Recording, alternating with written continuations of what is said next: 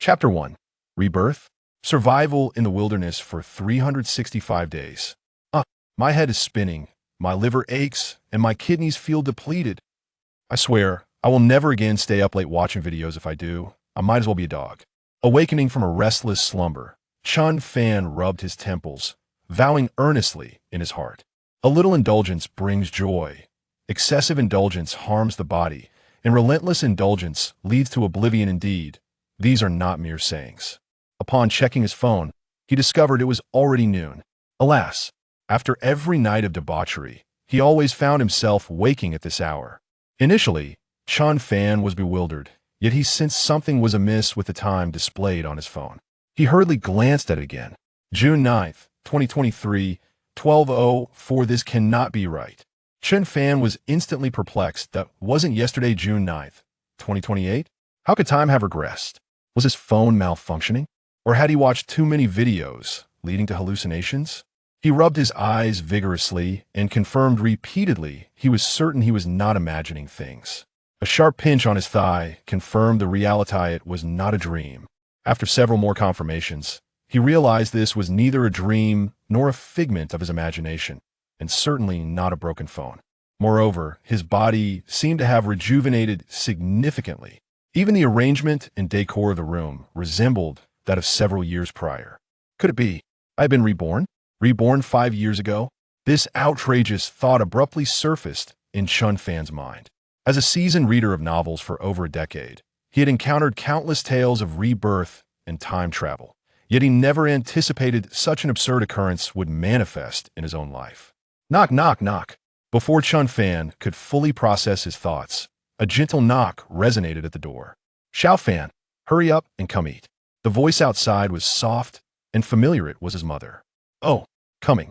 Suppressing the astonishment within, Chen Fan responded absent-mindedly. Could it be? The tropes of time travel and rebirth from novels are truly happening to me?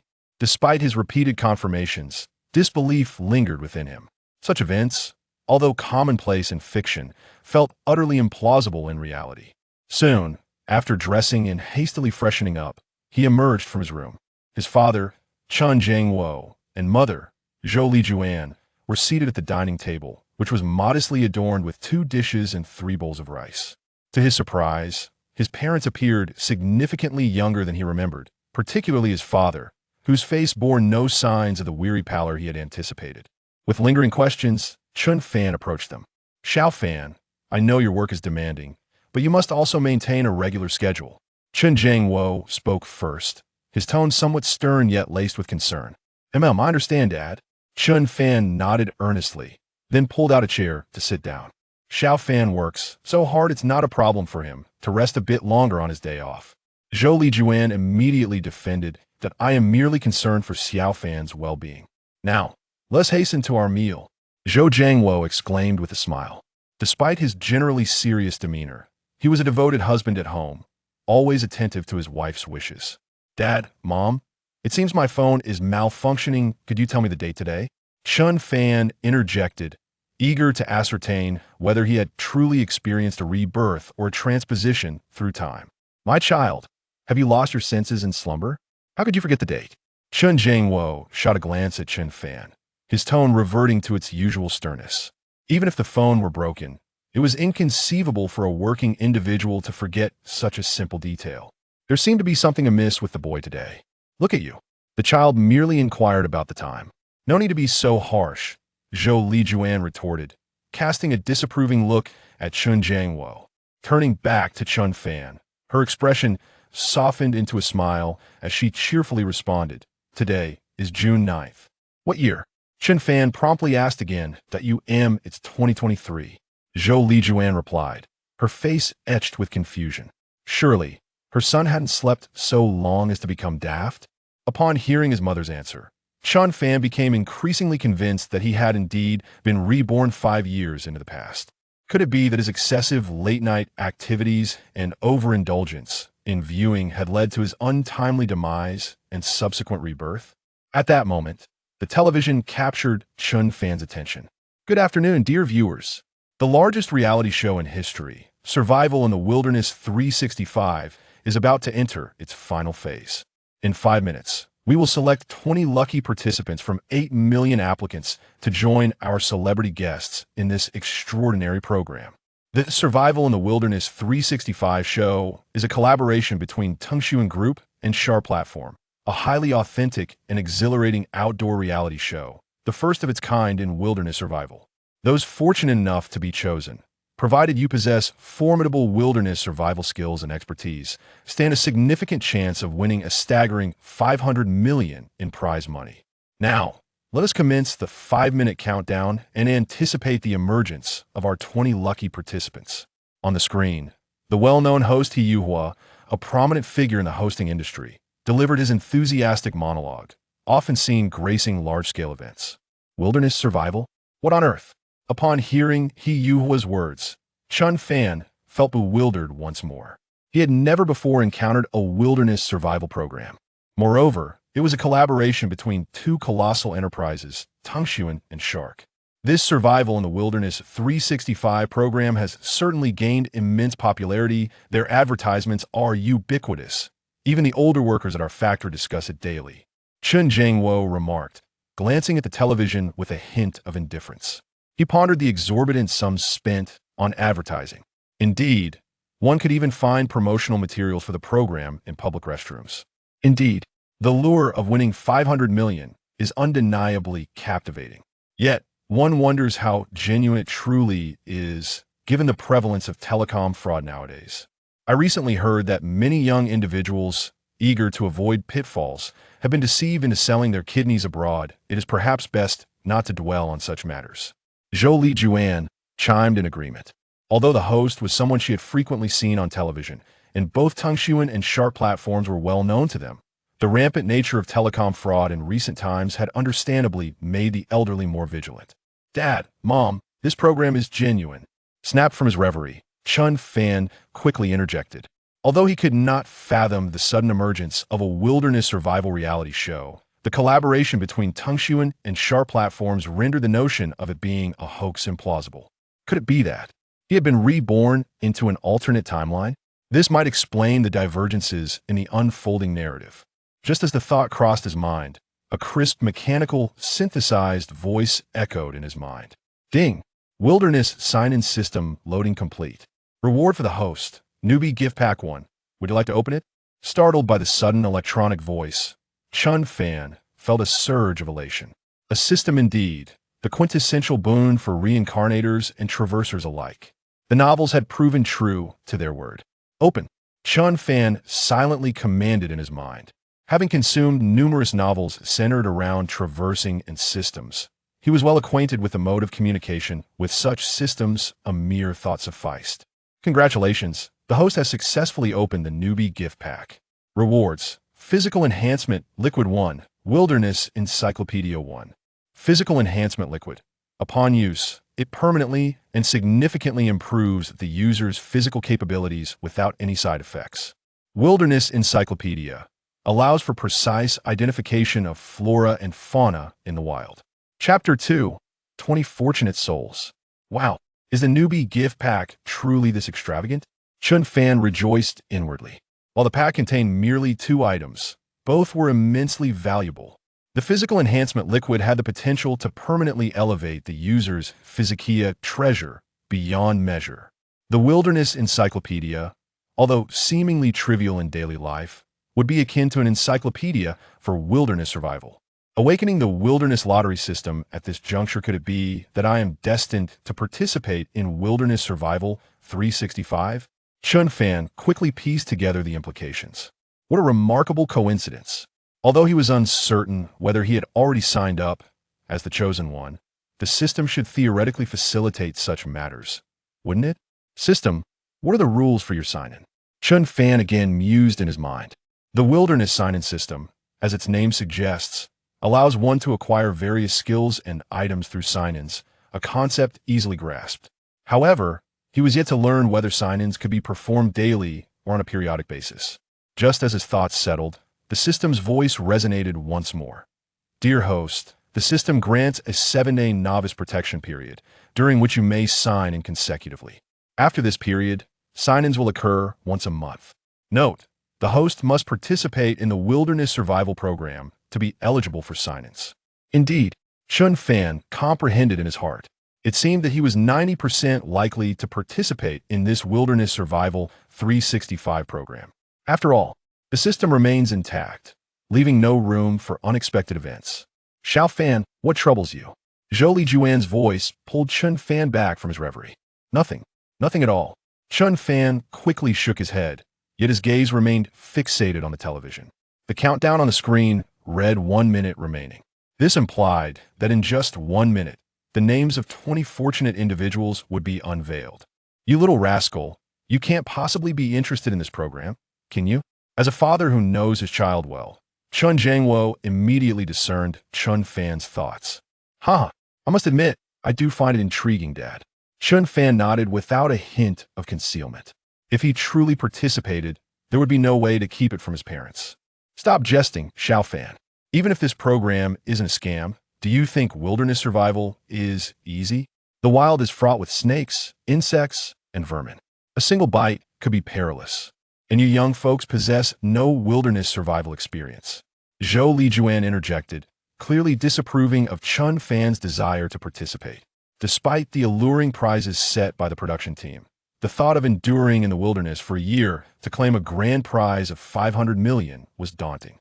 The second and third prizes were 100 million and 50 million, respectively, and even a mere 10 days of endurance could yield a consolation prize of 100,000.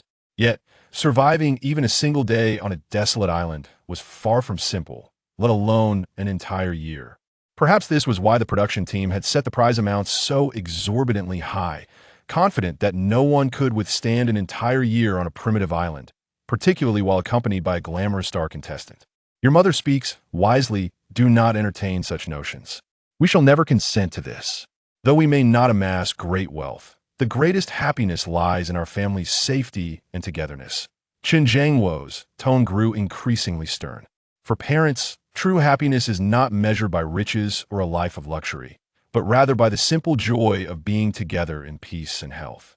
Chen Fan refrained from further dialogue, his eyes still glued to the screen.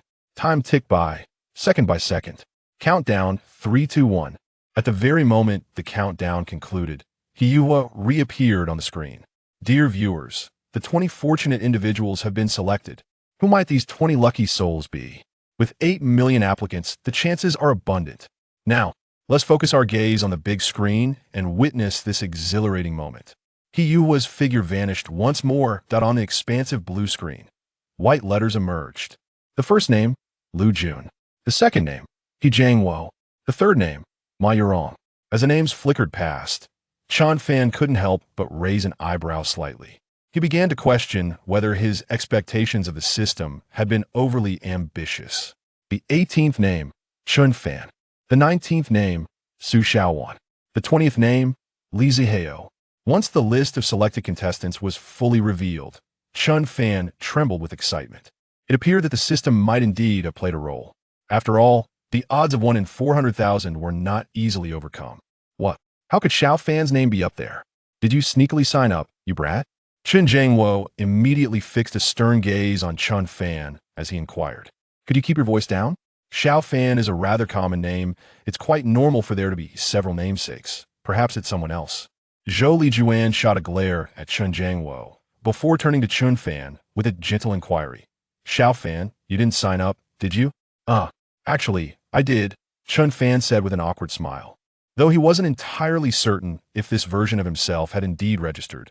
With the system in play, it was highly likely that the 18th lucky contestant was indeed him. You little rascal, who allowed you to participate in such a perilous reality show? Do you think surviving in the wilderness is that simple? One misstep could cost you your life. What would we do if something happened to you? Zhou Lijuan, who had just been gentle, now appeared visibly anxious. She certainly didn't want her son to engage in such dangerous endeavors for the sake of money. Surviving on a primitive island was a terrifying thought. Who knew what kind of ferocious beasts or venomous insects might lurk within? Don't worry, Mom. So many celebrities are participating, which indicates it must not be hazardous. If it were truly dangerous, those celebrities wouldn't join such a program. They make money far more easily than we do.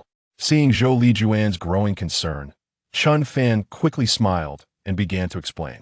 Chen Jiangwo and Zhou Lijuan seemed to find Chen Fan's reasoning quite persuasive. Indeed, today's celebrities earn money effortlessly. Merely participating in a few variety shows or filming a few commercials can lead to annual incomes in the millions or even higher. There is certainly no need to risk participating in such a show, unless the rewards were exceedingly generous, or there truly was little danger involved. Do at that moment, Chen Fan's phone suddenly rang. Upon glancing at the screen, he saw a number from Magic City, noted with the label Survival in the Wilderness 365 production team. Chen Fan decisively answered the call. "Hello, is this Mr. Chen Fan?" A sweet voice chimed from the other end. "Yes, this is Chen Fan." Chen Fan suppressed the excitement bubbling within him as he responded. Chapter 3. Relatives, congratulations. You have been selected by our Wilderness Survival 365 program team as a fortunate contestant. Should you choose to participate in this program, please gather at the Modu Sports Center with your personal identification by 3 p.m. tomorrow. If you prefer not to partake in this endeavor, kindly inform us directly, and we shall select another contestant. Even if you decline this opportunity, you will still receive our program's generous gift package worth 5,000 yuan, along with a mysterious prize. The sweet voice of the staff member echoed once more. All right, I will consider this and provide you with a response within half an hour, Chen Fan replied, hesitating to agree immediately. Although he was eager to participate, he felt it essential to consult his parents first. It was the least he could do to show them respect. Very well, we look forward to your decision. Goodbye. The call ended. Chen Jiangwo and Zhou Lijuan observed their son, recognizing his strong desire to join the program. This was not merely an opportunity for easy earnings. It also presented a chance to showcase himself on camera. Should he perform well, he might garner significant popularity, allowing him to earn money by merely sharing a video. They may not be well versed in the intricacies of the internet, but they were aware of the meteoric rise of live streaming and short video platforms in recent years. With a modicum of popularity, it was indeed quite simple to earn on these platforms. If all went well, Chen Fan would no longer have to toil away at a mundane job each day. Mom, Dad, I participate? Chen Fan scratched his head, raising his gaze to his parents. Is it that you truly wish to take part? Chen Jiangwo inquired with a serious expression. Yes, I really want to participate, Chen Fan affirmed with conviction. Without the system, he might have pondered the decision carefully, for wilderness survival was undeniably fraught with challenges. In his previous world, even the pinnacle of wilderness survival, Ed Stafford, often faced the dire situation of going hungry for days on end. The difficulties ordinary individuals would encounter in wilderness survival were, therefore, self-evident. Yet now, equipped with a system seemingly tailored for wilderness survival, not participating would be a tremendous waste. Observing Chen Fan's resolute and confident demeanor, his parents exchanged glances filled with a hint of resignation. Throughout his life, Chen Fan had always been rather headstrong. They seldom succeeded in dissuading him from his ambitions. Very well, since you are so eager to participate, you may do so. However, you must promise us that if you encounter insurmountable difficulties, you will withdraw immediately. Never place yourself in a position of danger, Chen Jiangwo said, exhaling a sigh of resignation. I understand, Dad. Should any danger arise, I will withdraw at once. Chen Fan responded eagerly, his eyes sparkling with excitement. Alas, Chen Jiangwo could only shake his head in exasperation. Now, he could only hope that the program team would select a safer location for the survival challenges. It is best to ensure that the destination has undergone rigorous scrutiny and evaluation, guaranteeing that there are no significant dangers present. 5 minutes later, Chen Fan once again dialed the program's number to provide his response. The production team informed Chen Fan that he need not bring any survival gear when heading to the bustling metropolis. All he required was proof of identity. After dining, his mother, Zhou Lijuan, inquired with concern, Xiao Fan, is there anything I can assist you with? Though reluctant to let her son embark on such an adventure, she recognized that he had matured and developed his own independent thought processes. As parents, they could not interfere completely. There's nothing to prepare. The production team will supply all necessary survival tools, Chen Fan replied with a smile, shaking his head. Mom, Dad, once I win the grand prize, I will purchase a magnificent villa in the big city, and we shall indulge in a life of luxury. This aspiration had long been his goal and desire. Indeed, everyone harbors such dreams at heart. Yet many of these aspirations are mercilessly stifled in the relentless grind of the worksite and the perpetual 996 work culture. In the past, he lacked such capabilities, but now, destiny had bestowed upon him a second chance. You rascal, just ensure your safety. Those things do not concern your mother and me. Chen Jiangwo chuckled, shaking his head. Naturally, as parents, they were delighted by their son's ambitions. However, the reality of urban life was something they might not easily adapt to. Having spent decades in this small county, they had long since grown accustomed to their surroundings. This place was their root. The allure of the bustling metropolis paled in comparison to the familiarity of home. Indeed, your father speaks the truth, as long as you return safe and sound. We desire nothing more, Zhou Lijuan quickly concurred. In the evening, upon hearing the news, numerous relatives gathered. A throng of aunts and uncles arrived, filling the room. Lijuan, is it true that your son Chen Fan has been selected for the Wilderness Survival Program? One relative exclaimed. Congratulations, Ergo. I always knew Xiao Fan was destined for greatness. Xiao Fan, perform well. Should you seize this opportunity for fame, we relatives will surely bask in the glory. The room buzzed with chatter, everyone eager to share their thoughts. Jiangwo, I truly do not understand how you and your wife could allow your child to participate in such a perilous program. I've heard there are large carnivorous animals on the deserted island, which is exceedingly dangerous. Xiao Fan, perhaps we should reconsider your participation. Your cousin recently opened a clothing factory. You could work there, and I'll have him make you a team leader. This suggestion came from Chen Fan's uncle, Chen Jianjun. Although it seemed to be in Chen Fan's best interest, he knew this uncle was far from benevolent. A year hence, his son's factory would collapse due to mismanagement, leading to debts and unpaid wages, ultimately borrowing 30,000 yuan from Chen Jiangwo, which remained unpaid even during Chen Jiangwo's terminal illness. A family can indeed be devoid of humanity. Recently, due to his son's establishment of a factory, there has been no shortage of veiled sarcasm directed towards Chen Fan's family. The insinuations are rife with praise for his son, while belittling Chen Fan as a mere slacker. Not all relatives are benevolent. At times, they harbor greater envy than strangers towards your prosperity. I appreciate your uncle's goodwill, but I have little interest in the garment factory. Chen Fan replied with a faint smile, shaking his head in refusal. It was unusual for him to articulate such sentiments. Moreover, the thought of their future endeavors filled him with resentment. It was evident they feared his potential fame from participating in wilderness survival, seeking to stifle such prospects. Listen here, young man. Your uncle is looking out for your best interests, Chen Jianjun said, directing his ire towards Chen Jiangwo and Zhou Lijuan. The two were momentarily rendered speechless. This is my decision alone. It has nothing to do with my parents. I am an adult, capable of my own thoughts and judgments. Chen Fan's expression darkened, his tone growing colder. There was no need to indulge such shamelessness with kindness, for he was unworthy of it. Look at him. He hasn't even participated in the program yet, and he already exhibits such disdain towards his elders. Imagine if he were to gain a modicum of fame.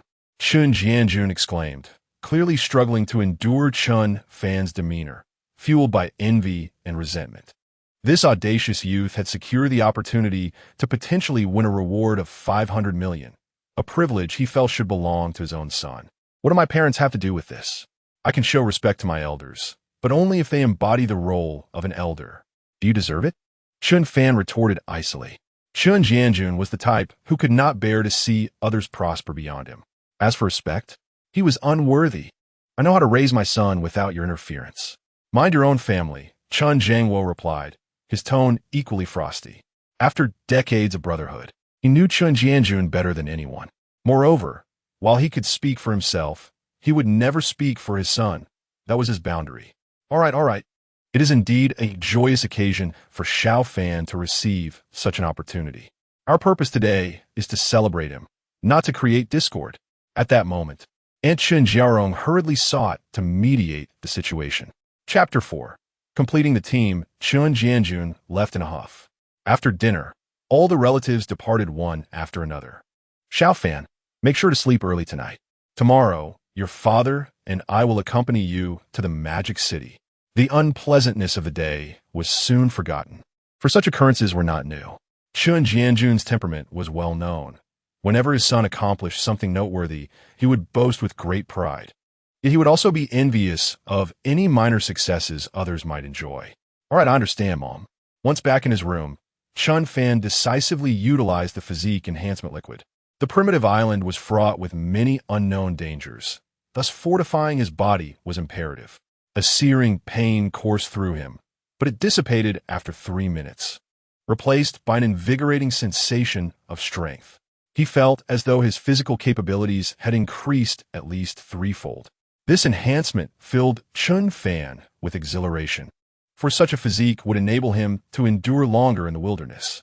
After sweating profusely from the enhancement, he took a refreshing shower, feeling utterly rejuvenated. Before retiring for the night, Chen Fan purchased 3 tickets to the Magic City. The following afternoon at 1 o'clock, the family arrived at the Magic City Sports Arena. The entrance was already thronged with a sea of eager spectators, some there to witness the spectacle, while others came to catch a glimpse of their idols. This wilderness survival program featured not only 20 fortunate contestants, but also 20 celebrity participants. It was rumored that the stars involved were quite prominent in the entertainment industry, including both fresh faces and seasoned actors. The fan base for these celebrities was indeed formidable. Many had traveled great distances, even taking leave from work just to see their idols, embodying the essence of fervent fanaticism. "Excuse me, please. Coming through, thank you." Chen Fan and his companions struggled through the dense crowd to reach the entrance. "Dad, Mom, you should head back. Don't worry about me. I will be fine. If I encounter any danger, I will be the first to withdraw," Chen Fan assured his parents. "Yes, do be careful. Always prioritize your safety and never push yourself too hard," urged Zhou Lijuan, her face etched with concern and reluctance.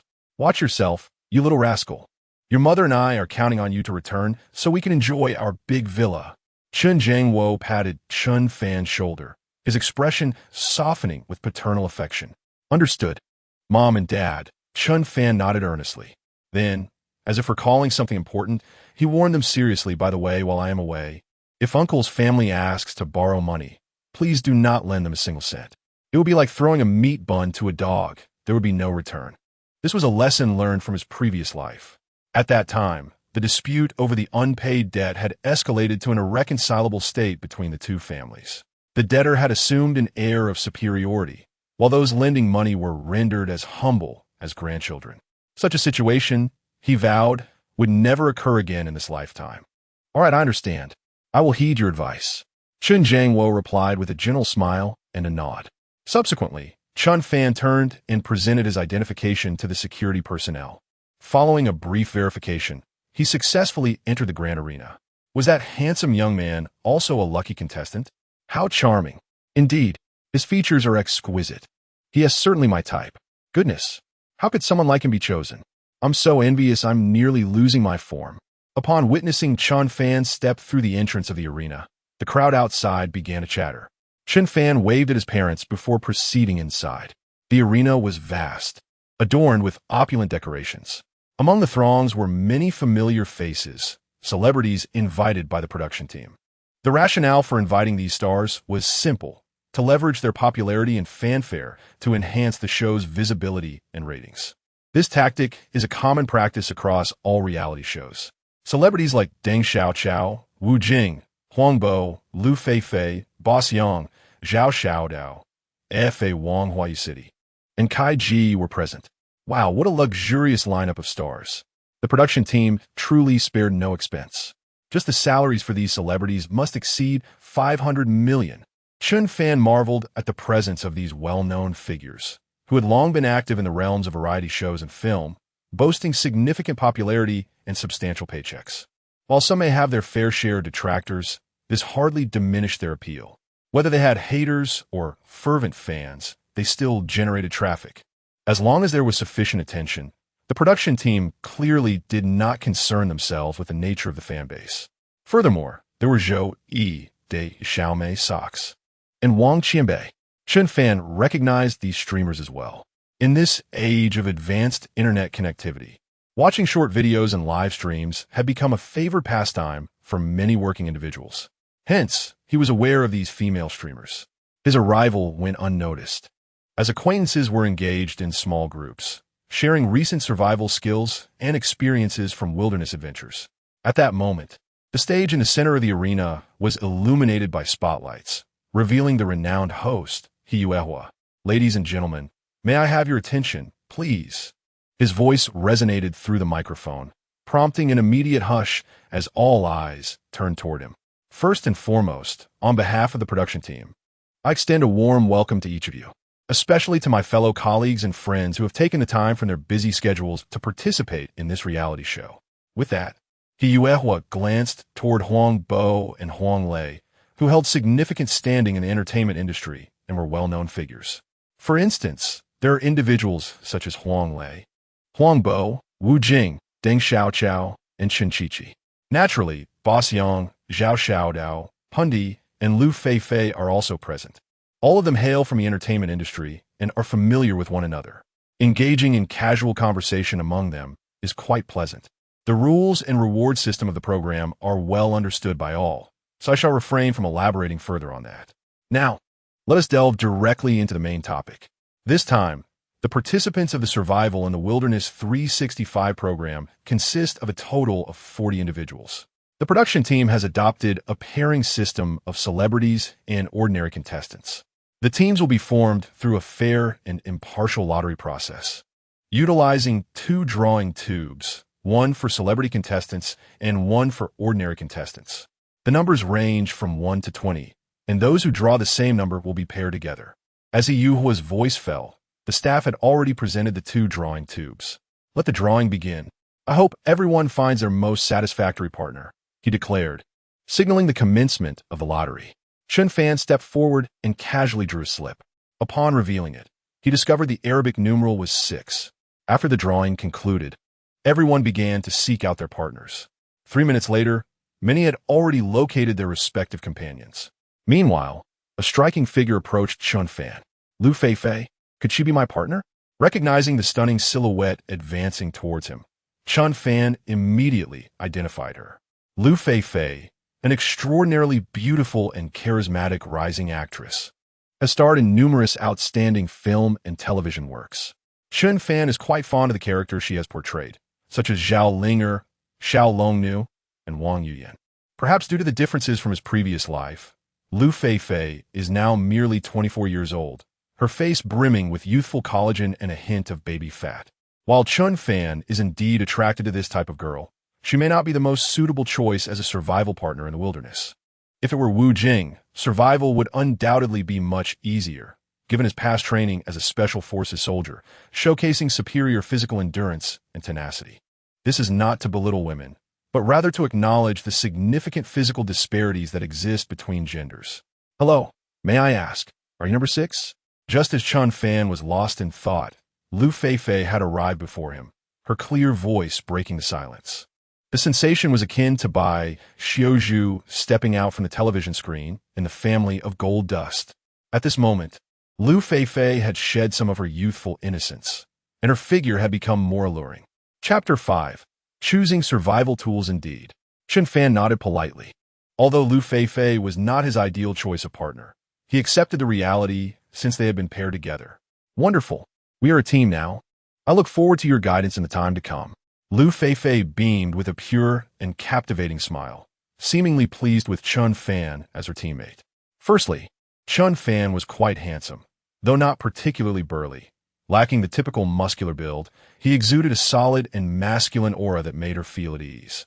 Compared to those delicate and frail young men, he was undoubtedly more appealing. Partnering with such a striking gentleman promised at least a visually delightful experience, even if they could not endure until the end of the competition. Let us support each other. Chen Fan responded courteously. Although he was uncertain of Liu Feifei's wilderness survival experience or skills, her beauty was certainly a comforting factor. After all, everyone appreciates beauty. By the way, do you have any experience in wilderness survival? Liu Feifei inquired with a cheerful smile. While she had not anticipated enduring for a year or claiming the first prize, a stronger partner would naturally help them last longer, enhancing her own visibility and securing a more substantial reward. More importantly, it would provide an excellent opportunity for personal growth. I have a bit of experience. I've done some research in this area, Chen Fan replied modestly. In his previous life, he had a keen interest in wilderness survival-themed shows and short videos, often watching them to completion. After all, these videos were practically a rite of passage for young men. He had seen nearly all of the survival videos by the renowned Yi and Bei Yi, thus acquiring a considerable amount of theoretical knowledge. As for practical experience, he was confident with the system at his disposal, barring any unforeseen circumstances. Wow, that's fantastic. With that, we certainly have a chance at claiming the championship. Liu Feifei's face lit up with excitement upon hearing Chen Fan's words. She was pleasantly surprised that this striking and cheerful young man had knowledge of wilderness survival. I hope so. I'm here for the championship as well. Chen Fan smiled in return. It seemed that Liu Feifei was not merely seeking a leisurely experience, but genuinely aimed to endure for a significant duration. This was precisely the kind of teammate Chen Fan needed. Lacking wilderness survival experience was inconsequential. What truly mattered was the determination and ambition to persevere until the end. Both mindset and skill were crucial. Absolutely. I believe we can last for a long time. Here's to a pleasant collaboration. Liu Feifei extended her delicate hand, her lips curving into a lovely smile. Indeed, to a successful partnership. Chen Fan clasped Liu Feifei's delicate hand, her skin as smooth as fine jade, soft as though it possessed no bones. The silky sensation was remarkably comfortable to hold. At that moment, most of the contestants had already found their partners. Familiar figures approached, including Yang Mi and Zhao Xiaodao, accompanied by two other girls, presumably their teammates. Feifei, is this your teammate? What a handsome young man. Yang Mi remarqued, casting a glance at Chen Fan, her eyes betraying a hint of envy. This was not mere flattery. She genuinely believed that Liu Feifei's partner was strikingly attractive. Unlike those effeminate pretty boys, he radiated a vibrant, sunlit aura, which endeared him to her as a connoisseur of charming young men. Yes, his name is Chen Fan. Liu Feifei enthusiastically introduced him. You two truly make a stunning pair. What a combination of handsome men and beautiful women. I'm so envious. Zhao Xiaodao chimed in with a beaming smile. Yet, she was equally pleased with her own teammate. After all, during their wilderness survival journey, they might need to share a shelter, and partnering with a girl was undoubtedly more convenient than with a boy. Chen Fan just told me he has extensive experience in wilderness survival, so I feel fortunate to be teamed up with him, Liu Feifei stated proudly, especially relishing the envious glance from Yang Mi, which made her feel even more content. At that moment, the host, Hiyuhua, spoke up once again. Ladies and gentlemen, I see that everyone has formed their teams and found their partners. Please line up. We are about to select your survival tools. According to the program's regulations, each contestant will receive a set of a windbreaker and a pair of hiking boots. Additionally, you may choose 3 survival tools of your preference. The choice of survival tools is critical for your upcoming survival, so please think carefully and select the tools that will best aid your survival. As Hiyuhua's voice faded, staff members brought over 20 tables, placing them before each team of contestants. Each table was adorned with an array of identical survival tools, meticulously arranged. There were double-ear iron pots, military shovels, mountain knives, cleavers, bows and arrows, fishing gear, bear spray, tents, sleeping bags, flint, salt, and many more, totaling around 30 to 40 items. Chen Fan, do we really have to choose only 3 tools from this plethora? It's so difficult. Liu Feifei exclaimed, her face reflecting her indecision as she surveyed the dazzling array of survival tools, feeling that each one was indispensable. No, the instructor mentioned that each person can select 3 tools, which means we can actually choose 6 together. Chen Fan shook his head and spoke earnestly. In reality, selecting 6 survival tools as a duo was quite advantageous. Oh, it does seem that way. Liu Feifei realized, her expression brightening. Then I'll leave the selection of survival tools to you, since you have experience in this area. Although she had diligently reviewed knowledge and information regarding wilderness survival upon receiving the notice a few days ago, it was merely an exercise in theoretical understanding, a last-minute effort. Chen Fan nodded in agreement, recognizing that this was not the time for modesty. The selection of survival tools was a crucial step, necessitating the choice of the most effective instruments. At that moment, Hiyua's voice echoed once more. Contestants, all survival tools are laid out before you. Each team may select 6 tools. Please commence.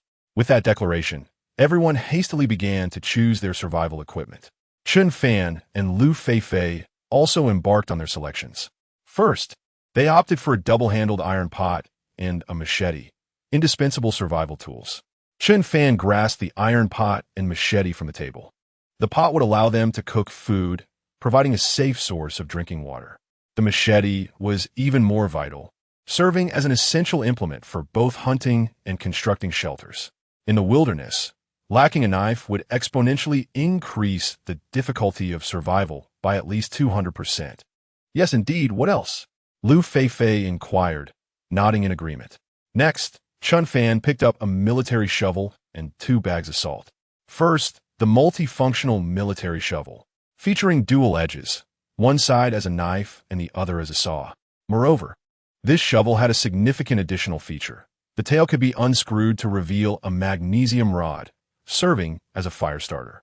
However, upon inspection, Chen Fan discovered that the magnesium rod was missing, presumably taken by the production team. With that item, there would have been no need to select a flint. Nevertheless, even without the magnesium rod, the military shovel remained an incredibly important tool. Oh, I can comprehend the necessity of the military shovel. But isn't it a bit extravagant to take 2 bags of salt to an island? Liu Feifei expressed her confusion. Although she lacked extensive knowledge and experience in wilderness survival, she understood the fundamental principle that seawater could be evaporated to obtain salt. While it is true that boiling seawater yields salt, it produces only coarse salt, laden with bitter magnesium sulfate and other insoluble substances, along with numerous harmful contaminants. Without specialized equipment and modern techniques, it is impossible to extract genuine table salt. Consuming that coarse salt for a week might be manageable, but prolonged use could pose significant health risks. After all, our goal is to win, not merely to survive for a week, right? Chen Fan patiently and professionally elucidated this point to Liu Feifei. Many survivalists might assume that an island would never lack salt, but they remain oblivious to the arduous process of extracting salt from seawater. Not only is it time-consuming and labor-intensive, but those harmful substances and insoluble elements cannot be completely eliminated. Chapter 6. Liu Feifei transforms into a little admirer. You possess such vast knowledge, Chen Fan. Upon hearing Chen Fan's explanation, admiration instantly illuminated Liu Feifei's face. She nodded fervently, exclaiming, "Yes, yes, you are absolutely correct. We are destined to win the championship. With your remarkable abilities, I am confident we shall secure victory." At that moment, Liu Feifei appeared to metamorphose into a devoted admirer of Chen Fan. Her gaze toward him markedly transformed. Chen Fan chuckled awkwardly. He had merely spoken offhandedly. After all, these were mere commonplace facts. Being praised for such trivialities left him feeling somewhat embarrassed. What should we choose for the remaining 2 survival tools? Shall we opt for a bow and arrows along with fishing gear? Liu Feifei inquired further. With a bow and fishing equipment, hunting should pose no challenge. Perhaps by the first day on the island, we could feast on delectable meat. No, I have other ideas for hunting tools, Chen Fan replied, shaking his head. While it was undeniable that bows and fishing gear were indeed significant, he reasoned that such items could be crafted once they arrived on the deserted island. Additionally, he had already conceived a method for creating other essential tools prior to their journey. A sleeping bag? Do we really need that? Liu Feifei queried, a hint of confusion in her voice. I recently researched that the temperature difference between day and night on islands is quite minimal, and the average annual temperature is not excessively low. Although she lacked practical experience, she had absorbed some theoretical knowledge, at least sufficient to understand that the temperature variations on islands did not warrant the necessity of a sleeping bag. Observing Liu Feifei's perplexity, Chen Fan elucidated. My choice of a sleeping bag is not solely for the purpose of sleep. The material within synthetic fiber sleeping bags is down cotton, which can be fashioned into sanitary pads. Given that we must plan for the long term, such items are indispensable for you. If I were alone, a sleeping bag would indeed be unnecessary. However, considering Liu Feifei's menstrual cycle, it is crucial to address these matters to ensure endurance. Upon hearing Chen Fan's explanation, Liu Feifei's cheeks flushed crimson, her heart swelling with gratitude. This instance revealed Chen Fan's attentiveness. He had even contemplated such intimate concerns. Truthfully, she had pondered this issue prior to their trip, but had felt too shy to voice it. After all, such topics are often considered private for women, making it awkward to discuss with a male companion. Thank you, Chen Fan. I feel fortunate to have you as my teammate, Liu Feifei expressed gratefully after a brief pause. I doubt other boys would have considered this. Please, there's no need for such formality. We are teammates, Chen Fan replied with a smile. Now, only one final survival tool remained to be chosen. Initially, he contemplated using a flint, as the fundamental elements for survival in the wilderness are water, fire, food, and shelter. Thus, a flint is indeed of paramount importance. Possessing one alleviates the concern of igniting a fire. However, Chen Fan ultimately relinquished this idea, for the ambient temperature was significantly high. As long as he could procure some dry materials, kindling a fire through friction would not pose much of a challenge. Particularly considering his physical condition, which was 3 to 4 times that of an average person, he felt confident in his ability to create fire through this method. Consequently, he opted for a rain tarp as his final survival tool. Erecting a shelter in the wilderness is no simple feat, and it is quite likely that it would take more than one day to accomplish.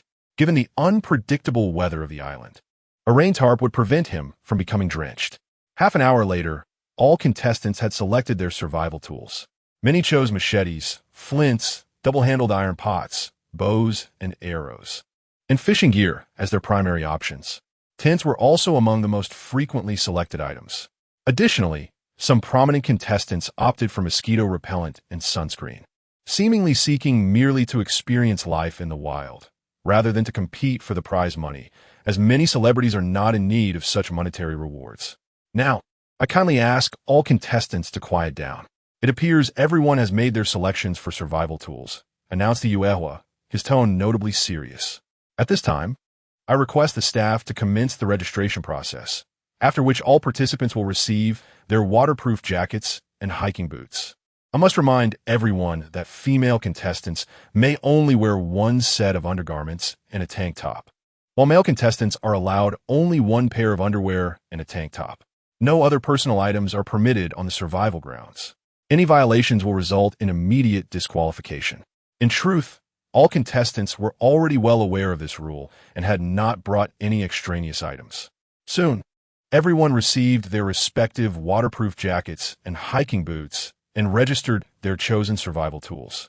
Thus, the day's tasks were deemed complete, and all contestants were instructed to proceed to the nearby Dihao Hotel to rest. Tomorrow morning at 6 o'clock, we shall convene here punctually. As Yuehua's voice faded, the contestants began to exit in succession.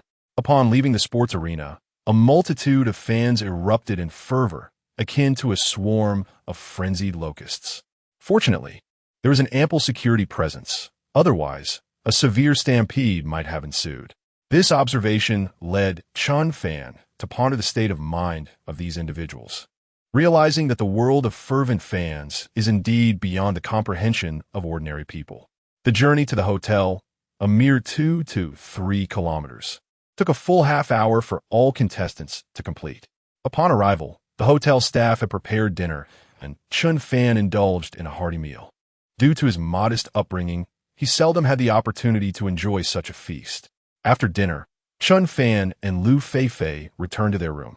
Chen Fan, do we need to prepare anything else? Liu Feifei inquired, her heart racing as the wilderness survival event was set to commence the following day. Let us go for a stroll, he suggested. Previously, there had been few opportunities to explore the night markets of the enchanting metropolis.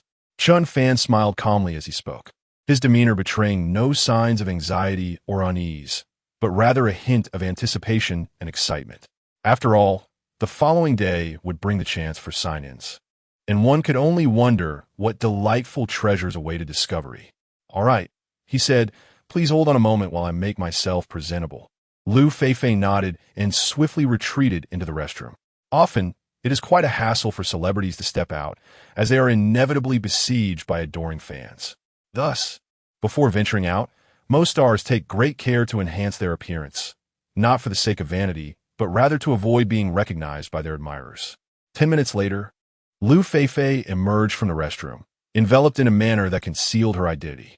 The two exited the hotel together, meandering through the vibrant night market and sampling various delicacies. Although they encountered a few of Liu Feifei's fans along the way, fortunately, these admirers were not overly fervent. Under Chen Fan's guidance, they soon found themselves in a sizable shopping mall. "Chen Fan, what are we doing here?"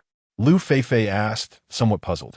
The production team had prohibited the bringing of personal items to the deserted island, rendering any purchases at the supermarket futile. "We're just going to browse a bit. After all, not everyone can enter wearing just a set of undergarments, can they? Let's take a look." Chen Fan replied with a smile as he made his way toward the lingerie section. Chapter 7. Daydreaming. Upon entering the intimate apparel section, Chen Fan began to select with utmost seriousness. "Chen Fan, what are you doing? It's just picking a set of lingerie, isn't it? You can simply choose one that catches your eye. There's no need to be so meticulous." Liu Feifei, who had followed him, expressed her bewilderment at his approach. "Is it really necessary to be so choosy over a piece of lingerie? I am searching for undergarments with particularly resilient elastic bands. If the elasticity is sufficient, I believe they could prove useful once we reach the deserted island. For instance, we could fashion a slingshot using the elastic." Chen Fan explained while continuing his selection. The production team had indeed stated that female participants were allowed only one set of lingerie, while males were permitted one pair of shorts and a tank top. However, no specific brands or styles were mandated, allowing for some freedom in choice, which did not contravene the team's regulations. "Oh, I see. You've thought this through quite thoroughly," Liu Feifei exclaimed, her understanding dawning with Chen Fan's explanation. It appeared that Chen Fan was quite clever, adeptly exploiting the loopholes within the rules. The elastic bands within the undergarments were classified as permitted items, not personal belongings. Adding any additional items might breach regulations, but the built-in elastics posed no issue. Why don't you find yourself a suitable new set as well? After all, we may need to survive on the island for quite some time, Chen Fan said with a smile before returning to his selection. After half an hour, the two finally settled on their preferred undergarments and took a taxi back to the hotel. Upon arrival, they returned to Chen Fan's room. "Chen Fan, what do you think of the set I chose? The elasticity and resilience of the bands are quite impressive. Look at these straps. Their elasticity is remarkable." Liu Feifei enthusiastically showcased her recent acquisition, exhibiting a boldness that disregarded any notion of modesty. At that moment, Chen Fan could only gaze intently, examining the black lace lingerie adorned with floral embroidery, sensual yet aesthetically pleasing. The elasticity of the straps was indeed commendable. To be honest, the sight of Liu Feifei and the alluring lingerie sparked a myriad of daydreams in his mind. Daydreaming? I suppose there is nothing inherently wrong with that, he mused. What do you think? Is this set acceptable? If not, I can go out and select another. Noticing Chen Fan's rapt attention, Liu Feifei quickly inquired, feeling a mix of embarrassment and exhilaration. It was her first experience displaying her intimate garments before a male, and the sensation was undeniably awkward. It felt as though she were not merely presenting lingerie, but rather exposing herself in a vulnerable manner for his appraisal. Yet, she perceived Chen Fan as remarkably handsome, undoubtedly a refined gentleman, and believed he was simply engaging in a thoughtful discussion. Lace lingerie holds no interest for me whatsoever. Ahem, this set is quite nice. Chen Fan awkwardly cleared his throat. Had his gaze been too direct just now? Well, if it's permissible, I shall take the clothes back first. After saying this, Liu Feifei began to gather her belongings. Make sure to rest early after returning. It would be wise to rise early and have a hearty breakfast tomorrow morning. We might not find food on the first day on the island. Chen Fan nodded and smiled, noting that tomorrow's breakfast would likely be the finest meal they would have for quite some time. Once they enter the deserted island, anything recognizable could potentially become their sustenance. Yes, I understand. You should also rest early. See you in the morning. Liu Feifei smiled sweetly, waved, and stealthily returned to her room, clutching her lingerie. After all, being seen rushing out of Chen Fan's house with lingerie in hand would surely create quite the scandal the following day. Chen Fan also went to bed early, knowing that once they reached the island, a good night's sleep would become a rare luxury, especially considering the previous nights spent restless. Not only might there be snakes and insects, but also potentially some large predators. It would indeed be remarkable to sleep well under such conditions. The following morning at 4:30, Chen Fan awoke and completed his morning routine. With a gathering at 6 o'clock, he had an hour and a half to savor the hotel breakfast. Knock, knock, knock. Just then, a knock echoed at the door. Upon opening it, he found Liu Feifei, fully prepared for the day, but sporting dark circles under her eyes and a fatigued expression. Clearly, she hadn't slept well the previous night. Have you turned into a panda? Did you not sleep at all? Chen Fan couldn't help but inquire. She had returned to her room around 8, but now appeared utterly exhausted. Yes, I was too anxious last night. I tossed and turned, unable to sleep. Yawning, Liu Feifei nodded. She had expected to enjoy a restful night, but had likely only fallen asleep around 1 in the morning. It had been a long time since she felt such tension over a single matter. Oh, you, what is there to be anxious about? Chen Fan chuckled and added, Let us go. We shall have breakfast. After that, we will set off. Liu Feifei quickly rallied her spirits and followed closely behind Chen Fan. Before long, the two arrived at the Hotel S Buffet on the first floor. Typically, breakfast at a buffet begins at 5, but today was an exception. Breakfast was already prepared by 4. The restaurant featured 4 stations: Chinese cuisine, Western fare, desserts, and a cold section. The Chinese station offered fried rice, stir-fried dishes, porridge, and steamed delicacies. The Western station presented fried eggs, hot dogs, sauteed mushrooms, and grilled meats, among other delights. The dessert station was predominantly filled with an array of breads, while the cold section boasted fresh fruits, salads, and freshly squeezed juices. One must admit that the variety of breakfast options is indeed astonishingly abundant. Goodness, is this the lifestyle of the affluent? Such a lavish breakfast. Observing the opulent restaurant, Chen Fan was utterly amazed. Throughout his life, he had never dined in such an upscale establishment for breakfast. Most often, he would settle for a few buns or steamed bread, and on rare occasions, indulge in a visit to a modest eatery like Sha County. We should hasten our meal, consuming as much as we can. Indeed, the more the better. Ideally, we should devour enough to sustain us for the entire day. Chen Fan took a plate and began to serve himself, not forgetting to remind Liu Feifei. After all, he could not guarantee that food would be readily available on the first day of their island adventure. Thus, this meal should be as filling as possible. Yes, absolutely. Liu Feifei nodded eagerly. By now, most of the other celebrities and contestants had gathered in the dining area as well. Chapter 8: Our Goal. Champions. After a whirlwind of activity, both individuals found their bellies pleasantly full. The other contestants shared a similar fate, as the simple truth was well understood by all. Upon reaching the destination for survival, the prospect of savoring a delectable breakfast became a near unattainable luxury. During this time, several celebrities approached Liu Feifei to exchange pleasantries, while Chen Fan faded into the background, becoming almost invisible. After all, the majority of stars hardly regarded the ordinary contestants with any significance. Perhaps engaging with such common participants offered them no tangible benefit. In this profit-driven industry, they seldom engage in futile social interactions. At 5:30 a.m., all contestants boarded the vehicles prepared by the production team, heading towards the Magic City Sports Arena. By 5:45, they arrived punctually at the venue. Hiriwo and the staff had been awaiting their arrival. Good morning, contestants. Did you all rest well last night? Hiriwo greeted everyone with a smile. However, many contestants bore the unmistakable signs of sleeplessness, evident in their dark circles. Goodness, I was too excited to sleep last night. Did you not sleep either? I was wide awake all night. Indeed, the thought of potentially winning the colossal prize of 500 million kept me exhilarated and awake. numerous fortunate contestants began to murmur amongst themselves. In contrast, the celebrity contestants remained notably composed. The truth was, most stars participated in this reality show not for the monetary reward, as they were acutely aware that the grand prize was beyond their reach. The mere thought of enduring a year on a desolate island was daunting. However, the prospect of a mere 100,000 or even 1,000,000 did not hold their interest. Thus, their intentions were quite simple: to enjoy a brief holiday on the island and walk away with a substantial appearance fee. That was sufficient for them. Now, allow me to elaborate a little further.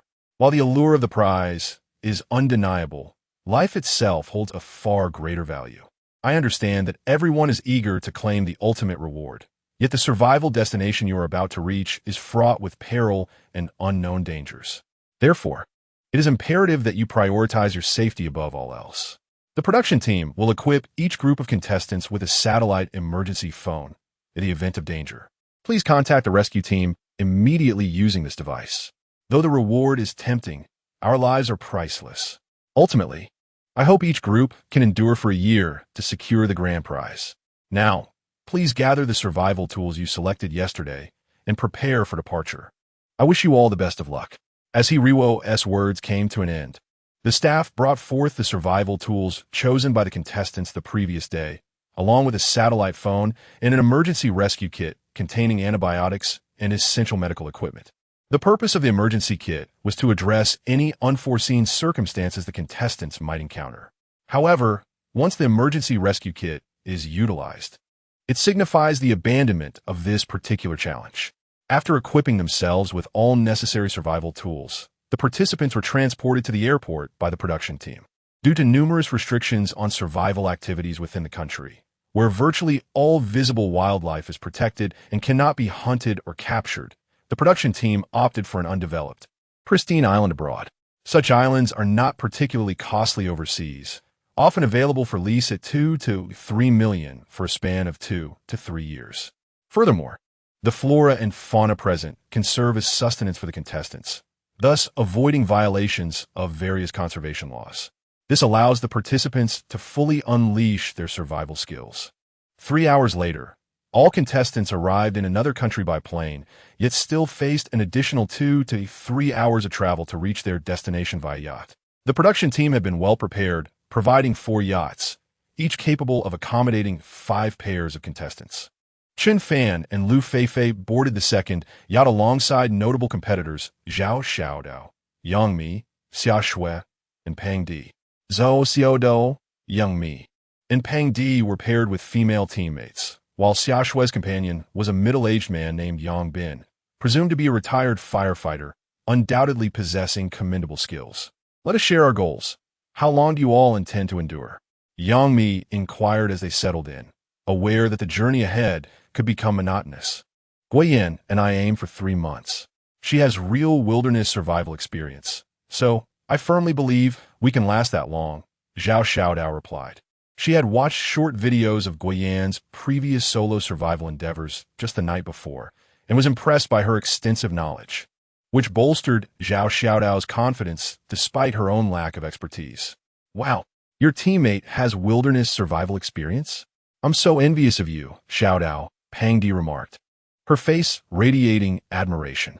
Her own partner, Liu Ziki, was also remarkable, being a retired national shooting athlete, though it remained uncertain how beneficial those skills would prove in the wild. With a playful giggle, Zhao Xiaodao relished the envy emanating from Pang Di. Uncle Yang and I aim to last 6 months. He's a former firefighter, in excellent shape. We will undoubtedly succeed, Xia Shui chimed in, her confidence bolstered by the presence of such a formidable ally. Feifei, what about you? Didn't you mention yesterday that Chen Fan has a wealth of knowledge in wilderness survival? Yang Mi asked, casting several curious glances at Chen Fan. The young gentleman possesses an undeniable charm, distinctly different from the effeminate idols of today. He radiates a vibrant, sunlit masculinity. This embodiment of vitality leaves her utterly defenseless. Had she drawn the same number as Chen Fan, it would have been sheer ecstasy. However, despite such thoughts crossing her mind, she maintained a composed facade, wary of her teammate Shun Cece's potential overthinking.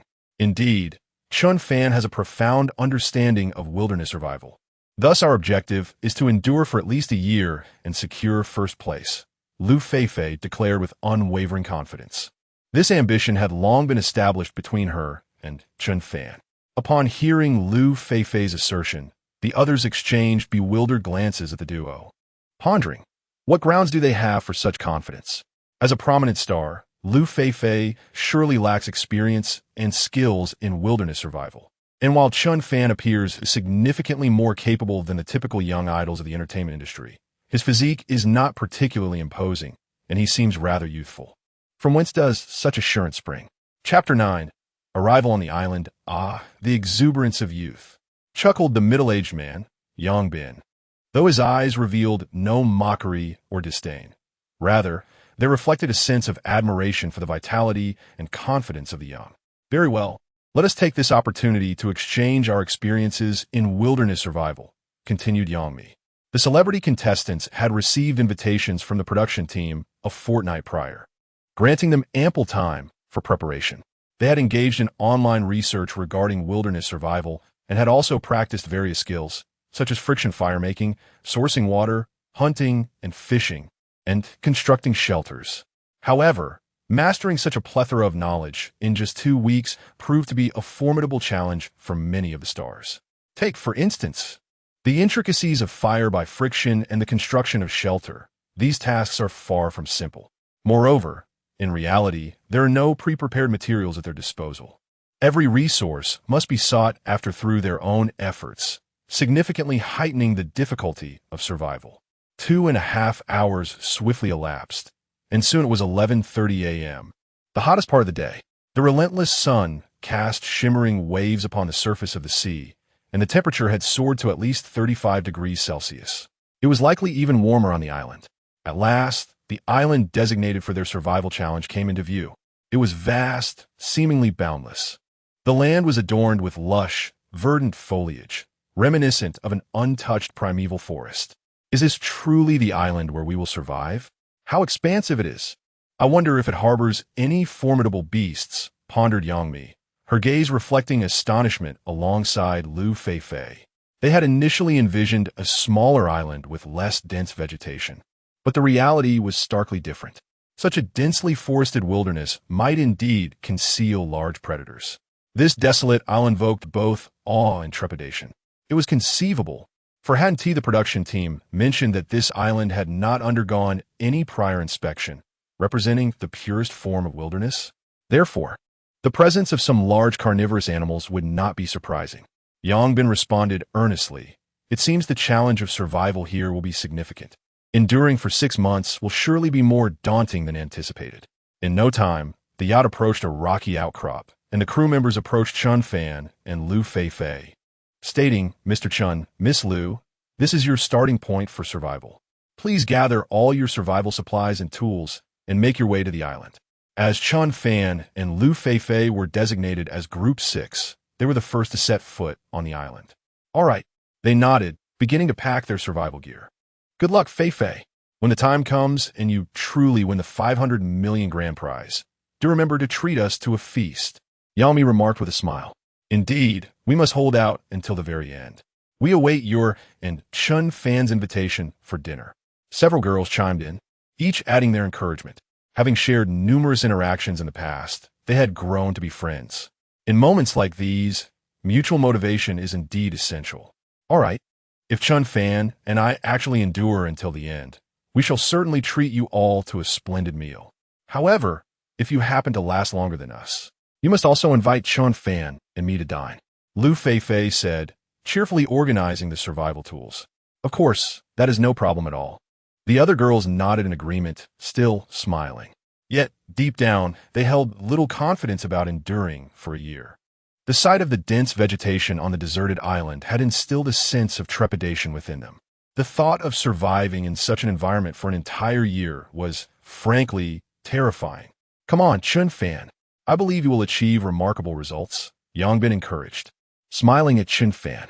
After their prior exchanges, he perceived Chen Fan as possessing a maturity beyond his years, along with unique insights into wilderness survival. Perhaps the two could indeed persevere for a considerable duration. Yes, you must also strive hard. Chen Fan replied with a smile. He found the conversation with the others quite enjoyable, devoid of any rivalry or mockery, instead filled with sincere sharing of knowledge and experiences. Mr. Chun and Miss Liu, once you depart from the yacht, your sixth live broadcast room will simultaneously open. Like other broadcasts, it will also receive gifts and tips, so please perform well. A staff member chimed in with a reminder. While the small sums of money might not be significant for the star Liu Feifei, for an ordinary contestant like Chen Fan, any additional income will be most welcome. Thank you. Chen Fan expressed his gratitude to the staff. Subsequently, the two ascended the rocky outcrop, carrying all their survival tools. They had initially anticipated starting at Golden Beach, hoping to collect some seafood, but instead found themselves at a rather steep rocky terrain. It seemed plans were indeed subject to change. After bidding farewell to the other contestants, the yacht soon vanished from Chen Fan and Liu Feifei's sight. Wow, what an expansive island. The vegetation behind us is incredibly lush. Surely there aren't any large carnivorous beasts lurking in those jungles? After the yacht departed, Liu Feifei glanced back at the densely vegetated deserted island, her heart filled with a touch of unease. After all, this was her first experience of such a kind. That's hard to say, but rest assured, as long as I am here, I will ensure your safety, Chen Fan assured, patting his chest confidently. As long as one does not encounter tigers or bears, generally speaking, the challenges are not insurmountable. Given his current physical attributes, he is nearly equivalent to 4 grown adults. Even when faced with a leopard, he certainly possesses the strength to contend. After all, the machete in his hand is not to be underestimated. I believe in you. Liu Feifei nodded, seemingly sensing a unique sense of security emanating from Chen Fan. At that moment, 2 spherical high-tech tracking devices hovered above them. A considerable investment made by the production team. The cost of 40 tracking cameras amounted to several million. Yet for conglomerates like Tencent and Shark, such an expenditure is but a trifling sum. Meanwhile, the Shark live streaming platform Survival in the Wilderness 365 program officially launched its 6th live broadcast room. Wow, my Feifei, my goddess, has finally arrived. My goddess is simply breathtaking. Even without makeup, she is stunning. She truly lives up to her title as Liu the Celestial. Ah, so beautiful, I could watch her forever. Could that man next to her step back a bit? Who is he? How could he possibly be her teammate? What an incredible stroke of luck. I'm so envious of that guy. Keep her distance from my Feifei. Let me through. Wow, that young man is quite handsome as well. Indeed, he possesses striking looks and a sunny demeanor. This group is a perfect blend of beauty and charm. A high-appearance ensemble. Absolutely enamored. Chapter 10, The Coconut Tree. My 500 million. If I were to be chosen to team up with Feifei, I would not mind being crushed by a bear or pierced by a python. Goodness, the brother upstairs is truly formidable. The 6th live streaming room has just opened, and it has instantly attracted tens of thousands of viewers. Moreover, the number of viewers is increasing at an astonishing rate. This is the celebrity effect. With the presence of these stars, the production team need not worry about a lack of audience engagement. Most of the incoming viewers are fans of Liu Feifei. On the island, the temperature here is exceedingly high. It is so hot. Liu Feifei gently wiped the beads of sweat from her forehead. After merely a minute or two, she already felt a burning sensation on her face. Even the stones beneath her feet felt scalding hot. The ground was enveloped in a visible wave of heat. Indeed, the temperature on the island must have exceeded 35 degrees Celsius. Let us find a shaded area to rest for a moment and briefly plan our next steps. Chen Fan nodded, yet he did not feel overly hot at that moment. Perhaps it was due to the body enhancement liquid he had consumed earlier, which had improved his heat resistance. All right, the two hurried towards the coastline, where the trees were lush and there were many shaded areas. Once they reached the shade, they felt somewhat more comfortable. However, the sea breeze that wafted towards them was still warm. In such high temperatures, the moisture in the body evaporates swiftly, without timely hydration. The risk of dehydration looms large. On a deserted island, the onset of dehydration symptoms would essentially mean the end of the competition. Thus, the most critical task at hand is to locate a water source. As for a fire pit, shelter, and food, those can be addressed later. Chen Fan, what should we do next? After a brief rest, Liu Feifei inquired. Though it was quite pleasant beneath the shade, she understood that they could not linger indefinitely. For newcomers to the island, time is of the essence. They could not afford to waste it. While their energy levels were still high, they needed to swiftly tackle the most vital survival factors.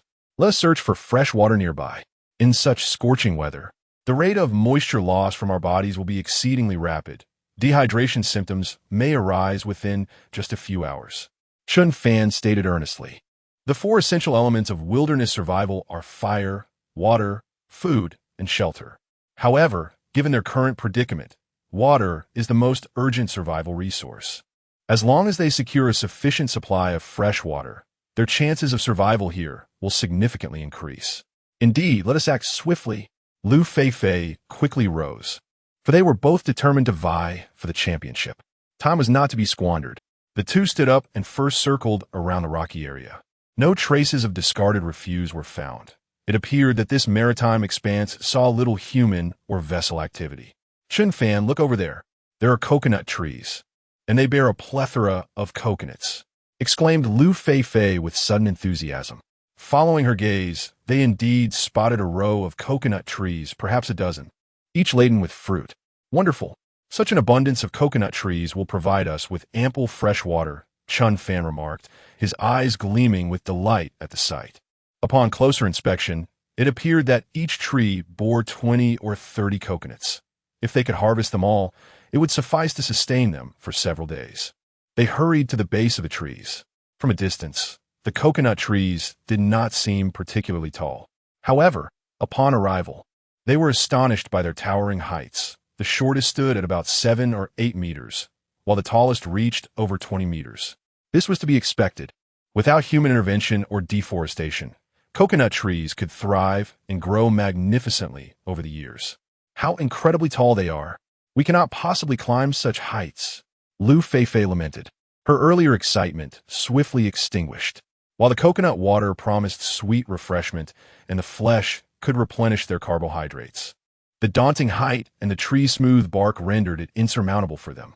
Though Chen Fan was undeniably handsome and possessed survival skills, his physical stamina was not necessarily exceptional. Climbing trees is an endeavor that demands considerable exertion. The realization left Liu Feifei in despair. In such a predicament, the most agonizing aspect was not the absence of fresh water, but rather the fact that it was tantalizingly within reach yet utterly inaccessible. How unfortunate for Feifei. Sweet coconut water is right there, yet we cannot drink it. How utterly tormenting. They laughed. Is that Chen Fan a fool? Can't he climb the tree to fetch coconuts for Feifei? Oh, you lack common sense. Those trees are at least 8 or 9 meters tall. Go ahead. Try to scale them barehanded. Exactly. Those trees are so high and straight. Do you really think they're easy to climb? The online commentators were relentless.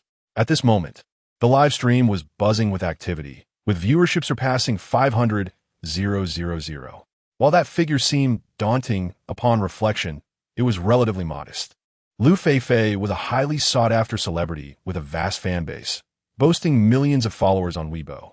Thus, when compared to her fan base, 500,000 concurrent viewers was indeed not a large number.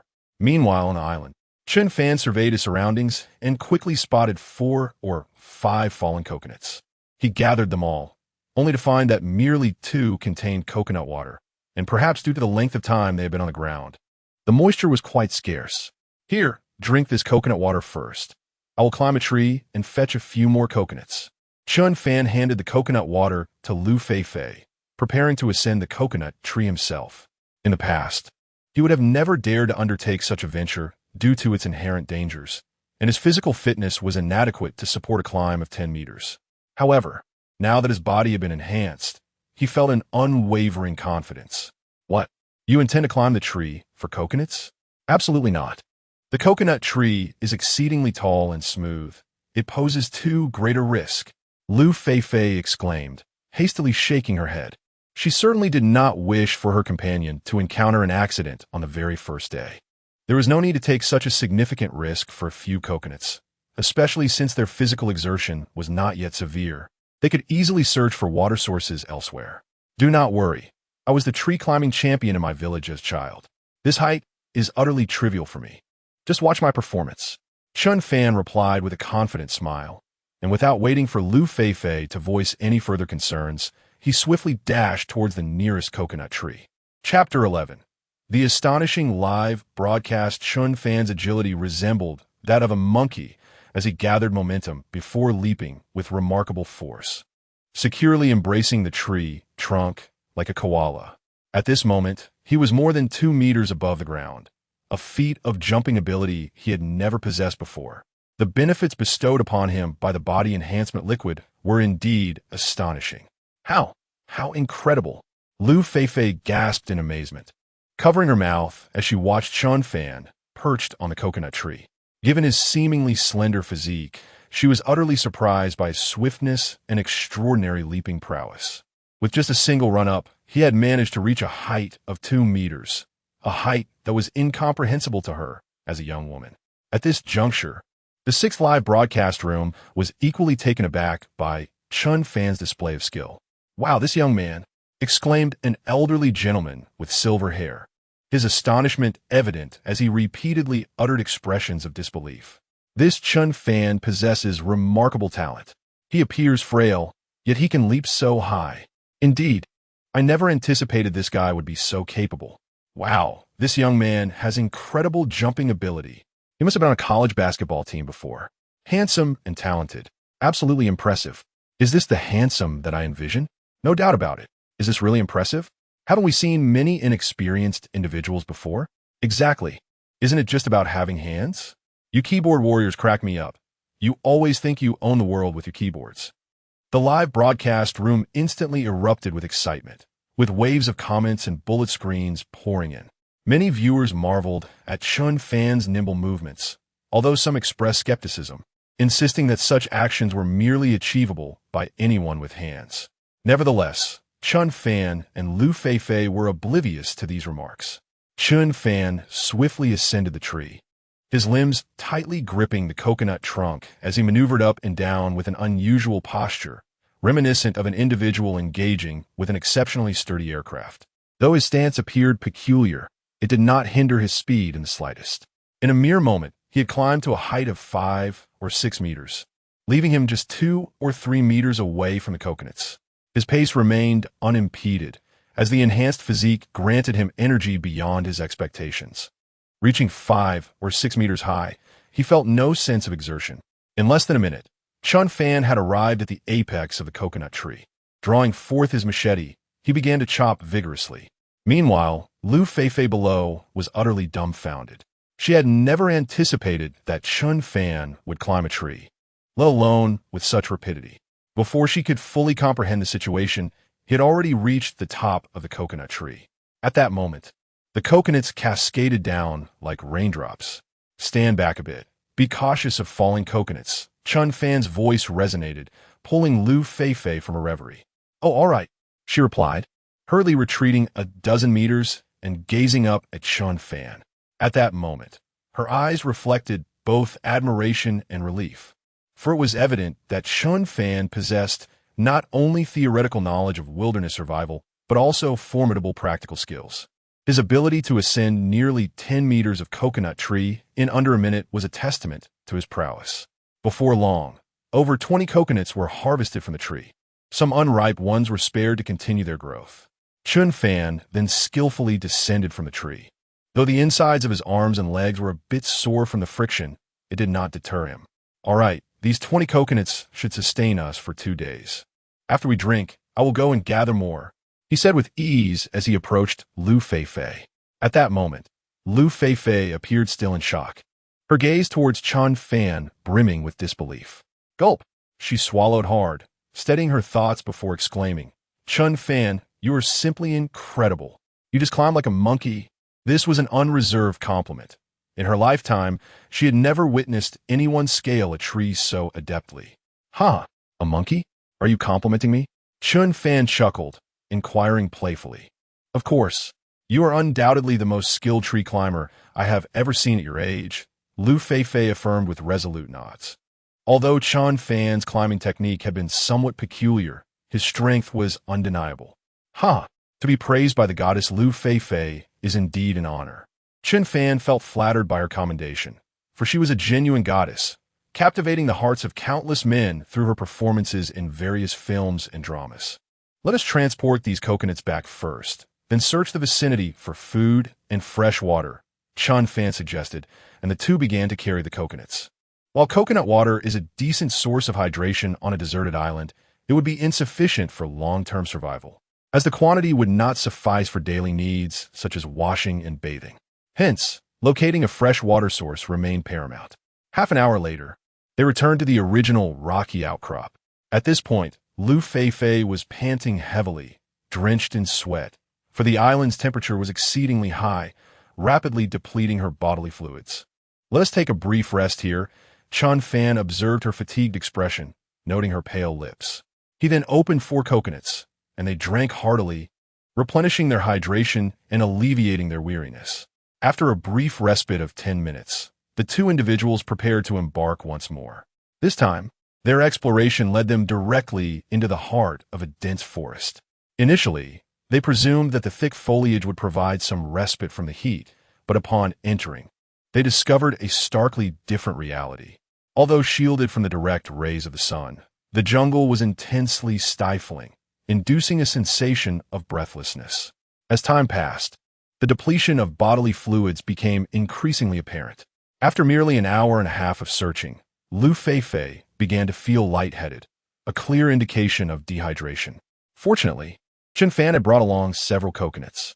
After cracking open 2, he handed one to Liu Feifei while he consumed the other. Observing the surrounding lush vegetation, he remarked that it seemed unlikely they would find fresh water in this area. Let's return for now. We can venture to the island again in the coolness of dawn, he suggested. He had no intention of continuing the exploration, as it was exceedingly taxing on their stamina, and the evaporation of bodily fluids was alarmingly rapid. Departing in the early morning would present a more favorable climate for travel. Additionally, upon their return, there remained considerable work to be done, constructing a shelter, creating fire through friction, and foraging for sustenance. These were essential factors for surviving a night on a deserted island. Indeed, good idea. Liu Feifei eagerly nodded in agreement. Traversing through such dense jungle was undeniably more exhausting. At that moment, she too felt her physical endurance nearing its limits. Chapter 12. The Art of Friction Fire. A hand is all you need on the return journey. Chen Fan gathered several useful items, including some banana leaves and palm fronds. On this deserted island, banana leaves serve a multitude of purposes, such as providing a roof for shelters or even being fashioned into makeshift bedding. As for the palm fronds, once the outer thorns and skin are removed, one can obtain the tender, white palm heart. This heart is not only rich in moisture, but also possesses a delightful crunch, making it a delectable treat. More importantly, it is laden with carbohydrates and trace elements, rendering it a splendid source of nourishment for wilderness survivors. In fact, palm hearts are widely utilized in gourmet cuisine across many high-end hotels. Alongside natto and olive oil, palm hearts are celebrated as one of the world's top 3 health foods. After an hour and a half, the two returned to their starting point. Due to the cumbersome nature of some survival tools, they had concealed them in this location. Upon returning, they consumed 4 coconuts worth of juice and feasted on some palm hearts. Although this fare was insufficient to satiate their hunger, it at least replenished some essential nutrients. After a brief rest, they resumed their tasks. Chen Fan, I will check the nearby rock formations for seafood. I've seen numerous wilderness survival vloggers discover oysters and conchs in such rocky outcrops, Liu Feifei declared, eager to contribute rather than rely solely on Chen Fan, as her competitive spirit urged her to be of value to the team. All right. However, be cautious, as the waves are quite formidable today, Chen Fan cautioned, observing the relentless surf crashing against the rocks. A moment's inattention could easily result in being swept into the water. Don't worry, I'll be careful. Besides, my swimming skills are quite commendable, Liu Feifei replied playfully, sticking out her tongue with a mischievous smile before heading towards the rocky terrain. Meanwhile, Chen Fan commenced his own endeavors. There was no immediate urgency for the shelter, should they fail to erect it by nightfall. They could simply construct a temporary lean-to with a rain tarp for the evening. The priority was to ignite a fire. A flame would not only facilitate cooking, but also provide warmth during the night, while warding off larger animals, including venomous insects, snakes, and ants. On this island, mosquitoes were particularly abundant at night, especially in such a primitive environment where they were significantly larger than their urban counterparts. A single bite could be quite unpleasant, as some of these insects might carry viruses and dysentery. After a thorough exploration of the surroundings, Chen Fan soon discovered the materials needed for friction fire: a dry baseboard, a spindle, and flammable tinder. These materials were plentiful on the island, thanks to the high temperatures. Once he gathered all the necessary components, he prepared to begin the process of creating fire through friction, a method that encompasses various techniques. There are three predominant methods frequently employed for the art of fire by friction. The first is the most commonly known hand drill technique, which, while traditional, is quite labor-intensive and often leads to blisters on the palms, with a relatively low success rate. The second method is the bow drill technique, which boasts greater efficiency and a higher success rate, while requiring less physical exertion. The third is the Iroquois-style fire drill, renowned for its highest success rate and minimal energy expenditure, although it demands more intricate tools and preparation. After a moment's contemplation, Chen Fan decisively opted for the bow drill method. The most challenging aspect of this technique is crafting the bowstring. However, for Chen Fan, this posed little difficulty, as the laces of their mountaineering boots served as the perfect bowstring. Within a mere 5 minutes, the bow drill was complete. It was now time to initiate the process. First, a groove was carved into the fireboard, facilitating optimal contact between the ember and air, allowing sparks to coalesce at the groove. The bowstring was wrapped around the drill rod, and with a swift motion, the bow was drawn to set the drill rod in motion. This knowledge was gleaned from instructional videos, as Chen Fan had never attempted it before. After all, their previous work had been exceedingly arduous, leaving little time for such elaborate endeavors. Nonetheless, one need not have first-hand experience to understand the fundamental principles. In the live stream room, viewers were taken aback. Wow, Chen Fan appears to be quite extraordinary. His technique seems remarkably proficient, and his speed is impressive. It certainly looks formidable. Fire by friction should pose no problem for him. No wonder they opted against flint. They clearly possess such confidence. Goodness, the young man's pace is astonishing. It seems like he is performing hundreds of motions in mere moments. Em utterly captivated. To the lady upstairs, please exercise restraint in public settings. Creating fire by friction is not as simple as it appears. Even if Chen Fan has crafted the tools, success is not guaranteed. Indeed, fire by friction is far more complex than the internet suggests. I've attempted it several times and failed. Exactly. I once tried using an electric drill and failed miserably. This illustrates that fire by friction demands not only speed, but also skill and experience. As time passed, the live stream in Room 6 witnessed its concurrent viewer count surpass 1 million. These fans were primarily drawn by Liu Feifei. Yet some had become admirers of Chen Fan due to his series of impressive maneuvers. Particularly, the female audience found themselves completely enchanted by this dashing and adept young man. Amidst the scrolling comments in the live stream, Chen Fan's efforts in fire by friction began to bear fruit. The rapid friction between the drill rod and fireboard had rendered the groove charred, with blackened wood shavings cascading onto the leaves below. Simultaneously, wisps of smoke began to rise. Could it be that success is imminent?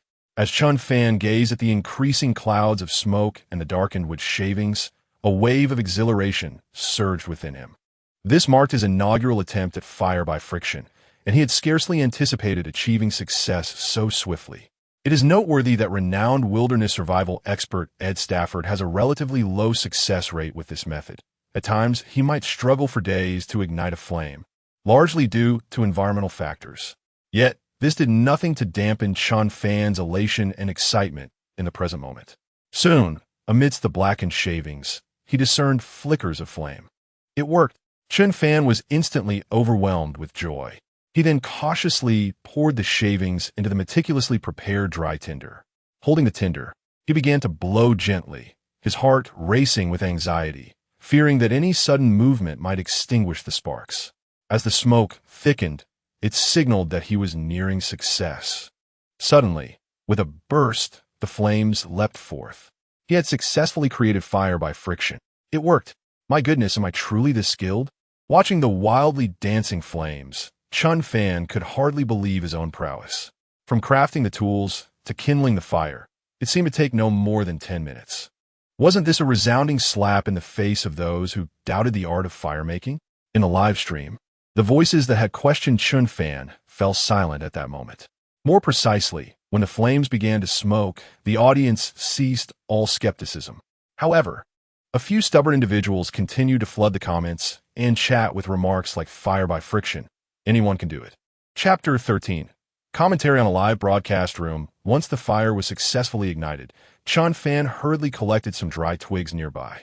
Although the process of creating fire by friction was remarkably swift this time, ensuring a reliable source of embers remained paramount. After all, fortune may not always favor him. While the art of fire-making is indeed a skillful endeavor, an element of luck is undeniably involved. After placing a large piece of driftwood atop the flames, Chen Fan strolled over to Liu Feifei. At that moment, she was diligently wielding a military shovel, excavating earnestly amidst a small pile of rocks. Her petite face flushed with exertion, and she had already unearthed several small oysters nearby. Though modest in size, they appeared plump and extraordinarily fresh. "How's the haul over there?" Chen Fan inquired. Upon hearing his voice, Liu Feifei looked up, her face breaking into a sweet smile as she nodded affirmatively. "Yes, there are plenty of abalones and some sea snails here. Have you managed to start the fire?" Her surprise was evident, for no more than 10 minutes had elapsed. If Chen Fan had indeed kindled a fire in such a brief span, it was quite astonishing. Yes, the warm weather and dry materials made it quite simple. Chen Fan replied with a nod and a smile. "You are amazing," Liu Feifei exclaimed, her admiration genuine. "I've watched many short videos of wilderness survivalists, and it often takes them a long time to successfully create fire by friction." Her praise stemmed not from flattery, but from sincere appreciation of Chen Fan's prowess. Having previously viewed numerous short clips on survival, she had never witnessed anyone achieve such a feat in under 10 minutes. Clearly, Chen Fan not only possessed knowledge of wilderness survival, but also demonstrated remarkable practical skills. Having such a talented teammate made her feel exceedingly fortunate. It's merely a stroke of luck," Chen Fan said humbly. "Now let me join you in digging." With a smile, he took up a machete and began to assist Liu Feifei in prying open the oysters. These mollusks had a strong grip, necessitating the use of tools to extract them. The two worked in tandem, sharing laughter and camaraderie. The scene radiated harmony. Earlier, while digging alone, Liu Feifei had felt quite warm and fatigued. However, with Chen Fan's company, her spirits lifted and exhaustion seemed to dissipate. Could this be the essence of the adage that suggests a man and woman working together find labor less burdensome? Time passed steadily, and after nearly an hour, they had amassed a small pile of oysters and sea snails, numbering around 30 to 40, ample for a satisfying meal. Moreover, these delicacies were nourishing. Consuming them excessively could lead to an overwhelming surge of energy. "All right, let's call it a day with this haul. I believe it will suffice for a delightful feast for the two of us." Chen Fan straightened his back, surveying their bountiful catch with great satisfaction. On the first day, indulging in a sumptuous seafood feast surpassed all expectations. At least tonight, hunger would not be a concern. "Oh dear, my back aches so much." Liu Feifei lifted her head and gently stretched her slender waist. Having never engaged in such exhausting labor before, it felt as though her back might snap. Fortunately, her dance practice had endowed her with a much stronger core than the average girl.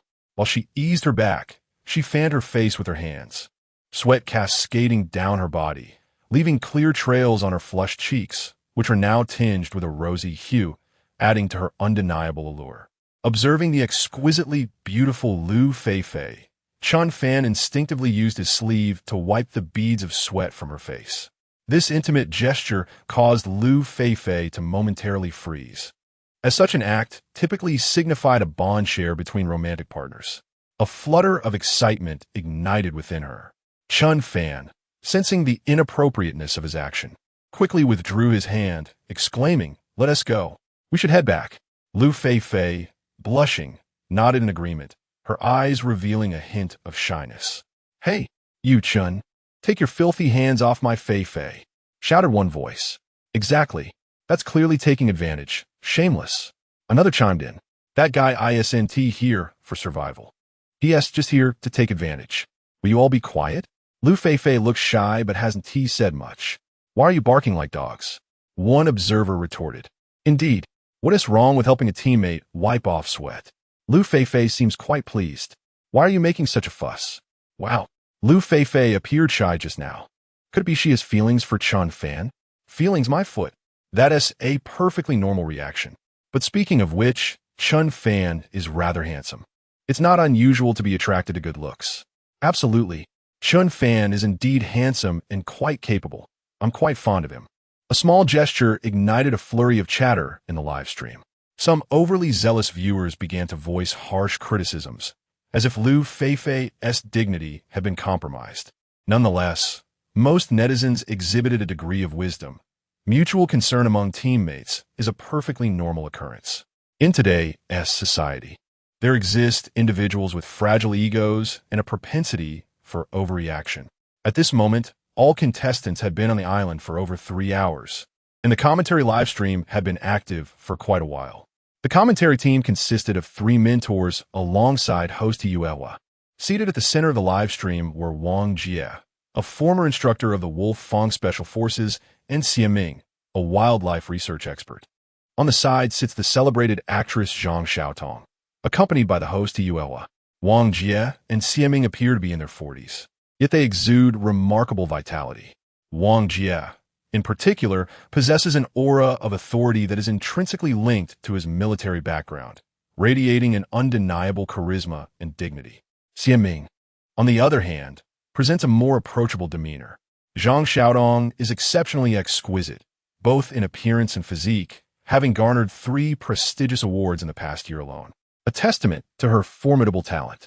It is evident that the program's producers have invited her with the intention of boosting viewership, as the presence of a leading actress inherently attracts a substantial audience.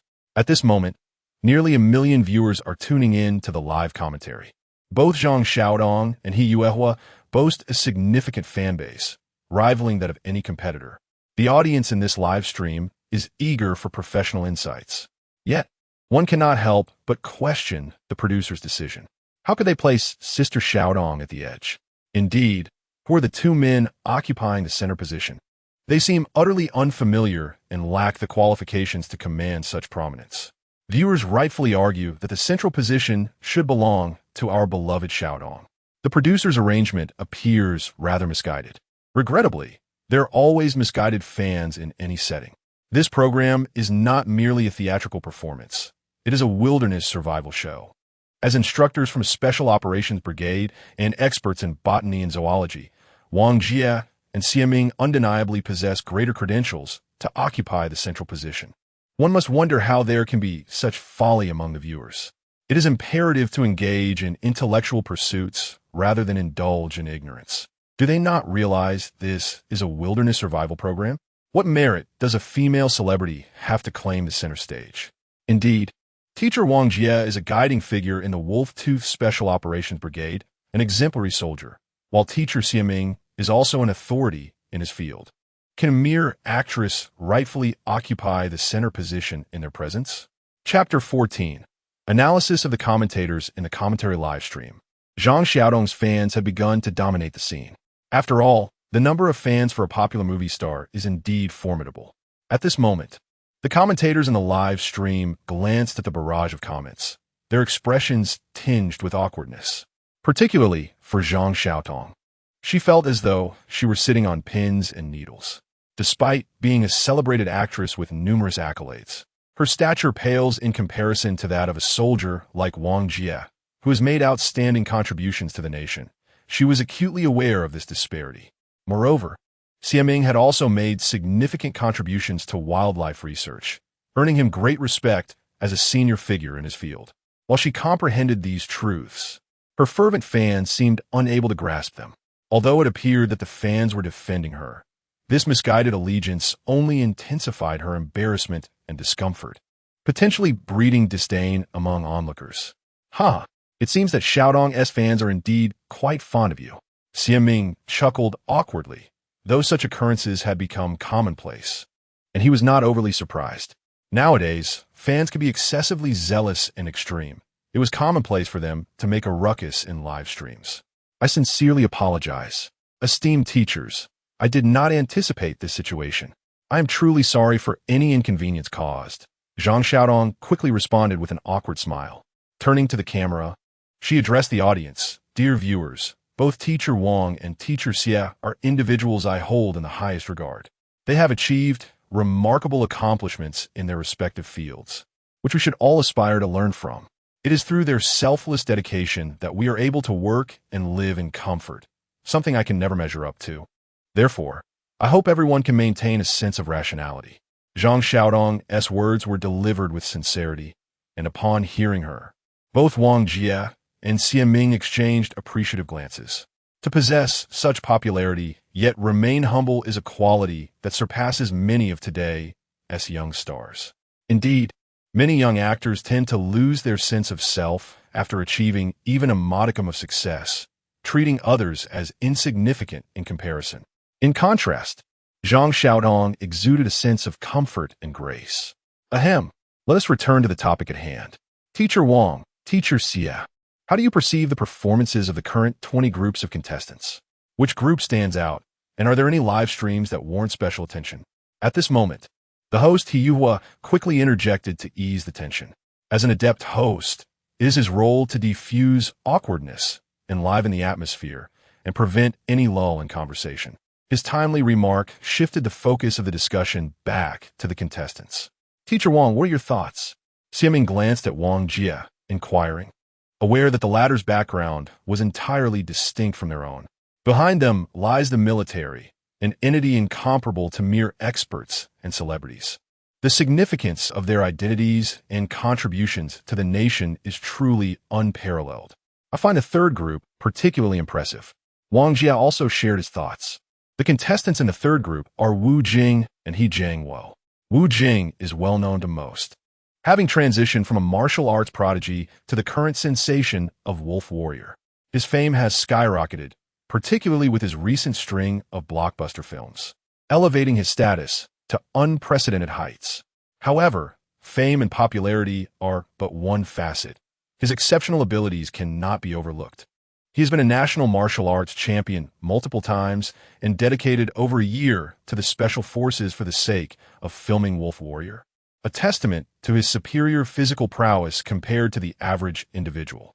His teammate, He Jiangwo, also boasts an impressive background as a retired reconnaissance soldier. Their partnership can be deemed a formidable alliance, and barring any unforeseen circumstances, they should easily endure for 3 to 5 months. Indeed, both Wu Jing and He Jiangwo have showcased remarkable performances.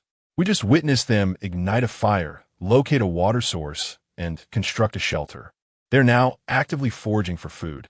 This progress certainly places them ahead of most other participants in the broadcast.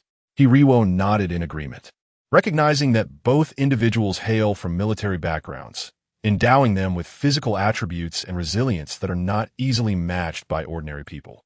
Moreover, their practical skills and wilderness survival capabilities are exceptionally strong. Hiriwo then turned to Xie Ming and inquired, "What do you think, Teacher Xie? After all, it is essential to gather insights from each of the judging mentors. I have high hopes for the contestants in the 16th group, Zhou, Yi, and Zhang Fangfang." Xie Ming remarked, "Indeed, while the streamer Zhou Yi lacks extensive experience in wilderness survival, her teammate Zhang Fangfang is highly knowledgeable and professional in this arena. She possesses a clear understanding of wild plants and is adept at weaving traps with remarkable skill. This alone indicates her serious study in this field, going beyond superficial knowledge. They seem to be managing well, having found a water source and identified numerous plants, although they have yet to ignite a fire or construct a shelter.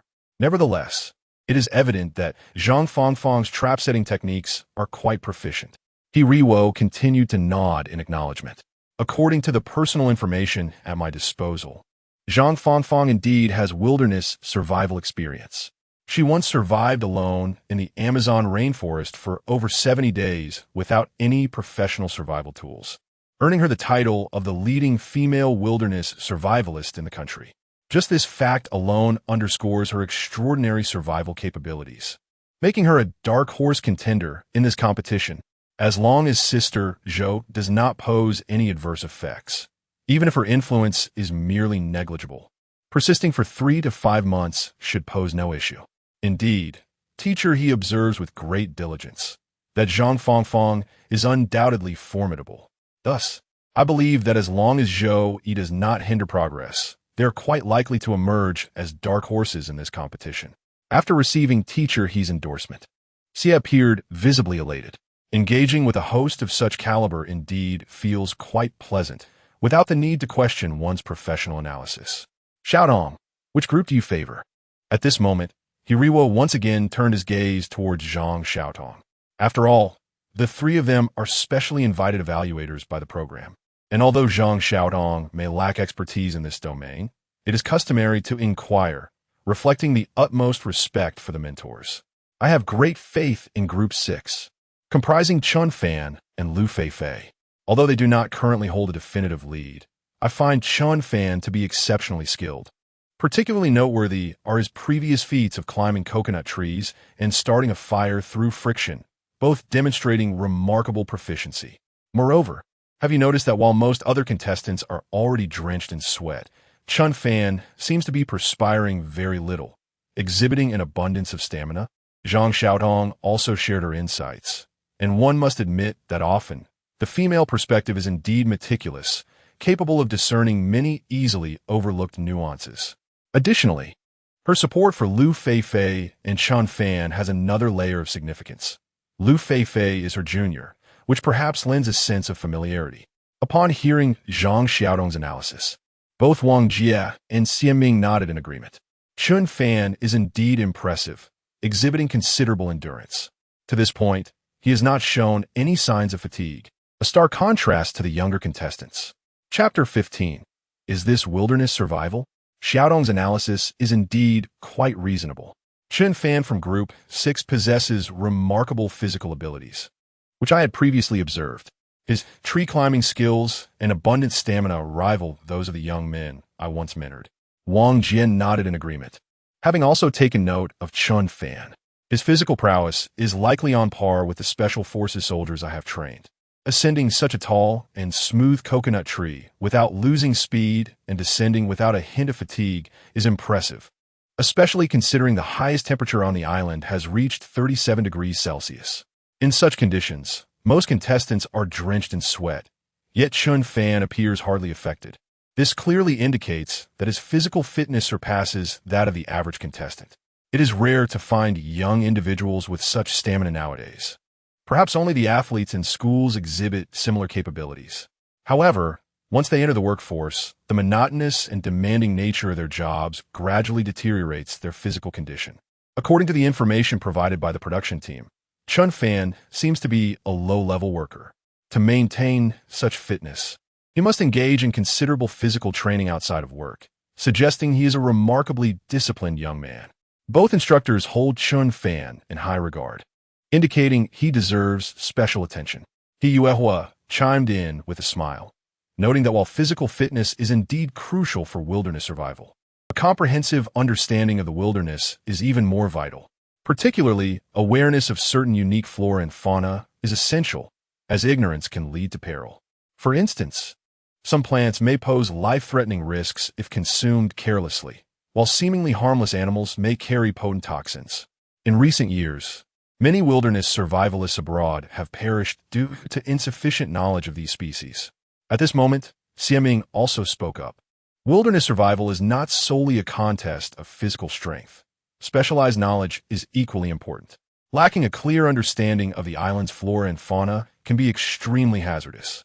Consuming toxic animals or plants could not only result in elimination, but could also pose serious threats to one's life. Hearing Xie Ming's words, Wang Jie and Zhang Xiaotong nodded in agreement, acknowledging that while physical fitness is essential, expertise in wilderness survival is even more critical. As their conversation continued, the camera shifted back to the 6th live broadcast room. At this point, Chen Fan and Liu Feifei had returned to their camp. They had gathered over 30 small oysters, which, although small in size, were plump and fresh. Additionally, they had found 2 small abalones and some sea snails. Chen Fan, how should we prepare these seafood? Should we grill them or eat them raw? Fresh oysters paired with some lemon juice would surely be delicious. Liu Feifei gazed at the seafood before her lips pursing slightly in evident anticipation. Although she had indulged in a hearty breakfast earlier that morning and had departed feeling quite full, the clock now approached 4 in the afternoon, and the absence of lunch had rekindled her hunger. After all, one grows accustomed to the ritual of 3 timely meals a day, and the sudden omission of one can indeed be quite uncomfortable. Let us cook it, Chen Fan suggested. While consuming it raw might enhance its freshness, the potential risk of parasites posed a significant concern.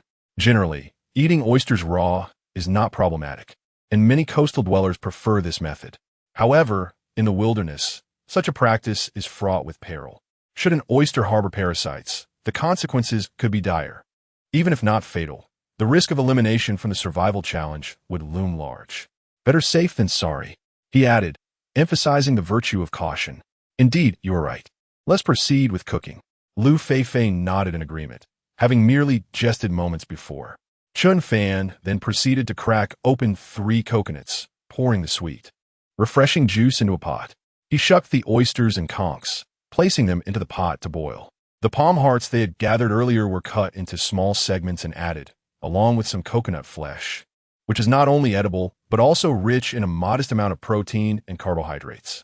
The natural brininess of the seafood was sufficient, eliminating the need for additional salt. In approximately 10 minutes, a pot of seafood was ready. Gurgling, the sight was tantalizing, and Liu Feifei could hardly contain her excitement. With her lips pursed, she felt as though she might drool onto the ground. At that moment, she resembled a little glutton, her gaze unwavering from the iron pot. Under normal circumstances, such fare might not inspire much appetite, but now, with her stomach growling, it seemed like a gourmet delight. Chen Fan, meanwhile, found a branch and fashioned 2 pairs of chopsticks. The 2 began to feast. Liu Feifei took a bite of the succulent oyster, savoring its perfectly balanced salty flavor and tender texture. Having boiled for only 2 to 3 minutes after the water reached a boil, the meat remained delectably tender. Wow, this is delicious, so fresh, she exclaimed, unable to restrain her praise. If only I could enjoy such exquisite food every day. This dish is fine in moderation, but overindulgence may lead to discomfort, as it can easily cause heatiness. Chen Fan replied with a smile after sampling an oyster himself. Oysters are often dubbed a man's fuel station, rich in arginine, zinc, and other nutrients that greatly benefit male vitality. A small quantity may pose no issues, but excessive consumption can lead to an overwhelming surge of desire, particularly for youthful men like Chen Fan, who are especially prone to fiery impulses. Of course, there is another reason to refrain from excessive consumption, which is that oysters are considered a cold food, and overindulgence may lead to diarrhea and bloating. I must admit my ignorance in this regard. Liu Feifei nodded, yet a faint blush graced her cheeks. It seemed that despite her claims of unfamiliarity, she had undoubtedly heard certain rumors about oysters. After all, celebrities are also ordinary individuals who browse the internet for news. Such fundamental knowledge is surely within their grasp. A mere 15 minutes later, the 2 had devoured all the dishes, leaving not even a drop of soup behind. The broth was exceptionally fresh and quite delightful. Meanwhile, in the live stream room, exclamations erupted. What on earth? Is this wilderness survival? This is not mere gourmet cuisine. I found myself utterly astonished. While participants in wilderness survival could indulge in fresh oysters, I was left with the remnants of foot-trodden, insipid pickled noodle soup. You're all fortunate. I have never even tasted an oyster in my life. Alas, I, too, have never experienced the flavor of oysters, nor have I ever encountered them in person. Suddenly, I realized that Chen Fan and Feifei make quite a charming pair. One is handsome, the other beautiful. A striking combination indeed. Spare me your delusions. That rustic fellow could never be worthy of my Feifei, came a retort from above. Who do you think you are? Feifei knows exactly what you are worth. Some individuals today are simply oblivious, casually tossing around the term your family, as if anyone recognizes them. This reminded me of the group of young ladies who recently donned wedding dresses in unison. I witnessed that spectacle too. It was utterly absurd, simultaneously infuriating and amusing. Even more outrageous, those young ladies returned their wedding dresses within 7 days for no reason at all. The merchants were left weeping in despair. The livestream grew increasingly lively, with a flurry of commemorative comments and myriad gifts being showered upon hosts. After all, in this day and age, there are indeed many affluent individuals. A significant number relish the opportunity to lavish money in the live streams. Naturally, some viewers are genuinely wealthy, while others merely pretend to be affluent, masquerading behind a fade.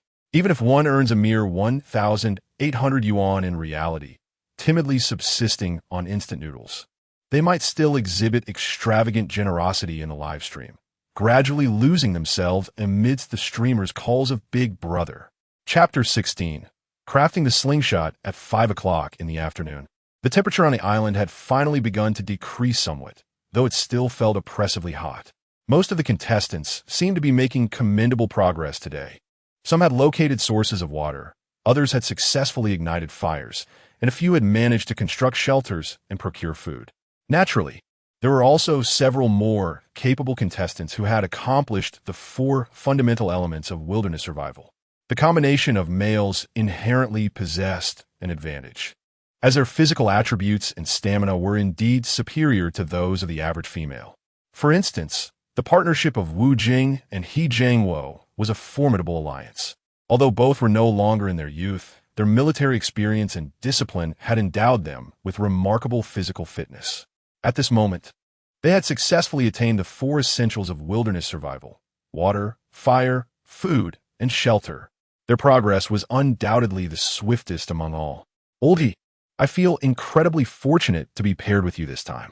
I believe with our combined skills, even if we do not secure first place, enduring for 6 months should pose no problem. Wu Jing exclaimed cheerfully as she roasted a forest chicken in front of their shelter. Securing a competent teammate was indeed of paramount importance. Oldie was quite capable, possessing extensive wilderness knowledge and the skill to set hunting traps. His archery skills were exceptional. He was the epitome of a perfect partner. Under such circumstances, enduring for several months was entirely feasible. Indeed, I share the same sentiment. 6 months is certainly within our reach, and I even believe we are fully qualified to contend for the championship, He Jiangwo replied confidently. His self-assuredness was well-founded, as his abilities were exceptional across the board. He had a comprehensive understanding of the flora and fauna in the wild, was adept in hunting techniques, and his physical prowess rivaled that of any average adult. Before arriving, his greatest concern had been the possibility of teaming up with some pampered female celebrity. However, upon learning that he was paired with Wu Jing, he felt assured of their success. Even if they did not clinch the ultimate victory, enduring for 6 months was still a remarkable achievement. After all, completing 6 months would entitle them to a substantial reward of 50 million. While this sum might not be considered astronomical for those trending stars, for him, it represented a fortune capable of ensuring a comfortable life for his family. Absolutely. We are bound to win the championship, Wu Jing quickly echoed. They had discussed their prospects the previous night and had not identified any group that could pose a significant threat to them. Wu Jing was quite familiar with the celebrities of the entertainment industry. As for the youthful stars, it was likely they would not last even 10 days before breaking down. Although Huang Lei and Huang Bo exhibited strong willpower and commendable life skills, their age might impede their physical endurance.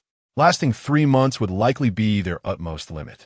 Deng Xiaoqiao and Chun Chi-Chi, the 2 comedic figures, require no further introduction, while they would likely face no difficulties participating in other variety shows. The challenges presented by wilderness survival are considerably daunting for them. It seems their primary intention is merely to enjoy the experience and comfortably walk away with a substantial remuneration. Upon analyzing the other 19 teams, I have yet to discover any competitors capable of rivaling them for the championship. The meat appears to be nearly cooked. Let's indulge in a chicken leg. Wu Jing tore off a chicken leg and handed it to He Jiangwo. To be able to feast on meat on the very first day, does this not signify a delightful start to their journey? One wonders how the other contestants are faring. Have they managed to capture any game? Well, to foster our upcoming collaboration, let us toast with this chicken leg. The championship shall undoubtedly belong to us. He Jiang Wo chuckled with great delight, and the two began their premature celebration with the chicken leg as their libation. The prospect of achieving 5 small goals filled their hearts with even greater joy. Meanwhile, the number of viewers in their live stream had surged to over 190,000, poised to soon surpass the 200,000 mark. Such popularity is hardly surprising, given Wu Jing's recent prominence. Goodness, these two are truly remarkable. They have managed to secure meat on the very first day, as if all their problems have been effortlessly resolved. Indeed, they have successfully accomplished all 4 essential tasks of wilderness survival on the first day, which is nothing short of extraordinary. Earlier, Wu Jing's technique in constructing the shelter was exceedingly professional, suggesting he had undergone specific training. Furthermore, He Jiang Wo's archery skills are truly impressive. From such a distance, he struck that bird with a single arrow. That was not just any bird, it was a forest chicken. I recently visited other live streams as well, where many contestants had yet to locate any fresh water. I just came from Hua Fa Wang's stream.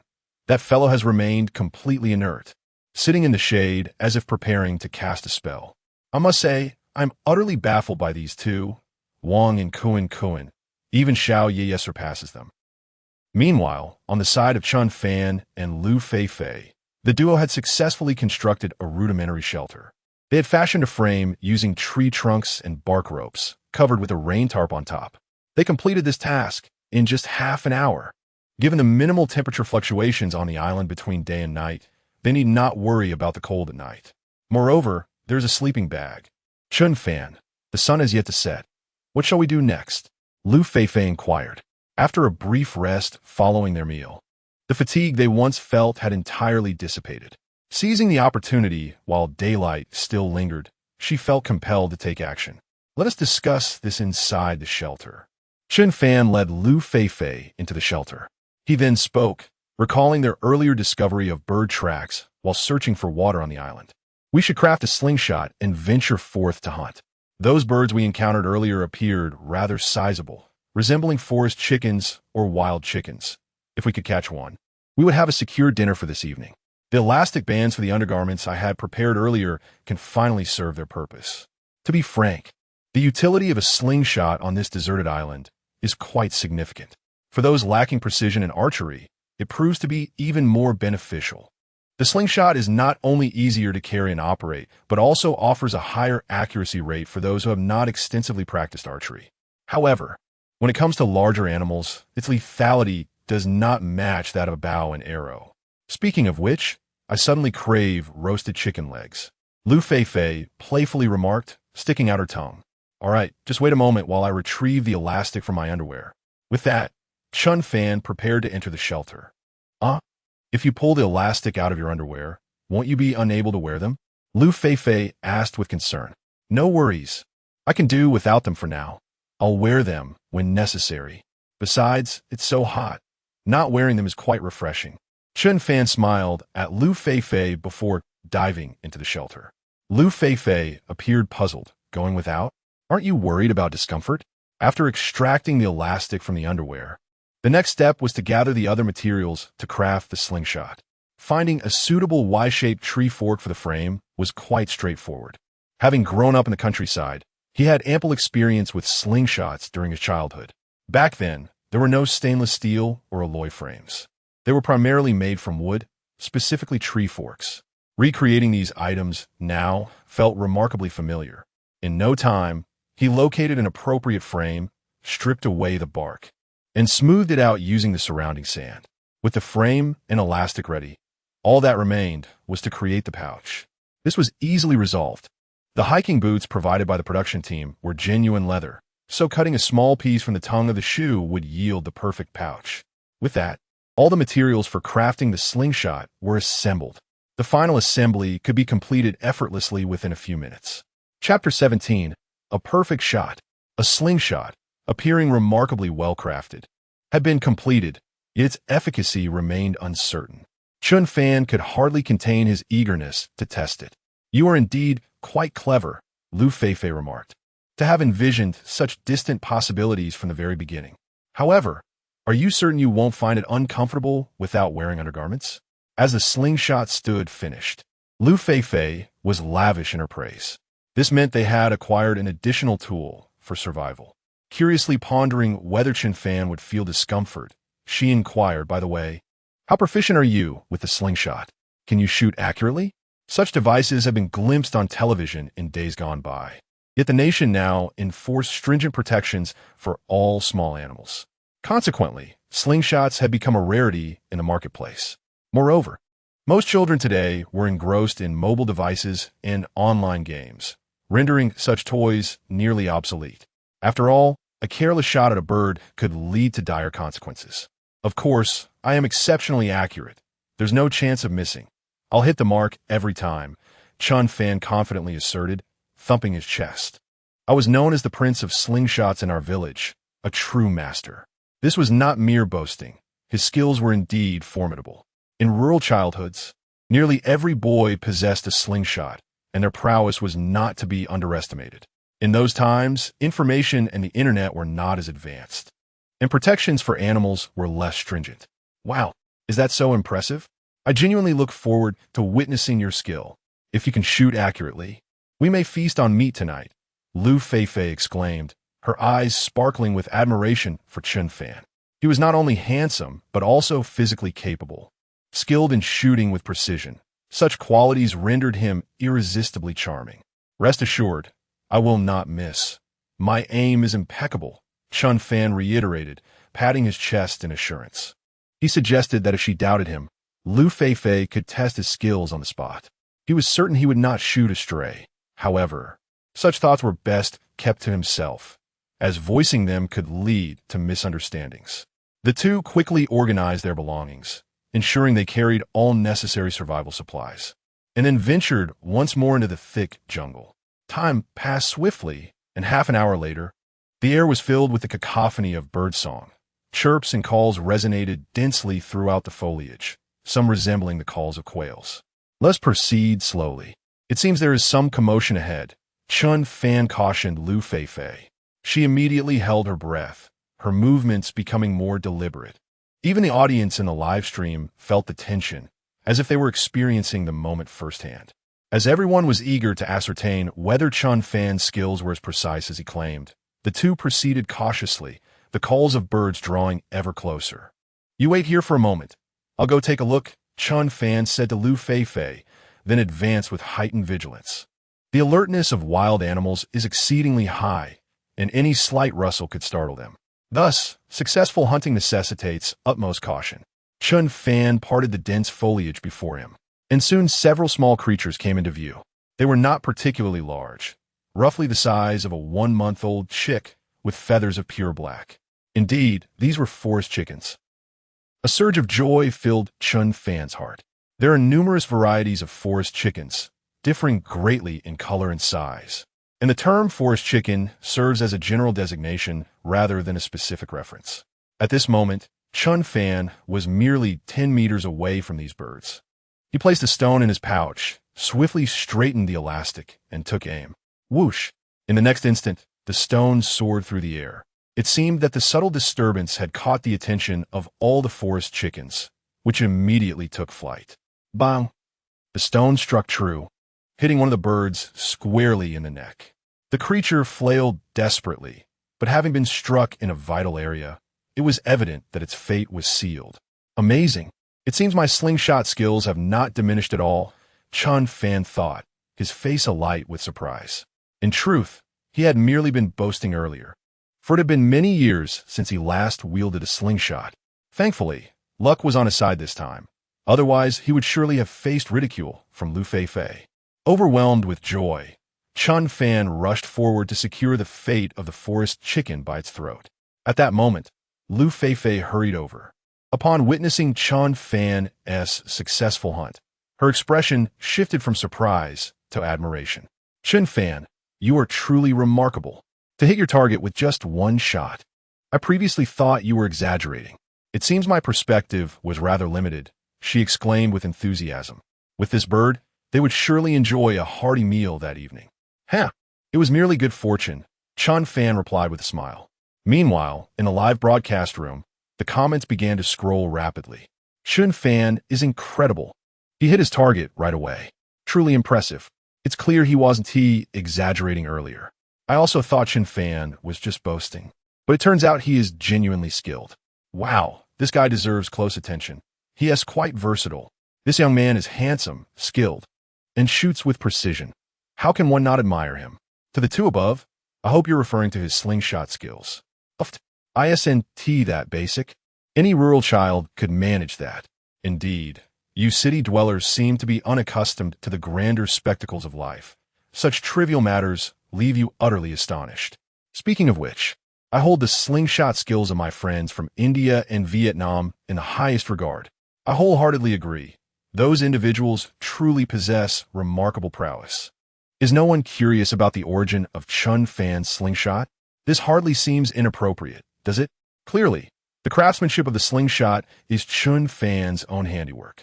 The frame is fashioned from a tree branch. The elastic appears to be repurposed from an undergarment, and the pouch is crafted from the tongue of a shoe. Have you not noticed that one piece is missing from Chen Fan's shoe tongue? It appears to be true. I just witnessed him exiting the shelter while holding his own undergarments, which explains his current lack of them. Goodness, you two in the comments are remarkably observant. The evidence is undeniable.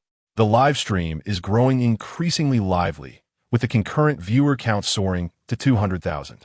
Naturally, most of these spectators are drawn by Liu Feifei. However, some enter the stream only to be captivated by Chen Fan's charisma and skill. Initially, the production team was also quite astonished by the origin of Chen Fan's slingshot. Yet, upon seeing the innovative frame, they recognized it as his own creation, leading to little doubt or inquiry. Contestants are entirely permitted to utilize available resources to forge survival tools, and the slingshot undoubtedly qualifies as such. This is their talent, and the production team would certainly not intervene. Chapter 18. Weaving the fish trap on the island. After the two had successfully captured a forest chicken, they prepared to return. The daylight was waning, and they estimated that within an hour, darkness would envelop the landscape completely. Traversing through the dense forest at night posed considerable danger.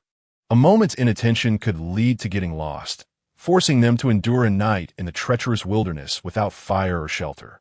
As they made their way back, the vibrant chorus of birdsong surrounded them, a testament to the island's abundant resources. With the right skills, survival was undoubtedly achievable. Wait, there's a bird over there. Let me see if I can hit it. Chen Fan suddenly halted. On a nearby tree stood a small bird, approximately 10 meters above the ground, an easy target to aim at. It appeared to be a dove, a species remarkably numerous on this island, although most were petite and yielded little meat. Nevertheless, adhering to the principle that even a mosquito's leg is meat, Chen Fan was not one to overlook such a source of protein. Liu Feifei stood quietly behind him, watching intently. Chen Fan took aim with precision. Whoosh! The stone whizzed through the air. Bang! A low thud echoed as the little dove fell straight to the ground. Wow, that's amazing! Liu Feifei exclaimed, momentarily stunned. If the first shot was a stroke of luck, this second achievement was a testament to Chen Fan's skill with the slingshot. The bird was so small that she had not even noticed it before, yet Chen Fan had managed to hit his mark with just one shot. Did I just activate an auto-aim feature? Chen Fan pondered, astonished.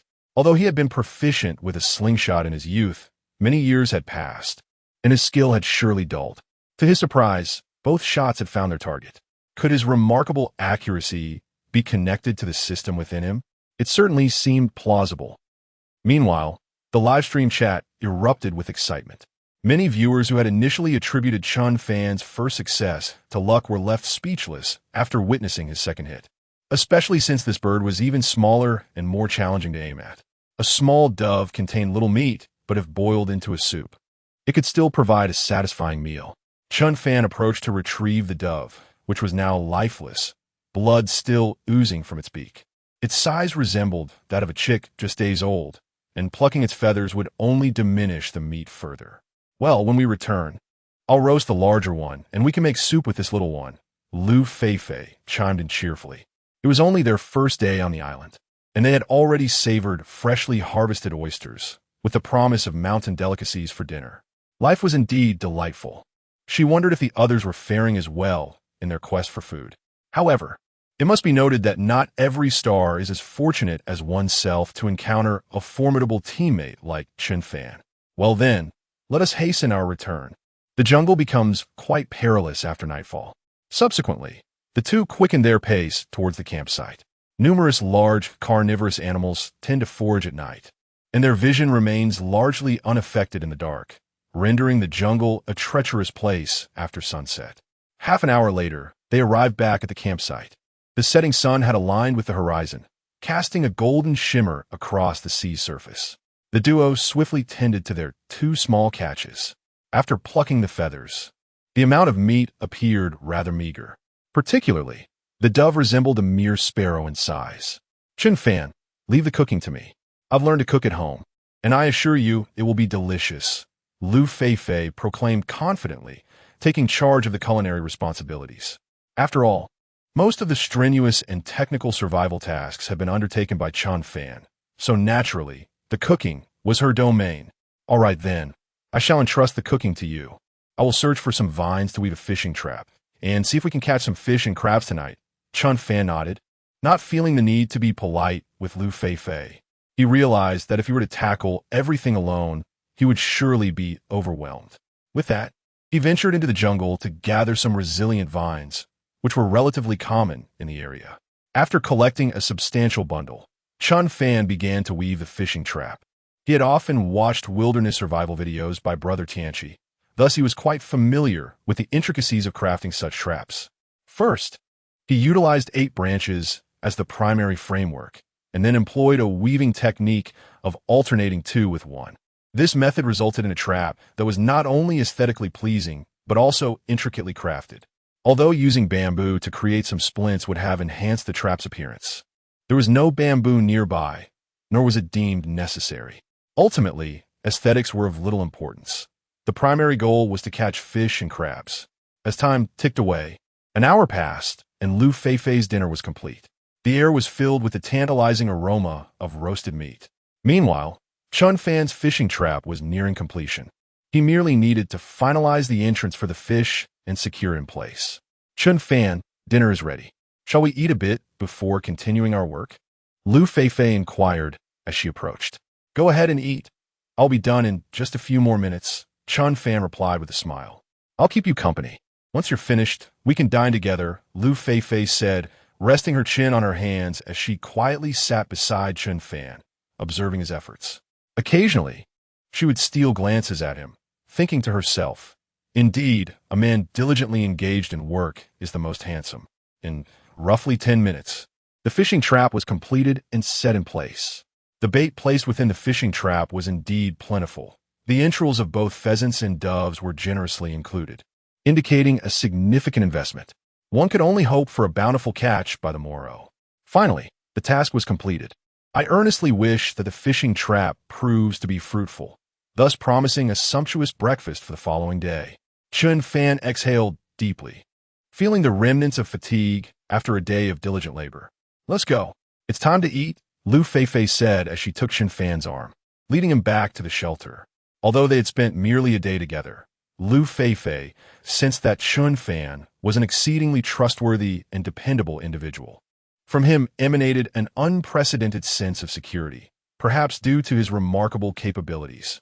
The meat was scarce, yet since they had just indulged in oysters earlier in the afternoon, their appetites were not overly demanding. This modest portion of meat sufficed. Before long, the barbecued meat and broth were entirely consumed.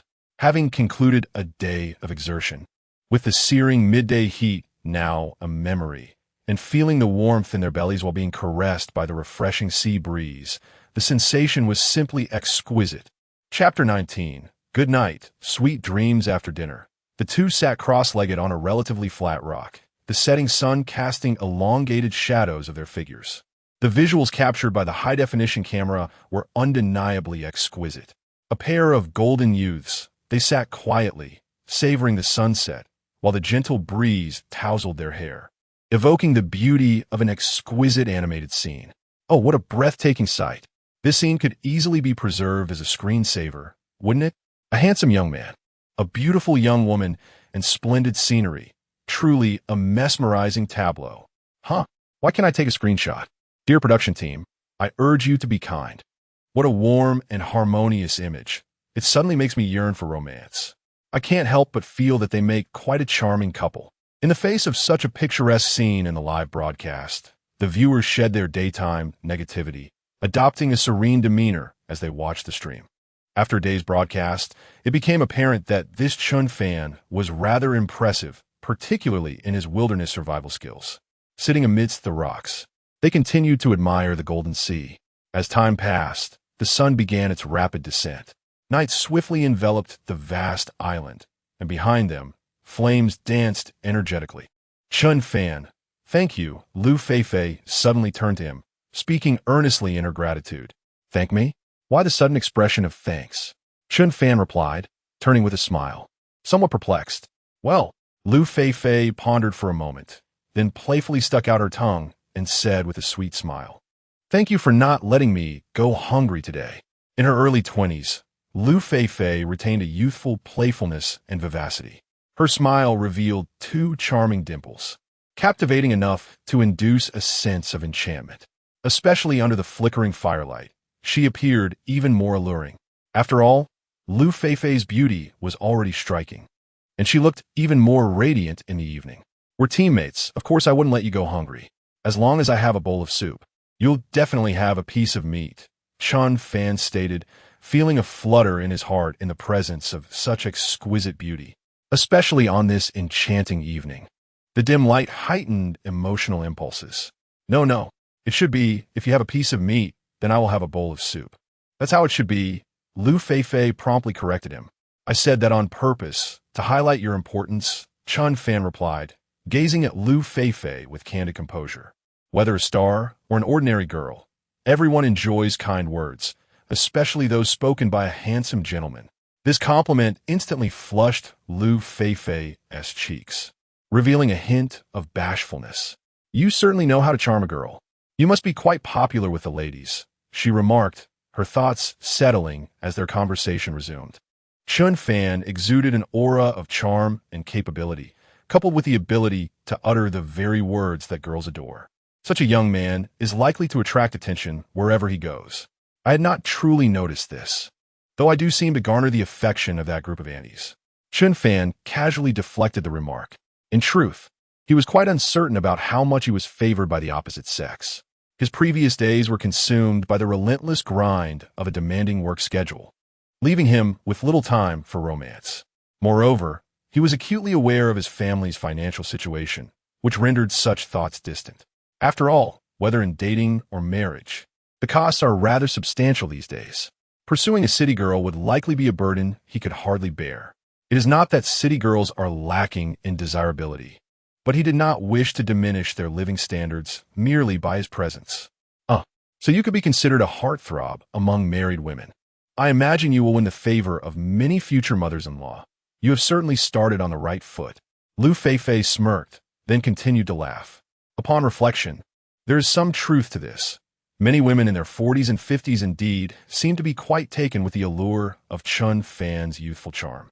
Strikingly handsome, yet exuding masculinity, he was vigorous in his endeavors. If that were the case, it would indeed be quite wonderful. Chen Fan smiled. After a brief exchange, the bond between the two seemed to deepen as they gradually grew more familiar with one another. Soon, a slender crescent moon hung in the sky, adorned with stars that sparkled like gems. Chen Fan, shall we retire for the night? There are many tasks awaiting us in the morning. Liu Feifei yawned, overwhelmed by a wave of drowsiness. Having risen early that day, coupled with the exertion she had experienced, she felt utterly fatigued, yearning to lie down and rest soundly in their shelter. All right then, let's take our rest. Chen Fan nodded, and together they returned to the shelter. As the sleeping bag was meant for one, it created a sense of awkwardness for Liu Feifei. If they were to share it, it would undoubtedly be cramped, leading to an unavoidable closeness that could be quite intimate. Although she harbored a fondness for Chen Fan, their relationship was still merely that of friends and teammates. Sharing a sleeping bag seemed rather unreasonable. You may rest in the sleeping bag tonight. I shall manage with some banana leaves on the side. Do not worry. The temperature on the island does not fluctuate greatly between day and night, so it will not be cold. Chen Fan gallantly offered the sleeping bag to Liu Feifei, aware that girls typically have a lower tolerance for cold. Moreover, his body had been fortified, rendering him less susceptible to the chill. How about we separate the sleeping bag and use it as a blanket instead? Liu Feifei suggested, feeling a twinge of guilt at the thought of him alone in the sleeping bag. After all, he had endured the most arduous day. It is quite all right. You should rest soundly. Besides, I will need to tend to the fire tonight, which may disturb your slumber. Very well, it is settled. A radiant smile illuminated Chen Fan's face, yet his resolute tone left no room for dissent. Upon hearing Chen Fan's unwavering voice, Liu Feifei decided not to persist any further. At worst, she could simply switch places with Chen Fan the following night. Ultimately, she reluctantly nestled into her sleeping bag. Having toiled throughout the day, it was time to rest early. Sweet dreams, Chen Fan cheerfully remarked, before reclining upon the banana leaves beside him. Though not as comfortable as a bed, it was still quite acceptable. It was infinitely more pleasant than the wilderness survival scenario he had envisioned. At least on the first day, he had not gone hungry, and life seemed to be treating him well. Yes, good night and pleasant dreams. Liu Feifei nodded with a smile, though a hint of nervousness lingered in her heart. After all, this was her first experience sleeping so close to a boy. Before long, Liu Feifei drifted into slumber, her breathing gradually becoming even. Chen Fan, too, was on the verge of falling asleep. Just as he was about to succumb to slumber, a familiar mechanical voice suddenly echoed in his mind. Chapter 20. Elementary Construction Skills Ding. Congratulations, host, on completing the first day's challenge. You may now check in for day 1. Would you like to proceed with the check-in? Upon hearing the familiar synthesized mechanical voice, Chen Fan's body jolted with surprise. He had initially assumed that the system's check-in would occur in the morning. Little did he know it was only after completing a day's challenge that he could actually check in. Nonetheless, it mattered little, as long as he could check in to receive rewards. With eagerness, Chen Fan silently uttered in his mind, "Check in." In that instant, the system's voice resounded once more. Congratulations, host, on a successful check-in. Reward, elementary construction skills. As the announcement faded, the system vanished from his consciousness. Elementary construction skills? Chen Fan felt a twinge of disappointment at such a reward. He had anticipated a more extravagant prize for the first day's check-in, only to find it was just a singular ability, and a basic one at that. Soon, a wealth of information regarding construction flooded his mind, accompanied by several architectural blueprints. Well, it was better than having nothing at all. Moreover, possessing this skill would undoubtedly simplify the process of erecting a shelter. Quickly, Chen Fan steadied his emotions. Although the reward for the first day's check-in was not particularly gratifying, it was certainly better than none. After all, constructing a shelter in the wilderness was of paramount importance. Before long, Chen Fan drifted into slumber. Having gathered ample firewood earlier, it was improbable that the fire would extinguish overnight. Furthermore, as long as a campfire blazed before the shelter, even the largest of beasts would think twice before approaching, effectively warding off mosquitoes, snakes, and ants. The two slept soundly until the break of dawn. As the first light of day crept in, accompanied by the cheerful chirping of birds, Chen Fan awoke. What a refreshing sleep. After sitting up, he stretched lazily, feeling invigorated, likely a result of his enhanced physique. Glancing at Liu Feifei, who was still deep in slumber, he quietly exited the shelter. After cracking open a coconut to wash his face and rinse his mouth, he made his way toward the location where he had set the fishing traps the previous day. If all went well, he should have some luck this morning. After all, the traps had been left undisturbed for an entire night, and the bait was plentiful. Before long, Chen Fan retrieved the fishing trap. Through the small openings, he could see several fish flopping about inside. A catch. It appeared that breakfast was secured once more. A smile spread across Chen Fan's face, realizing that their fortune had favored them. On the first day, they had feasted on seafood and meat, and today they would enjoy tender fish. Carefully opening the trap, Chen Fan gently poured out the contents. A total of 3 fish and 3 crabs were caught. Among them were 2 catfish and a small sea bass, each weighing approximately 4 to 5 ounces.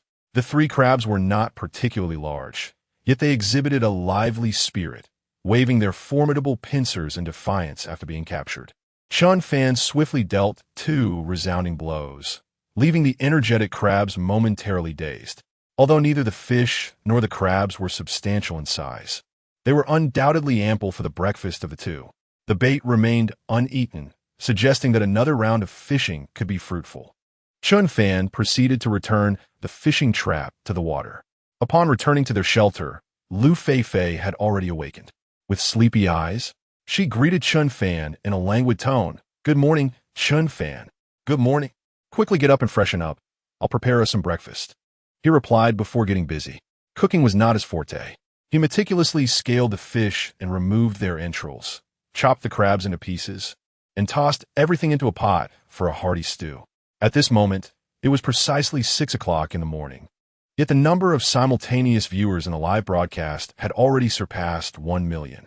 This surge was attributed to the fact that most working individuals were now awake. With 2 hours remaining before work, many had the habit of checking their phones upon rising, hence the impressive viewer count. Wow! Chen Fan and Liu Feifei truly enjoy a splendid life, feasting on fish and crabs so early in the day.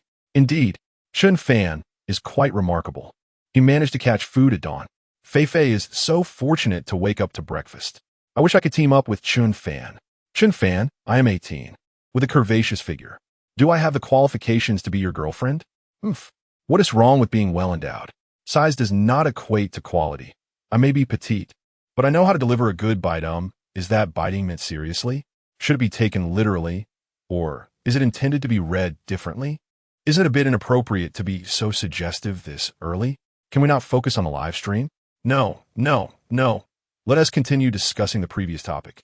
I find it quite entertaining, and it allows for an ample display of imagination. Though it was early morning, the audience was filled with enthusiasm. Meanwhile, Chen Jiangwo and Zhou Lijuan had also long since opened their live stream. Typically, they showed little interest in such broadcasts, but they had downloaded the Shark Live platform the previous day solely to witness their son's daily life, ensuring he was safe and thriving. That rascal. I never realized he was so capable. Yesterday, he climbed a 10-meter coconut tree with his bare hands, showcasing impressive abilities. Chen Jiangwo watched the stream with a proud smile, astonished at his son's prowess. It was clear he had underestimated his son's capabilities. No wonder he had been so determined and confident. Naturally, one must consider whose son he is. Zhou Lijuan wore a proud expression and then continued. However, the female celebrity Xiao Fan teamed up with Liu Feifei is indeed stunning. Moreover, I sense she possesses a delightful temperament. How wonderful it would be if she could one day become our daughter-in-law. From the interactions between Xiao Fan and Liu Feifei yesterday, it was apparent that she lacks the airs of a star and treats my son quite well. If my son were to bring home a celebrity girlfriend, it would certainly elevate my status when I go out.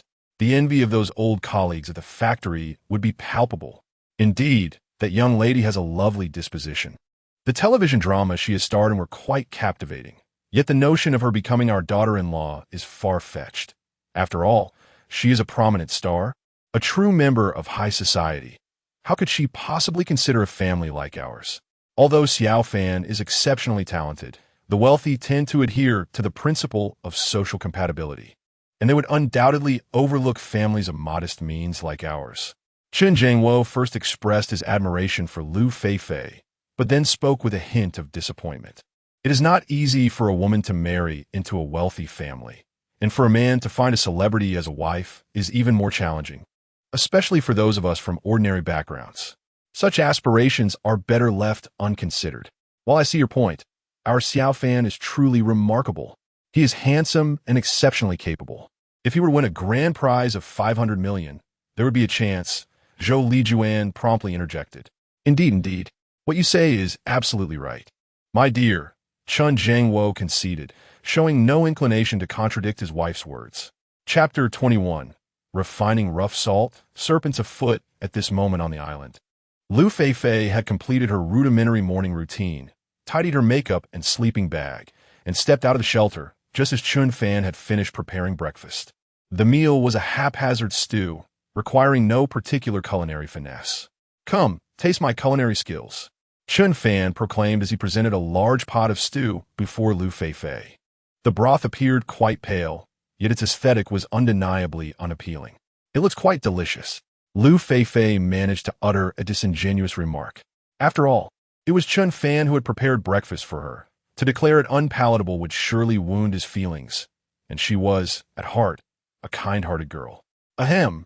Chen Fan merely coughed awkwardly a couple of times, finding it hard to overlook the dish himself. It was rather disheartening that Liu Feifei, in an effort to preserve his dignity, would assert that it looked appetizing, such a betrayal of honesty. Before long, the two had finished their breakfast, leaving nothing but the empty soup bowl. Despite its unsightly appearance, the flavor was surprisingly agreeable. "Chen Fan, what shall we do next? Should we venture onto the island today?" Liu Feifei inquired after their meal. Chen Fan had previously mentioned that the resources here were not abundant, making long-term survival implausible. The absence of a reliable freshwater source alone was a significant barrier to their endurance on this island. Thus, entering the jungle seemed a necessary course of action. "Let us assess the situation first. I will refine some rough salt shortly," Chen Fan replied after a moment of contemplation. Refining rough salt? But we already have 2 bags of salt," Liu Feifei questioned, puzzled. They had chosen 2 bags of salt among their survival tools, rendering the need to refine more somewhat perplexing. Furthermore, Chen Fan had previously warned her that rough salt contained bitter compounds like potassium chloride and magnesium chloride, along with various insoluble impurities. Why then was he insisting on refining rough salt now? 2 bags of salt are insufficient. Our aim is to endure on this island for at least a year, if not longer. Those 2 bags of salt will last us a maximum of 6 or 7 months. Therefore, refining some rough salt is imperative. With rough salt, we can alternate our consumption over time. A moderate intake of rough salt poses no detriment to health, as long as we regulate our consumption and supplement it with iodine-rich foods. Chen Fan earnestly elaborated. His ultimate goal was to secure victory in this endeavor, which necessitated their survival on this desolate island for at least a year, perhaps even longer. Given that they possessed merely 2 bags of salt, rationing would only extend their provisions for another 7 or 8 months. Thus, the necessity of refining rough salt became evident. "Oh, I see." Liu Feifei gazed at Chen Fan with unwavering attention, nodding in a daze before exclaiming with admiration, "You know so much." The gaze was reminiscent of one directed at an idol. Witnessing this scene, many fans of Liu Feifei in the live-streaming room exclaimed that their idol was on the verge of falling for someone. Such an unguarded look cannot be feigned, and those observing can perceive the truth with greater clarity. With that, let's commence. Please gather some firewood from around, but be cautious not to wander too far. Pay close attention to your surroundings, as the small creatures on this deserted island can be quite perilous. After assigning the tasks, Chen Fan offered a brief reminder. "All right, I understand." Liu Feifei nodded and set to work. Chen Fan proceeded to the shoreline to collect seawater. The waters in this area appeared remarkably clear, seemingly untainted by pollution. Consequently, the extracted sea salt would contain fewer harmful substances. The salinity of the seawater was substantial, and, as the moisture evaporated, a layer of white crystals formed on the interior of the iron pot. These represented unrefined coarse salt, containing potassium chloride, magnesium chloride, calcium chloride, sodium sulfate, potassium sulfate, sodium bromide, potassium bromide, along with trace amounts of impurities like silt. Thus, for consumption, multiple purifications would be necessary to eliminate insoluble impurities. However, coarse salt is not devoid of merit. This mixture can effectively stimulate and promote the secretion of sebaceous glands, aiding in the expulsion of aging substances from within and the removal of dead skin layers from the surface, thereby facilitating skin renewal. Consuming it occasionally poses no significant harm to the body and may even offer some benefits. Albeit the primary challenge lies in enduring the bitter taste of potassium chloride and magnesium chloride. As time ticked away, after a couple of hours, Chen Fan had successfully extracted a sufficient quantity of coarse salt crystals. These crystals would require further purification to remove the insoluble impurities. However, given their limited freshwater supply, secondary purification was unnecessary for the time being. This task could be deferred until they located a freshwater source. Suddenly, as Chen Fan was organizing the coarse salt, Liu Feifei's terrified scream pierced the air, clearly indicating she had been startled. Chen Fan immediately set aside his work, grasped his machete, and rushed towards her. "What happened? Are you all right?" Upon seeing Liu Feifei trembling with fear, Chen Fan felt a pang of sympathy and quickly inquired. Liu Feifei dove into his embrace, her body shaking from fright, her delicate face pale with terror. "Everything is all right. Don't be afraid. I'm here." Chen Fan gently patted her back, his tone soothing and tender. There's a snake. There was a snake over there. I almost stepped on it." After seeking refuge in Chen Fan's arms, Liu Feifei's fear lessened slightly, though her voice still trembled as she spoke in halting fragments. "A snake? Where?" Upon hearing of a serpent nearby, a glimmer of excitement ignited in Chen Fan's eyes. For a wilderness survivalist, encountering a snake equated to discovering a source of sustenance and abundant protein. The foremost principle of survival in the wild states. Once the head is removed, all is fair game. The protein obtained is tenfold that of beef. Whether it be a snake or a mouse, both serve as excellent sources of nourishment when hunger strikes. "Look over there." Liu Feifei, suppressing her fear, pointed toward the patch of weeds. Perhaps it was the presence of Chen Fan that instilled a sense of security in her, easing her initial trepidation. "Do not be afraid. It is merely a rather plump snack." Chen Fan reassured her with a gentle pat on her back, a smile gracing his face. Liu Feifei nodded, feeling considerably more at ease with Chen Fan by her side. Grasping his machete firmly, Chen Fan approached the thicket step by step, through the gaps in the foliage. He quickly discerned the shadow of the snake. Coiled there was a serpent slightly thicker than a thumb, its small bean-like eyes warily observing Chen Fan and Liu Feifei, as if poised to strike at any moment. The creature hissed, repeatedly flicking its tongue towards Chen Fan, a warning signal. The sound was indeed unnerving, for many harbor an innate fear of snakes. Particularly upon hearing such hissing, one might feel a shiver run down their spine. Fortunately, Chen Fan remained unperturbed by the reptile. This particular king snake was non-venomous. Despite its fierce demeanor, the danger it posed was minimal. "Goodness, I've been terrified of snakes since childhood. This sight sends chills down my spine," one voice lamented. "Me too. I've always feared snakes and mice. Just moments ago, Feifei nearly fell victim to one. I cannot fathom why you fear these creatures. Snakes are rather endearing, are they not?" "Nonsense. Everyone has their own likes and dislikes. Just as you may find my pigeon exceptional, yet others might deride it incessantly. Little Black, I advise you to exercise kindness, damn it. Little Black seems to be everywhere. How did this even come back to my pigeon? Wu Yu, what have I done to deserve this?" Chapter 22. The Gathering Place of the Holy Mother Chen Fan. Perhaps it's best not to provoke it. If you accidentally get bitten, it could lead to trouble. Liu Feifei observed Chen Fan inching closer to the snake, her heart racing with anxiety. Should Chen Fan be bitten, their chances of survival would diminish rapidly, and he would be placed in grave danger himself. "Do not worry.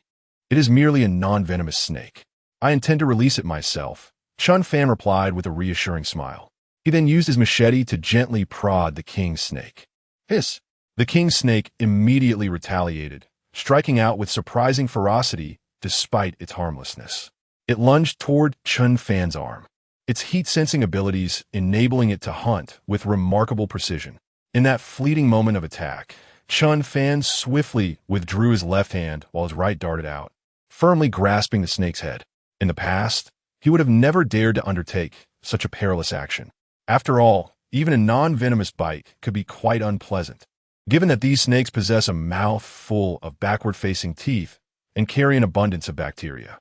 Although the risk of poisoning was absent, the potential for infection could lead to considerable complications. However, after his body had been enhanced, the snake's attack appeared exceedingly slow to him, posing no real threat whatsoever. With a firm grip, he lifted the king's snake, which promptly coiled around his arm.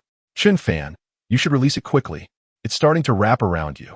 Liu Feifei interjected, clearly anxious about the snake. I will, Chen Fan nodded. Yet, the question of where to release it remained ambiguous. His gaze fell upon a patch of grass where a cluster of white objects caught his attention. Snake eggs? How could this foolish snake lay its eggs here? Observing the snake eggs nestled within the underbrush, Chen Fan felt perplexed. Typically, snakes deposit their eggs within burrows, not within a tangle of grass. This snake clearly eschewed the conventional path. No wonder it had been so aggressive. It was protecting its offspring. The vulnerability of young snakes leads their mothers to fierce protectiveness. This poignant scene was captured clearly by the filming crew, allowing viewers in the live stream to witness the snake eggs. Are those white objects snake eggs? Did that snake act so ferociously to safeguard its young? It certainly appeared so, yet the snake seemed rather foolish for laying eggs without regard for its surroundings. Perhaps it simply couldn't hold back. Just like me, often unable to contain myself. Oh, dear brothers, please don't mock me. Please, must you stir up trouble above? All things possess a spirit, and it would be wise for Chen Fan to release the snake promptly. Indeed, snakes are among the most spiritually attuned creatures. Consuming snake meat can shorten one's lifespan. Release that snake quickly, or I shall unfollow you. Snakes possess life too. We must respect all forms of existence. A chorus of self-righteous individuals. How dare you claim to abstain from meat? I wholeheartedly agree. The proliferation of sanctimonious individuals has surged since the advent of plentiful meals. The barrage of comments and messages in the live stream is beyond Chen Fan's perception.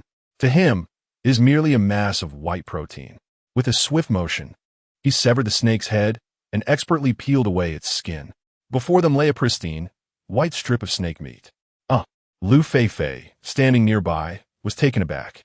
She vaguely recalled Chen Fan mentioning the intention to release the snake.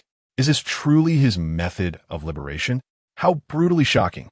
Yet, she refrained from voicing her thoughts, as they were currently engaged in a survival scenario. Snake meat is indeed a commendable source of protein. However, the audience in a live stream could hardly contain their outrage. How could you kill such an adorable creature? This individual, appearing human, is merely a brute. I shall unfollow. There's so many snake eggs. And now the mother is gone before they even hatched. It brings tears to my eyes. How barbaric. The live stream is undoubtedly a haven for the self-righteous. In this wilderness survival, should one not consume snakes, what else is left? I am utterly speechless. The world is filled with all sorts. I once appreciated Chen Fan, but now I find myself even more enamored. Count me in. This maneuver has turned me into a fan. Witnessing the furious outrage of these self-righteous individuals is quite entertaining. I am an aficionado of snakes. Please do add ample cumin and spice when grilling, or I shall report you. The livestream audience quickly polarized. Some deemed Chen Fan's actions excessively gruesome, though such viewers were in the minority.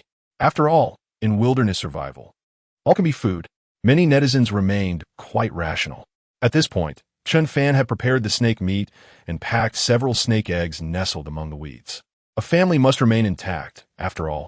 Chen Fan, is this our lunch for today? Liu Feifei inquired hesitantly, glancing at the snake meat in his hands. Having harbored a fear of snakes since childhood, she naturally felt some resistance towards consuming snake meat. Indeed, this is our lunch. If you find it unbearable, we can check the fishing trap for fish later. Chen Fan replied with a nod. In wilderness survival, one must accept all forms of sustenance. If one cannot, they surely won't last long. Compared to those protein-rich worms, snake meat is quite a delightful delicacy. I have no objections. As long as you dare to eat it, I shall too. Liu Feifei quickly reassured him, shaking her head. Although she harbored a genuine fear of snakes, she recognized the reality of her situation. Often, choices were a luxury she could not afford. To have even a morsel of meat was a considerable fortune. Moreover, in certain regions, snake meat was regarded as a delectable delicacy, frequently gracing the dining table. Well then, I shall endeavor to prepare a more palatable dish shortly.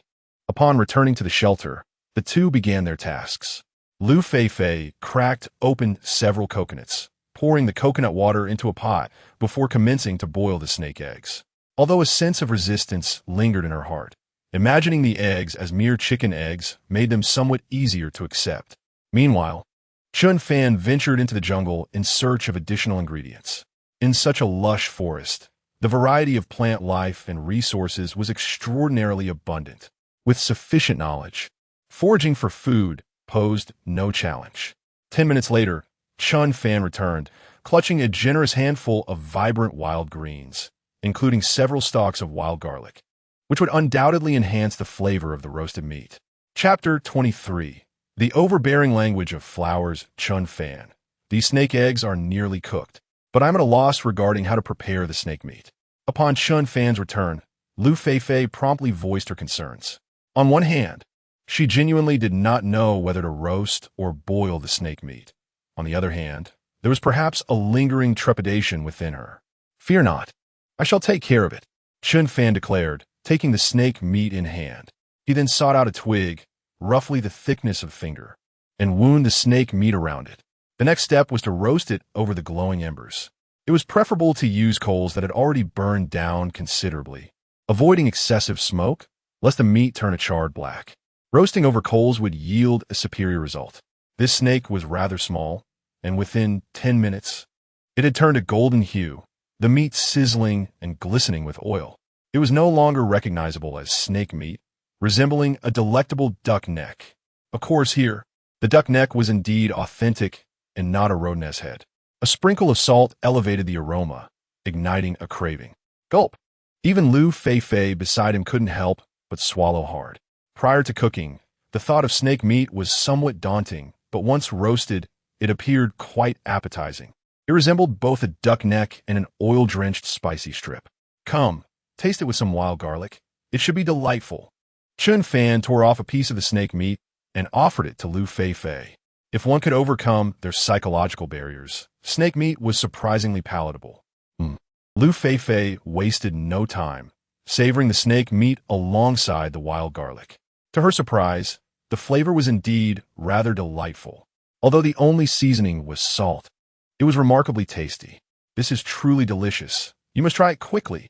After her first bite, Liu Feifei's eyes sparkled with excitement. No wonder many places enjoy snake meat. Roasted snake truly had a fantastic taste. Indeed, let's eat together. Chen Fan tore off another piece and began to chew.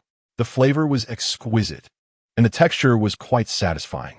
Before long, the two had reduced the snake to nothing but a skeleton, their mouths slick with oil. Liu Feifei, still yearning for more, licked her fingers in delight. "Ah, what a delightful dish." After finishing, Liu Feifei could not help but exclaim. It was undeniably delicious. Chen Fan nodded in agreement. As it was his first experience with snake meat, and indeed, the flavor was surprisingly excellent. Perhaps it was due to the fact that they hadn't eaten much that morning. After satisfying their hunger, the pair indulged in a few coconuts, quenching their thirst. The coconuts they had harvested the previous day were nearly depleted. After a brief rest of about 10 minutes, Chen Fan turned to Liu Feifei and said, "Why don't you check the fishing trap to see if we have caught anything? The rocky area is rather slippery, so do be cautious and watch your step to avoid a fall. I will go procure some more coconuts to stockpile fresh water. Tomorrow we can set out for the island. The coarse salt is nearly refined, and by tomorrow, we shall officially embark on our quest for a water source and a suitable campsite." After a brief nod, Liu Feifei made her way towards the rocky outcrop, while Chen Fan proceeded to the coconut trees. The tree he chose was of modest height, approximately 7 to 8 meters. In no time, he harvested all the coconuts from above, totaling 23. With these coconuts in hand, they should be well equipped to sustain themselves until they locate a freshwater source. Their survival situation was indeed quite favorable. Having been on the island for over a day, they had neither gone hungry nor suffered from thirst. Although they might not be the most fortunate among the 20 competing teams, they certainly surpassed more than half. In stark contrast, the members of the 11th team, Huayu City and Ma Yurong, were not as fortunate. Since their arrival yesterday, they had scarcely accomplished anything of substance. After assembling their tent the previous morning, they spent the day indoors playing cards. It wasn't until the afternoon, when the temperature had dropped somewhat, that they ventured out in search of supplies. After a fruitless search, they managed to find only 4 or 5 fallen coconuts. Nevertheless, this minimal success allowed them to pass the time. At this moment, both were already on the brink of exhaustion, their faces pale from hunger and thirst, completely devoid of the energy or motivation to continue their card game. You're wrong. Why don't you go gather a few more coconuts and find something to eat? I'm feeling a bit dizzy from hunger. If this continues, my blood sugar is likely to plummet. Huayu City commanded weakly from his semi-reclined position within the tent.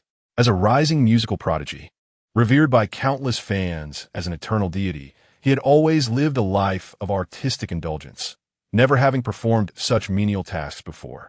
He viewed my Yurong not as a teammate, but rather as a caretaker. How about we go together, Hua Hua? I'm just as hungry as you are. Our chances of finding food and water will be better if we search as a team, my Yurong suggested humbly. Given that Huayu City was a popular figure, she felt hesitant to speak up too loudly, fearing that any louder utterance might draw the ire of his fervent fans once they left the island. Are you jesting? I am an artist. I could never engage in such physically demanding labor. Huayu City's expression shifted dramatically. How dare a mere contestant request that he perform manual work? Ma Yurong's countenance also changed slightly, her chest rising and falling with each breath. The ancient saying that grace is strength held true, for she was indeed quite ample, at least a 36E. Without the horse, she would likely be even more pronounced. Though inwardly seething, she refrained from retorting. After all, Huayu City was a celebrated singer with a nearly fanatical following to protect him. Moreover, his family background is quite affluent. Dealing with an ordinary girl like her is exceedingly simple. Just the presence of that group of fans is formidable enough. Having once been among them, she is acutely aware of how terrifying those delusional fans can be. At this moment, the atmosphere in the live stream is exceedingly bizarre. How dare they send Hua Hua out to find something? Does this foolish person wish to court disaster? Indeed, our Hua Hua is an artist. How could she possibly engage in such tasks? To be able to team up with Hua Hua is akin to a dream from your ancestors' graves. And yet you still have the audacity to make demands. Sisters, please tell me who this person is. I intend to unleash a torrent of online abuse upon her. I know. She's also a fan of Hua Hua. She resides. Good heavens. Is this truly a fan of the King of Law? I thought I had stumbled into a hellish live stream. The malevolence here is overwhelming. I must take my leave. In the live stream, hundreds of thousands of viewers are predominantly those delusional fans from Huayu City. They're the kind of individuals that even zombies would disdain to associate with. Are you not hurrying? Huayu City remarked coldly once more. Her words were laden with commands and threats, as if she considered herself a sovereign ruler. Ma Yurong is merely a servant in her court. The reason Huayu City feels so invincible is also strategic. First, he already has a sufficient number of haters. A few more do not concern him. Second, those mindless fans who adore him will support him regardless of his actions, having essentially deified him. Third, even negative attention equates to visibility. Having detractors signifies a significant following, and popularity translates to monetary gain. He is acutely aware of this fact. The more vigorously the haters criticize him online, the greater his visibility and, consequently, his earnings. In truth, he has often contemplated this privately. Why is it that, despite not having any remarkable representative works, and his skills in singing, dancing, rapping, and basketball being rather unexceptional, he continues to dominate the top tier of popularity, consistently trending every few days with an unbroken stream of traffic? Is it not the assistance provided by those very haters? Without them, it is likely they would have long since faded into obscurity. Thus, his actions will only serve to increase his profits. After all, being criticized by haters is inconsequential. It is not an unfamiliar experience. And he has long since developed an immunity. Chapter 24. The enchanting G&I very well. I shall take my leave. In the end, my Yurong could only nod resignedly, appearing exceedingly humble. Cheer up a bit. You govern the external affairs while I manage the internal. If you can procure food and a water source, I shall be the first to serenade you with my latest original song devoid of lyrics. Upon hearing my Yurong's acquiescence, Huayu City's tone softened considerably. First, offer someone 2 grand promises, then bestow upon her a single red date, and she shall be eternally grateful. This strategy is undeniably foolproof. Meanwhile, the live stream room erupted once more in a cacophony of excitement. Oh my heavens! What extraordinary fortune has befallen this individual named Ma? To be the first to hear Hua Hua's new song, this individual, oblivious to the privilege, displays an expression of reluctance. If you're not up to the task, kindly step aside. We, the sisters, are still queuing. What a peculiar assembly resides in this live stream. Have their moral compasses shattered beyond repair? Recently entering the 11th live stream room, some ordinary viewers were instantly frightened away. The atmosphere here is anything but normal, as sane individuals would never utter such nonsensical remarks. Simultaneously, the 12th live stream room was bustling with energy. The contestants here were Kai Ji and Guo Yan. In terms of popularity, Kai Ji's appeal rivaled that of Huayu City. At this moment, the concurrent viewers in the live stream soared to a staggering 200,000. However, the circumstances for Kai Ji and Guo Yan appeared markedly more favorable than those of Huayu City and Mayurong. After a day and a half of exploration, the duo successfully discovered a gentle stream, resolving their freshwater dilemma. Kuan, you are truly remarkable for finding a freshwater source so swiftly. Gazing at the clear, babbling stream, Guo Yan immediately showered Kai Ji with compliments. In truth, it was she who discovered the river, yet she astutely attributed the credit to Kai Ji. This would surely delight him, boosting his confidence to endure for several more days. You did well too, had you not suggested this path. We might not have found the fresh water. Kai Ji replied with a beaming smile, evidently pleased by Guo Yan's words. Regardless, finding fresh water is a cause for celebration. Guo Yan echoed with a smile. Yesterday, they had failed to locate any freshwater resources and had feared elimination today. Little did they expect to stumble upon water now, which meant they could endure for a longer duration. Even if they could only last for 10 days, they would still earn a consolation prize of 100,000. For an ordinary girl, this would be quite a commendable sum. Many labored diligently for a year without the assurance of saving such an amount. An annual net income of 100,000 yuan can be said to surpass that of 80 to 90% of the population domestically. Indeed, a cause for celebration. Allow me to spontaneously present a segment of my signature dance. Kai Ji promptly displayed his sincerity, for in the realms of singing, dancing, and rap, none surpass his prowess. Wow, is that true? I am truly honored, Guo Yan exclaimed, her face lighting up with surprise as she earnestly joined Kai Ji in his performance. And now it begins. Kai Ji turned, presenting Guo Yan and the 2 million viewers in the live stream with a familiar silhouette. Then commenced a performance replete with well-known moves, shoulder shimmies, chicken claws, leg kicks, and dribbling beneath the hips, all seamlessly executed. At the moment the performance began, a self-introduction echoed in the minds of all the viewers. Greetings, fellow creators. I am Kai Ji, a personal trainee with 2.5 years of practice. I adore singing, dancing, rapping, basketball, and music. There was no need for accompanying music. The familiar melody resonated in everyone's minds. G&I is truly exquisite. Her movements remain as graceful as ever, each rhythm impeccably controlled. Long imitated, yet never surpassed. Wow. Amazing. Kuan, you are incredible. Your dancing is simply superb. Guo Yan was equally diligent in her accompaniment. Meanwhile, the live stream erupted with excitement. So handsome. My brother is truly magnificent. His singing and dancing are so energetic. Look at the haters. My brother works so hard and is so exceptional. How can they dare to criticize him? Sisters, ignore those detractors. They're simply envious of our brother. So handsome, I'm gonna faint. No middle part, no overalls. That's a disappointment. This fellow has truly mastered the art of self-deprecation and gaining attention. I love Kuan with a middle part and overalls. Remember that. Kuan, you are eternal. To be fair, this fellow's performance was a bit of a mess, but it was significantly better than that of the neighboring Huayu City. 1. Without basketball, it has lost its essence.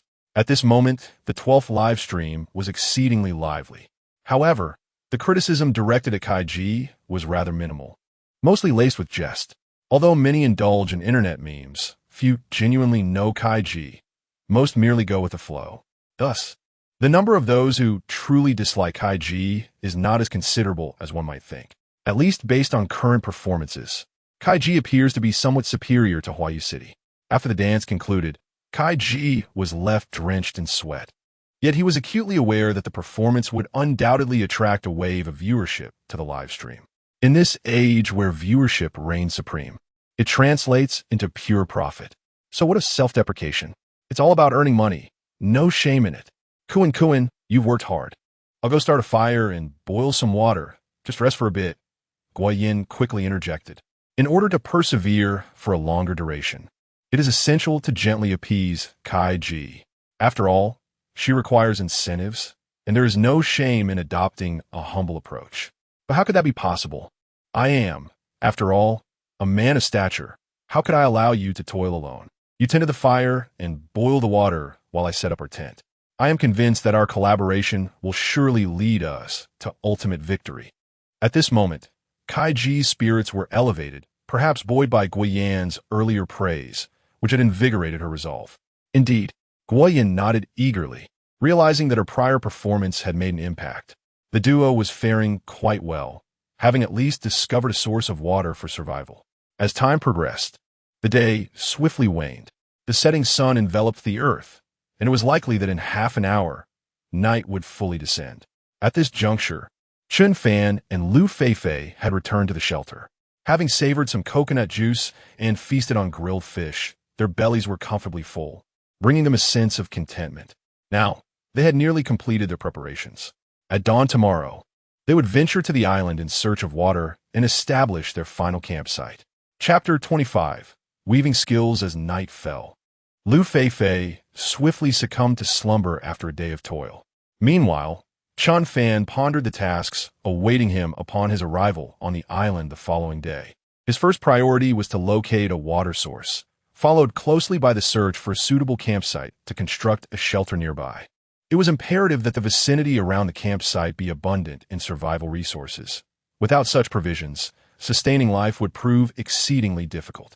Thus, the selection of the campsite was of paramount importance, requiring a harmonious balance of various survival conditions. As Chen Fan continued to muse, the system's mechanical synthesis sound resonated punctually in his mind. Ding!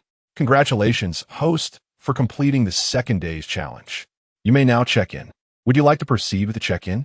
Chen Fan had become quite familiar with this voice, his emotions remaining largely unperturbed as he silently declared, check-in. Congratulations, host, on a successful check-in. Reward, basic weaving skill. With the system's mechanical chime echoing once more, a wealth of knowledge and information regarding weaving flooded Chen Fan's mind. This encompassed the crafting of fishing nets, backpacks, ropes, and more, alongside techniques for setting up rope traps. Another basic skill? Yet, it appeared to hold considerable utility. A slight smile graced Chen Fan's lips.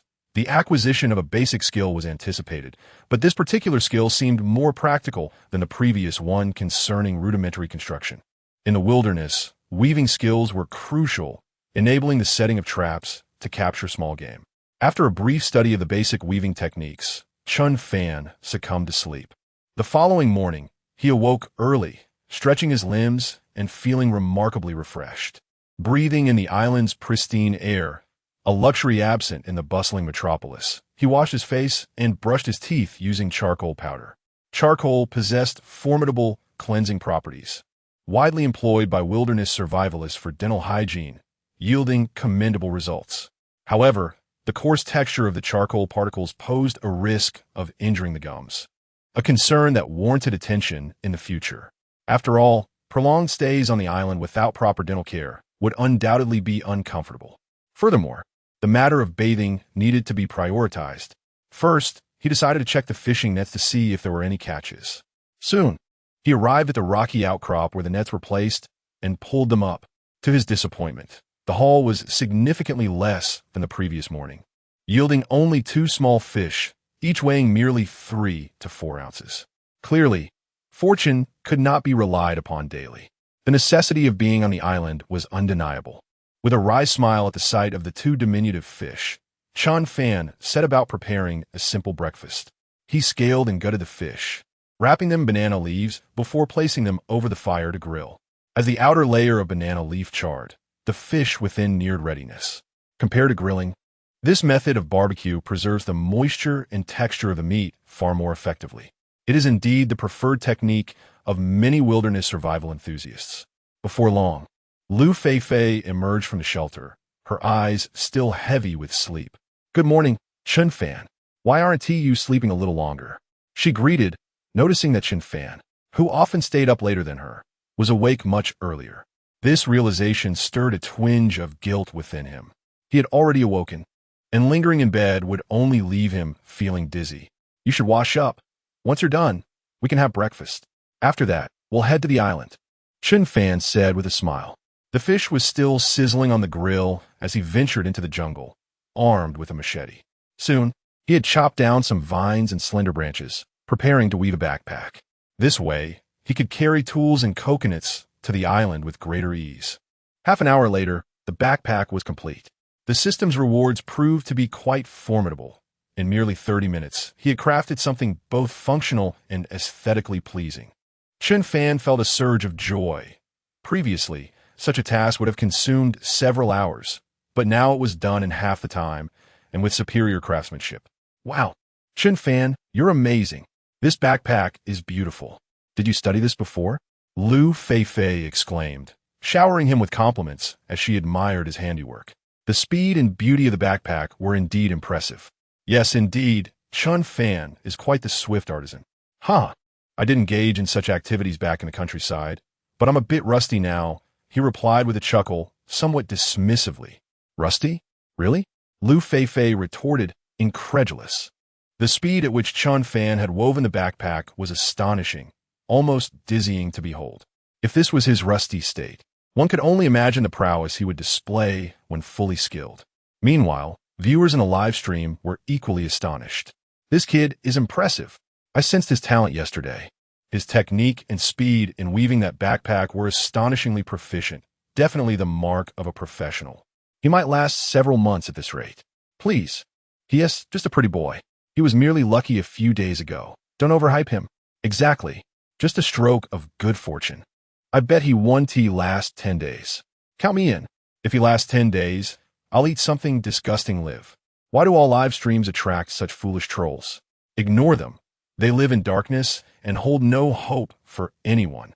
Even Chen Jiangwo and Zhou Lijuan were taken aback by Chen Fan's weaving skills. Although they hailed from a rural background, they had never engaged in such crafts. And Chen Fan had never learned this skill either. Why does he exhibit such remarkable prowess in the live stream? This son truly becomes increasingly enigmatic to them. Meanwhile, on the island, Chen Fan and Liu Feifei have finished their grilled fish. Chen Fan has crafted several rudimentary torches using charcoal, resin, and tree bark. Armed with all their survival tools and a few coconuts, the two are ready to embark onto the island. "Let's proceed. I hope we can swiftly locate a source of fresh water once we land," Chen Fan said, flashing a smile at Liu Feifei as he shouldered his backpack. Liu Feifei, on the other hand, carried a dual-handle iron pot and a sleeping bag. At that moment, her appearance resembled that of a heroic figure from an ancient drama. In truth, Chen Fan could easily manage all these items alone, yet Liu Feifei insisted on sharing the burden, leaving him with no choice. "Indeed, I firmly believe our luck shall be splendid. We will soon find fresh water," Liu Feifei said with a beaming smile. Her eyes narrowed into crescent shapes, accentuated by two delightful dimples, making her look incredibly playful and charming. "Yes, I think so too, for a girl who smiles often surely possesses good fortune," Chen Fan affirmed with a resolute nod. With their backpacks in tow, the two ventured into the jungle. Chapter 26. Discovering a water source and setting up camp, the two individuals navigated through the dense jungle for nearly an hour. Yet they had yet to uncover any freshwater resources. However, at this moment, Chen Fan made a noteworthy discovery. He spotted a bird's nest perched upon a tree before him, accompanied by two kingfishers chirping incessantly nearby. Without hesitation, Chen Fan retrieved his slingshot, and Liu Feifei quickly looked up. realizing that their chance of having meat for the day rested on Chen Fan's accuracy. With a swift motion, the stone whizzed through the air, but fortune did not favor him this time. Instead of hitting one of the birds, it struck the leaves beside it, immediately causing both birds to take flight. It's all right, Chen Fan. Those birds are quite small, and missing them is perfectly understandable, Liu Feifei reassured him, eager to bolster his confidence. Team members should support one another, especially in such moments, and she hoped to encourage him to shoot more accurately. Don't worry, I won't feel disheartened over something so trivial. Besides, the nest is still there, right? There may be bird eggs inside. Chen Fan replied with a smile, clearly undeterred by the situation.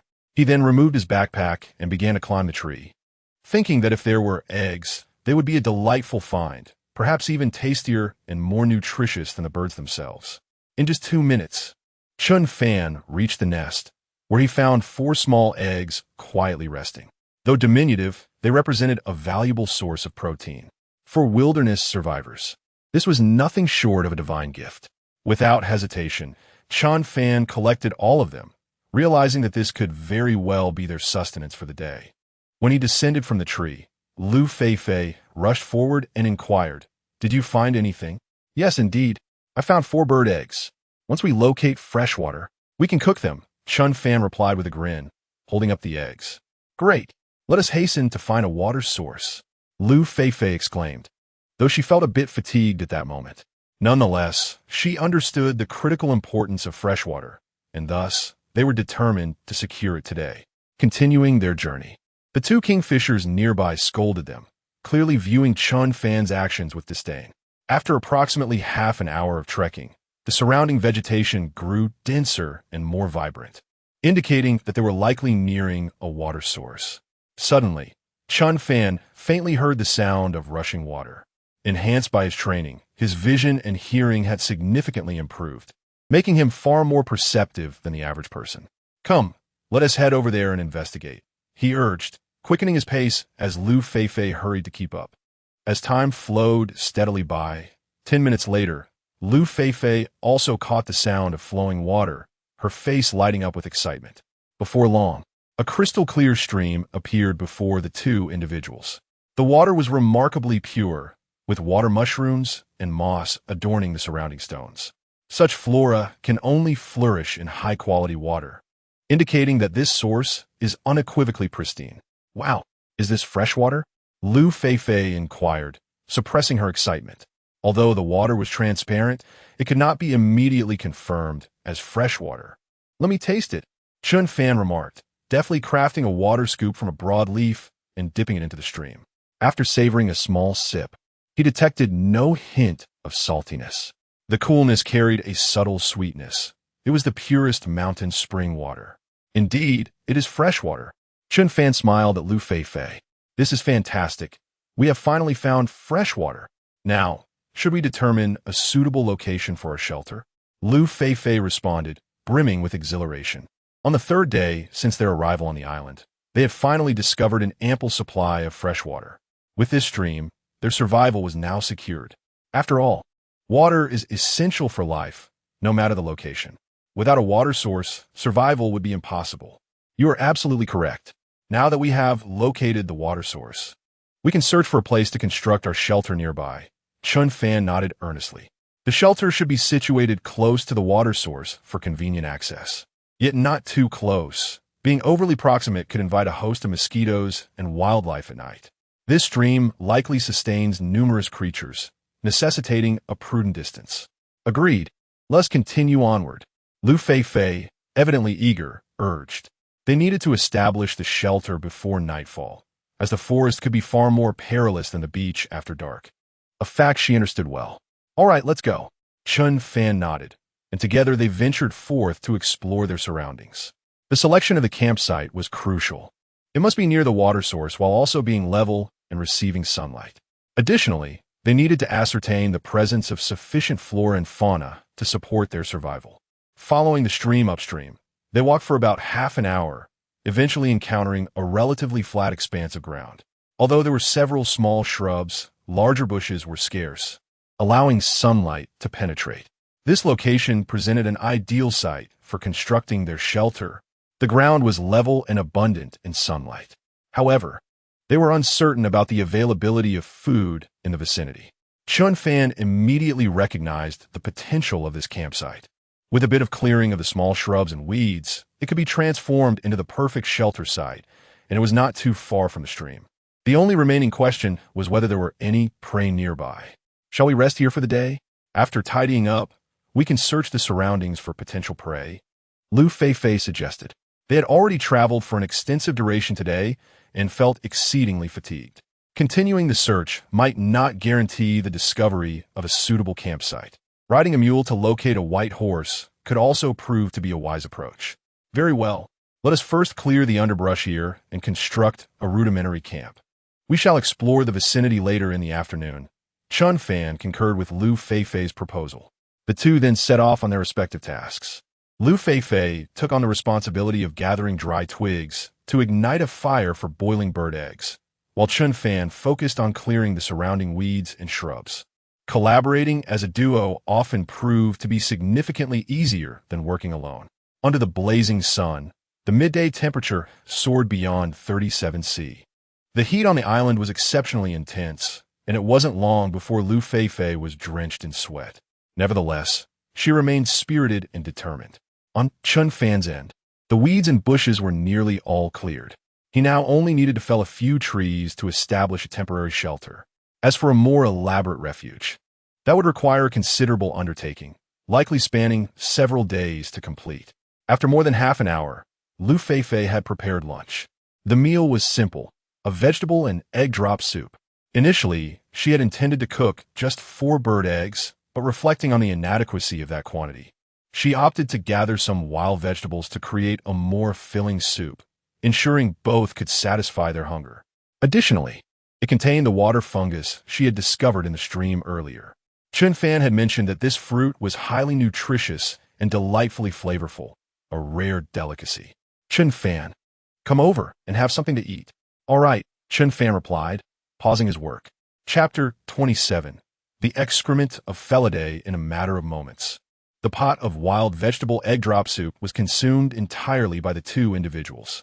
With a significant replenishment of protein and hydration, Chen Fan quickly regained his peak physical condition. The next task was to construct a rudimentary shelter. In truth, this was quite a simple endeavor. It merely required chopping down a few logs, which could then be assembled into a cube or A-frame with rainproof fabric secured atop. A temporary shelter did not necessitate excessive sturdiness. While Chen Fan busied himself with the logs, Liu Feifei hurriedly gathered dry twigs from the surrounding area. Firewood was of utmost importance, especially as night fell, for the fire must remain unextinguished. This not only served to repel mosquitoes, but also deterred larger carnivorous animals, ensuring their safety. Time flew swiftly, and in the blink of an eye, 2 hours had elapsed, bringing them to approximately 2 o'clock in the afternoon. The island's temperature remained scorching, with beads of sweat forming densely on Chen Fan's forehead. Fortunately, the basic framework of the shelter was now erected, and the rainproof fabric had been affixed with tree bark. A simple temporary shelter had been successfully completed. Alas, Chen Fan sighed, pondering whether there were any bamboo in the vicinity. If there were, constructing the shelter would have been even simpler. Bamboo, often referred to as the wilderness hardware store, is a highly sought-after survival material for many adventurers. Its myriad uses include building shelters, beds, and crafting bowls and cups, among other necessities. Lightweight and easy to fell, bamboo facilitates a more efficient construction process for both shelters and bedding. Additionally, bamboo strips can be woven into various survival items.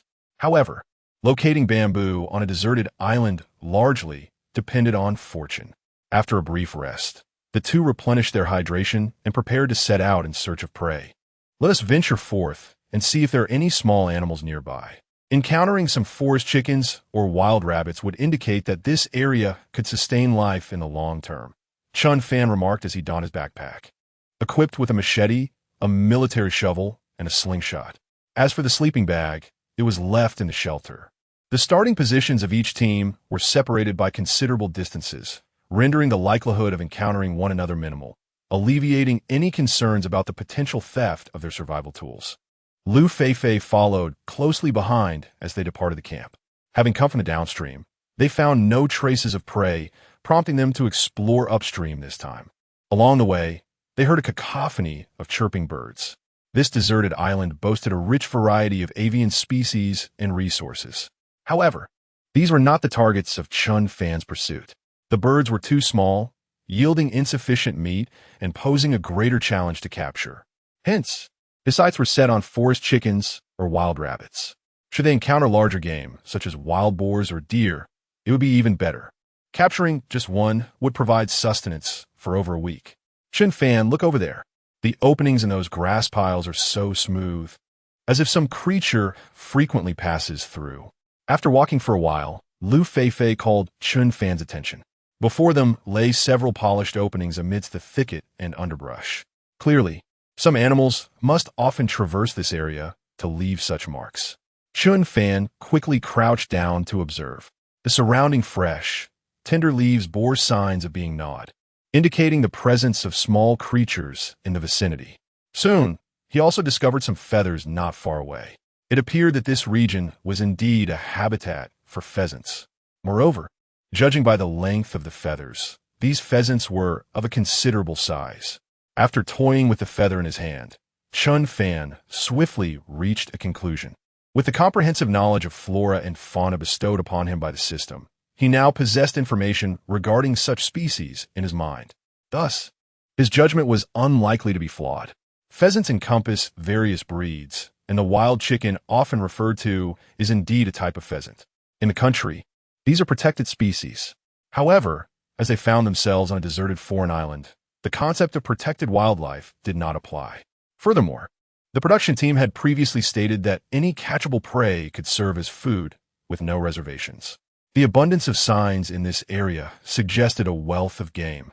This meant they could potentially sustain themselves here long-term. Liu Feifei's face instantly lit up with delight. After all, the campsite they had just seen was truly remarkable, boasting excellent lighting and ample space.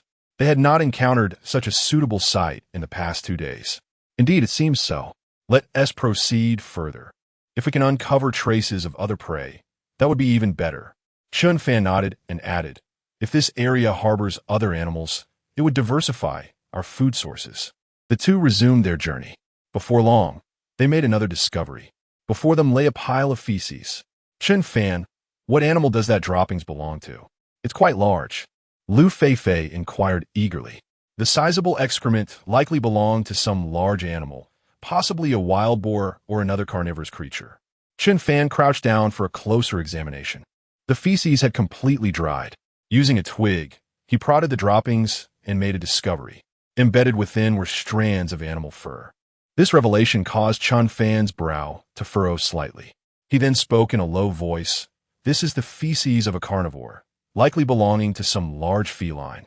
On this desolate island, akin to a primordial forest, the presence of large carnivorous animals was hardly surprising, especially leopards, which are known to thrive in such island environments. What? Large felines? Upon hearing those words, the image of a Siberian tiger immediately flashed through Liu Feifei's mind, causing her heart to race with anxiety. The presence of a tiger on this desolate island would indeed pose a grave danger. In the face of such a creature, humans are but mere insects, with almost no chance of survival if encountered. Do not fear. I am merely speculating. Even if it is a large feline, there is no need for alarm. I shall protect you. Chen Fan reassured her with a comforting smile, noticing Liu Feifei's sudden tension. While adult leopards are undeniably perilous and possess a significant likelihood of overpowering an adult human, Chen Fan's physique far exceeds that of an ordinary individual. Armed with a machete, defeating a leopard is not beyond the realm of possibility. Yes, I believe in you. Liu Feifei's anxiety dissipated upon witnessing Chen Fan's confident demeanor. For some inexplicable reason, she felt an overwhelming sense of safety in his presence. Meanwhile, in the 6th live broadcast room, goodness, this Chen Fan is exceedingly pretentious. If it were indeed a large feline, he would be hard-pressed to protect himself, let alone claim he could safeguard Feifei. Absolutely. If he were to encounter a big cat, he would likely be the first to flee. I can't stand such self-important, ostentatious individuals. Feifei must be out of her mind to believe that this scrawny fellow could contend with a large feline. Everyone, let us not be too quick to jump to conclusions. I assert that the droppings are undoubtedly from a wild boar. Chen Fan's claims are merely an attempt to embellish his own reputation. I concur. Large feline. What outrageous boast. A group of foolish individuals. Did you not see the hair in that dung? It is indeed wild boar excrement. Your ignorance is astounding. TCH. You up there, with your bravado, wild boars are omnivorous. They do consume meat, and the presence of hair in their droppings is entirely normal. Ahem, everyone, let us refrain from further disputes. I am currently in the midst of an important exam, and have encountered a fill-in-the-blank question I cannot solve. Would any kind-hearted soul be willing to assist me? I will be immensely grateful. www.conseil. Those who know, please lend a hand. Chapter 28. A bountiful harvest. After the esteemed speaker concluded his remarks, the atmosphere of the live stream transformed dramatically, with everyone eagerly presenting their long-preserved seeds. Meanwhile, Chen Fan and Liu Feifei continued their journey.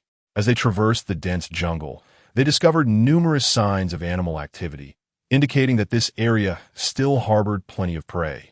Provided they possessed sufficient skills, survival would certainly not pose a problem.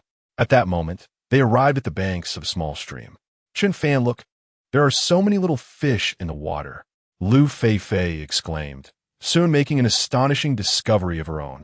The stream was teeming with small stream fish. Although they were not large, their numbers appeared plentiful. Yes, I see them. I shall weave a fishing trap. We should be able to enjoy roasted fish tonight. Chen Fan noted, having also observed the aquatic life. While the fish were indeed small, their abundance suggested that a satisfying meal was within reach. Moreover, stream fish were notably devoid of a fishy odor, making them more delectable. All right, I will block both sides with stones to increase our chances of catching fish. Liu Feifei declared before getting to work.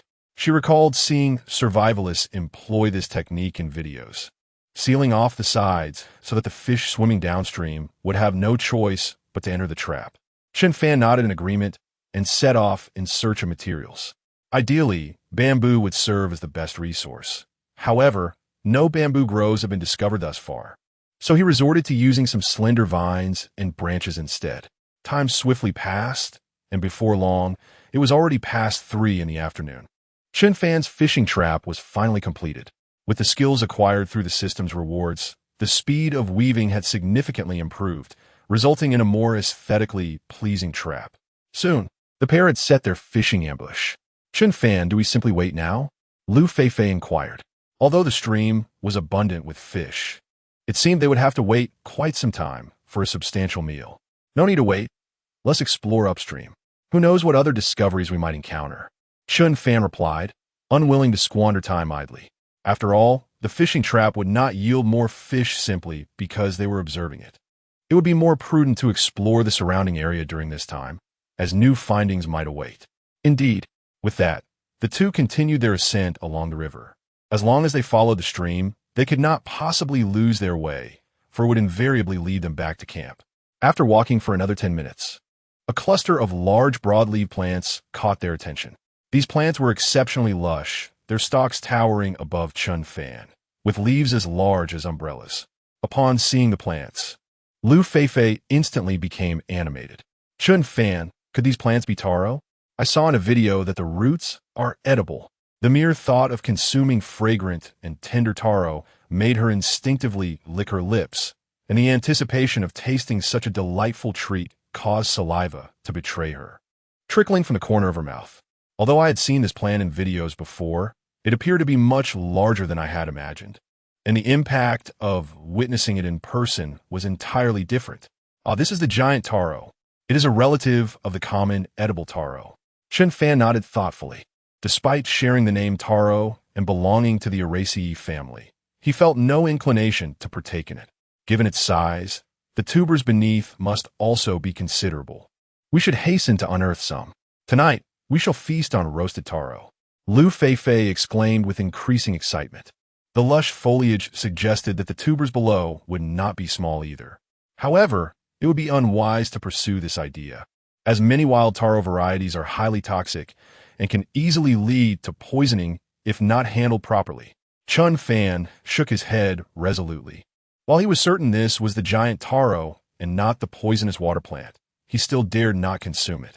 Wild giant taro can often be toxic. Even if the poison is mild, it can numb one's tongue, and excessive consumption could lead to more severe poisoning. He would never take such a risk unless absolutely necessary. Liu Feifei's face suddenly displayed a look of astonishment. She instinctively took a few steps back and continued, "But I recall seeing survivors eat this in a video. That video left a significant impression on her, and she hadn't seen that person suffer any poisoning. Some varieties are edible, while others are not. Human resistance and constitution vary. Hence, for safety, we shall not consider this further." Chen Fan preferred a more cautious approach. The risk of poisoning from a single taro root was far too great, especially since they were not currently famished and food resources were not scarce. If they were in dire need, perhaps they would contemplate the risk, but clearly they had not reached that point yet. "All right, understood." Upon seeing Chen Fan's resolute demeanor, Liu Feifei nodded in agreement. In matters of knowledge, Chen Fan undoubtedly possessed far greater understanding than she did. Therefore, heeding his counsel was certainly wise. Moreover, they were not particularly hungry at the moment, so there was no need to take unnecessary risks. Let us first set up a few snares in the area where the golden pheasants were previously spotted. I hope we shall have some success today. Chen Fan decided against proceeding further and instead returned to lay out a few snares. Among the weaving skills rewarded by the system last night were simple snare traps. There were two types: foot snares designed to capture such sharp-beaked animals, and neck snares typically used for capturing strong-jawed rodents, such as wild rabbits and mountain voles. All right, if we manage to catch a wild chicken today, I shall prepare a fragrant beggar-esque chicken for you tonight, Liu Feifei said cheerfully. Although she felt a twinge of regret for not being able to sample the taro, the prospect of enjoying a substantial chicken was certainly more enticing. Soon, the pair arrived at the area frequented by the golden pheasants. Chen Fan had cultivated some fibrous tree bark, which he then began to weave into ropes. As time quietly slipped away, it soon became 5 in the afternoon. By this point, Chen Fan had set up 6 lasso traps. After receiving the weaving skill reward from the amusement system, the speed at which he crafted ropes and set traps had noticeably increased. All done, the traps were now fully prepared. He held on to the hope of a bountiful catch come morning. Now, let's check if there are any gains from the fishing cage. Dusting off his hands, Chen Fan prepared to inspect the fishing cage, which had been set for 2 hours. Given the resources nearby, a catch was certainly expected. The only uncertainty lay in the quantity of small fish they might ensnare. After a brief interval, the two returned to the spot where the fishing cage had been placed. May the deities bless them with a plentiful haul. Liu Feifei earnestly prayed, her sincere demeanor eliciting a smile from Chen Fan. If prayer were truly effective, there would be no poverty in this world. As he lifted the fishing cage, he could distinctly feel its weight. It seemed they had made quite a commendable catch. He then opened the rear of the cage, and a dozen fish tumbled out. Among them, 4 were relatively large, appearing to weigh around 3 to 2 taels. The remaining 11 or 12 were small, roughly the size of a thumb. Some are even as diminutive as a pinky finger, their tiny mouths barely noticeable. In addition, there were 3 crabs of moderate size. Wow, so many fish. Upon seeing the assortment of fish and crabs, Liu Feifei was beside herself with joy. She thought to herself, "It seems my earlier prayers have borne fruit." The harvest was indeed promising. This little stream was rather abundant in resources. Let's release the smaller fish. Chen Fan was equally pleased with the outcome. The tiny fish, smaller than a pinky, were returned to stream. After all, he understood the principle that overfishing leads to future scarcity. Thus, it was wise to allow these small fish the chance to grow. How wonderful! Tonight, we can feast on grilled fish. Liu Feifei danced with delight, clearly someone easily satisfied. Let's go home. After placing the other fish back into the fishing cage, the two made their way back along the stream. Chapter 29. Sharing a bed upon returning to the shelter, the day had not yet fully surrendered tonight.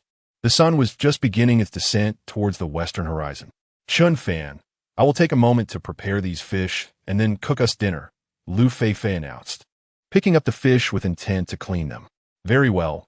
Exercise caution and be wary of the surrounding underbrush, Chen Fan replied. After Liu Feifei skillfully dispatched the fish, she also set about arranging the fishing nets. I shall search the vicinity to see if I can find anything to repel mosquitoes, he added before venturing once more into the dense jungle with a spade in hand. Given the proximity of their campsite to a water source and the allure of the evening bonfire, it was certain that mosquitoes would abound.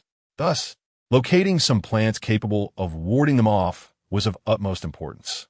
After all, he had no desire to receive a multitude of bites from the pesky insects as night fell. At this hour, the twilight was still young, and it would be over an hour before darkness enveloped the land, allowing ample time for his search. Not long after entering the thicket, Chen Fan stumbled upon a small evergreen tree. Its slender, elongated leaves bore a resemblance to those of the willow, albeit larger. This particular tree was a fragrant flower tree, belonging to the Lauraceae family, with leaves that emitted a distinctive and pleasant aroma. When burned, it released a unique scent that was highly effective in repelling mosquitoes. It could even be applied to the skin to prevent bites. Fortune smiled upon him as he quickly discovered the fragrant leaves, filling him with joy.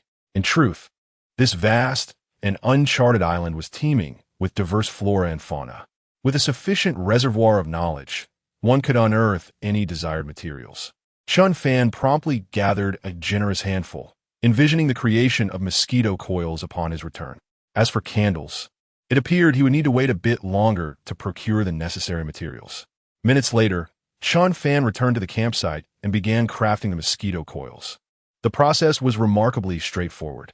First, he ground the partially burned charcoal into fine particles, then crushed the fragrant leaves, mixing them together. Finally, he shaped them into slender coils resembling traditional mosquito incense. This method ensured a slow burn, while the aroma released during combustion served as an excellent deterrent against mosquitoes. If he could find some resin, it would significantly regulate the burning rate of the candles, but alas, he had not encountered any during his search. A few moments later, Liu Feifei returned, carrying the freshly prepared fish. The larger specimens could be grilled over charcoal, while the smaller ones were destined for savory fish soup. As night descended gradually, Chen Fan had successfully crafted 20 mosquito coils. If 3 were consumed each evening, they would last nearly a week. Chen Fan, come quickly and taste my cooking. I've utilized the coarse salt we refined today, Liu Feifei called out, her dinner ready. Excellent. Chen Fan nodded, settling down to eat. This flavor is quite bitter, he exclaimed. Indeed, your choice of salt was a most prudent decision, Liu Feifei replied with a smile. Upon savoring a morsel of grilled fish, Liu Feifei's countenance betrayed a look of distaste. She had initially presumed that the flavor of the sea salt would be akin to that of table salt, albeit with a slightly more complex profile. To her surprise, the taste was profoundly bitter, entirely dissimilar to that of common salt. Indeed, the flavor of unrefined sea salt tends to possess such characteristics. I shall endeavor to purify it further in a couple of days. Perhaps the taste will improve slightly then. Observing Liu Feifei's grimace, Chen Fan chuckled softly. However, given the lack of specialized equipment and expertise on this deserted island, even with multiple refinements, the bitter notes could not be wholly eradicated, only marginally improved. Liu Feifei nodded in agreement. Before long, both had devoured every last morsel of fish, feeling pleasantly satiated and warm. Yet, despite their full bellies, an inexplicable craving lingered. Chen Fan, I find myself yearning for rice and noodles, she exclaimed. Though the meat was filling, the prolonged consumption of it grew tiresome, and the absence of staple grains felt rather disconcerting. Seated by the fire, Liu Feifei addressed Chen Fan. This yearning was not merely a matter of habit. Physiologically, the body craved carbohydrates, which are vital nutrients typically derived from staple foods like rice and noodles. Prolonged reliance on protein without the balance of carbohydrates could eventually take a toll on one's health. Indeed, you are correct. A diet solely of meat can become monotonous. Chen Fan concurred earnestly, prioritizing the quest for carbohydrate-rich sustenance for the following day. In truth, On this desolate island, an abundance of carbohydrate-rich foods awaited discovery, such as sago palms, cassava, wild yam, and kudzu roots. Most edible tubers are replete with carbohydrates. Although banana hearts and palm hearts do contain carbohydrates, their quantities pale in comparison to those found in tubers. As night enveloped the island, darkness cloaked the surroundings. Fortunately, the fire pit before their shelter provided both warmth and illumination. The flickering flames, however, attracted an abundance of mosquitoes. As they conversed, Liu Feifei incessantly scratched at her neck. "What is the matter?" Chen Fan inquired. "My neck is so itchy. I think a mosquito has bitten me," she replied, scratching vigorously. The proximity to a water source has its drawbacks, as it tends to attract more insects. Yet, such is the trade-off between convenience and the ensuing inconveniences. "Let us retreat inside," Chen Fan suggested. "We can light some mosquito repellent in the shelter. It should alleviate the situation." After he entered the shelter, he retrieved a stick of incense and ignited it. A subtle, fragrant aroma swiftly permeated the small confines of their haven. "Wow, this scent is delightful." It was akin to an exquisite perfume. Upon inhaling the fragrant aroma wafting through the room, Liu Feifei exclaimed with excitement, "Indeed, the scent of the fragrant leaves is truly delightful." Furthermore, when these leaves are crushed, the resulting juice can be applied to the skin to ward off pesky mosquitoes. "Here, give it a try."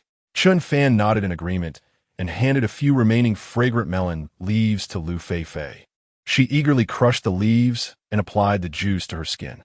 Although the vibrant green foliage appeared somewhat unappealing, she was more than willing to endure it if it meant repelling mosquitoes, as the itching after being bitten was exceedingly bothersome. "Chen Fan, shall we share a sleeping bag tonight?" Liu Feifei suddenly proposed. Although she had slept soundly the previous nights, a sense of guilt lingered in her heart. She knew that Chen Fan must be uncomfortable sleeping on hard ground, having contributed the least throughout the day and possessing less expertise. She felt an overwhelming sense of remorse for enjoying the better accommodations. By rights, Chen Fan ought to be the one receiving such treatment. "Never mind. My physical constitution is relatively robust, so it's nothing to worry about. Besides, this sleeping bag is quite small. Even if we were both slender, it is unlikely that we could fit comfortably," Chen Fan replied with a smile, demonstrating that he had few demands regarding sleep. "I have an idea." Liu Feifei grinned and immediately produced a machete, slicing open the sleeping bag. With this alteration, the sleeping bag transformed into a soft blanket, ample enough for two. "See? Isn't this wonderful? Now we can both lie atop the sleeping bag, and it won't be cold at night, so covering ourselves is unnecessary." After completing this, Liu Feifei beamed at Chen Fan, embodying the spirit of sharing joys and facing challenges together as teammates. Well then, Chen Fan could only smile and nod in agreement, knowing that refusing her would only deepen her guilt. However, Liu Feifei seemed to remember something, hesitating momentarily. "What is it?" Chen Fan inquired. "Well, you must behave yourself tonight and refrain from any inappropriate actions." Liu Feifei fixed her gaze on Chen Fan, her face flushing crimson after uttering those words, for it implied that they would be sharing the same bed in a genuine sense that evening. "Rest assured, I'll only snuggle, but nothing more," Chen Fan joked, grinning. "Ugh, how annoying. Even snuggling is off limits." Liu Feifei feigned irritation.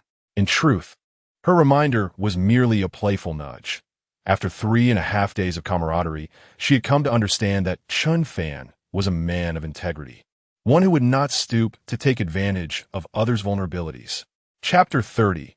Receiving 2 wild cuns before long, Liu Feifei succumbed to slumber. It must be said that the quality of this young lady's sleep is remarkably commendable. She can typically drift off within 3 to 5 minutes of reclining. In her sleep, Liu Feifei curled up, her delicate brows slightly furrowed, evidently feeling a touch of chill. Although the temperature difference between day and night on the island is not excessively pronounced, the evening air does carry a whisper of coolness. Chen Fan shed his windbreaker and draped it over Liu Feifei. He then reclined on his sleeping bag, hands clasped behind his head, awaiting the familiar voice of the system. After a brief interval, the mechanical, synthesized voice of the system resonated. "Ding. Congratulations, host. You may check in for the third day.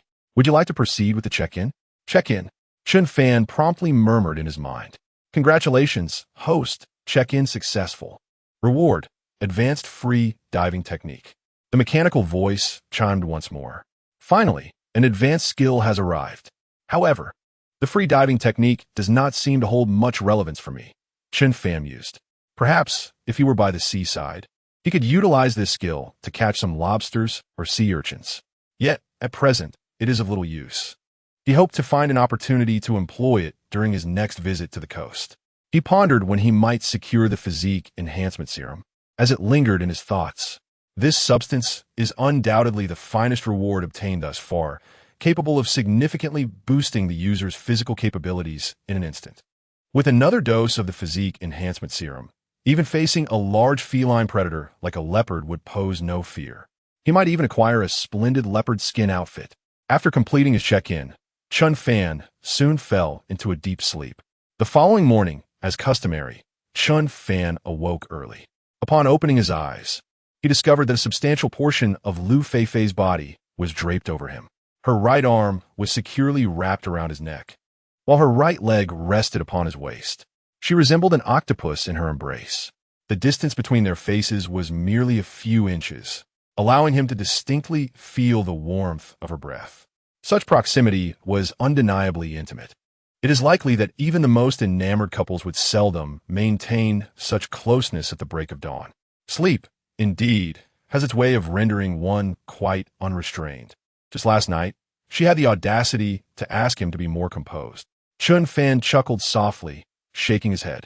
Yet perhaps due to his newfound awareness, this intimate position elicited a reaction from him. After all, morning is the most invigorating time of day when all things awaken, including his own essence. Nevertheless, Chen Fan remained rational, swiftly regaining control.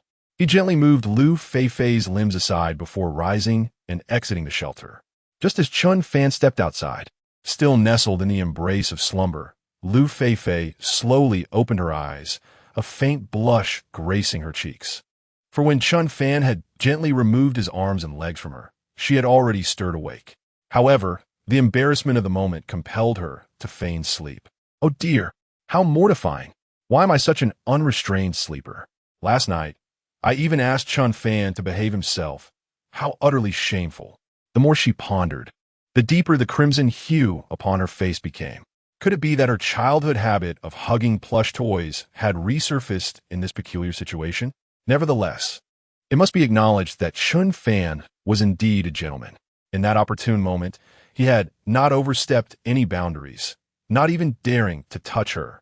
This realization brought her a measure of comfort and relief. As she emerged from the shelter, Chen Fan had already completed his morning routine, kindled a fire, and heated some water. Awake at last? Come wash your face. He greeted her with a smile. Your eyes so early every day. Liu Feifei hurried to respond, striving to mask her embarrassment. Thankfully, Chen Fan was oblivious to her pretense of slumber. Otherwise, she would have been too ashamed to face him. After a brief wash, her shyness began to dissipate. We have no breakfast this morning. Let us drink some water and then set off. Let us check if our snare traps yielded any results. Chen Fan continued. At present, she wasn't particularly hungry. If the traps had indeed been fruitful, they could enjoy a hearty breakfast soon. After a quick meal of water, the two donned their backpacks and gathered their survival tools, setting off towards the location of their traps. The distance to the traps was not great. Only a short 10-minute walk. Suddenly, the sound of flapping resonated in the air. Clearly, birds were struggling against their fate.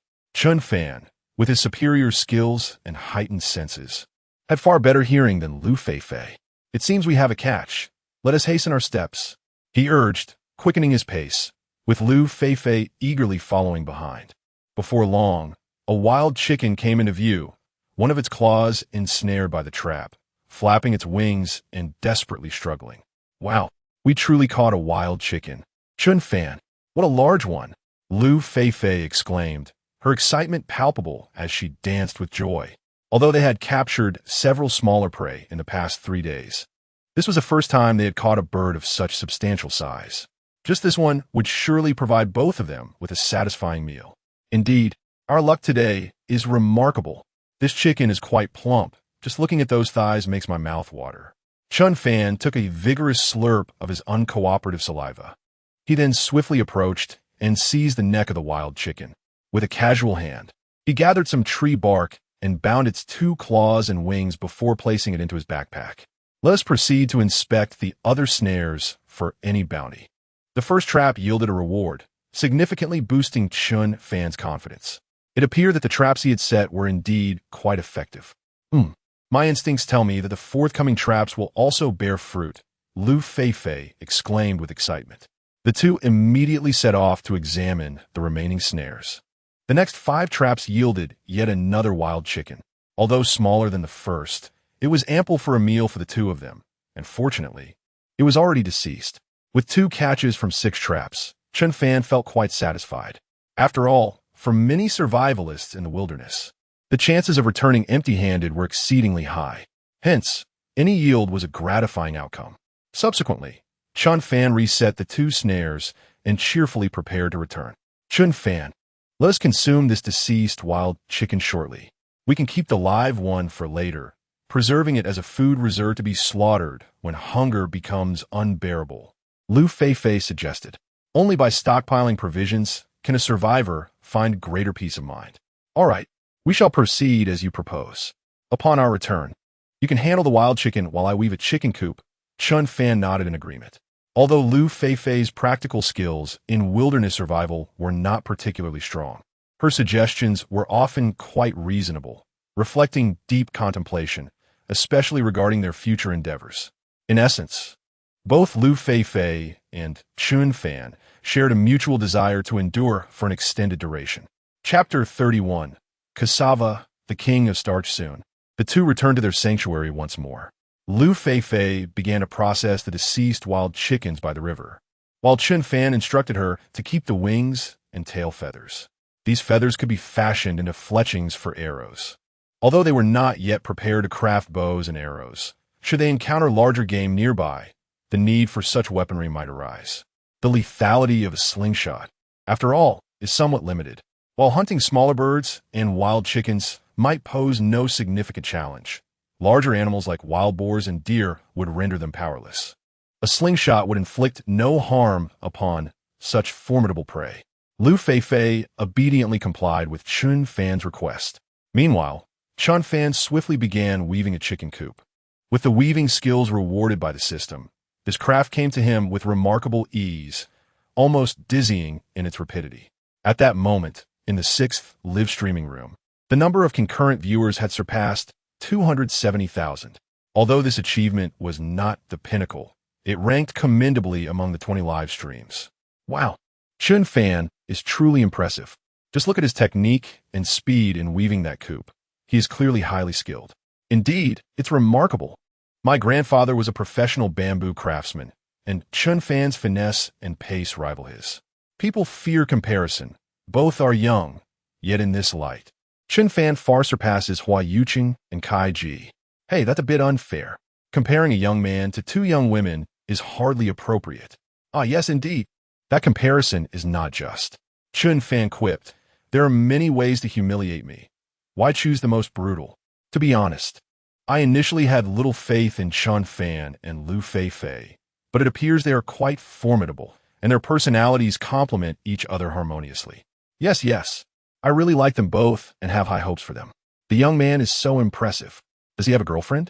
If not, he might consider me. I have a fantastic physique. Don't get your hopes up. Chen Fan has Liu Feifei by his side. How about we pair up instead? I'm in my prime, strong and vigorous. Come on. Could you avoid discussing such sensitive topics next time? If this continues, I might just report you all. The live stream remained as lively as ever. Initially, many viewers were skeptical of Chen Fan. They perceived him as rather ordinary, possessing little more than a handsome appearance, and deemed him unworthy to be Liu Feifei's partner. However, after several days of watching, they realized Chen Fan's capabilities were quite impressive. His wilderness survival experience and skills were extraordinary, far beyond what any typical young man could offer. When compared to Hua Yuqing and Kai Ji, the advantages were glaringly apparent. Both youthful and spirited, Chen Fan exudes a striking masculinity, while Hua Yuqing and his companions embody a delicate femininity in full bloom. At this moment on the island, Chen Fan has meticulously crafted a chicken coop. After untying the wild chicken from its bark bindings, he gently placed it inside the coop. Meanwhile, Liu Feifei had already prepared the chicken meat and set it to boil. The once free-spirited wild chicken, now confined, was clearly disoriented and began to flail about in a chaotic struggle, scattering feathers in its wake. The survival rate of such wild animals in captivity is notoriously low, especially for creatures with such fiery temperaments. Once deprived of their freedom, they can easily succumb to stress-induced demise. This wild chicken is remarkably lively, Chen Fan remarked, observing its frantic antics. If it continues to thrash about like that, it might very well injure itself. Liu Feifei noted, watching the chicken's desperate floundering. Its feathers already significantly ruffled. No worries, if it dies, it won't affect the taste. A few more bumps might even enhance the meat's quality. Chen Fan chuckled nonchalantly. After all, it was merely a source of sustenance. What significance did it truly hold? That may be true. However, if it survives, we could keep it for a few more days, Liu Feifei suggested, her expression brightening as she suddenly had an idea. How about we give this wild chicken a name? If food isn't too scarce in the near future, we could even treat it as a pet.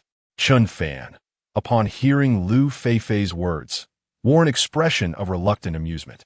It seemed that girls often had an affinity for naming small creatures, and now they were even naming a piece of food. It was quite absurd.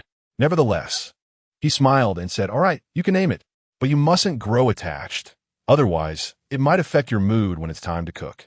Chen Fan dreaded the thought of Liu Feifei becoming overly sentimental, potentially uttering classic lines of compassion. But Kuan Kuan is so adorable. Why must we eat Kuan Kuan? Or echoing the sentiments of certain celebrities, do we really have to eat that piece of meat? Can we not survive without it? Chen Fan's response was resolute. Indeed, I cannot survive without meat. Calm down, calm down. Even if I were to develop feelings, it would hardly be for a chicken that can't even sing, dance, rap, or play basketball. Liu Feifei confidently waved her hand. However, upon realizing the inappropriateness of her words, her face flushed crimson. Chen Fan chose not to pursue the topic further. As time swiftly passed, half an hour slipped by. The savory broth in the iron pot began to bubble, filling the air with the enticing aroma of chicken. All right, let's dig in. After this meal, we should search for some carbohydrate-rich foods. If luck is on our side, I'll treat you to spicy hot pot tomorrow, Chen Fan announced.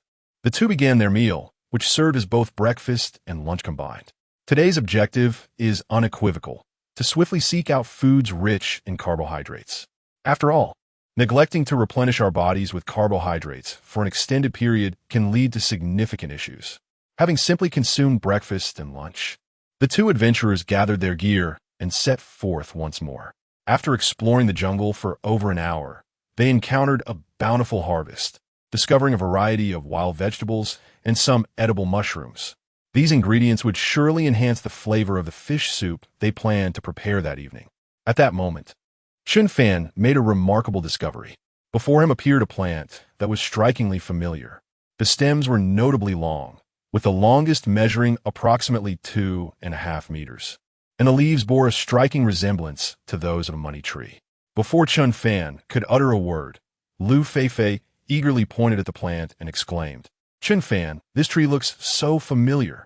Could it possibly be a wild money tree?" Having previously cultivated money trees at home, Liu Feifei felt a strong sense of similarity, particularly with the leaves. "No, this is not a money tree. It is cassava, rich in starch," Chen Fan replied with excitement, shaking his head. This was precisely his goal for the day, a plant abundant in carbohydrates.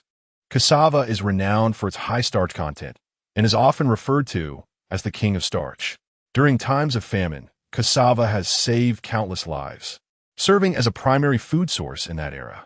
Even today, in certain underdeveloped countries in Africa and among indigenous tribes, cassava remains a staple food. Chapter 32. Discovery of cassava fruit is this. Cassava? I had no idea that the stems and leaves would grow like this. It resembles a money tree so much. Liu Feifei was clearly astonished having not anticipated that cassava would exhibit such characteristics. The tallest ones appeared to exceed 2 meters, completely overturning her previous understanding of the Euphorbiaceae family of plants. With a hint of excitement, she inquired, if this is indeed cassava, does it mean that, like sweet potatoes, is also edible? This was her primary concern. Given that both sweet potatoes and potatoes are delicious, the presence of the term cassava surely indicated a starchy, edible food. Generally speaking, cassava is indeed consumable. However, certain varieties are toxic. The red roots are typically poisonous, while the yellow and white varieties possess minimal toxicity. Moreover, with appropriate processing, they can be rendered safe for consumption. Chen Fan nodded, then solemnly remarked, some cassava varieties are indeed toxic. They contain cyanogenic compounds, which are the primary source of their toxicity. There have been rumors that consuming cassava can induce sensations akin to intoxication, as the toxins can cause temporary paralysis. Yet, once the skin is peeled and the tubers are soaked, the toxicity can be eliminated. It is essential to ensure cassava is thoroughly cooked, as consuming it raw poses safety risks. Oh, let us dig and see. With such large cassava plants, the tubers must be enormous. Liu Feifei was evidently eager. Having subsisted on meat for several days, she craved starchy and carbohydrate-rich foods. Thus, both physiologically and psychologically, she yearned for such sustenance. All right, let us excavate and see. Chen Fan agreed, retrieving a military shovel to commence digging. Time passed swiftly, and soon Chen Fan unearthed 4 or 5 cassava tubers, each larger than a fist. The tubers were spindle-shaped and bore a resemblance to sweet potatoes, though their nutritional content paled in comparison. While sweet potatoes are rich in nutrients, cassava is primarily composed of starch, providing a stronger sense of satiety. This explains why cassava is often dubbed the king of starch. Yet large-scale cultivation remains scarce in the country. Wow, these are massive. We could eat for a week with these. Liu Feifei gulped. Her mind instantly flooded with the aroma of roasted sweet potatoes. I think we'll be fine. Moreover, there are plenty more around here. It seems these cassava tubers could become our long-term source of starch. Chen Fan nodded, a smile gracing his face. The cassava they had just dug up had yellow skins, indicating a superior taste and negligible toxicity. With simple peeling, they could be prepared for boiling or roasting.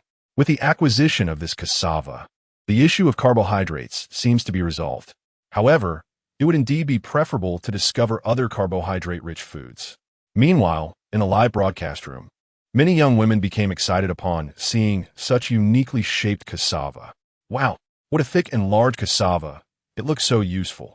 I mean, it appears delicious. Giggled one. I believe this is far more versatile than eggplant. Chen Fan, could you possibly give me a cassava? I adore its shape.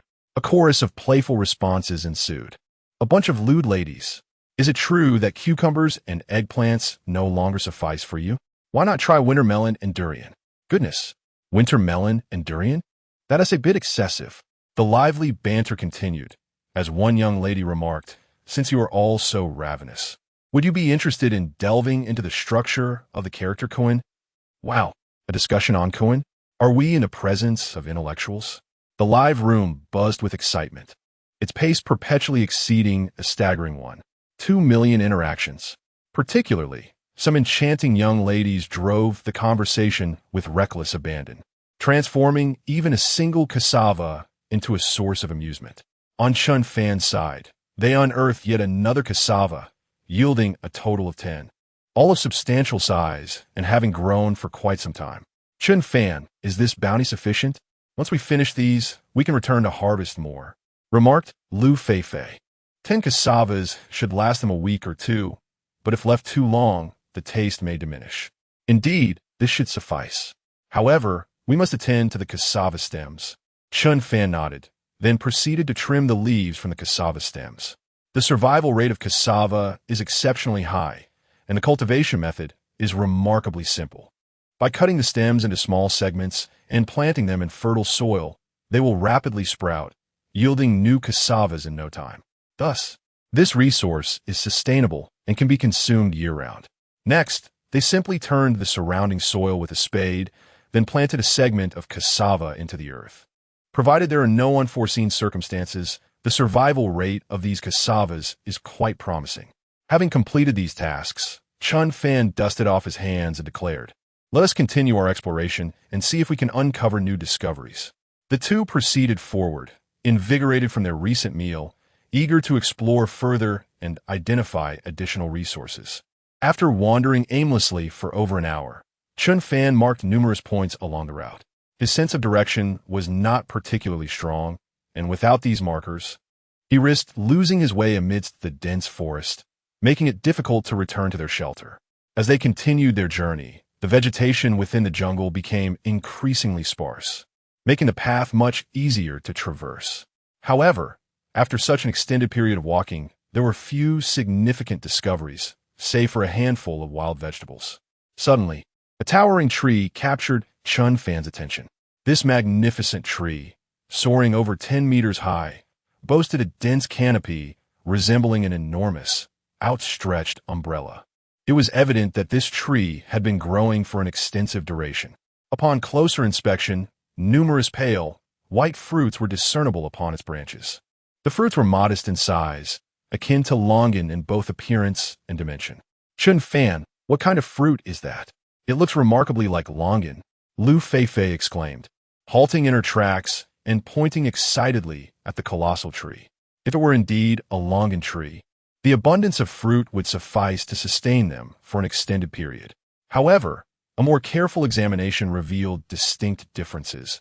The skin of longan is notably smooth, while the fruits before them exhibited a wrinkled exterior resembling dried longan more closely. "That is not longan. In fact, it is something even better for us," Chen Fan declared, shaking his head with palpable enthusiasm.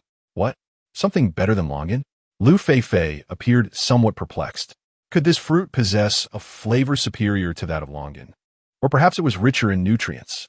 Indeed, this fruit is known as sapindus, belonging to the same family as longan. However, it is inedible. Instead, it can be used for washing hair and bathing. The skin of the sapindus fruit is rich in saponins, which possess remarkable cleansing and washing properties. Acting as a natural soap, Chen Fan elucidated. Had it not been for the comprehensive wilderness knowledge bestowed upon him by the system, he would not have been able to recognize such a specimen. Perhaps, even if it had been presented before him, he would have been at a loss for how to utilize it.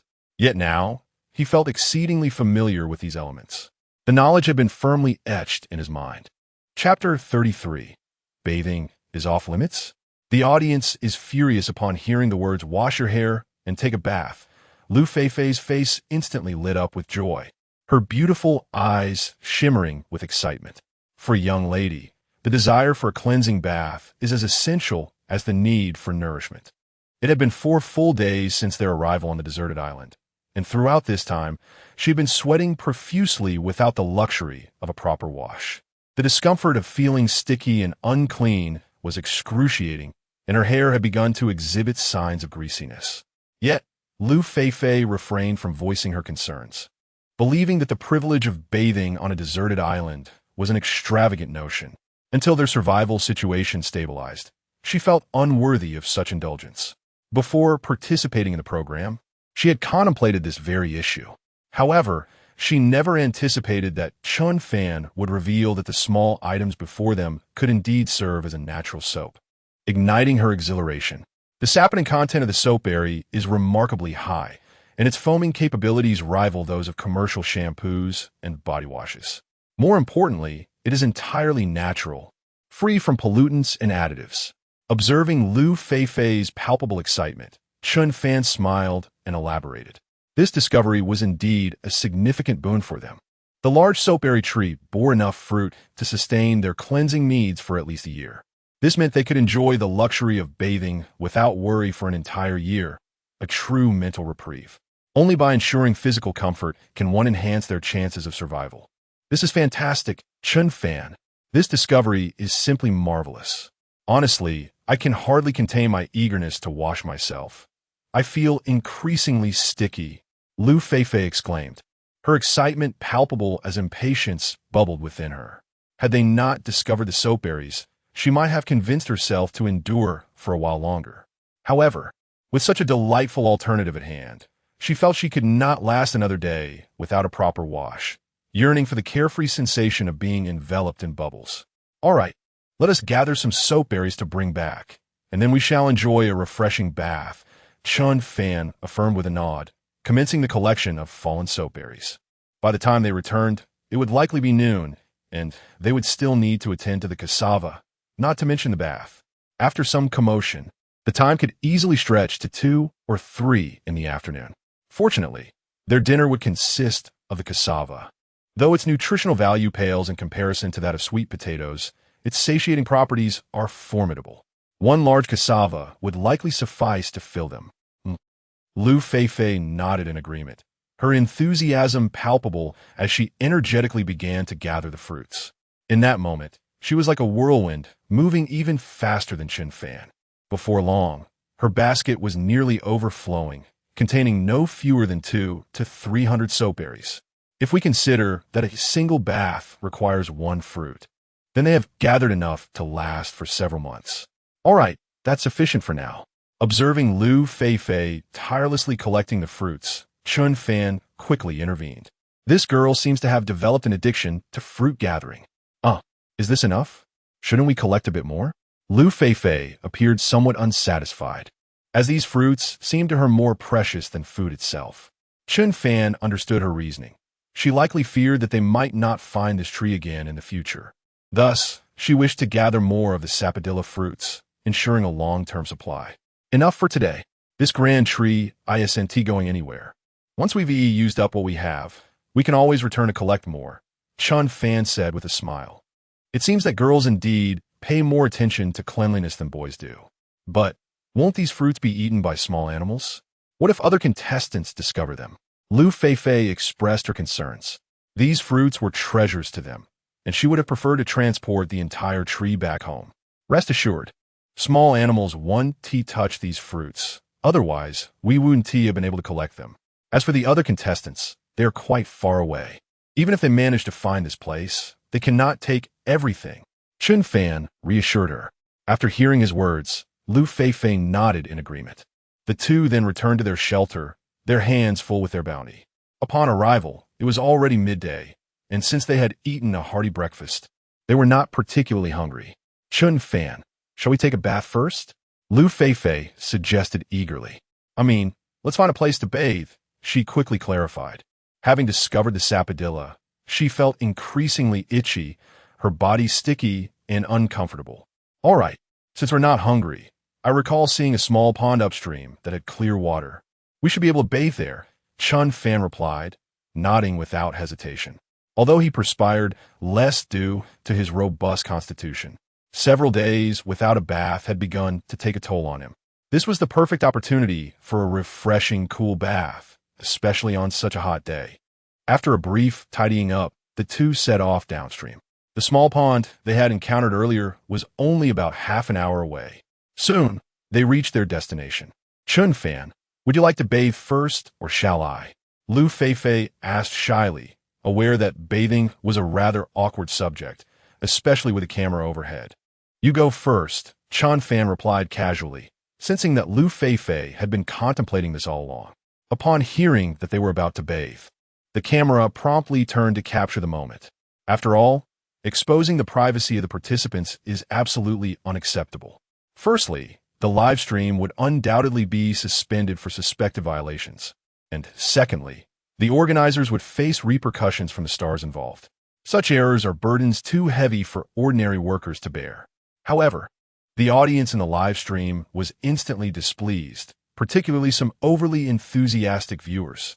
The staff should refrain from meddling and swiftly redirect the camera. Otherwise, they would bear the consequences. How frustrating. After waiting for the most thrilling moment, I am instead subjected to a view of mere flowers and greenery. Program team, if this continues, I shall promptly report you. Quickly adjust the camera. I wish to assist Feifei from afar. Fine, let her have the back, but I want the front. How outrageous. You all are so disgusting and perverse. Can I not be included? Program team, I implore you to act with decency. The live stream was suddenly filled with cries of despair. Chapter 34. Bathing, go ahead and wash first. I shall wander around to see if I can find some edible provisions. After saying this, Chen Fan intended to turn away, as it would be inappropriate for him to linger while a young lady took her bath. Moreover, their relationship had yet to reach that level of intimacy. If it were to develop into closer proximity, assisting her with her back would not be out of question. Just don't stray too far. Liu Feifei quickly reminded him. After all, it was not entirely safe for a girl to bathe alone in such a place. If any danger were to arise, Chen Fan's presence nearby would offer her a sense of security. Rest assured, I shall not wander far. If anything arises, just call for me. My speed surpasses that of Chow Chow, Chen Fan declared before turning and stepping into the thicket. Of course, he harbored no intentions of peeping. Such behavior was utterly disgraceful. As for their relationship, it was essential to nurture it gradually, adopting a method akin to boiling a frog, advancing from afar, slowly deepening the bond. Once Chen Fan had departed, Liu Feifei lifted her gaze to inspect the camera. Satisfied that it was not aimed at her, she cautiously began to loosen her attire. She removed her jacket, revealing a snug, white tank top beneath. At 24, Liu Feifei's figure had matured splendidly. Her curves were pronounced, as they ought to be. While vigilantly surveying her surroundings, she began to peel off her tank top, leaving herself clad only in delicate lingerie that showcased her porcelain-like skin. Her long, shapely legs were strikingly pale, and had Chen Fan been present, he would surely have found it difficult to avert his gaze. With great care, Liu Feifei stepped into the water, testing its temperature. It was quite cool, yet in the scorching heat, it felt remarkably refreshing. Initially, she felt a slight chill, but soon adapted, enveloped in a delightful sensation. Once the crystal-clear stream enveloped her, she followed Chen Fan's advice and peeled the skin from the soapberry fruit, using her hands to vigorously rub it. In no time, her hands were covered in a bounty of bubbles, soft and delicate, proving to be exceptionally effective. Lathering the bubbles over her body, they sparkled brilliantly under the sunlight, mirroring the allure of her fair skin. In truth, Liu Feifei herself had not anticipated the luxury of bathing on a deserted island, let alone discovering such a marvelous natural soap. It was likely that the participants from other teams were not as fortunate.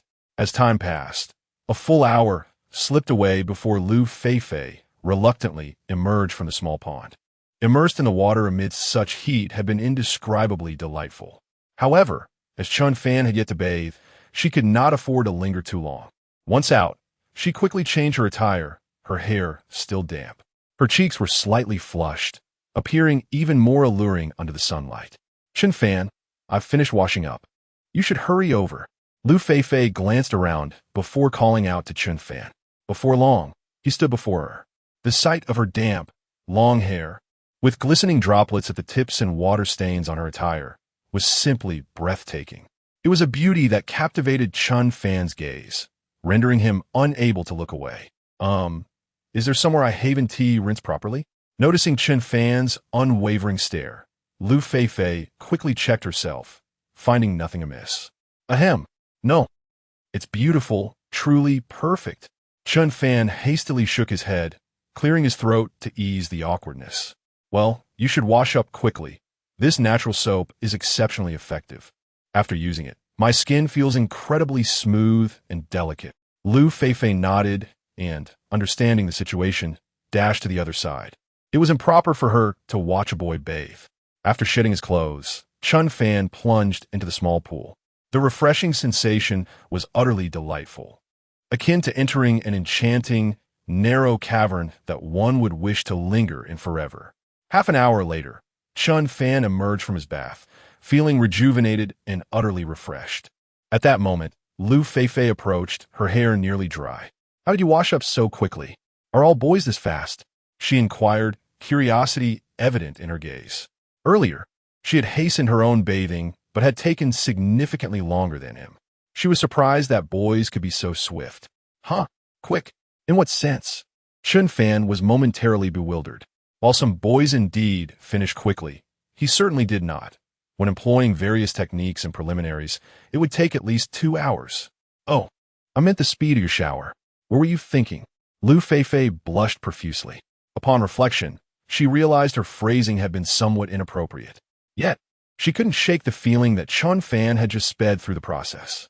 It seemed as if an alarming mark was left on her face. Huh, that was indeed quite fast. Observing Liu Feifei's bashful demeanor, Chen Fan smiled with delight.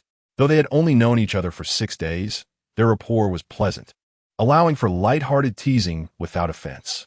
Besides, in this secluded place, maintaining constant formality would render their interactions exceedingly dull. All right, let us head back. Once we return, I'll take care of the cassava bit, and you can check if the fishing trap caught anything. If so, we can make some fish soup. Soon after, the two returned to the shelter. Liu Feifei went to inspect the fishing traps. If all went as expected, they would surely catch some fish, albeit perhaps of a smaller size. Meanwhile, Chen Fan began to process the cassava. Although yellow cassava generally harbors minimal toxins, a rudimentary processing for safety was deemed essential. First, he meticulously peeled away the entire skin of the cassava, then soaked it in water, ideally for a duration of 3 to 5 days. This would effectively eliminate almost all toxins. Of course, for yellow cassava, a simple soaking would suffice. In just half an hour, Chen Fan had peeled and soaked all the cassava. He then checked on the wild chicken cage. The wild chickens appeared somewhat subdued now, no longer struggling frantically. However, much of their feathers had been ruffled away, leaving them looking rather unsightly. Had they finally settled down? It seemed this wild chicken could survive. Chen Fan smiled and then casually tossed some fresh, tender wild vegetables into the chicken cage. Chapter 35. I have made up my mind before long. Liu Feifei had prepared a large pot of fresh fish soup. She had added the wild mushrooms and vegetables she had gathered earlier, requiring only a modest sprinkle of salt to enhance the flavor. Chen Fan, come and eat. Liu Feifei's call resonated, prompting Chen Fan to hurry over. As their time together lengthened, their relationship blossomed, shedding any initial awkwardness and evolving into a delightful camaraderie. Liu Feifei's voice, reminiscent of a wife calling her husband to dinner, underscored the harmony in their interaction. Coming, Chen Fan replied, making his way to the table. They savored the fish soup with great enjoyment, while Liu Feifei's gaze remained fixed on the cassava, soaking in water. After days of consuming fish and meat, she found herself yearning for something rich in carbohydrates. Stop staring. I'll roast it for you tonight. Chen Fan, having noticed Liu Feifei's subtle desire, responded with a smile. In truth, the texture and nutritional value of cassava paled in comparison to that of wild yam. This jungle surely harbored wild yams, and it seemed imperative to seek them out in the future. After all, a prolonged diet of cassava could become tiresome, emphasizing the importance of dietary variety.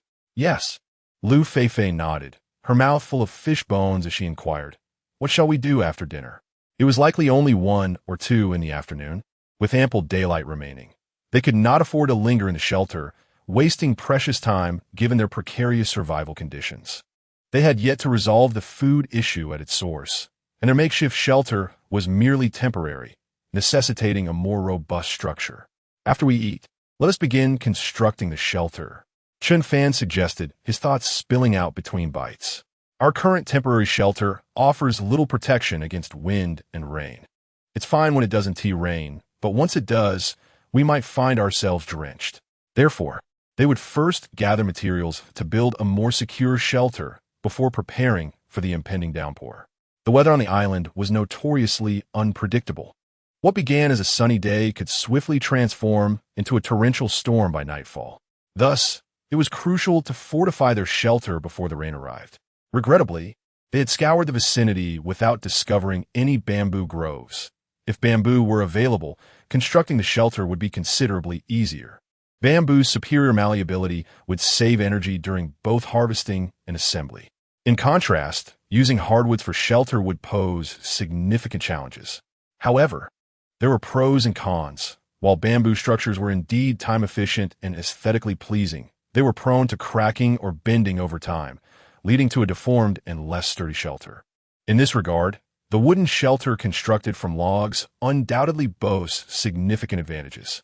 Before long, the two had consumed an entire pot of fish soup. One wielded a machete, while the other brandished a spade, and they ventured into the dense rainforest. The timber required for the shelter had to be exceptionally straight, necessitating a search in more remote areas. Fortunately, it wasn't long before they discovered their target. Within the lush jungle before them, towering trees stood tall and remarkably straight, making them excellent materials for building a shelter. Let us begin felling these trees, Chen Fan declared. You handle the spade, and I shall use the machete. He promptly assigned tasks. The spade was double-edged, with one side functioning as a blade and the other as a saw, thus offering a variety of uses. Why don't we turn this into a competition? Liu Feifei proposed, her enthusiasm evident. I might just outpace you, though she recognized the improbability of besting Chen Fan. Such a contest would certainly add an element of enjoyment and motivation. All right, Chen Fan replied, intrigued. After a moment of contemplation, he added, however, it may not be entirely fair since you are a girl. How about this? I will chop down 5 trees while you take on one. If you win, I shall treat you to a kuin tonight. After all, it was common knowledge that many girls possessed somewhat lesser physical strength than boys. Coupled with his own enhanced physique, which was equivalent to the strength of 3 or 4 peers, this arrangement seemed quite equitable. Don't underestimate me. I'm quite strong as well, Liu Feifei retorted, hands on her hips, chin lifted in pride. Yet, as the words left her lips, she seemed to realize something amiss. Kuin? Is that the same thing? Does kuin mean that Chen Fan intends to treat me to 2 chickens? If so, this competition is quite advantageous. All right, you'd better get your all. The competition officially begins now, Chen Fan said, a slight smile gracing his lips. Liu Feifei, with her somewhat naive demeanor, elicited a chuckle from him. Meanwhile, the live audience was also captivated by the unfolding dialogue. Whoa, I'm reporting Chen Fan for reckless behavior in public. Someone, please take this beast away, exclaimed one viewer. Does the kuin Chen Fan mention mean what I think it does? No doubt about it, it's exactly that. This guy, seemingly gentle and handsome, is quite bold in his expressions. His speed has soared to 380 miles per hour. Even more infuriating is that Feifei actually agreed to it. Does she truly not grasp the implications of Chen Fan's words? Or is it possible that Liu Feifei is fully aware and is playfully acquiescing? Listening to your words is more enlightening than a decade of study. I have come to an understanding. The competition between the two has officially commenced. Liu Feifei is diligently sawing the tree, clearly eager to triumph in this contest and subsequently enjoy the fruits of her labor with Chen Fan. On Chen Fan's side, he remains undeterred. The outcome of the match holds little significance. In fact, if the wager were to be upheld, he would prefer to forfeit outright. However, in pursuit of a more splendid abode, he too must exert himself in chopping trees. The sound of the axe reverberates powerfully. With each strike, the tree quakes violently, shedding large shards of bark. The trunk, as thick as an arm, succumbs to Chen Fan's efforts in just a few strokes. His speed is nothing short of astonishing. It feels as though completing 365 strikes in a minute is well within his capabilities. Chapter 36. Liu Feifei's emotion in this moment. Liu Feifei appeared somewhat comical. Wielding a shovel, she rubbed it against the smooth bark of a tree, mimicking the steps of a devil, akin to an old monster approaching. Observing Chen Fan's vigorous efforts, she pouted in discontent, thinking, this rascal Chen Fan, is he truly exerting himself just to prevent me from eating? I must not fall behind. With that thought in mind, Liu Feifei quickened her pace. Time swiftly passed, and at that moment, the number of viewers in the live stream soared to over 3 million. Their 6th live stream ranked 4th among all channels. At the top were Wu Jing and He Jiangwo, followed by Yang Mi and Shen Sisi in 2nd place, and then Peng Di and Lu Ziki in 3rd. Wu Jing and He Jiangwo's success stemmed purely from their exceptional talent. Yet Wu Jing's popularity was astonishing. After all, several recent films which embodied mainstream themes had achieved remarkable box office success, each grossing billions. As the national champion of individual box office sales, his cumulative earnings surpassed 30 billion, an achievement many stars and actors could only dream of. This series of accolades solidified Wu Jing's status in the entertainment industry. As for Yang and Peng Di, the high viewership in their live stream was primarily due to their allure and charisma. Additionally, their teammates, Shen Sisi and Lu Ziki, were both renowned beauties, making it unsurprising that their live stream attracted such a substantial audience, particularly given the male-dominated viewership eager to watch attractive women. Wow, is Chen Fan truly this formidable? He has been chopping for nearly an hour without any sign of slowing down. His physical endurance is remarkable. If it were me, I'd probably collapse after just 10 minutes. This is indeed a test of stamina. I must admit, Chen Fan's physical prowess is genuinely impressive. It seems this time Feifei has lost the competition and won't get to eat. One couldn't help but think how foolish Chen Fan was. Couldn't he just let Feifei win? He would enjoy it too. Perhaps this is the logic of a straightforward man. The live stream was abuzz with chatter. Meanwhile, on the island, Liu Feifei felt her arms grow sore and weak. After nearly an hour, she had only managed to fell 6 trees, while Chen Fan had already chopped down 40 or 50. Even if they adhered to their prior agreement, victory was no longer within her grasp. Phew, I'm so exhausted. I need a break, Liu Feifei finally conceded, collapsing on the ground. Casting a somewhat resentful glance at Chen Fan. Did he truly not want her to eat? It seemed all men were indeed thoughtless. This should be enough material to construct a shelter, Chen Fan sighed with relief. To claim he was tired would be a lie. After all, he was merely human. After an hour of intense labor, he too felt the undeniable fatigue permeating his body. Especially his arms felt as if they were laden with lead. His hands and wrists were acutely sore from the tremendous strain. Subsequently, Chen Fan approached Liu Feifei and took a seat before her. With a grin, he inquired, tired, "Are we?" "TCH, you have no idea how to let someone else take a turn. You are undeniably the epitome of a stereotypical man. No wonder you remain single to this day." Liu Feifei shot him an exaggerated eye roll. Previously, she had thought Chen Fan was quite adept at charming women, but now he appeared to be nothing more than a quintessential steel man. It was only reasonable that he had yet to attract a partner. He chuckled softly. "Truth be told, I do not mind the outcome of the competition. My sole desire is to construct a sanctuary for us, a refuge from the winds and rain, allowing you a more comfortable night's rest." With a sincere smile, he expressed his genuine intentions. His words resonated with truth. He indeed wished to expedite the establishment of a sturdy haven. Upon hearing this, Liu Feifei's cheeks flushed with warmth, her heart stirred with emotion. Initially perceiving Chen Fan as a mere steel man, she was pleasantly surprised to learn that his motives were rooted in her comfort. After a brief respite of around 10 minutes, Chen Fan resumed his labor. Next, he needed to saw the logs into approximately 3-meter lengths, making them more suitable for constructing their shelter and easier to transport. The task of cutting these logs consumed over 2 hours. By the time he finished, it was already around 5 or 6 in the evening. Chen Fan calculated that they had a total of 90 pieces. If they could only carry 10 at a time, it would take 9 trips to transport them all. "Chen Fan, how on earth are we going to move all this timber? I just tried lifting one, and it weighs at least 20 to 30 pounds. I doubt I can manage more than 1 or 2 at a time."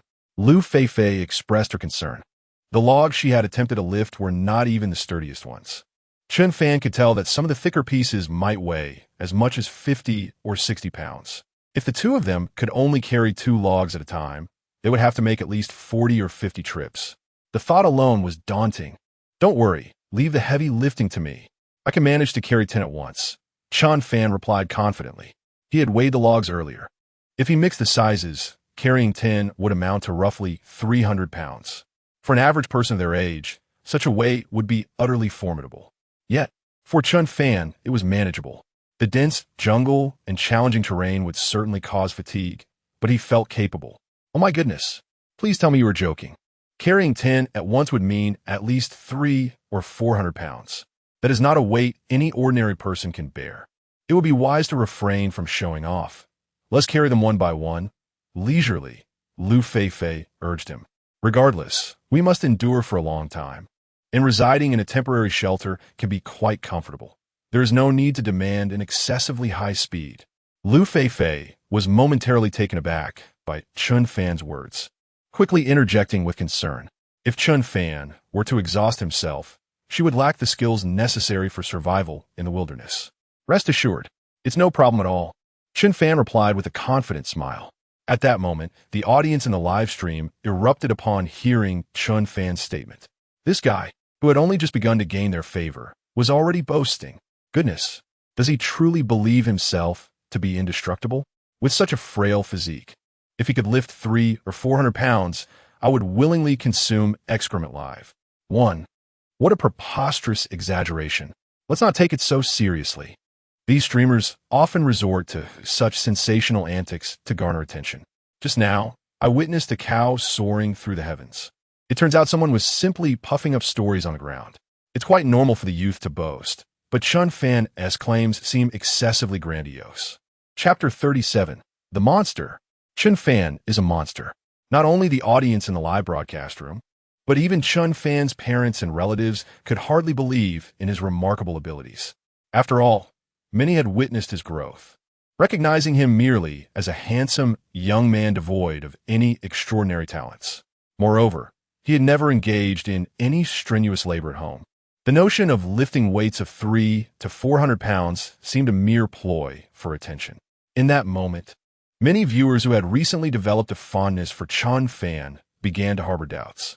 However, the most effective way to dispel skepticism is to deliver on one's words. Meanwhile, in the commentary room, the host Rewo turned to teacher Wang and inquired, "What do you believe is the credibility of Chen Fan's statement? Could those several logs genuinely weigh 300 to 400 pounds? Deep down, he felt unfortunate, as an ordinary young man could never possibly lift such heavy objects, especially considering that most young people today typically enter the workforce immediately after graduation, having never engaged in significant physical labor. Their physical fitness is often lamentably inadequate. It is undeniable that Chen Fan possesses slightly superior physical attributes compared to his peers, yet it is implausible that he could be significantly stronger. Thus, Rewo found it hard to believe Chen Fan's claims, for he himself could not accomplish such a feat. The other commentators also turned their gaze toward Wang Jie. As a former Special Forces instructor, Wang Jie had a deeper understanding of human limits. Amidst the anticipation of the crowd, Wang Jie spoke slowly. Firstly, those fresh logs are indeed heavy. The weight of 300 to 400 pounds should be accurate. In fact, such weight is not beyond the capacity to lift. Some of the soldiers I once trained could certainly manage it. During their training, they often carried logs of similar weight. However, he continued, it is indisputable that not every soldier can bear such weight. Physical abilities vary among individuals, and differences in military branches lead to further disparities in physique. Yet one thing is certain, a young person can manage to lift such weights. Nonetheless, Wang Jie paused for emphasis before adding, I believe Chen Fan may not possess such capabilities. While his physique might be superior to that of his contemporaries, lifting 300 to 400 pounds and trekking through dense forest for over an hour is utterly implausible. He was acutely aware that even the most exceptional Special Forces soldiers he had trained could not achieve such a task. Chen Fan's physical condition could not surpass that of the finest Special Forces operatives. Rewo and Xieming nodded in agreement, acknowledging that Chen Fan is merely an ordinary young man.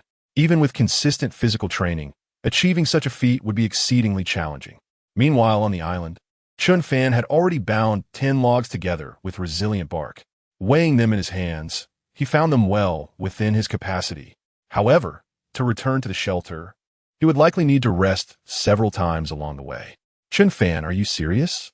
Do not overexert yourself. It may harm your health, Liu Feifei continued to advise. Worry not. I am aware of my limits, Chen Fan replied, a smile lingering on his lips. Simultaneously, he assisted Liu Feifei by lifting a rather slender log. All right, let's proceed. With that, Chen Fan hoisted a bundle of timber onto his shoulder. The immense weight, several hundred pounds, caused his body to momentarily sag under the burden. Witnessing this, Liu Feifei was utterly astonished. Initially, she believed Chen Fan was jesting or merely attempting to captivate the audience in the live stream. To her surprise, he was indeed serious, and, more importantly, he possessed such remarkable strength. The ability to effortlessly lift 300 to 400 pounds. A monster. Without a doubt, he was a monster. The millions of viewers in the live stream, along with Wang Jie and Rewo, were equally taken aback. At that moment, everyone stared at the screen, mouths agape, rendered speechless. This was far removed from the scene they had anticipated. What are you dawdling for? Hurry back. Chen Fan called out to Liu Feifei, who was rendered speechless, before striding swiftly towards the shelter. His pace was brisk and his steps light, as though the weight posed no challenge to him at all. Oh, right, I'm coming. Liu Feifei, snapping back to reality, quickly nodded and hurriedly followed suit. What a prodigy! Chen Fan was undeniably extraordinary. A typical young man in his early 20s could not possibly possess such strength. The audience in the live stream, now fully aware, erupted into cheers. As for those who had boasted about live streaming the consumption of inedible items, they chose silence, opting to observe quietly. After all, those who had attempted it knew well that such substances were not meant for human consumption. Truly difficult to swallow. Even paired with cola, it remained unpleasantly challenging. Do not inquire how I know. I speak from experience. The journey, which should have taken an hour, extended to nearly 2, with the pair stopping intermittently. By the time they returned to the shelter, night had completely fallen. Fortunately, the markers they had left along the way were sufficiently clear, preventing them from losing their way. Upon their arrival, Chen Fan relieved himself of the burden on his shoulder. In that moment, he felt as if he could take flight with the lightness of his body. Ah, how delightful! It seems I may have pushed myself a bit too hard today. Next time, I shall lighten the load. He chuckled, massaging his sore shoulders. The primary reason for the extended duration was the excessive weight. He had taken several breaks during the journey. Had he carried less, he could have made another trip. Chen Fan, you have worked hard. Liu Feifei approached him, her face a picture of sincerity and concern. She had felt every ounce of fatigue on their return journey, and witnessing her teammates struggle weighed heavily on her heart. It's nothing at all. I feel much better now. It seems you have never engaged in such physically demanding tasks before. Your shoulders must be aching, right? Chen Fan chuckled and shook his head, expressing genuine concern. Liu Feifei, the daughter of a wealthy family, likely had never undertaken such laborious work. In comparison, she might be feeling even more fatigued. I've only taken one, and I feel no exhaustion at all. All right, you should rest for a while. I'll prepare some cassava for us. Liu Feifei replied, shaking her head before hastily moving to prepare dinner.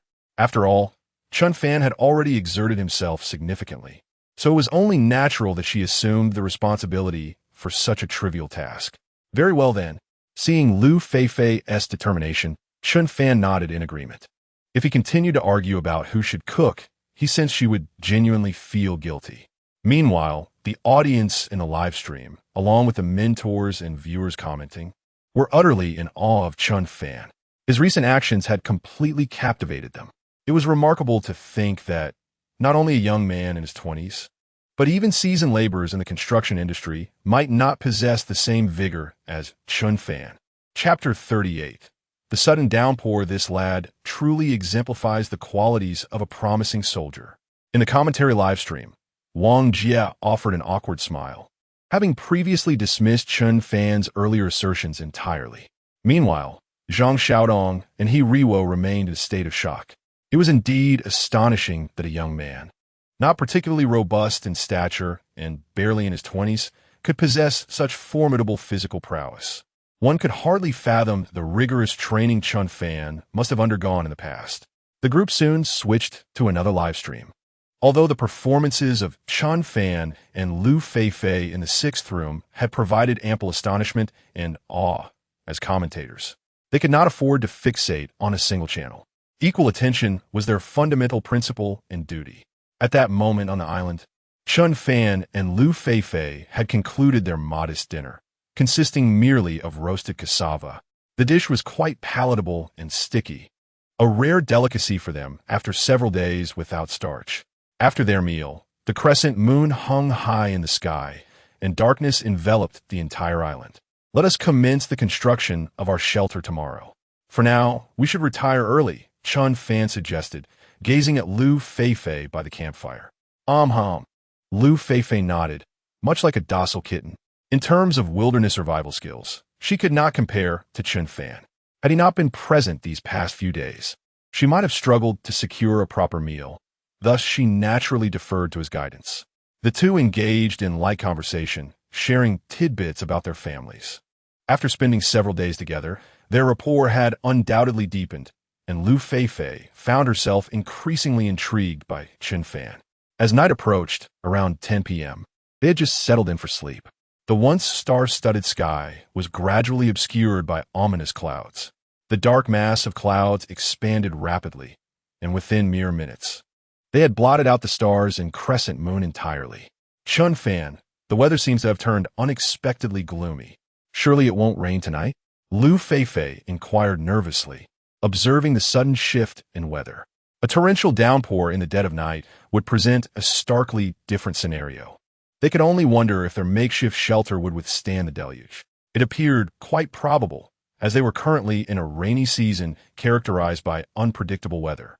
From the current developments, it seemed likely that heavy rain could indeed be imminent. Chen Fan furrowed his brow slightly. Although one might anticipate such occurrences, the realization of it at night was rather disconcerting, especially given that their shelter was merely topped with a single waterproof tarp. Should the rain intensify, it would undoubtedly falter. They risked becoming drenched. What should we do now? Liu Feifei was evidently in a state of confusion, faced with such an unforeseen circumstance. Those devoid of wilderness survival experience find themselves at a loss. Particularly for a young girl, the sense of helplessness can be even more pronounced. I sense that rain will undoubtedly fall tonight. It appears we must hasten to reinforce our shelter, Chen Fan declared with resolute determination. Although he understood the importance of preemptive measures, ideally, a sturdier shelter should have been constructed in advance. However, his focus had been consumed by the quest for sustenance over the past few days, leaving little time for preparation. Often, intentions are noble, yet plans invariably falter in the face of unforeseen changes. Is there anything I can do? Please do let me know if there's any task for me. I possess considerable strength, Liu Feifei promptly interjected. While she may lack experience, her enthusiasm was palpable. Moreover, after their recent respite, the weariness from the day's exertions had largely dissipated. Let us first dismantle the rain tarp. I entrust this task to you. I recall some broadleaf plants near the creek.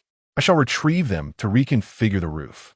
Chen Fan proclaimed before seizing a burning branch as a makeshift torch, setting off towards the creek in search of the broadleaf foliage. In the wilderness, broadleaf plants serve as excellent roofing material.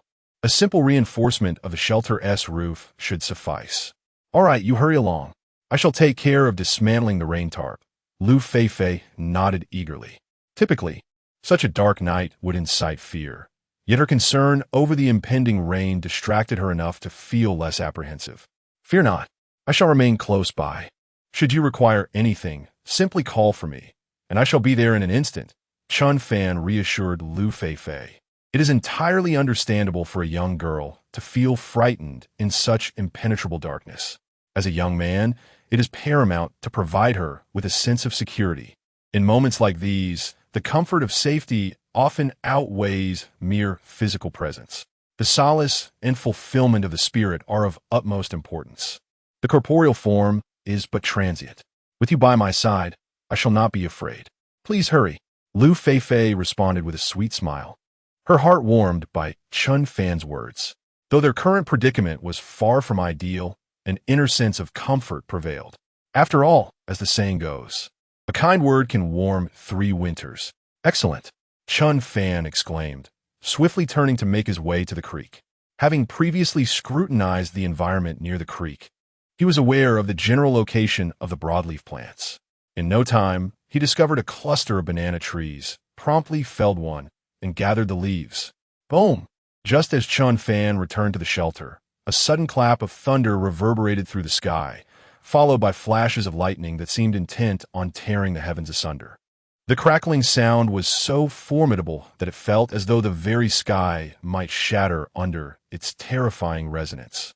Clearly, a thunderstorm was imminent, and its intensity was formidable. Liu Feifei, diligently at work, was startled by a sudden tremor. Even within the confines of her home, such thunderous roars and blinding flashes would evoke fear. How much more so on this primitive, desolate island? Even Chen Fan, felt a disquieting sense of trepidation. After all, he had never encountered such an experience before. Fortunately, he had a companion by his side. Otherwise, this predicament would have been truly daunting. We must hasten our efforts, for it seems a torrential downpour is imminent. Chen Fan immediately quickened his pace. Thankfully, he had collected some logs earlier in the afternoon. Otherwise, the situation would have been far worse. Now, all that remained was to lay the logs he had fetched across the frame of their shelter and secure them with tree bark. Once that was accomplished, they would cover it with a thick layer of banana leaves and fasten the rain tarp in place. This would ensure that their shelter remained impervious to the rain. The tarp was sufficiently large, thus preventing any water from seeping in around the edges. As time ticked away, within a mere 20 minutes, the two had completed the reinforcement of their shelter. The chicken coop and the fire pit were also relocated inside the shelter by Liu Feifei. Should the rain drench the fire pit, igniting a flame again would become quite the challenge. Chapter 39. The Princess of Kidney Deficiency. Huayu City at last. It is done. Chen Fan exhaled a long sigh of relief, not due to exhaustion, but because the tension had been overwhelming. In such a wilderness, being caught in the rain at night is perilous, as getting drenched could lead to a chilling illness that might result in elimination. His physical condition was robust enough to withstand the rain without succumbing to a cold, but Liu Feifei was another matter entirely. Wow! Thankfully, our speed was sufficient. Otherwise, we might have ended up soaked like drowned rats.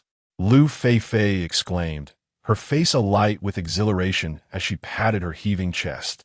She then glanced at the lush banana leaves overhead, feeling much more secure. The adage holds true. To live well, one must have a bit of greenery overhead. Rustle, rustle. At that moment, faint sounds emerged from outside the shelter, evidently raindrops tapping against the leaves. It's raining. Chen Fan and Liu Feifei exchanged glances, both filled with relief. They had timed their escape perfectly, as if the heavens had granted them ample opportunity. Yes, our shelter should hold up fine. I wonder how the others are faring? Liu Feifei nodded, then recalled the other contestants. Perhaps they were not as fortunate as they were. For not everyone possesses Chen Fan's remarkable abilities, particularly Yang Mi and Peng Di, whose teammates were delicate girls. In terms of physical stamina and wilderness survival experience, they surely could not compete with Chen Fan, making their predicament tonight quite precarious. Who knows? However, it seems most contestants opted for tents, which should suffice. Provided the rain isn't too heavy, Chen Fan was not overly concerned about others. Their perseverance or elimination bore little significance to him. His aim was clear, to endure for a year and claim the ultimate prize. Even if he did not secure first place, second place was a must. After the recent tumult, the weariness that had begun to creep in was suddenly dispelled. Ding! Congratulations, host, for completing the 4th day's challenge. You may check in for the 4th day. Would you like to proceed with the check-in? At that moment, the system's mechanical voice resonated precisely on cue, as it did every night at this hour. Check in without hesitation, Chen Fan mentally affirmed. Ding! Congratulations on a successful check-in. Reward: Physical Enhancement Liquid X1. When the system's voice echoed once more, an expression of immense excitement illuminated Chen Fan's face. Having previously utilized the physical enhancement liquid, he was acutely aware of its invaluable nature. The last time he used it, his physical prowess had tripled. If one were to continue utilizing this bodily enhancement liquid, would not one's physical prowess transcend the very limits of humanity? Even the so-called strongmen might pale in comparison. Moreover, the effects of this enhancement liquid extend beyond mere strength. It augments various bodily functions, including power, speed, endurance, auditory and visual acuity, as well as resistance to extreme temperatures. Hence, in terms of overall capability, Chen Fan felt that few could match him. Chen Fan, what is the matter with you? Do you have a fondness for the rain? Liu Feifei observed Chen Fan, who wore a foolish grin and could not resist her curiosity. Cough, cough. No, not at all. I just suddenly recalled something joyous. Chen Fan quickly regained his composure, shaking his head and continuing to smile. The enhancement liquid he had longed for had finally arrived, bringing him immense happiness. Joyeuse occasion? Did your wife give birth today? Liu Feifei joked with a serious expression, referencing a humorous dialogue from a classic film by Stephen Chow. Aren't you conversing with me? Chen Fan replied with a mischievous grin, gazing intently at Liu Feifei. Yes indeed, but I was asking why you were so elated. What does this have to do with our conversation? Liu Feifei scratched her forehead, clearly puzzled. All right, you should get some rest early. Chen Fan chuckled as he observed Liu Feifei's dazed expression. While Liu Feifei could be quite astute, offering many wise suggestions, she could also be adorably foolish at times. Of course, Chen Fan believed her endearing foolishness might be directly linked to her charm. If it were someone like Sister Hua picking her nose, the situation would be entirely different. Humans, after all, are often visual creatures. Oh well, that does pose a bit of challenge. I hope our shelter doesn't leak tonight. Liu Feifei nodded, choosing not to pry further, for wise women often know when to refrain from digging too deep. Relentless probing can render one both foolish and simple-minded. Life for Chen Fan and Liu Feifei was indeed pleasant, yet some contestants were far less fortunate.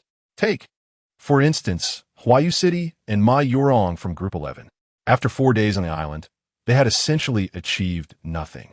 Their endurance over these days was solely due to Ma Yurong foraging for wild vegetables. They were akin to a modern-day Wang Baochuan. Although they had opted for fishing equipment, their impatience and lack of experience rendered them unsuccessful in catching any fish.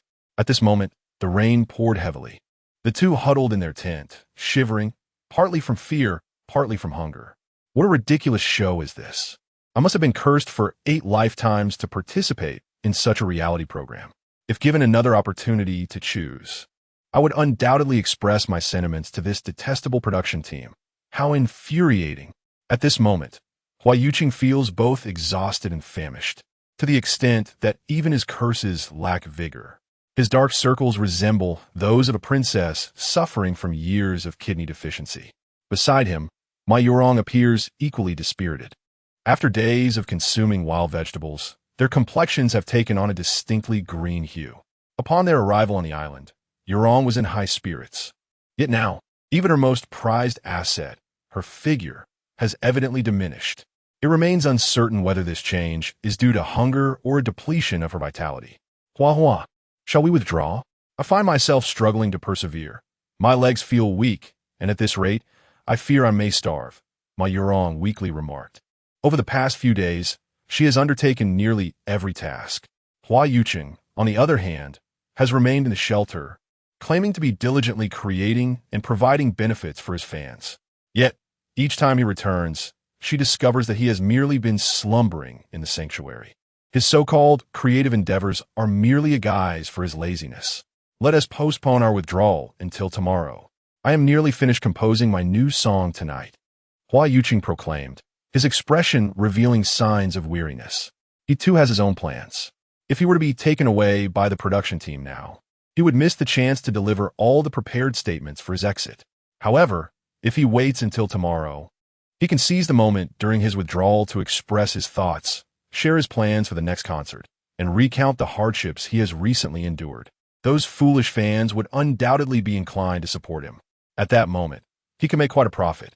Simultaneously, he reflects on the brilliance of his own ingenuity. Chapter 40.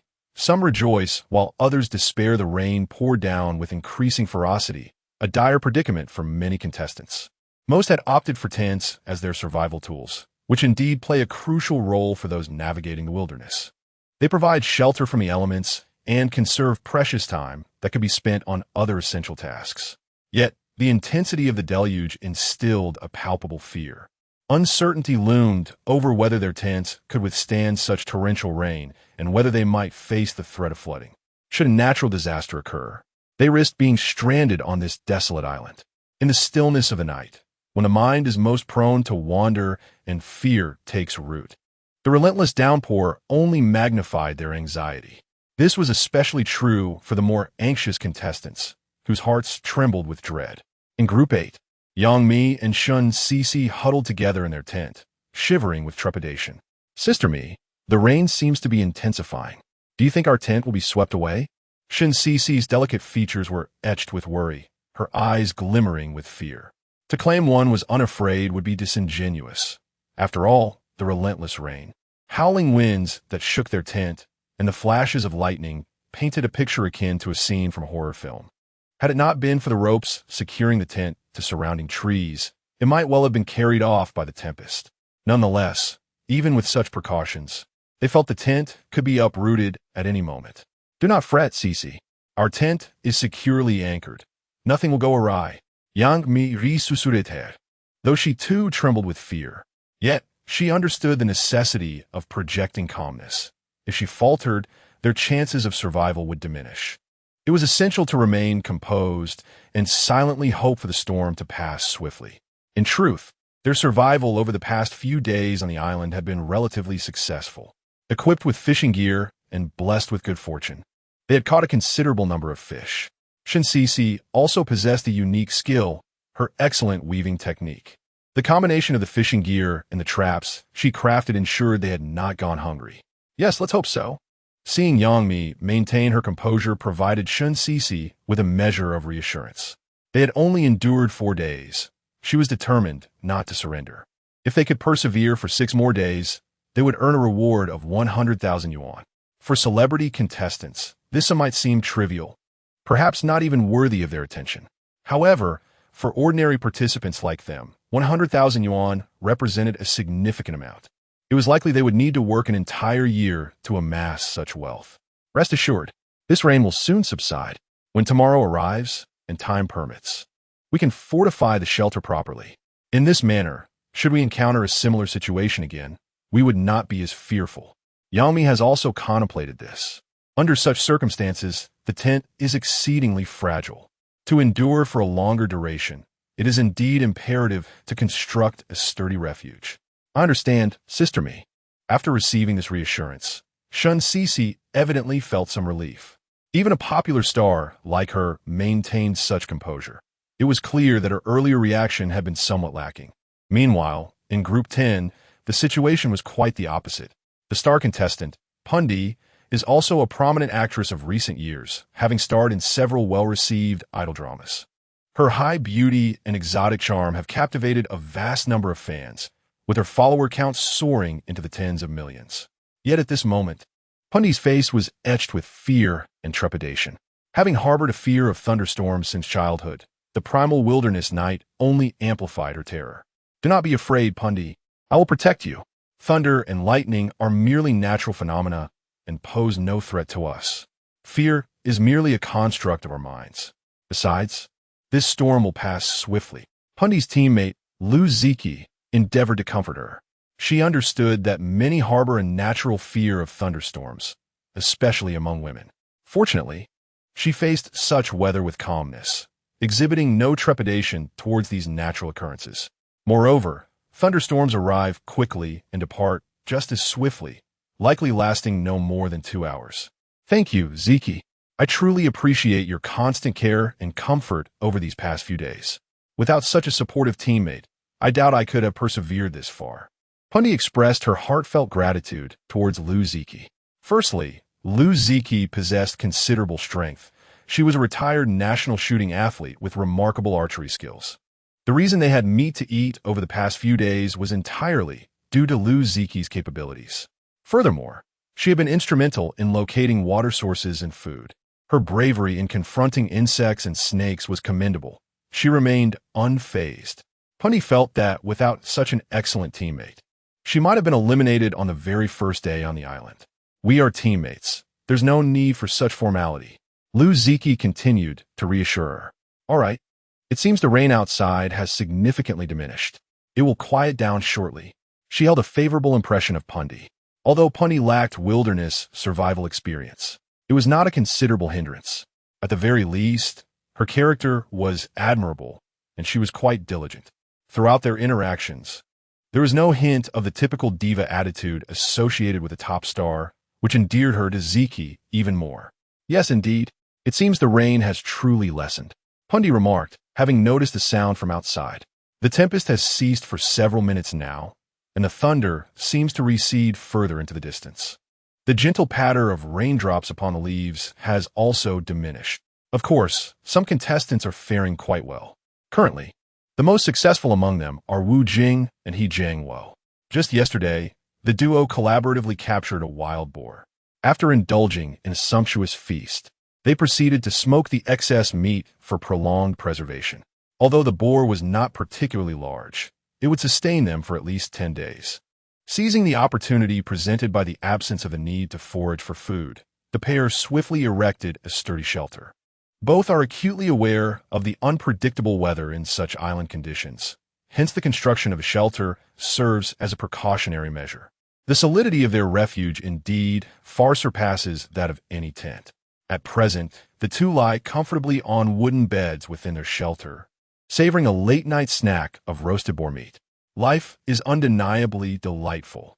Old He, it's truly thanks to you. Had you not suggested constructing the shelter in advance, we would likely be drenched tonight, Wu Jing remarked with a beaming smile. Despite the earlier downpour, only occasional droplets fell within their shelter, with no significant leaks occurring. This refuge is undeniably a resounding success. Chapter 41. The Strengthening Elixir. Do not merely indulge in flattery. I have reached an age where my physical capabilities are not on par with my youthful vigor. Lacking your boundless stamina, mere ideas and plans are insufficient. Thus, our partnership is indispensable. Subsequently, the two engaged in mutual commendation. Such is the nature of teamwork, mutual assistance, and the leveraging of each other's strengths. Indeed, the dynamics between spouses often mirror this. One partner's strengths can effectively compensate for the other's shortcomings and deficiencies. Only through such harmonious collaboration can life be rendered truly fulfilling and blissful. This principle of complementarity extends beyond the marital sphere. It equally applies to the bonds of brotherhood. After all, every individual possesses flaws and vulnerabilities that demand rectification and enhancement. Where there is need, there arises innovation. Without such demands, the idiom "a man among men" would not have come into existence. Let's not stand on ceremony. Our partnership is a golden alliance. I firmly believe we shall prevail and ultimately achieve victory. Wu Jing exuded confidence, possessing ample grounds for his self-assurance. The synergy between them was remarkable, a flawless amalgamation of theory and practice. Moreover, despite his advanced age, Liu He matched the physical prowess of any ordinary young man. Aside from their duo, several other survival teams were equally commendable. Among them was the 16th group, featuring Sister Zhou and Zhang Fangfang. Zhang Fangfang, renowned as the leading woman in the realm of wilderness survival in the country, boasted a wealth of experience and skills. She excelled in locating water sources, hunting, setting traps, and constructing shelters, possessing an understanding of wild flora that rivaled that of Lao Bei and Detsi. Though she was but a solitary woman, her prolonged exposure to wilderness survival had endowed her with physical capabilities that were on par with her male contemporaries. Furthermore, the 13th group, comprising Wu Sanshi and Yi Bo, along with the 14th group, featuring Guo Qilin and Su Xingmin, were also faring quite well. After more than an hour, a torrential downpour concluded. Thunderstorms arrive swiftly and depart just as quickly. Following the deluge, the clouds dispersed and the sky cleared. Stars and a crescent moon once again adorned the firmament. As for Chen Fan and Liu Feifei's eyelids began to battle against each other as it was nearing midnight. The fatigue from a day's labor weighed heavily upon them, and weariness had reached its zenith. At last, the rain had ceased. Let us retire for the night. Observing Liu Feifei stifling yawns, Chen Fan spoke gently. Their shelter had withstood the evening's tempest. Although some rainwater had found its way inside, the situation was not dire enough to disrupt their rest. It seemed imperative to expedite the construction of their shelter tomorrow, should they encounter another storm. They would not find themselves in such a disheveled state as this night. I can no longer endure this. I shall retire for the night. You should also rest early. Good night, Chen Fan. Liu Feifei stifled another yawn before collapsing into slumber. Chen Fan, however, felt no urgency. Once Liu Feifei had succumbed to sleep, he began to converse with the system. System, activate the physique enhancement liquid. Chen Fan silently commanded in his mind. Storing this substance in the system's backpack would be a waste. it was far more beneficial to utilize it immediately. This would fortify his physical constitution, thereby simplifying his forthcoming survival endeavors. Understood, host. Physique enhancement liquid in use. The system's mechanical, synthesized voice soon resonated in his mind. Almost instantaneously, an excruciating pain radiated throughout his entire body. It felt as though every inch of his skin were being pricked by countless needles, agonizingly painful. However, Chen Fan was well aware of the exhilarating relief that would follow such torment. The principle was straightforward. Initial pain was inevitable due to the intensity, yet gradually, this sensation of pain would be supplanted by euphoria. As one became more accustomed to the experience, the pleasure would only intensify in this regard. Chen Fan was exceedingly experienced. Indeed, after 3 minutes of relentless pain, a wave of comfort enveloped him. His strength had surged qualitatively, and at that moment, he brimmed with unprecedented confidence. Convinced he could fell a bull with a single punch. How delightful! All traces of fatigue and drowsiness were utterly dispelled. The physique enhancement liquid was truly a remarkable elixir. Chen Fan felt an exhilarating relief coursing through him. He then mentally commanded, "System, display my personal attribute panel." It had been a while since he had thoroughly reviewed his personal attributes. This was the perfect opportunity to assess the extent of his physical capabilities and attributes. Understood, host. Host, Chen Fan, age, 23, strength, 830-30, speed, 930-30, endurance, 730-30, heat resistance, 1030-30, cold resistance, 830-30, note. Attributes are standardized for healthy adults at 10. Skills, basic construction, basic weaving, advanced underwater swimming. Items, compendium of wilderness knowledge. The system's personal attribute panel was meticulously detailed, encompassing nearly all aspects of his physical functionality. Gazing at the comprehensive attribute page, a subtle smile graced Chen Fan's lips. This indicated that his attributes were virtually equivalent to those of 7 healthy adults, not merely those in suboptimal or unhealthy conditions. After examining his personal attributes, Chen Fan finally succumbed to sleep, perhaps due to the recent rainfall. The night felt exceptionally cool. Liu Feifei held tightly onto Chen Fan throughout the night. Her playful little head nestled firmly against him. Upon awakening in the morning, Liu Feifei maintained her position, drawn near to Chen Fan by the warmth radiating from his body, which enveloped her in a profound sense of comfort. This young lady certainly had a restless slumber. However, the coolness of last night's weather indicated that the construction of their shelter needed to be expedited. Chen Fan gently extricated Liu Feifei from his embrace and rose to stretch his limbs. Today, he felt exceptionally invigorated. After a brief wash, he relocated the fire pit outdoors, adding some firewood to commence boiling water. It wasn't too long before Liu Feifei stirred from her slumber. Initially feeling a chill as she drifted off, she soon found herself enveloped in warmth, as though cradling a large furnace. The temperature was perfectly soothing, a remarkably cozy haven. "Good morning, Chen Fan," she greeted, her spirits high after a restful night. "I slept well. Good morning. Hurry and freshen up." After their morning routines, they planned to inspect their traps. Chen Fan responded with a smile. "The first order of business after washing up is to check the hunting traps. I wonder if we will have any luck today." "All right, coming right away," Liu Feifei replied cheerfully, hastening to complete her ablutions. Chapter 41. The planning of the shelter after completing their morning rituals. The two ventured towards the snare traps. Out of 6 traps, only 1 had been triggered, successfully capturing a wild chicken. The other 5 traps had been largely destroyed by the heavy rain from the previous day. Is this wild chicken still edible? It seems to have been excessively soaked by the rain, Liu Feifei remarked, slightly furrowing her brows as she gazed at the solitary wild chicken ensnared in the trap. The chicken had become quite stiff, its body drenched from the rain, giving it an unappetizing appearance. "Surely it's still fine?" Chen Fan inquired as he picked up the chicken and sniffed it. There was no foul odor, and the bird appeared to be intact. It was likely caught before the rain last night, and given the mild temperatures, the meat wouldn't spoil so quickly. He proceeded to remove the chicken from the trap and reset the remaining snares. These traps currently served as their primary source of protein. Once the shelter was constructed, they could set more traps around the area and devise ways to capture larger prey. After all, a wild chicken was rather small. If they could capture a wild boar or other deer species, their survival would undoubtedly become much simpler. With the traps rearranged, the pair returned to their campsite. Today's main task was to commence building their shelter. The torrential rain from the previous night had underscored the importance of sturdy refuge to Chen Fan. Chen Fan, what sort of shelter are we constructing today? Liu Feifei inquired curiously. She had seen various shapes of shelters in wilderness survival videos before.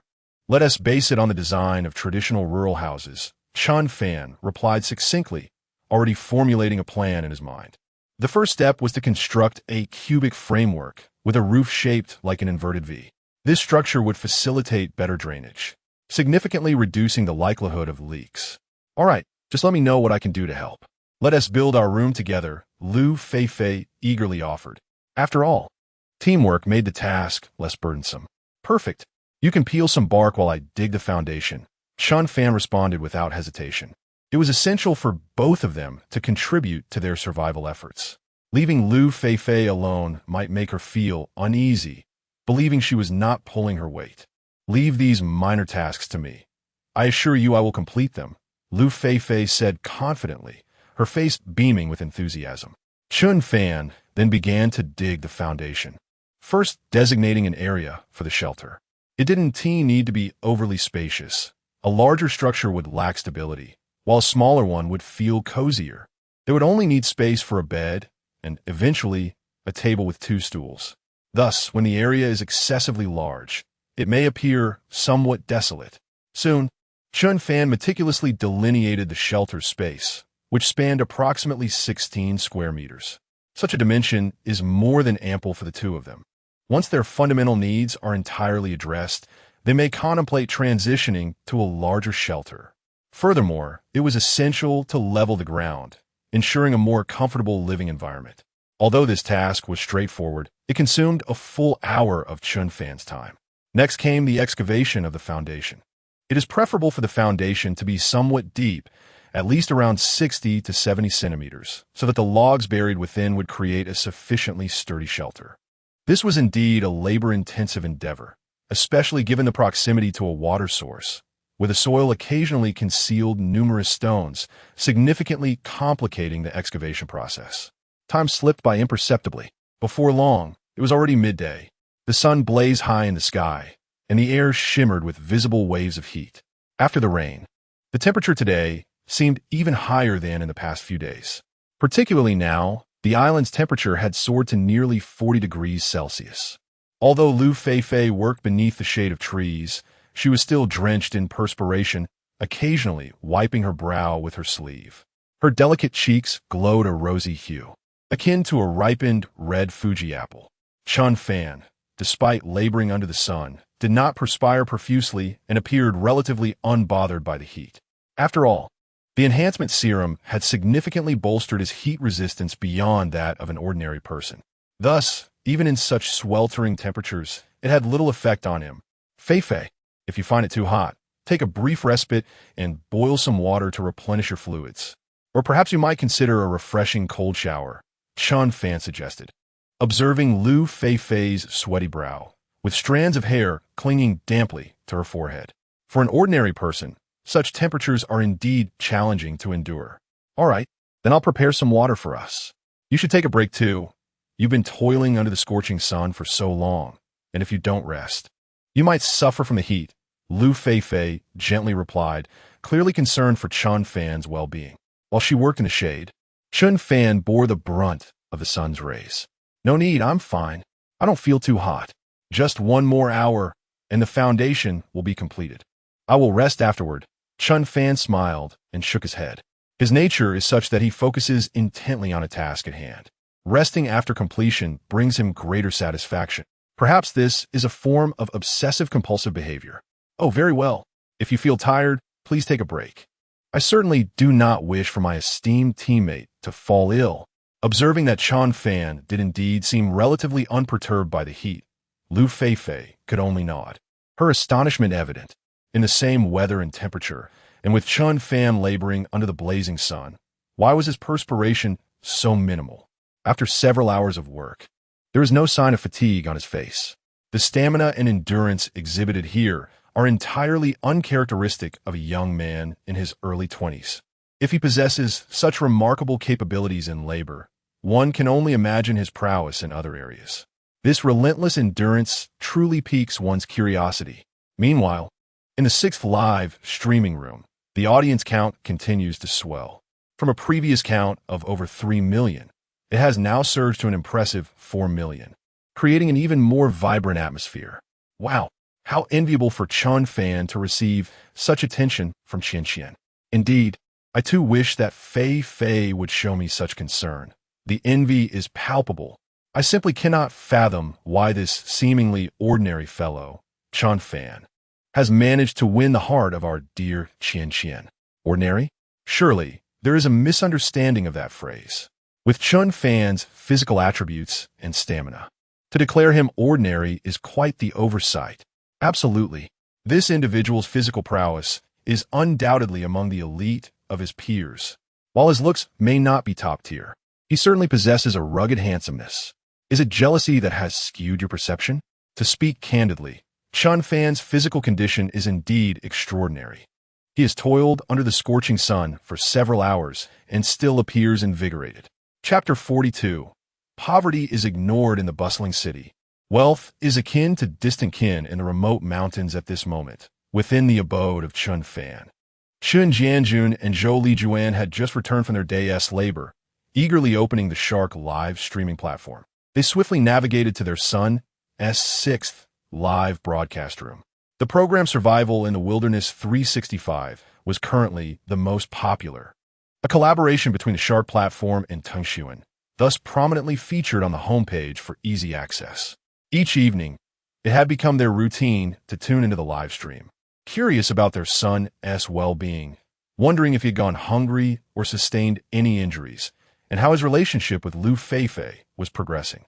Although they were acutely aware that Liu Feifei was a celebrated actress and the daughter of a wealthy family, belonging to a different echelon entirely, there lingered a sense of hope within their hearts. Observing the interactions between Xiao Fan and Liu Feifei, they felt a harmonious rapport between the two, and the thought of having such a daughter-in-law brought them immense joy. Accompanying them home were 3 neighboring ladies, who had recently taken a keen interest in Chen Fan. After all, if he were to successfully claim the 500 million prize, he would ascend to the ranks of the elite.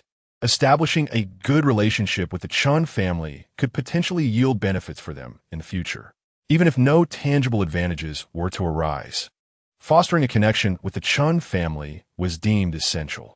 Li Juan, I have always believed that your Xiao Fan is destined for greatness.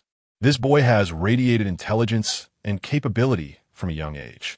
I am confident he will endure to the end and secure the ultimate prize, exclaimed the neighbor, Aunt Wang, her flattery accompanied by a hint of ingratiation. Thank you for your kind words, Sister Wang. Indeed, Xiao Fan has caused us no small amount of trouble in his youth. It is gratifying to see him finally making something of himself, Zhou Lijuan replied with a smile, her face beaming with pride and contentment. In truth, Chen Fan had been quite the mischievous child. His favorite pastime was wielding a makeshift goldenrod, uprooting the vegetables planted by Aunt Wang in her garden. This incident had led to prolonged discord between the two families. Such occurrences were not uncommon in rural settings. It was typical for spirited young boys to exhibit boisterous behavior. Armed with even the simplest of sticks, they felt like kings of their village, as if wielding a legendary weapon.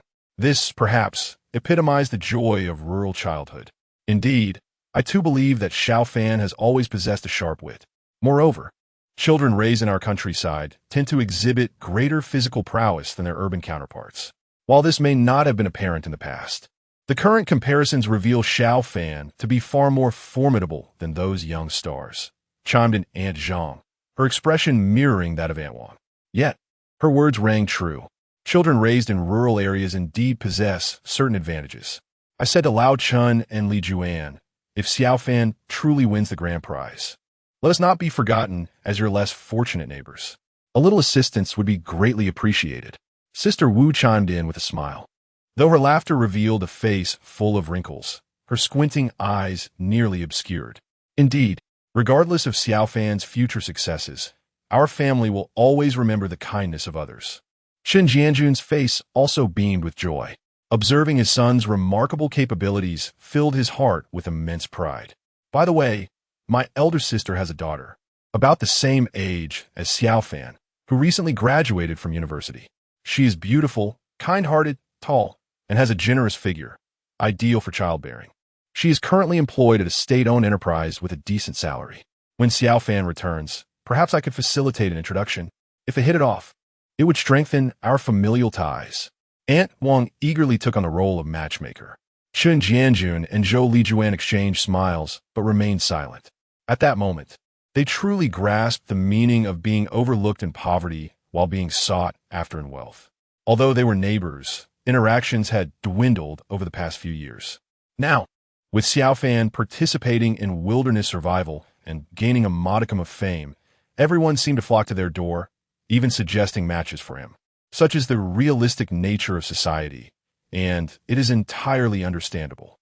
Meanwhile, on the island, Chen Fan had completed the excavation of the foundation's trench.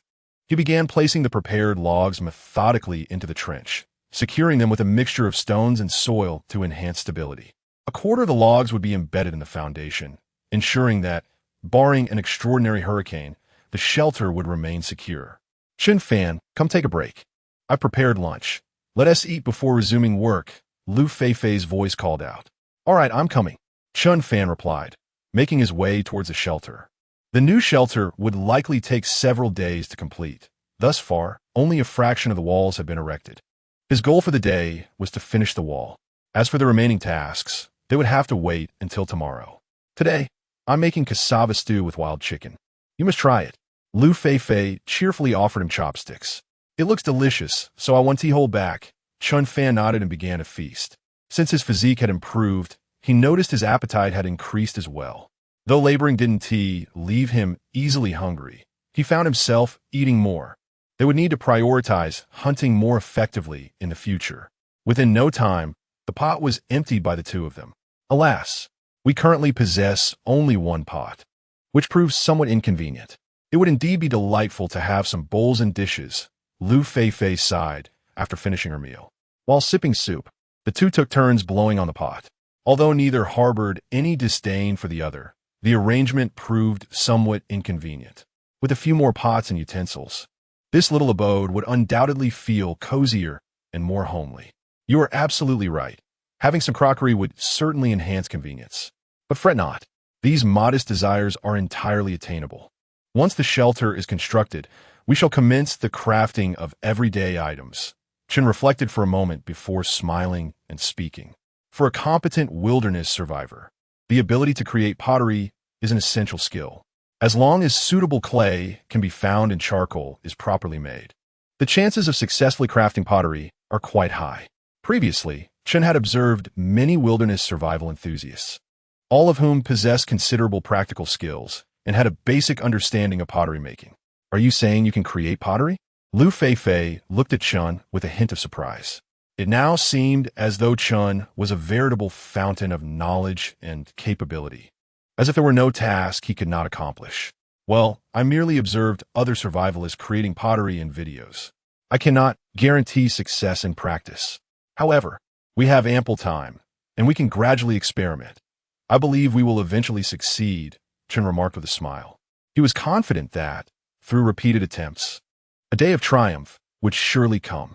Chapter 43, The Departure of the First Group of Contestants. Indeed, we must persevere until the very end to claim the ultimate prize, Liu Feifei declared, her fist clenched, radiating a serious and confident demeanor. Initially, she harbored doubts about their ability to endure until the conclusion. It seemed little more than a fanciful wish. After all, among the 20 groups of competitors, some possessed formidable prowess. In various aspects, she and Chen Fan did not hold an advantage. Yet now, she brimmed with confidence. Through these days of companionship and interaction, she had come to realize just how extraordinary Chen Fan truly was. His theoretical knowledge of wilderness survival was impressive, but his practical skills and physical prowess were nothing short of monstrous. If they were unable to endure until the end, it would reflect poorly on her abilities. Observing Liu Feifei's self-assured expression, Chen Fan found her utterly charming. Her youthful complexion, imbued with a hint of baby fat, exuded a delightful softness. To him, her visage and figure were infinitely more appealing than those emaciated models with angular frames and sharp features. After their meal, Liu Feifei inspected the fishing trap. The ground yielded a bountiful catch, totaling over 20 small stream fish, including a few larger specimens. They were subsequently returned to the trap, destined to be their dinner that evening. Chen Fan, I recall you mentioning that these starchy foods can be transformed into noodles and sheets. How do we go about making them? Perhaps you could teach me, and I shall prepare them for us, she inquired curiously after washing the pot. Having gone days without rice or noodles, the prospect of slurping on noodles was tantalizing. Actually, it's quite straightforward. First, you cut the cassava into small pieces and soak them in water, needing them to extract a substantial amount of starch. Once the starch settles, you can remove the residue. A few rounds of rinsing and sedimentation will yield high-quality starch. After drying, you can roll it into noodles. Chen Fan briefly explained. In his hometown, they annually crafted potato starch to make noodles, and the process was quite similar. However, he noted that alum was typically added during the noodle-making process to enhance the texture and chewiness. While they lacked the resources for that now, they could still create noodles, albeit with slightly inferior texture. Is it really that simple? I shall begin shortly. With the temperature so high, we might just enjoy noodles by tonight. I'll also gather some wild vegetables. Let us have hot pot for dinner. The thought of noodles and hot pot made Liu Feifei's mouth water uncontrollably. Very well. However, today's heat has been unbearable, and we have labored all morning. Let's take a brief afternoon nap. Chen Fan nodded in agreement. His words suggested that a midday nap was unnecessary, as his physical exertion was minimal. The temperature was also bearable for him. However, he was concerned about Liu Feifei's ability to endure. All right, let us rest together, he proposed, to which Liu Feifei nodded in agreement. In such sweltering conditions, it was indeed easy to succumb to drowsiness. A brief slumber of half an hour would surely rejuvenate them. The two then retreated into their shelter, much to the chagrin of a live stream audience. After all, while other contestants toiled tirelessly, they seemed to have the luxury of napping. Could it be that they were not actually napping, but rather using it as a guise to play cards? Incredible. The truth is unveiled. Chen Fan possesses such remarkable physical prowess that his needs must be greater, leaving Liu Feifei at a disadvantage. Pish-posh. You vile individuals, Feifei is pure, and Chen Fan is upright. They're nothing like you ruffians. Exactly. You lot, being mangoes, see everything in yellow. During midday, as many took their rest, the livestream grew even more animated. Meanwhile, while Chen Fan and Liu Feifei enjoyed their nap, the 11th group, Huayu City, decisively dialed the program's emergency hotline. As they could no longer endure, 5 long days had been spent subsisting on wild vegetables, and this wretched existence had become unbearable. Hello, we demand to be evacuated from this dreadful place immediately. I cannot endure another minute. After contacting the satellite rescue team, Huayu City issued a command to the rescuers. At that moment, he bore dark circles under his eyes, appearing gaunt, with a face tinged in eerie green, reminiscent of a zombie. Beside him, Ma Yurong sat quietly, saying nothing. She too was at her limit. Given another chance, she would never team up with Huayu City again. It was simply too excruciating. Time swiftly passed. An hour later, the rescue team located Huayu City and Ma Yurong. Are you certain you wish to withdraw? No group has exited thus far. You'll be the first to do so, Captain Zhang Xin inquired with a cold demeanor. Huayu City's demanding tone during the call had irked them considerably. A person who lacks respect for others certainly cannot earn their respect in return. Isn't that a foolish question? I cannot remain in this cursed place for even a second longer. Huayu City replied defiantly. Zhang Xin and the other 3 rescuers exchanged dark glances, feeling powerless. After all, this individual was wealthy and had a legion of fervent supporters. He was not someone ordinary workers could afford to antagonize. Very well, then, Zhang Xin stated coldly. Such a waste. I have long known of their ineffectiveness. Had I persisted a few more days, I might have succumbed to starvation on this desolate island. Wait, I shall say a few words to my fans. Huayu City turned to the camera, instantly adopting a different demeanor. Dear family, I surely could have endured much longer. But in recent days, I have been pouring my heart and soul into composing new songs, all to ensure that you can soon hear my new album and experience the finest music I have to offer. Thus, I had little time to focus on survival. As my fans, I trust you will understand my passion for music. In 5 days, I will embark on a nationwide tour featuring the new songs I have crafted during this time, and I hope my family will continue to support me as always. Although my wilderness survival has come to an end, we Martians shall never be apart, and our promises shall endure eternally. A week later, I shall return triumphant, forever a deity in the realm of Chinese music. Ugh! Upon hearing Huayu City's fervent speech, Zhang Xian and the others nearly retched. That group of fools is truly easy to deceive. Oh. Wah wah wah wah wah wah. All Martians, let us flood the screen with eternal deity. Eternal deity. Eternal deity. In an instant, hundreds of thousands of viewers appeared entranced.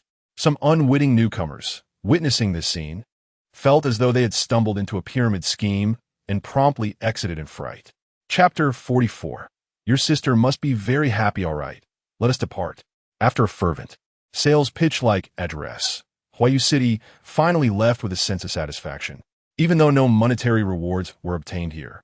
The revenue generated from casually hosting a concert far exceeds what some individuals could earn in a lifetime, as the roar of the yacht faded into the distance. The first group of contestants was completely eliminated.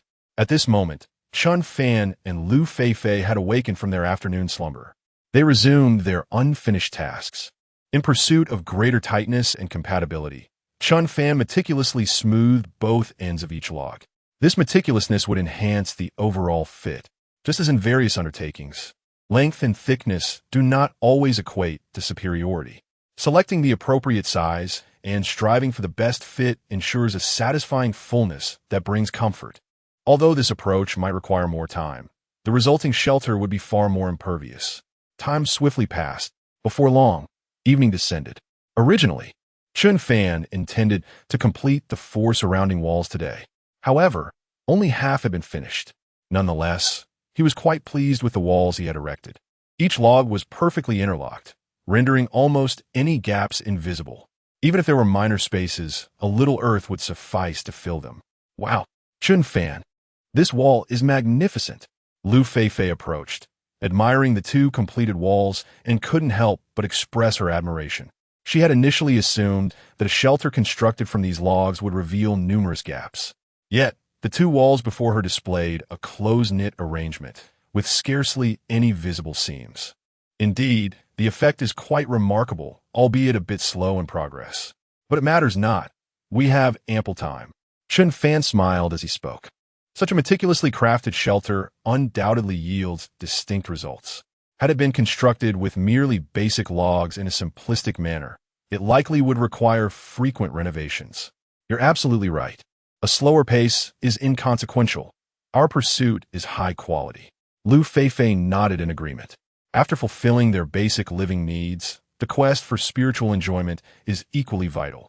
A beautiful shelter marks the beginning of this pursuit of aesthetic pleasure. By the way, my hot pot is nearly ready. Come quickly and have something to eat.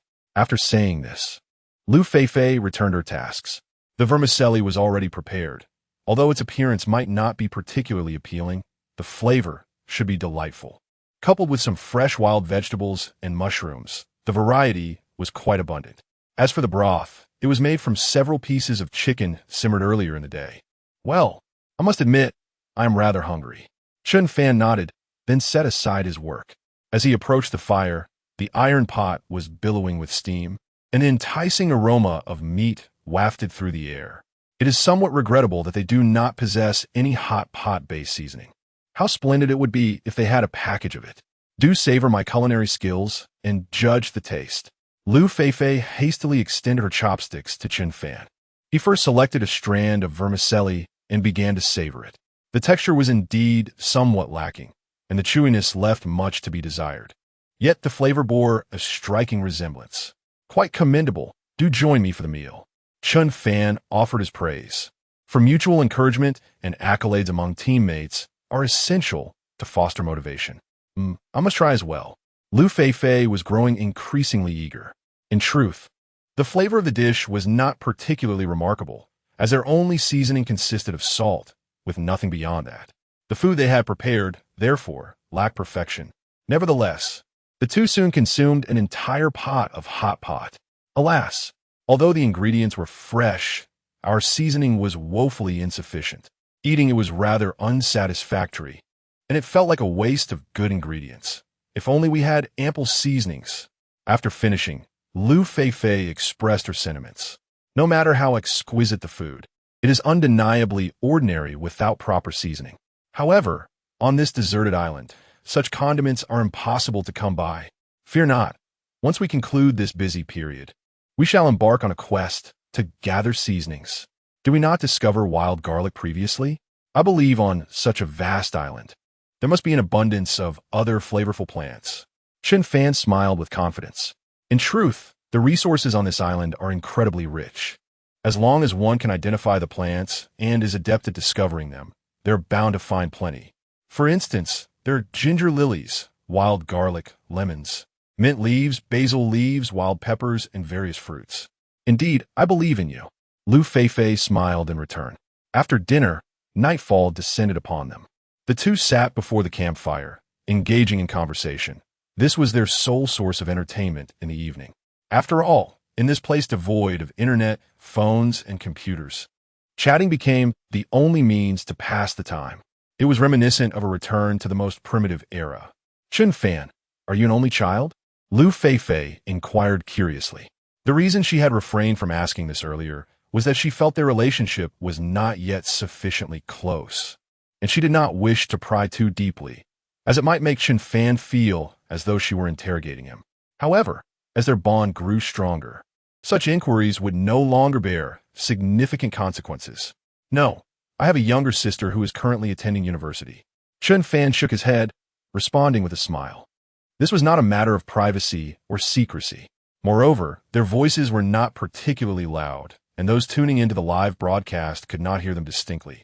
Generally, once night falls, the camera crew allows the contestants some private time, keeping a considerable distance from them. You are truly fortunate. I have always wished for a sibling. Having such an exceptional brother must surely make your sister feel proud and blissful. A subtle hint of envy flickered across Liu Feifei's face. Being an only child and having experienced her parents' divorce deprived her of much affection, leading her to often envy her peers with siblings. Many times, when she felt wronged or downcast, she had no one to confide in. If she had a brother like Chen Fan, it would undoubtedly be a source of great happiness. Perhaps, she mused with a light chuckle. In his past, Chen Fan was merely an ordinary worker, leading a monotonous life under the grueling 996 work schedule. Would his sister truly take pride in him? It is likely, she affirmed. Your sister must also watch our live streams at school. She must feel particularly proud to have such an outstanding brother, Liu Feifei continued. The two exchanged stories about their family circumstances. During these discussions, Chen Fan could distinctly sense Liu Feifei's melancholy. After all, children are invariably the ones who suffer the most from their parents' separation. Nevertheless, Liu Feifei was relatively fortunate. At least she was living well. Chapter 45. The damned chicken thief. Well, it's getting late. We should retire for the night.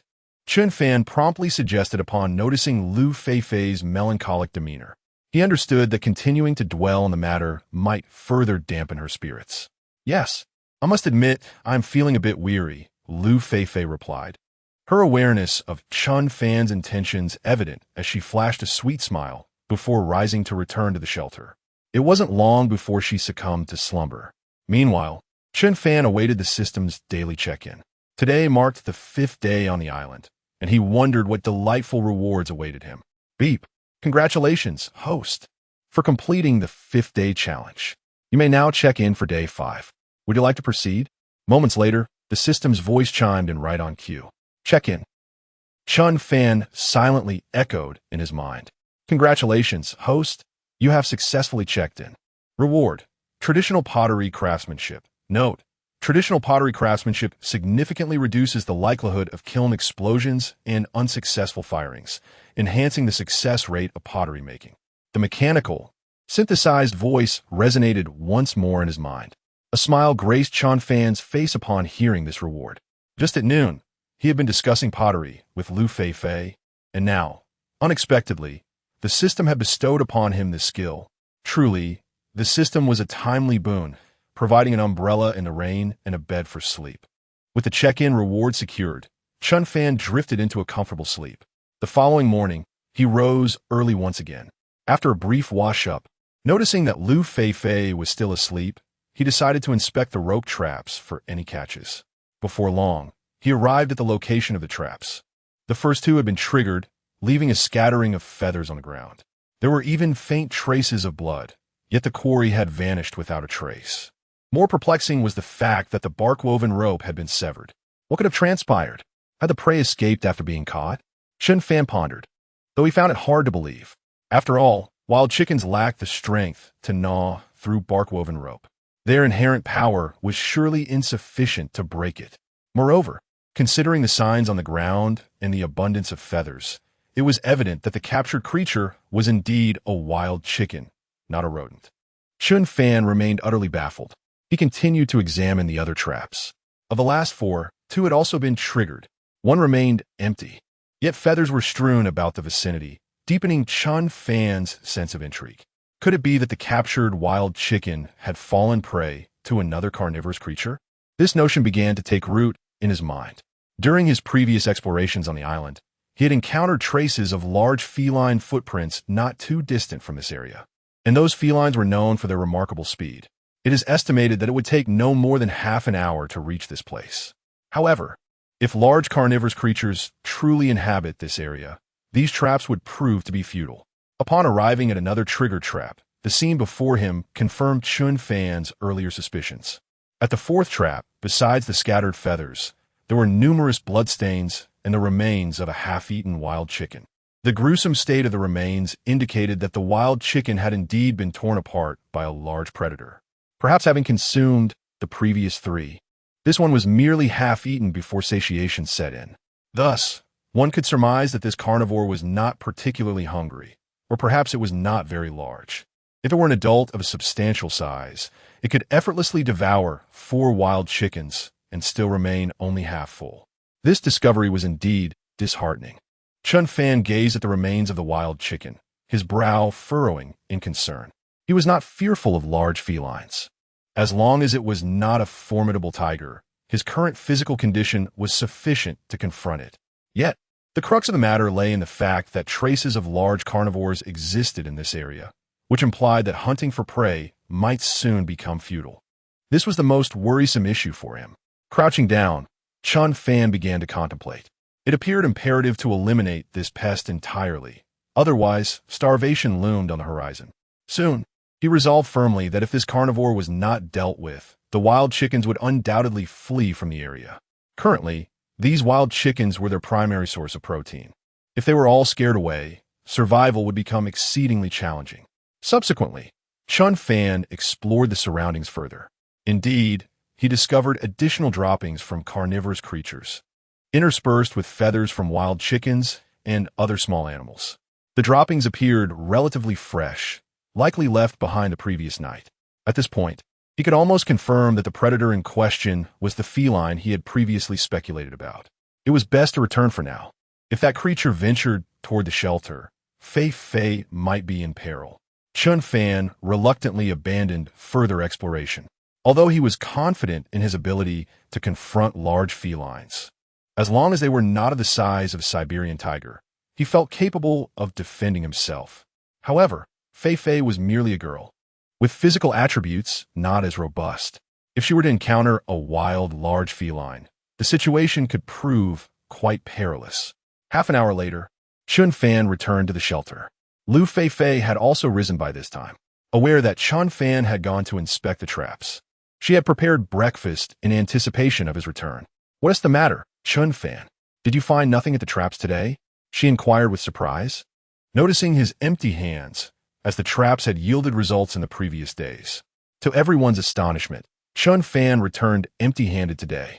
In truth, all the traps have been triggered, successfully ensnaring a few wild chickens. However, they were intercepted by an unexpected adversary. With a wry smile, Chen Fan remarked on the situation. Yet, upon seeing that Liu Feifei was unharmed, he felt a sense of relief. An unexpected adversary? Could it be that this area harbors other competitors? Liu Feifei inquired promptly after hearing Chen Fan's account. Who could have the audacity to seize their hard-earned quarry? It is not another competitor. From my recent observation, it appears to be the very feline predator we had previously speculated about, Chen Fan replied, shaking his head with sincerity. Upon hearing this, a look of fear washed over Liu Feifei's face. What? Are you suggesting that this carnivorous creature has ventured into our territory? What shall we do? Are we in danger? She asked, her expression rife with trepidation. They had painstakingly found such an ideal campsite, close to a water source, surrounded by abundant food resources. Were they to be driven away before they even settled in? Rest assured, we are not in peril. My current focus is on how to deal with that thieving creature, Chen Fan said with a smile, devoid of any concern or fear. This wretched thief is even more loathsome than a bear that steals robes. It must be captured, and its hide turned into a splendid set of leopard print lingerie for Liu Feifei. Chapter 46. The Bodhisattva of Dripping Water. Are you truly contemplating the idea of confronting carnivorous beasts? Liu Feifei gazed incredulously at Chen Fan, unable to fathom his audacity. Most individuals would instinctively shy away from formidable predators, fearing the savage creatures of the wild that could easily devour them with a mere misstep. Yet, to her astonishment, Chen Fan exhibited an audacious spirit, not only unafraid, but seemingly intent on pursuing such a perilous venture. Did he not fear that his reckless endeavor would lead to a feast for the viewers in the live stream? Indeed, this territory could harbor but one ruler. Its presence had profoundly disrupted their survival plans, making its elimination imperative. Chen Fan nodded earnestly, demonstrating his unwavering resolve regarding this matter. Sensing Liu Feifei's apprehension, he reassured her. Fear not. In truth, even wild large felines can be managed with relative ease. Humanity stands atop the food chain due to our astute intellect, allowing us to cleverly wield our knowledge and craft tools. Consider that even elephants and tigers, those ferocious beasts, can be confined within the bounds of a zoo by humans. Strength alone does not dictate supremacy. It is wisdom that elevates one to greater heights. Your reasoning, while theoretically sound, may not translate seamlessly into practice. Liu Feifei conceded with a nod. Although the theory held merit, the reality of their current circumstances bore resemblance to that of primitive tribes, merely equipped with a few tools. To hunt large felines with their existing apparatus seemed an arduous task for many. Do not worry about this. Once the shelter is constructed in the coming days, I shall commence preparations for this endeavor. Crafting a bow and arrow will render hunting medium-sized felines entirely feasible. Chen Fan had already formulated a comprehensive plan in his mind. Provided he encountered a large feline, vanquishing it would pose no significant challenge. Yes, I trust you, Liu Feifei affirmed, her confidence in Chen Fan evident. His prowess extended beyond mere theoretical knowledge. His physical capabilities surpassed those of his peers. Given his self-assured demeanor, it was clear he possessed the foundation for such confidence. However, the viewers in the live stream appeared skeptical of Chen Fan's intentions. Following their conversation, the barrage of comments flooded the screen. Wow, is Chen Fan overestimating himself? Just because he has a bit more strength than the average person, he thinks he can hunt large felines? That confidence seems a tad excessive. The carnivorous creatures inhabiting this desolate island could very well be leopards or jaguars, both of which possess formidable combat prowess. Taking down an adult of either species would be a trivial endeavor for them.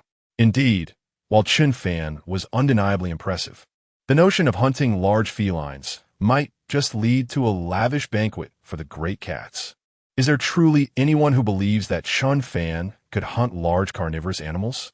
It seems merely a base gimmick designed to attract attention, a tactic not unfamiliar to those who frequent live streams. Indeed, one could say that. A wise observation, my friend. Should this individual genuinely possess the capability to hunt large felines, I would willingly reward him with 100 super gifts. I would even partake in an outrageous act live on stream. Let all bear witness, recognize my ID. This time is genuine, not a deceitful ploy for food or drink. In truth, Chen Fan is quite impressive, seemingly far superior to his peers. He may very well possess such abilities. Indeed, jealousy distorts one's visage, and a group of envious men resent Chen Fan's talents. Such individuals are truly repugnant. Let us not heed their words, sisters.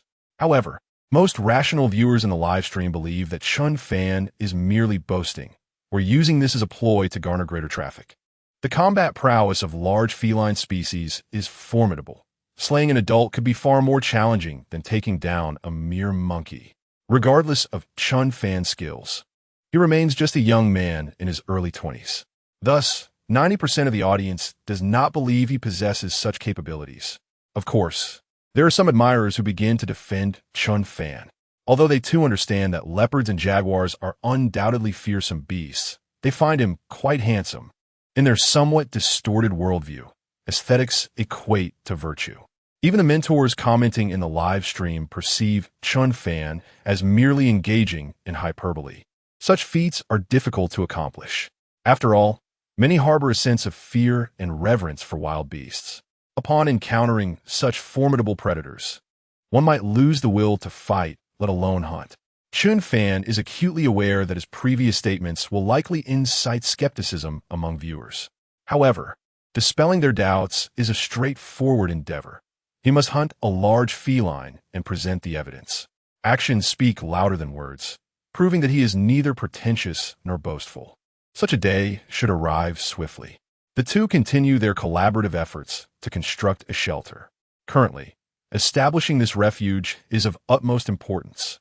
As for crafting pottery or hunting for petty thieves, those matters can be temporarily set aside. Meanwhile, within the 12th group, after successfully locating a water source, Kaiji and Wang Wan followed it to a small lake. The lake is teeming with resources, abundant with sizable stream fish. Among the survival tools they selected were fishing gear. Consequently, they have enjoyed fish for several consecutive days, suffering little hunger. Compared to the already eliminated teams of Huayu City and Mayurong, their situation is significantly better. Gigi, we have been eating fish for several days now. The sight of it makes me nauseous. Shall we seek out other food today? Wang Wan gazed at the roasted fish, retching slightly. If fish could be complemented with other dishes, eating it for a month would pose no issue at all. However, the issue at hand is that recently, their sustenance has been solely fish, consumed day in and day out, which has become quite unbearable. Although stream fish lack a pronounced fishy odor, the monotony of daily consumption is overwhelming. Do you think it is so simple to seek alternative food sources? Neither of us possesses any wilderness survival experience, and we are utterly unfamiliar with edible plants. The peril of mistakenly consuming toxic flora could spell our demise. Kaiji's voice turned icy. In stark contrast to his gentle and composed demeanor from a few days prior, he now exhibited a stark transformation. The mere sight of fish now induced a wave of nausea. Yet, in an effort to embody his masculinity, he gritted his teeth and persevered. He resolved to endure for at least 10 days, envisioning the bragging rights it would afford him in the future. Despite Kai Ji's unappealing tone, there lay some truth in his words. The risk of ingesting poisonous plants could indeed lead to fatal consequences. Even with prompt medical intervention, the suffering would be inevitable. All right, you keep an eye on the fish. I'm feeling a bit unwell and need to relieve myself, Kai Ji said, clutching his stomach as he hastily ventured into the dense underbrush. Perhaps due to the incessant fish diet, he sensed some gastrointestinal discomfort. After attending to his needs, he felt significantly more at ease and began to scan the area for something suitable for cleaning himself. In the wilderness, one cannot expect the luxury of soft, high-quality toilet paper. Often, one resorts to stones or leaves for such matters. He had already experimented with several types of leaves, none of which provided a satisfactory texture. Some were too small, while others were excessively coarse, posing the danger of tearing. and inflicting a rather unfortunate situation upon oneself. The four great tragedies of life include urinating in one's shoes, passing gas and accidentally soiling oneself, and tearing through tissue while wiping. Wait, that leaf appears remarkably large. Moreover, it looks quite smooth and should be quite reliable. Soon, a broadleaf plant came into view. The leaves were substantial, approximately a meter in length, heart-shaped, dark green, with pronounced veins, and exceedingly smooth to the touch. While the camera refrained from capturing a close-up of Kai Ji's face while he was in the restroom, his hand, as he plucked the leaves, was clearly visible to the viewers in the live stream. "Oh no, Brother G, don't act rashly. That's a water drop plant," exclaimed one viewer. "What on earth? Is Brother Kuan contemplating self-harm? Using the water drop plant for wiping? Truly, you are a brave soul. This is it, Kuan. Your posterior is doomed. Wait, what? Is this not a cause for celebration? Why are you all making such a fuss? What is this water drop plant? Does my brother need to be this dramatic while wiping? Yes. What are you all raving about? What is this water drop plant? It's over. It appears I may never again enjoy the eggs laid by my beloved dove." Chapter 48. Disregarding the facts upon hearing other netizens in the live broadcast repeatedly uttering the term "do water guanine," Kai Ji's fans hastily scoured the internet for information on this plant. To their dismay, their findings were alarming. Do water guanine is highly toxic. Its venom primarily resides in its sap, which upon contact with the skin provokes itching, and if it should enter the eyes, it can inflict significant harm to the cornea. Ingesting it could lead to death, necessitating immediate washing with water and a swift trip to the hospital. Clearly, Kai Ji and his companions were utterly oblivious to this peril. Panic ensued. Ji rushed to wash himself, realizing the plant's lethal nature. Heavens! Sisters quickly called the production team and urged Ji to withdraw from the show. Otherwise, a grave incident may unfold. I have procured the production team's number and will call them at once. At that moment, Kai Ji's fans were in a state of distress. Should any misfortune befall Ji, they feared they might never find another brother as remarkable. They had yet to don wedding gowns and attend his solo concert. It was imperative that nothing happened to him. After all, the privileges afforded to other stars should equally apply to their beloved brother. Meanwhile, on the island, Kai Ji, having just dealt with his discomfort, began to feel an itch in his posterior, accompanied by a stinging, burning sensation. It dawned on him that the plant he had just used might indeed be poisonous. As he ambled toward the tent, he scratched fervently, yet the itch intensified, along with the prickling and burning sensations. Ji, you're back. By the way, I feel a bit unwell in my stomach. What did you use earlier? I need to relieve myself too. Wang, noticing Kai Ji's approach, quickly interjected. Perhaps it was the excessive fish consumption. Both had indeed experienced gastrointestinal distress, necessitating frequent trips to the restroom. Over there's a particularly large broadleaf plant that seems effective. Kai Ji pointed behind him, suppressing his discomfort while maintaining a calm facade. Given his own predicament, he felt it only fair for Wang to experience the same sensation. Otherwise, he would feel an overwhelming sense of imbalance. "Oh, they'll keep an eye on the grilled fish while you go." Wang, entirely trusting Kai Ji's words, cheerfully trotted off in the direction he indicated. The viewers in the live broadcast were instantly electrified by the scene. What the hell? This guy is truly malicious. He is so intent on sabotaging his teammate. Damn, I initially thought this kid merely lacked knowledge, but I never anticipated such cruelty. Knowing full well there's a pitfall ahead, he still pushes his teammate toward it. Judging by his earlier scratching, it seems the toxin from dew water guanine is taking effect, yet he still deceives his teammate. This isn't vet. This fellow is simply wicked. How can such a vile individual still thrive in the entertainment industry? It is a responsibility of everyone present that this person has not been blacklisted. This is nothing short of premeditated malice. A report must be filed. Without hesitation, the viewers in the live stream were instantly filled with righteous indignation. If previously, one merely perceived Kai Ji as lacking in professional knowledge, his recent actions were unequivocally malevolent. Perhaps he himself has yet to realize the gravity of his actions. But the audience is painfully aware. The commentators in the live stream wore grim expressions. Initially, several of them were unfamiliar with the plant dewdrop guanine. But after Xian Ming's explanation, they gained a clear understanding of its dangers. Contact with this plant can provoke intense itching and may even lead to excruciating consequences. After experiencing such pain, Kaiji shockingly pushed his teammates into the fray. This is sheer wickedness. What Kaiji has done this time is indeed excessive. Even the usually composed mediator, Hiriwo, found it hard to contain himself, while other contestants aspire for the well-being of themselves and their teammates. Kaiji's actions clearly thrust his allies into peril. The toxicity of dewdrop guanine is formidable. Contact can be perilous, particularly for young women. Kaiji's conduct is utterly intolerable. Zhang Xiaotong furrowed her brows tightly, aware that the proximity of a girl's body to such a hazardous area compounds the risk. If an allergic reaction were to occur in those regions, the consequences could be dire. It is no exaggeration to say that it could affect a girl's entire life.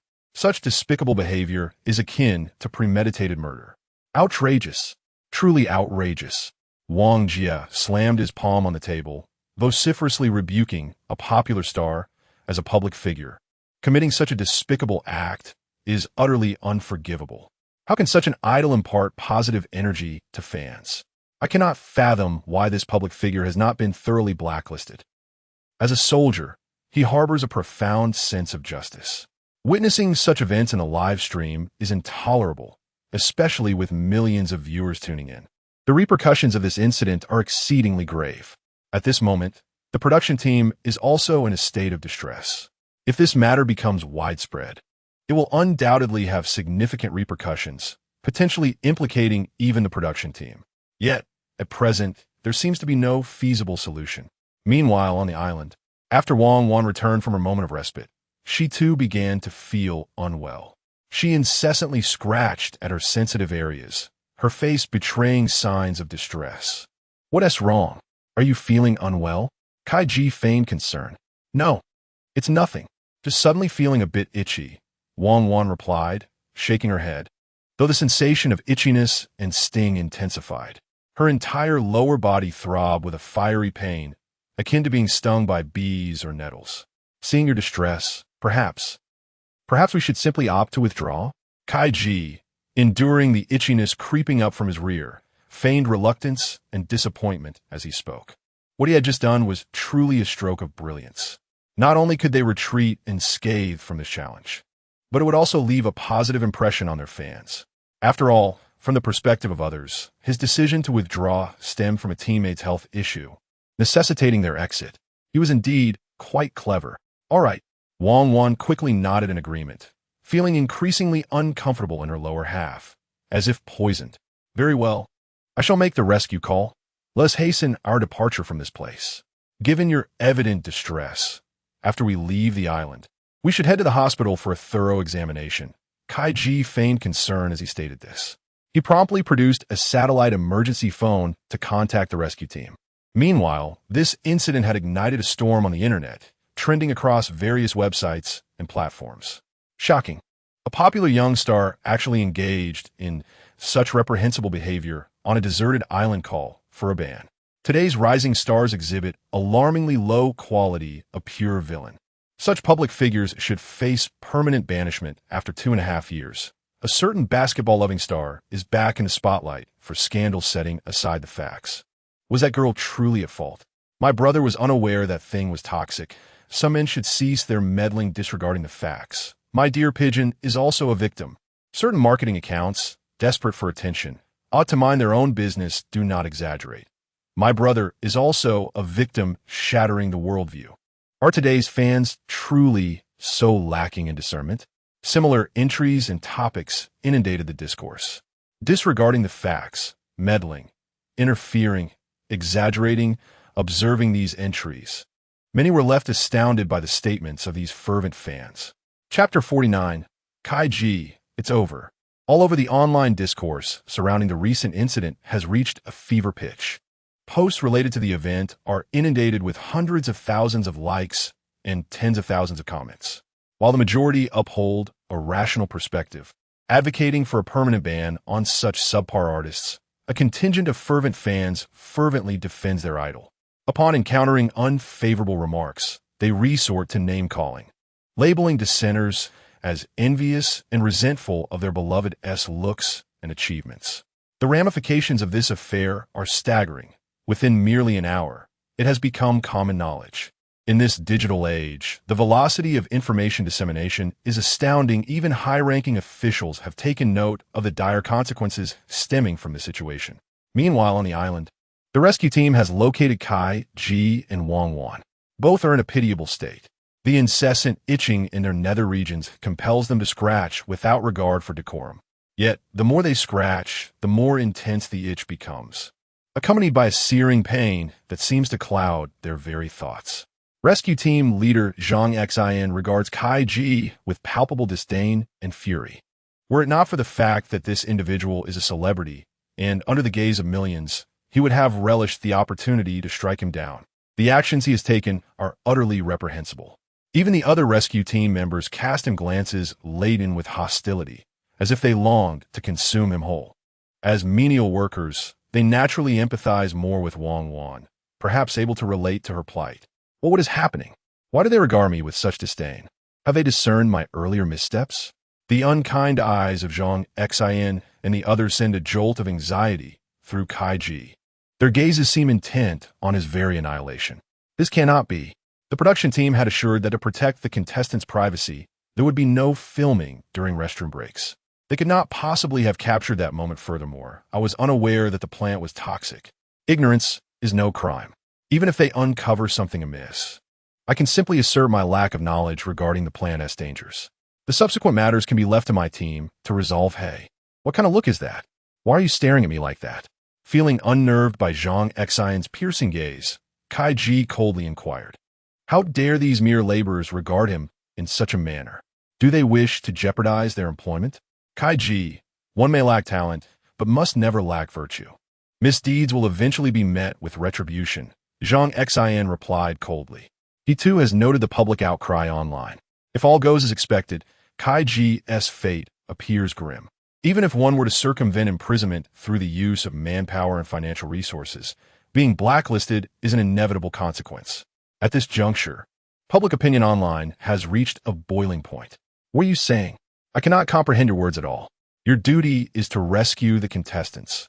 As for lecturing, you hardly possess the authority for that. Kai Ji, unwilling to be outdone, retorted fiercely.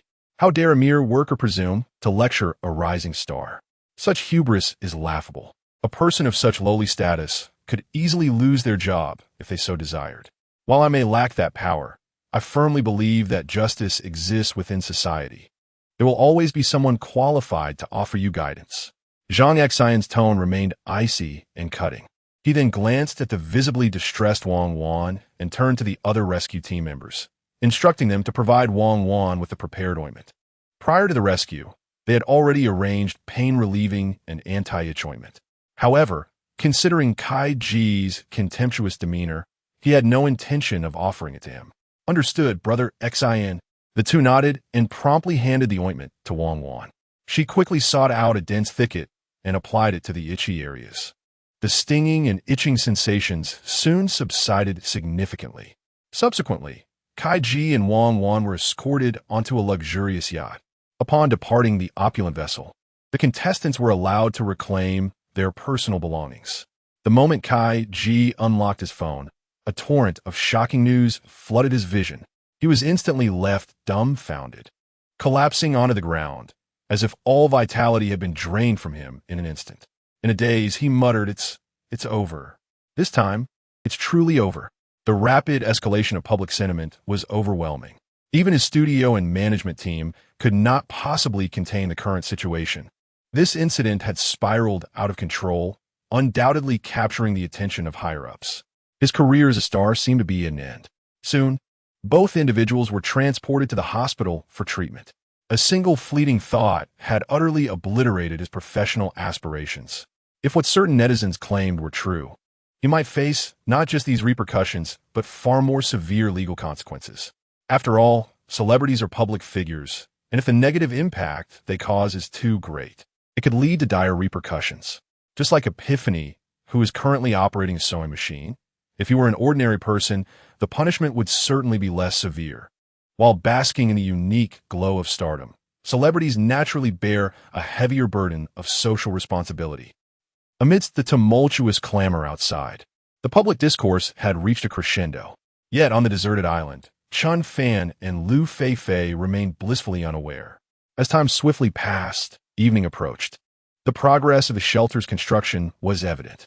The four walls of the shelter had been completed, appearing remarkably tidy and aesthetically pleasing, though lacking professional tools. The four walls are remarkably straight, akin to the precision achieved with an automatic frequency rotating laser level. The wall construction is complete, and the next task is to cap it off, which will likely consume an entire day. Chen Fan, have you ever worked in construction? Liu Feifei inquired with admiration, noting the wall's extraordinary straightness, surpassing even the line she had drawn. Observing the emerging framework of the shelter, she expressed her awe. Without 2.5 years of practice in construction, it would have been impossible to create such an aesthetically pleasing shelter. No, I suppose I might possess a certain talent in this area, Chen Fan replied with a smile, feeling quite satisfied with the current framework. He had intentionally tested its stability earlier, and it proved to be quite impressive. As long as it isn't subjected to a catastrophic hurricane, the shelter will undoubtedly withstand any adverse conditions. Come on, you're far too modest. You, my friend, are not only gifted in construction, but in many other areas as well, Liu Feifei remarked with a playful roll of her eyes, followed by a cheerful smile. She recalled how adeptly Chen Fan had climbed trees, set traps, and crafted various artisanal items, all with remarkable finesse. The beauty and intricacy of his creations were noteworthy, as excelling in one area is already a challenge. Yet Chen Fan astonishingly demonstrates exceptional talent in numerous domains. Chapter 50. If one cannot be nurtured, then let us roast them. In considering this, I must admit that I possess remarkable talents in various aspects. Particularly, my special skills are exceptionally impressive and notably extensive. Chen Fan turned his head, smiling warmly at Liu Feifei. In the realm of his specialties, he indeed held a great deal of confidence. However, he acknowledged that his skills in the art of performance were still lacking, requiring further refinement. What is your special talent? Liu Feifei inquired, astonished and intrigued. You have showcased so many talents these days. Could it be that none of them are your most formidable skills? She was genuinely surprised, wondering if there were other dimensions to Chen Fan's abilities. It seemed she had underestimated him. He was indeed a treasure trove of potential waiting to be explored. When the opportunity arises, I shall demonstrate it for you. Chen Fan replied with a chuckle, somewhat evasively. Meanwhile, the viewers in the live stream were growing restless. Wow, Chi-Chi, are you really that naive? Do you genuinely not comprehend? One commenter exclaimed. The subtlety is right in front of you, yet you remain oblivious. That is rather foolish. I suspect Chen Fan is being suggestive. While Feifei is feigning innocence, another chimed in. How dare that young man speak of talents in my presence? If you're confident, let us compare. I stand at 175 centimeters. Who dares challenge me? I am 185 centimeters. Oh my. Are those upstairs truly foolish or merely pretending? Can height even be considered a talent? The live stream became increasingly lively. Every evening, as many returned home from work, enjoyed their meals, and took refreshing baths, they delighted in unwinding with live broadcasts. Consequently, the concurrent viewer count peaked during this time. At this moment, the 6th live stream room had reached over 4.9 million viewers, on the verge of surpassing the 5 million milestone. Although there remained a slight gap compared to the leading stream of Wu Jing, the disparity was becoming less pronounced. After a brief exchange of pleasantries, Liu Feifei went to prepare dinner. The evening meal was simple, consisting of cassava fish soup. Since no prey had been caught that day, fish served as the primary source of protein. As the fish soup simmered, Liu Feifei ventured to gather some fresh wild vegetables near the chicken coop. Upon inspecting the wild chickens within the coop, she noticed one lying quietly in a corner, seemingly still. Chen Fan, come quickly. It appears our little flower may have fallen asleep. Liu Feifei called out urgently. Chen Fan hastened over and beheld the wild chicken lying motionless in the coop. its eyes still open, exuding a sense of unfulfilled repose. It was evident that it had passed away, though the timing of its demise remained a mystery. Sigh.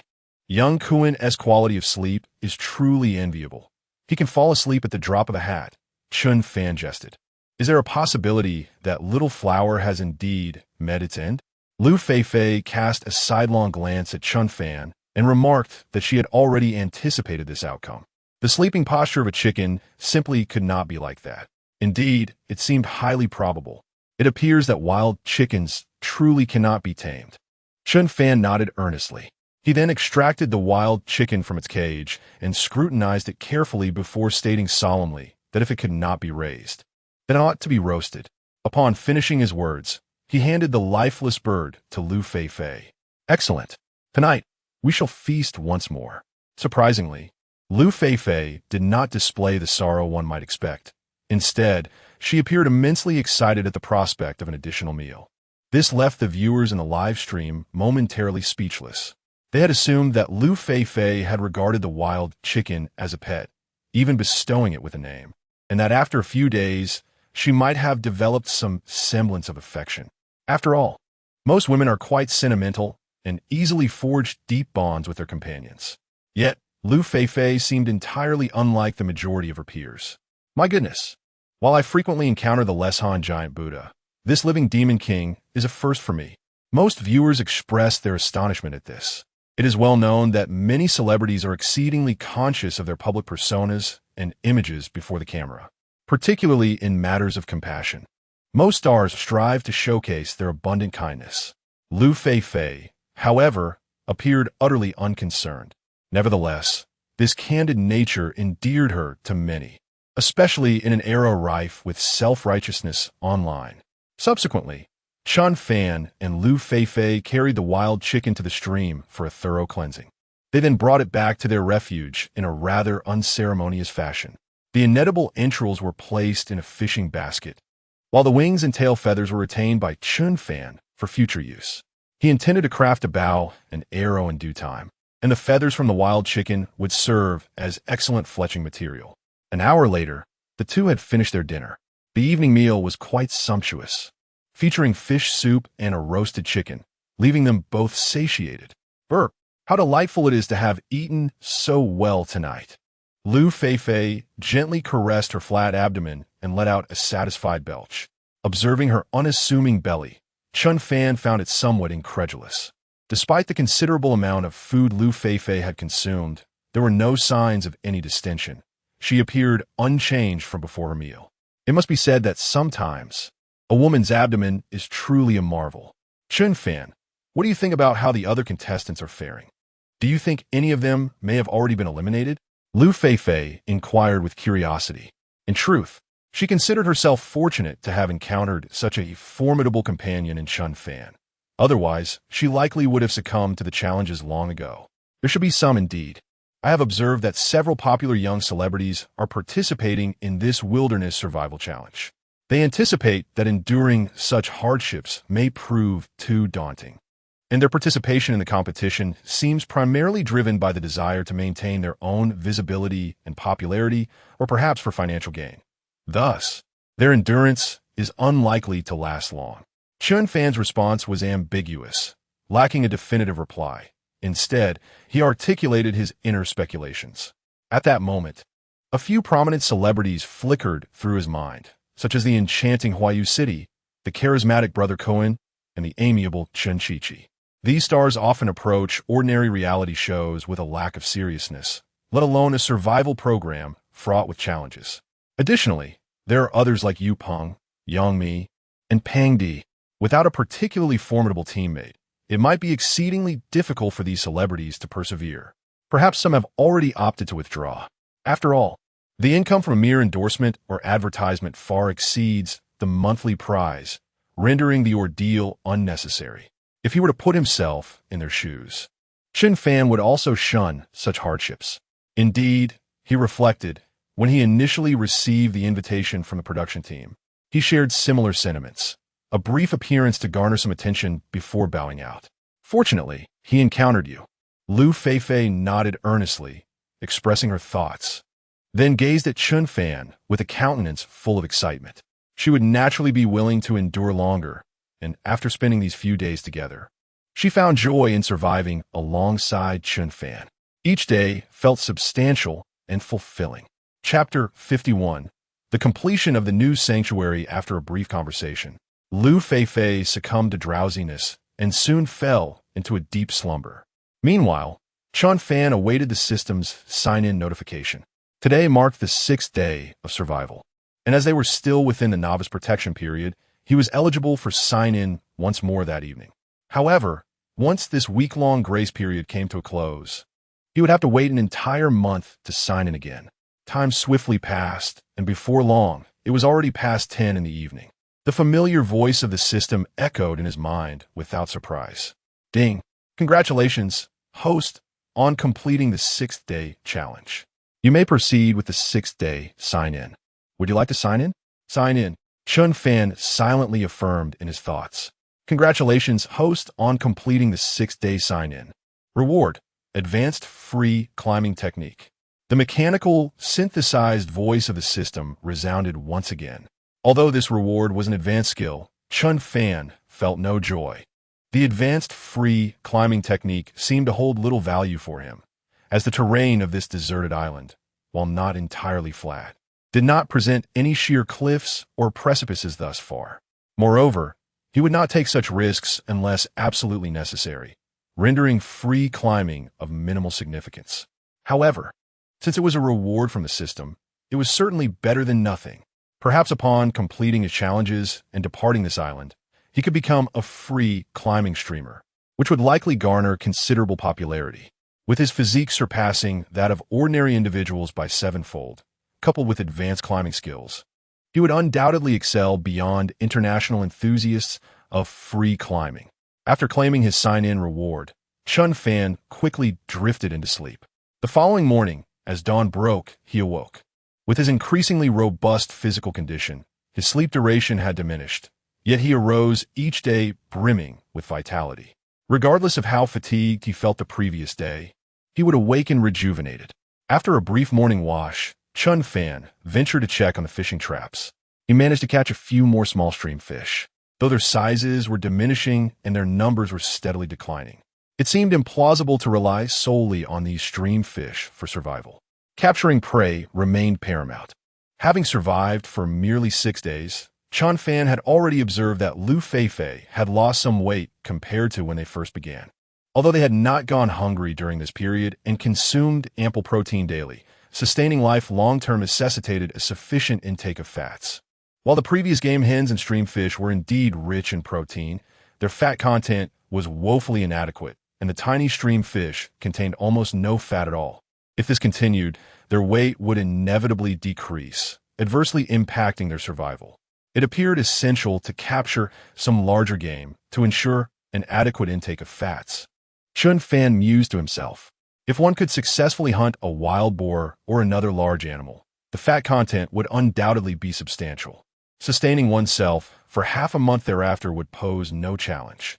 Before long, Liu Feifei awoke as well. Good morning, Chen Fan. She greeted him sweetly, as always. After a brief moment of freshening up, she began to prepare breakfast. In truth, Liu Feifei could distinctly sense a significant reduction in her weight.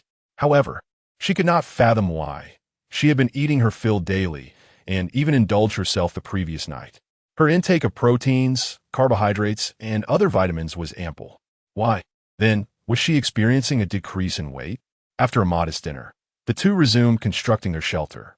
Since the roof was designed in an inverted V shape, they needed to erect 2 isosceles triangles for the walls on either side. This step proved to be rather tedious. Every material required had to be measured and cut with precision, consequently consuming considerable time. Chen Fan, what should I do now? Liu Feifei inquired, as Chen Fan was preoccupied with the roofing work, leaving her with little to do. For now, why don't you gather some broadleaf plants from the creek? Ideally, banana leaves or palm fronds would be perfect for the roofing. Also, seek out some hibiscus bark to secure the rafters and main beams. Chen Fan assigned Liu Feifei a few tasks. Given the multitude of tasks at hand and the ensuing clamor, It was clear that he could not accomplish everything alone. Even if he did manage, the minutiae would inevitably consume an excessive amount of time. By delegating these responsibilities to Liu Feifei, their efficiency would be greatly enhanced.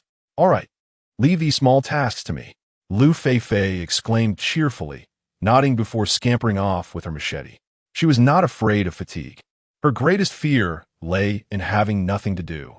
Such idleness would make her feel utterly useless, unable to assist Chen Fan in any meaningful way. Meanwhile, Chen Fan diligently engaged in his work. The framework for the isosceles triangles needed to be exceptionally sturdy. If ordinary bark were used for binding, it would become loose and unreliable upon drying, making it unsuitable for securing the structure.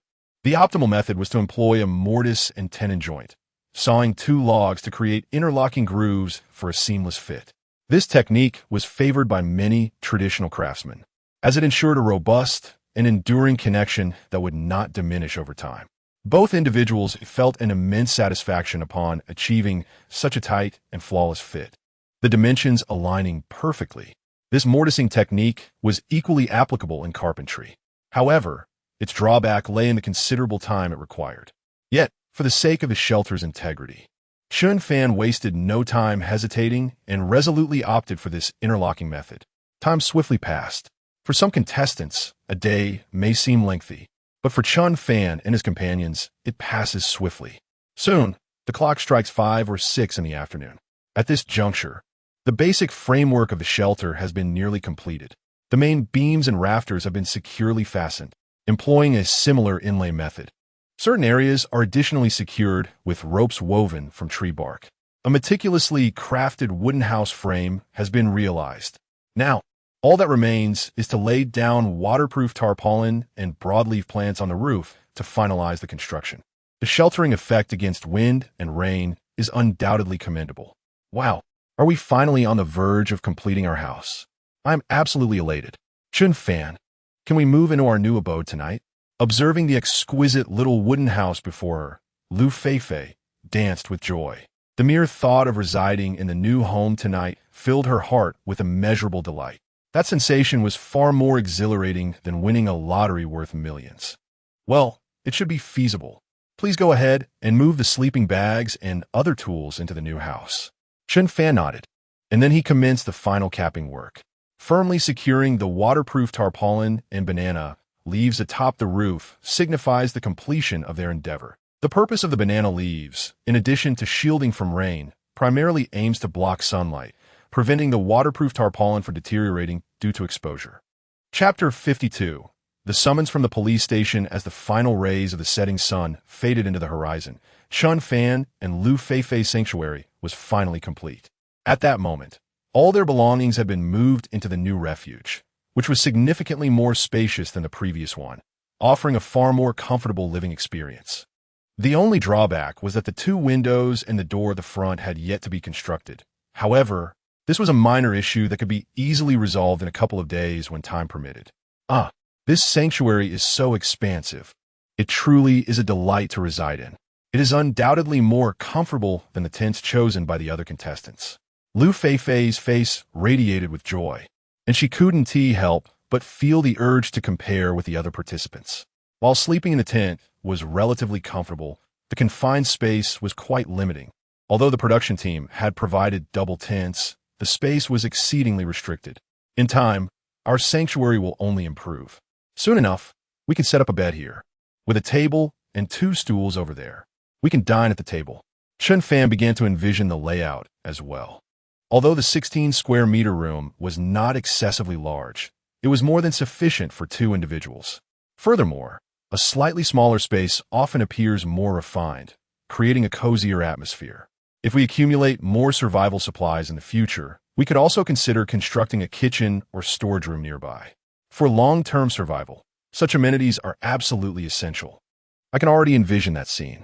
Just thinking about it brings me joy. Liu Feifei's south eyes narrowed into crescent moons, revealing her sweet dimples. Life is surely beginning to improve. With a stable place to stay, the next step is to address the issue of food. Meanwhile, on the other side, things were grim for Kunkin.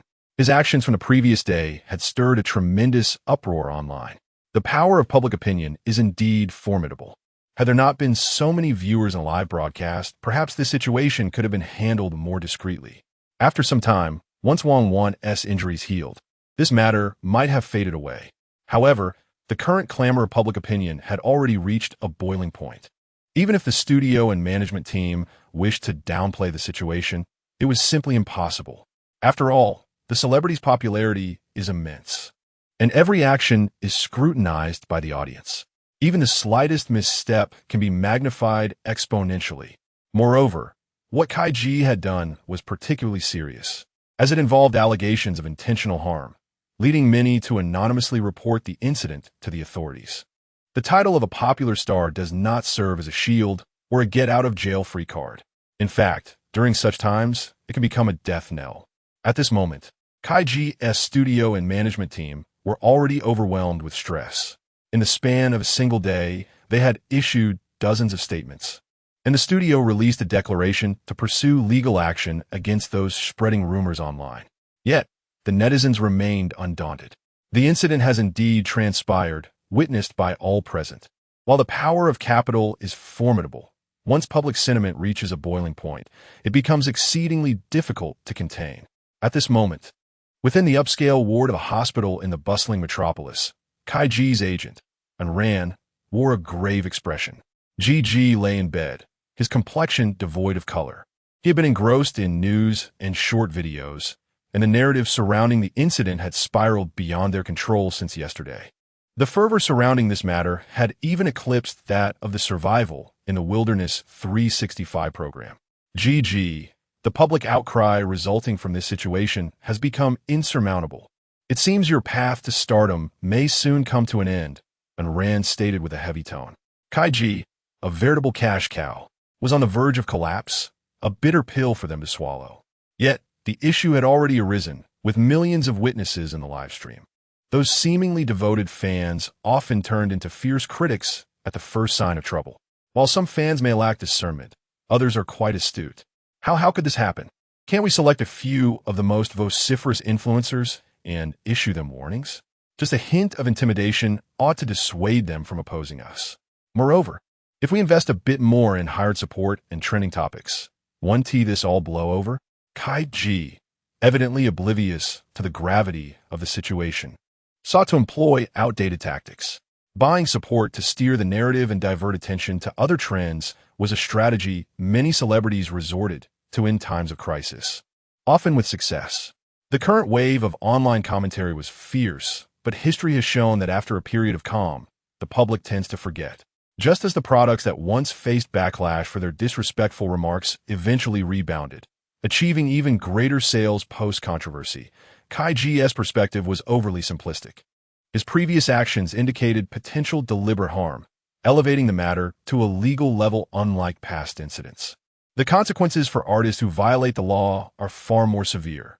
One need only look at those predecessors currently enduring the repercussions of their actions, having exhausted all available measures. We can only pray for Wang's well-being. Should her condition worsen, you may find yourself facing charges of intentional murder, and Rand's tone grew colder. It was astonishing that Kaiji still failed to grasp the seriousness of the situation, jeopardizing his career in the process. However, having spent such an extensive period alongside Kaiji, she yearned to assist him as much as possible. What a jest! What does it mean to commit murder? I was utterly unaware that such a plant was toxic. Had I known, I would certainly never have allowed Wang to use it. Previously, I had no inkling that it was a Dieffenbachia. Is it not said that ignorance absolves one of guilt? Why can there not be a modicum of leniency shown towards me? At this moment, Kaiji felt an overwhelming sense of injustice. Enogs yi, do refrain from uttering such words in my presence. You are acutely aware that the plant is problematic. You know better than anyone. The audience in the live stream was keenly observing the unfolding situation. It seemed that this matter had reached a point of no return.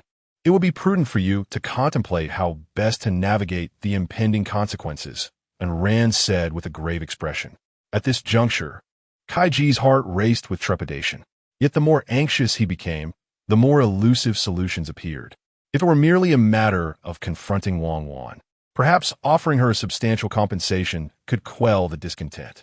However, he was not only contending with Wang Wan and her family, but also with a deluge of public opinion online. Just then, Rand's phone chimed. The screen bore the ominous words, Modu Anting Police Station. Rand hastily answered the call. Hello, Director Zhang. This is Rand. Yes. Understood. I will convey the message. A minute later, Rand ended the call, her expression now even more somber as she turned to Kai Ji. Director Zhang from the Anting Police Station just called. We are summoned to the station tomorrow. Upon hearing this, Kai Ji's face drained of color, as though his very soul had been snatched away in an instant. It's over. This time is truly over. Chapter 53, The Aura of Affinity. Meanwhile, more unsavory revelations regarding Kai Ji surfaced. Allegations concerning the typical missteps of male idols emerged, leaving many to ponder their veracity. Perhaps some individuals were merely seeking to capitalize on the situation for notoriety, while others might have been grounded in truth. After all, when a scandal involving Ephiles broke, many initially dismissed it as mere sensationalism by women seeking attention. Yet, when confronted with the reality, the public had no choice but to accept the facts. Indeed, for male celebrities, such errors are often all too easy to commit. While some can restrain their tongues, controlling their hearts proves far more challenging. At that moment, on the island, Chen Fan and Liu Feifei had already dined and were now reclining in their sleeping bags, basking in the warmth of their new abode. Wow, this new shelter is remarkably spacious, exclaimed Liu Feifei. Though it is rather dark at night, how wonderful it would be to have a light bulb. As she marveled at the ample space of their new sanctuary, she lamented the pervasive darkness. Within the shelter, it was nearly impossible to see one's hand in front of one's face.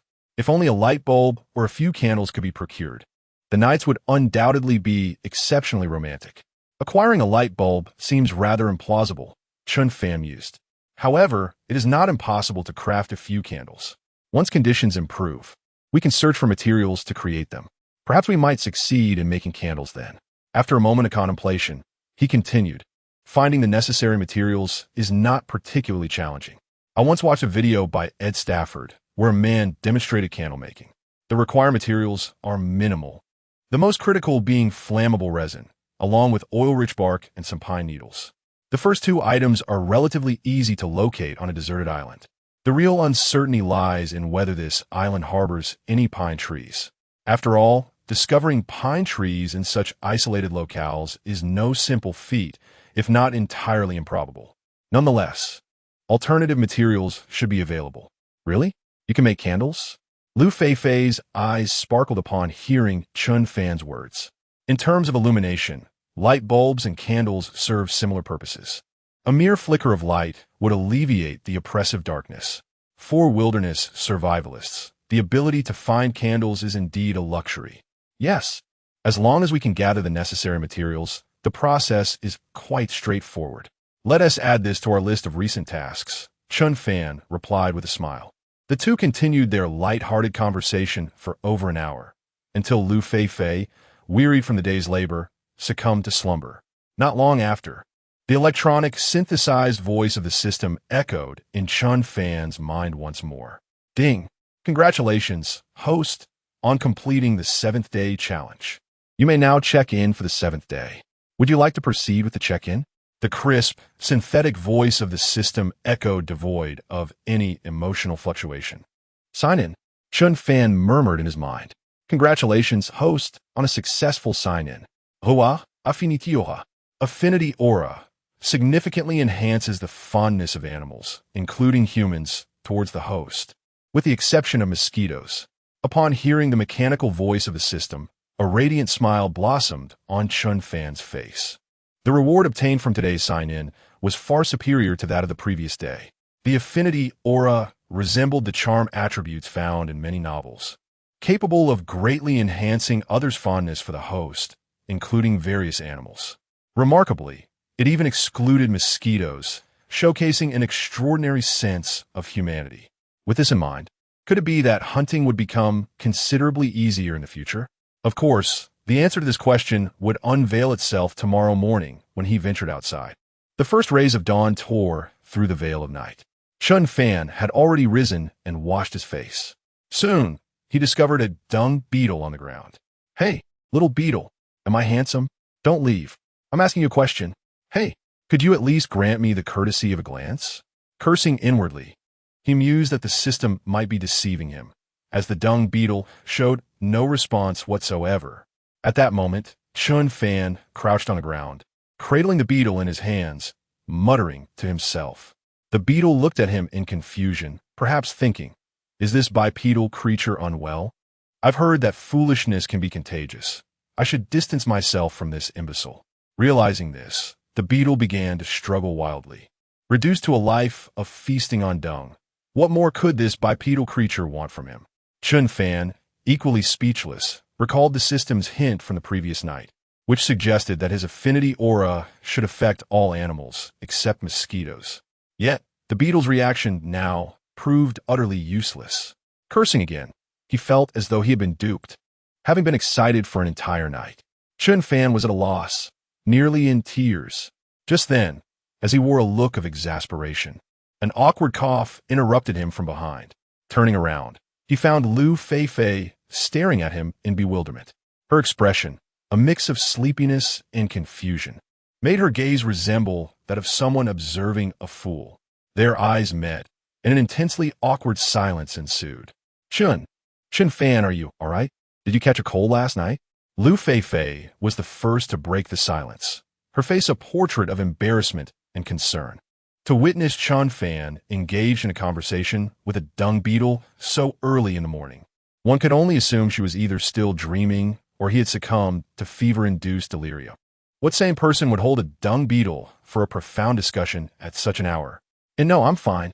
Chen Fan quickly shook his head, then glanced at the uncooperative beetle in his palm and tossed it aside. "Fortunately, there is nothing amiss. Just a moment ago, I thought I was dreaming." Liu Feifei could only manage an awkward smile. Meanwhile, the audience in the 6th live broadcast room was equally bewildered. What on earth? Has Chen Fan lost his mind out of boredom, engaging in conversation with a dung beetle so early in the morning? This is disastrous. Another one has gone mad. The young man is so handsome. Could he possibly harbor some peculiar inclinations? The dung beetle is far too diminutive to engage in any profound dialogue with you. The dung beetle lamented, "What bad luck, encountering such a fool so early in the day. Truly, will you has perished." Is there a possibility that Chen Fan is practicing communication with small animals? Ha ha ha. Surely not. Could anyone truly be that foolish? This joke has escalated. Even with 2.5 years of practice, one could never converse with small creatures, especially a soulless dung beetle. On the island, Chen Fan, are you truly all right? Or were you just practicing? Liu Feifei inquired, still somewhat anxious. It's rare to encounter such a handsome and formidable teammate. Please don't go insane. Huh, I'm really fine. I simply felt a bit bored this morning, so I decided to greet the dung beetle, Chen Fan replied, rising and awkwardly brushing the dirt off his hands with a smile. Liu Feifei shot him an exaggerated eye roll. It was one thing not to greet oneself in the morning, but to run over and greet a dung beetle? Am I truly inferior to a dung beetle? Chapter 54. Crafting the crossbow after a simple morning ablution, the two companions casually roasted a few cassavas to serve as their breakfast. Although the fish soup and grilled fish were indeed delightful, the appetite for such fare in the morning was lacking, particularly after several days of consuming fish. They found themselves somewhat weary of it. Chen Fan, our shelter is now constructed. What shall we do next? Liu Feifei inquired after finishing her breakfast. She felt overwhelmed by the multitude of tasks ahead. Foremost among them was the quest for a more diverse array of food to enrich their diet. Additionally, they needed to fabricate pottery to fashion cooking vessels. Besides these fundamental necessities, Chen Fan had mentioned the need to confront the large feline predator lurking nearby. Let's first check the snares over there. I wonder if we might have any luck. If our prey has been devoured once again, we must forge weapons to eliminate that chicken thief, Chen Fan declared, having already formulated his plan. The wild chickens in that area were their primary source of protein, and they could not afford to let such a bounty slip away. If the large feline was still prowling about, it was imperative to devise a means to eradicate the threat. Yes, indeed, Liu Feifei replied, her demeanor unflinching. Were she to be in the company of others, she might have felt trepidation, for they were about to confront a formidable carnivore. A moment's carelessness could render them prey to such a beast. However, with Chen Fan by her side, fear was far from her mind. Instead, she found herself somewhat eager to witness his prowess in hunting the large predator. After a brief preparation, Chen Fan took up his machete and backpack, while Liu Feifei grasped the military shovel. They left the remaining supplies at their shelter, confident that this area was devoid of other competitors, alleviating concerns of theft. Once ready, they promptly made their way to the territory frequented by the wild chickens. In just 20 minutes, they reached their destination. The first trap had indeed been triggered, surrounded by a scattering of feathers and desiccated bloodstains. Subsequent traps revealed a similar fate.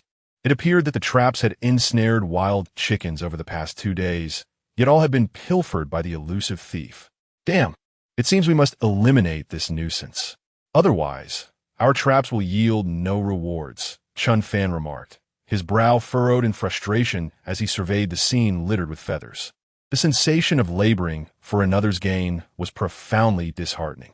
If they could not capture the wild chickens, it would be one thing, but now that they had, only to have them snatched away by another creature was truly vexing. What a pity, Liu Feifei echoed, sharing in the sentiment of loss as she beheld the disarray before them. If these traps were to capture all the wild chickens, they would certainly sustain us for several more days. Subsequently, one expressed indignation, exclaiming, "These chicken thieves are utterly despicable. At least leave us 1 or 2. I stand with you, Chen Fan. We must eliminate this menace." Clearly, Liu Feifei was also unsettled upon witnessing the scene.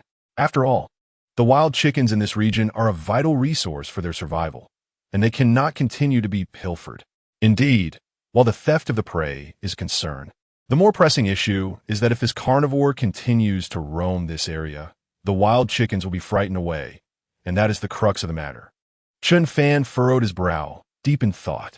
Although he possessed a machete and a slingshot, the slingshot's power was limited and would hardly inflict significant damage on such a large feline predator, while the machete could effortlessly deal with large cats. Should it choose to flee, it would be challenging to catch it in the dense jungle. Animals are inherently familiar with their environment and can run faster. Even Chen Fan might struggle to keep pace. Moreover, these large felines typically emerge at night, giving them an advantage. Therefore, to confront this predator, it is imperative to devise a more lethal weapon. The best option, naturally, would be a bow and arrow. Possessing exceptional penetrating power, it would be no problem to bring down large beasts. Yes, if we could hunt the feline, its hide could be fashioned into a splendid fur coat for us.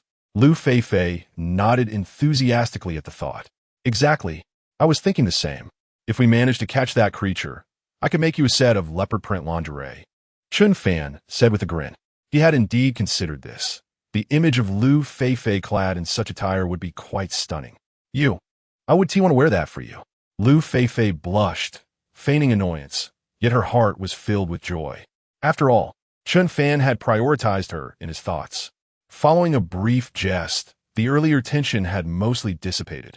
All right, I will reset the traps, and then we shall return to craft our weapons. Tonight, we will come back and deal decisively with that chicken thief. Before long, Chen Fan had reset the traps. If the thief dared to return tonight, it would surely meet its demise. Shortly thereafter, the two returned to their shelter. Their next task was to create bows and arrows. Chen Fan had previously watched videos on this topic, and with the various abilities granted by the system, he anticipated that the process would not be overly complicated. After a moment of contemplation, he decided to construct a crossbow, as it possessed greater lethality than traditional bows and arrows, required less physical exertion, and offered improved accuracy. The only drawback lies in the somewhat excessive materials required for crafting the crossbow, along with the rather intricate steps involved. Feifei, do you recall the hibiscus trees we felled a few days ago? Please fetch 2 more, approximately the thickness of your wrist. Once an idea takes root in his mind, Chen Fan promptly sets about organizing the task. Yes, I understand. There are plenty of hibiscus trees over there. I'll be back shortly. Liu Feifei nodded eagerly and set off with the carpenter's shovel in hand. For her, the carpenter's shovel proved more effective for tree felling, as it possessed a saw blade. After Liu Feifei departed, Chen Fan commenced his own work. The first step was to craft a stock for the crossbow, akin to that of a firearm, roughly 50 centimeters in length.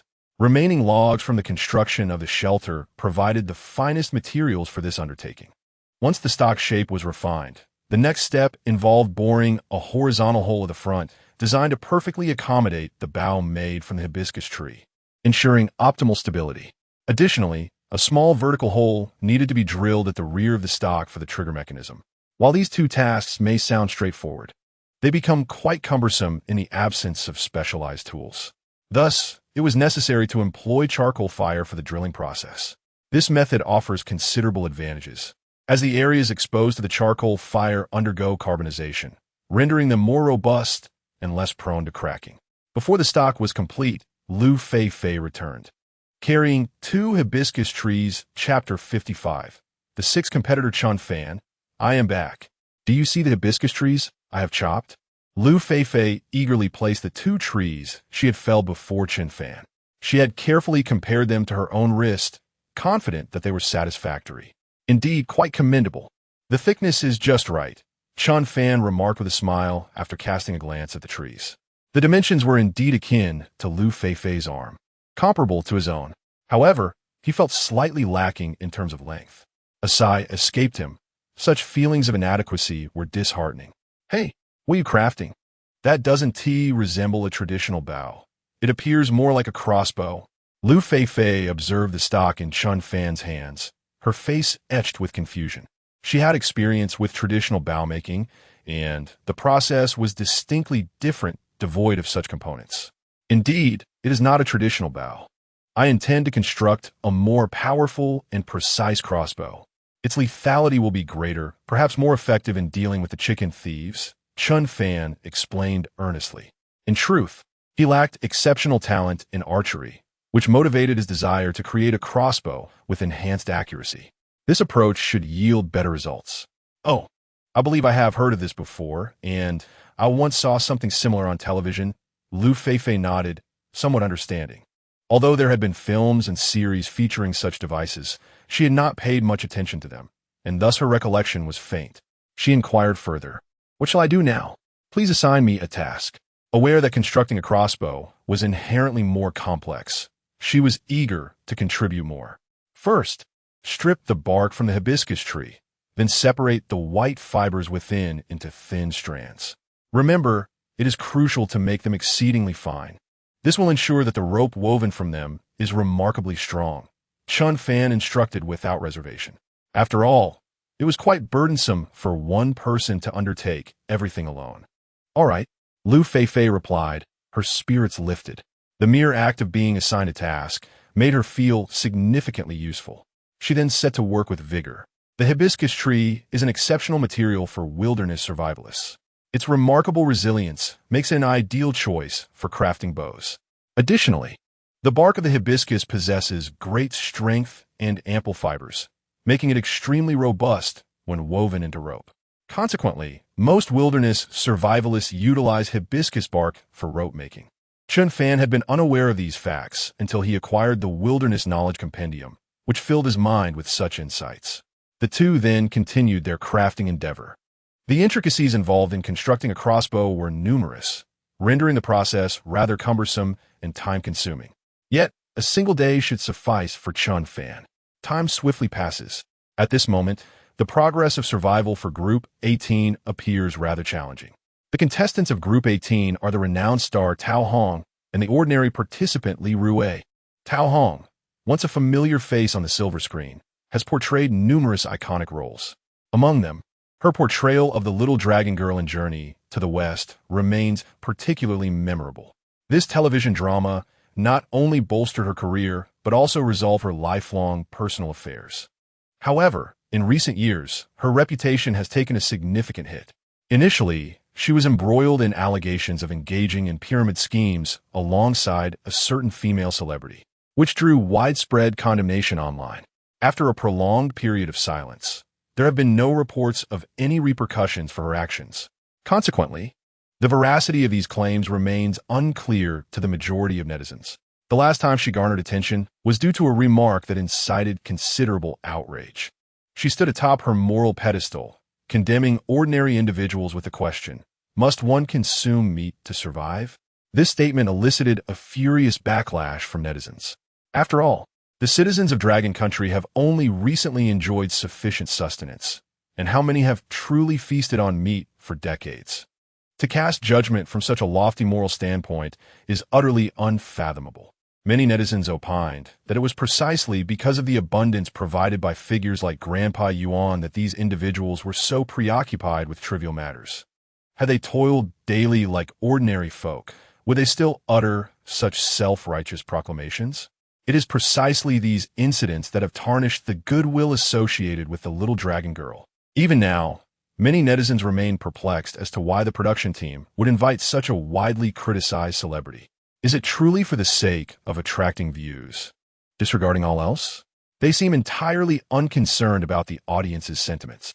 Meanwhile, the live stream boasts a mere 90,000 viewers, with comments and bullet screens reflecting a predominantly negative sentiment. "Oh, isn't this the sister vegetarian? So noble, I thought she had become a nun, yet here she is, cashing in. Wasn't she rumored to have been apprehended for running a pyramid scheme? I had always believed she had been caught. The production team must be out of their minds, desperate for views to invite someone like her. Sorry, Tao Hong, but I genuinely need to eat meat to survive. Therefore, I choose Li Rue. Is this what they call black and red equals red?" A flock of young viewers exclaims. Sister Hong is striving to prove that vegetarians are just as healthy as meat eaters. Indeed, Sister Hong is so admirable. Who are you to criticize her? Of course, every celebrity has their loyal defenders. Regardless of the heinous acts they may have committed, a few will always remain. After all, there are still many young girls waiting for Chen Fan to emerge.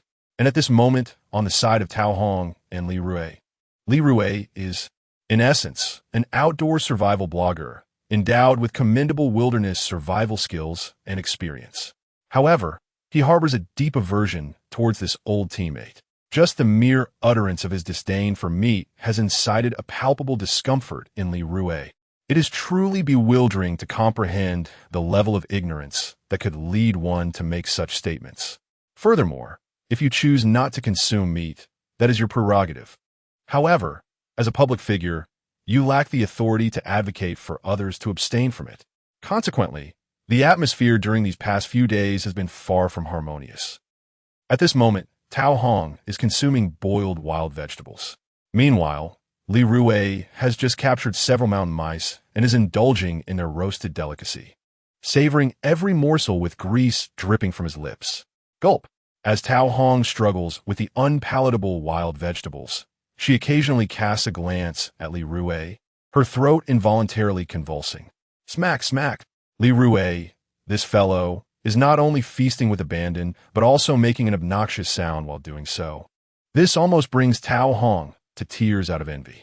Although she professes a preference for vegetarianism, deep down, she yearns for meat. Witnessing the scene, the viewers in the live stream erupted in laughter. Is this what it means to abstain from meat?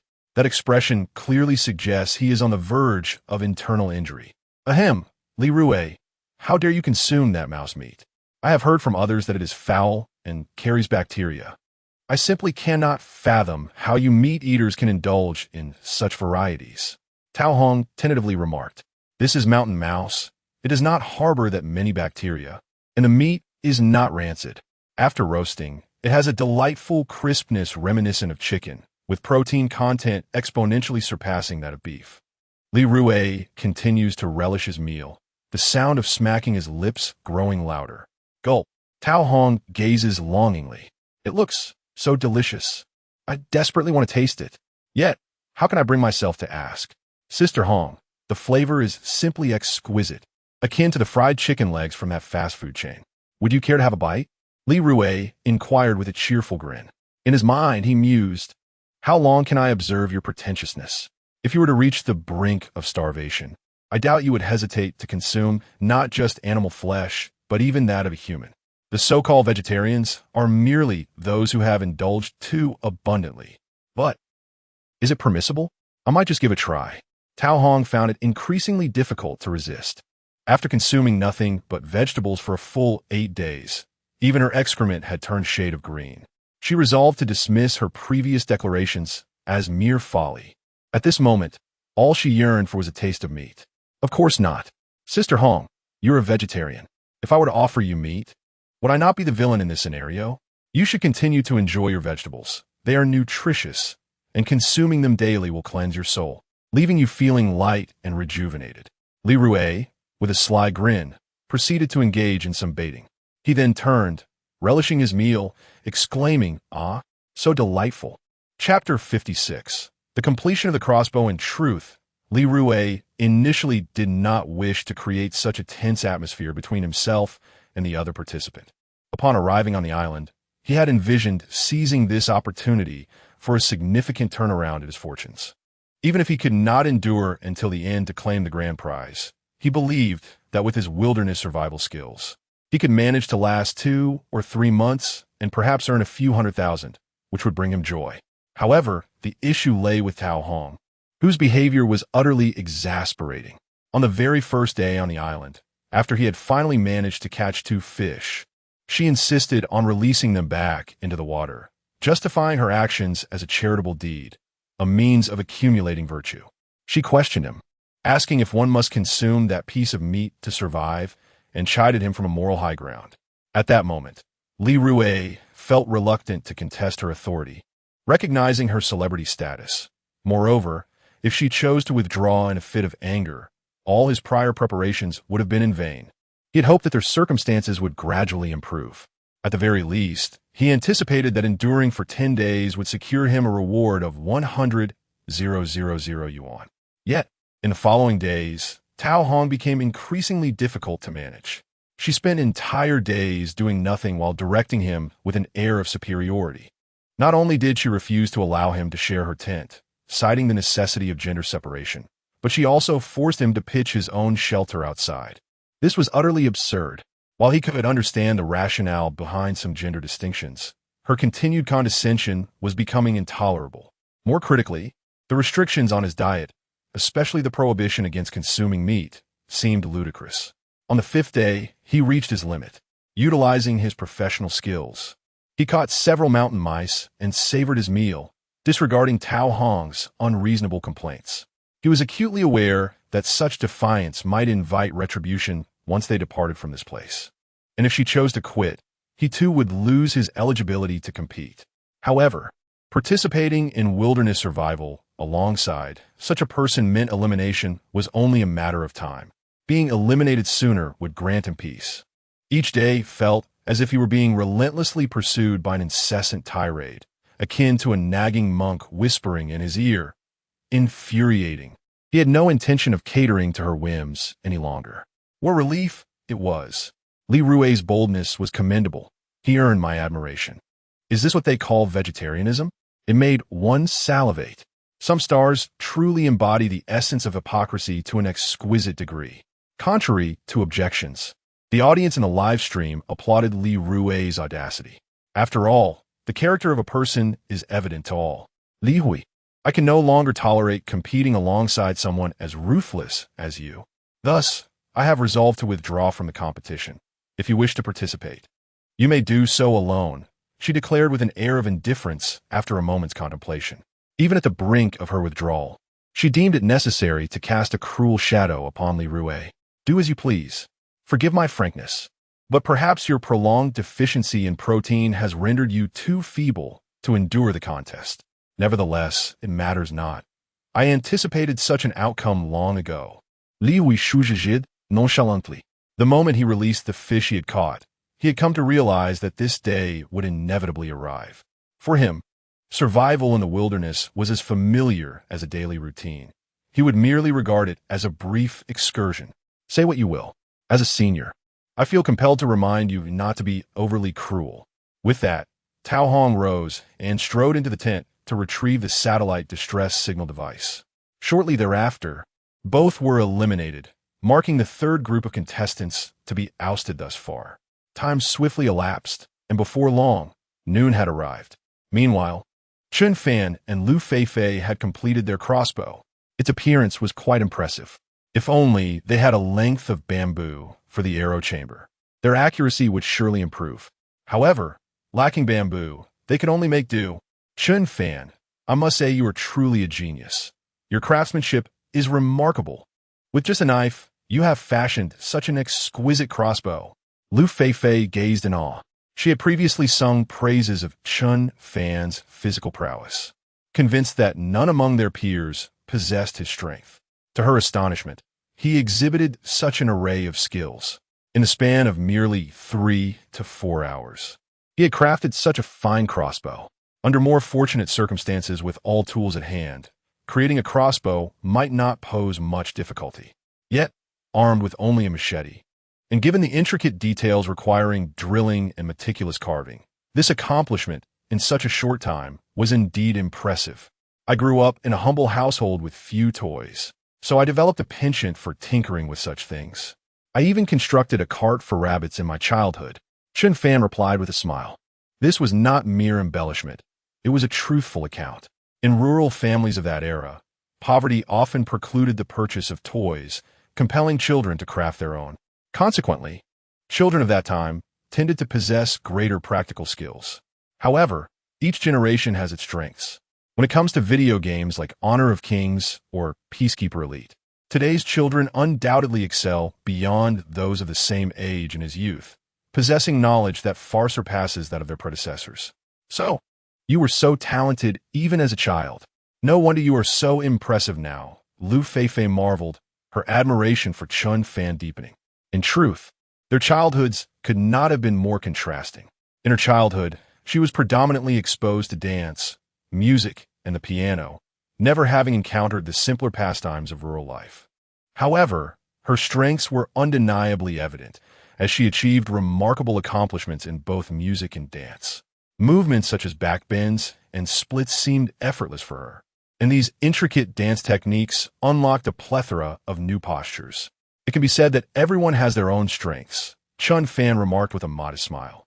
Subsequently, Liu Feifei began to prepare lunch, which consisted of the usual fare, roasted cassava paired with creek fish soup. They hoped that upon completing the bow and arrow construction today, they might indulge in a wider variety of dishes.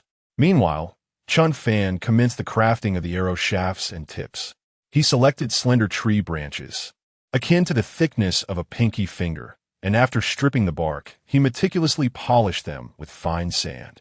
Once smooth and the resin removed, he placed them over the fire for charring, enhancing their durability and ensuring they remained straight. As for the arrowheads, Chen Fan opted for hibiscus wood, skillfully carving triangular tips with a machete before subjecting them to the same charring process. Although this task was not physically taxing, it required considerable time and patience. Finally, he affixed feathers from a wild chicken to stabilize the arrow's flight. The creation of a complete arrow took approximately 20 to 30 minutes. After lunch, Chen Fan resumed his work, ultimately crafting 12 arrows over the span of nearly 5 hours. By the time it was around 5 in the afternoon, he exhaled in relief, having completed the labor-intensive task. The results were quite impressive. Gazing at the bow and arrows before him, pride filled Chen Fan's eyes. Had he been able to create such a weapon in his youth, he would have undoubtedly secured the supreme position among the village children. Chapter 57. The Mortise and Tenon Structure, Chen Fan. Are we to embark on a hunt for large felines now? Liu Feifei inquired, her eagerness palpable.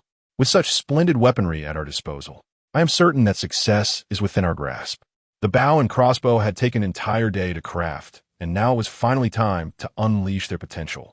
Should they succeed in hunting a large cat, they would not only secure a bountiful supply of food, but also acquire exquisite pelts as a blanket during the night. Such furs would guarantee warmth and comfort. Let us not rush, Chen Fan replied, shaking his head. The hour is still early. These magnificent beasts typically emerge to forage at night, making it exceedingly challenging to trace their presence during the day. We shall set forth once the evening descends. He elucidated that large felines generally rest throughout the day, venturing out only under the cover of darkness. Attempting to capture them in daylight would significantly diminish their chances of success. Very well. What shall we do in the meantime? Liu Feifei glanced around, seemingly at a loss for activities. It appeared that their only course of action was to prepare dinner and await the fall of night before embarking on their hunt for the felines. In the meantime, you can prepare the evening meal while I attend to installing the doors and windows of our shelter, Chen Fan suggested, surveying the incomplete structure devoid of any barriers. Although the night was not exceptionally cold, the absence of doors and windows left him feeling insecure and uneasy. Once the installation of the doors and windows was complete, they would possess a proper shelter. All right, I shall commence with the cooking. If you require anything from me, do not hesitate to ask. Liu Feifei nodded before setting off to prepare dinner. The evening meal would be quite simple. A selection of edible wild greens, lightly stir-fried, accompanied by roasted cassava. Such was the fare for the night. The variety of food had been dismally limited in recent days, rendering the adage a good cook cannot make a meal without ingredients all too true. Without raw materials, even a master chef from a five-star establishment would find themselves at a loss. Understood. I will manage, Chen Fan replied as he began crafting the doors and windows. The windows were relatively straightforward to construct, allowing for the creation of shutters. He first sawed raw timber into uniformly sized planks, then drilled small holes at both ends and in the center of each. Finally, he wove them together with ropes made from tree bark, resulting in a simple yet functional set of shutters.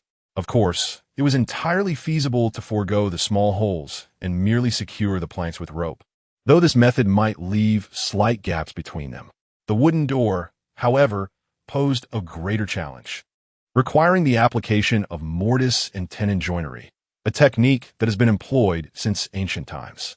Even today, this remarkable craftsmanship remains prevalent in both the construction and furniture-making industries. The buildings and furniture crafted using the mortise and tenon technique exhibit exceptional interlocking and connectivity, while also being remarkably sturdy and durable. As Chen Fan immersed himself in the creation process, time slipped away unnoticed. The sun began to set, ushering in the night. By 8 o'clock, Chen Fan had finally completed the doors and windows. While their aesthetic appeal may not rival that of seasoned carpenters, they were certainly presentable. This was primarily due to Chen Fan's lack of specialized tools. Had he possessed them, the results would have undoubtedly been more exquisite. Gourmet, try our doors and windows and see how they perform, he invited.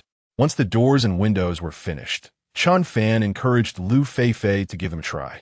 They appeared particularly impressive. The inlay techniques you employed are remarkable. It feels as though you have experience in this field, she remarked. Be honest with me. Have you truly worked in construction before? Have you engaged in in-depth learning with master carpenters? Liu Feifei nodded affirmatively, increasingly convinced that Chen Fan must have specialized training in architectural techniques. How else could he possess such familiarity with the subject? Every step in crafting the door was meticulously executed, with each log fitting together perfectly. Such precision would be unattainable without 2.5 years of dedicated practice. She then rushed over to test them, finding that the doors and windows fit just right, and their functionality was exceptional, lacking any rigidity. Not quite. I simply enjoy watching documentaries. The more I watch, the more I grasp various aspects, Chen Fan replied modestly with a smile. It is well known that a basic understanding is often superior to mere proficiency. If someone claims to possess only a rudimentary knowledge of a subject, one can be assured that their expertise is likely profound. I am increasingly grateful to be teamed up with you, Liu Feifei exclaimed. Did you use the same inlay method when constructing the roof? She inquired, recalling that Chen Fan had employed the same structure while assembling the purlins and main beams. Indeed, this technique is known as mortise and tenon construction, which has been the foundation of our ancient architecture in the Dragon Country. This method allows for optimal alignment of the joints, ensuring greater stability over time. A testament to ancient wisdom, Chen Fan replied with a smile and a nod. Without the mortise and tenon technique, constructing a shelter from wood would result in poor connectivity and integration, greatly increasing the risk of collapse. You truly possess a wealth of knowledge, Liu Feifei said with admiration. Meanwhile, 90% of the viewers in the live stream recognized Chen Fan's capabilities. Wow, Chen Fan is incredibly impressive. His abilities seem to surpass those of his peers. Indeed, this guy appears to possess a physique and skills far beyond his years. He even understands mortise and tenon construction. What an impressive young man. I had thought the younger generation was unfamiliar with such things. Even the mentors in the commentary livestream were taken aback by Chen Fan's extensive knowledge. What do you three mentors think of Chen Fan's performance? Are you familiar with this mortise and tenon structure? Riwo inquired, glancing at Wang Jie and Xie Ming with a smile. His knowledge of architecture was nearly non-existent. However, he had just searched for it online and discovered that it is indeed a remarkable invention, a testament to the wisdom of our ancestors. It is no wonder that some ancient buildings have withstood the test of time for 1,000 years. Ahem.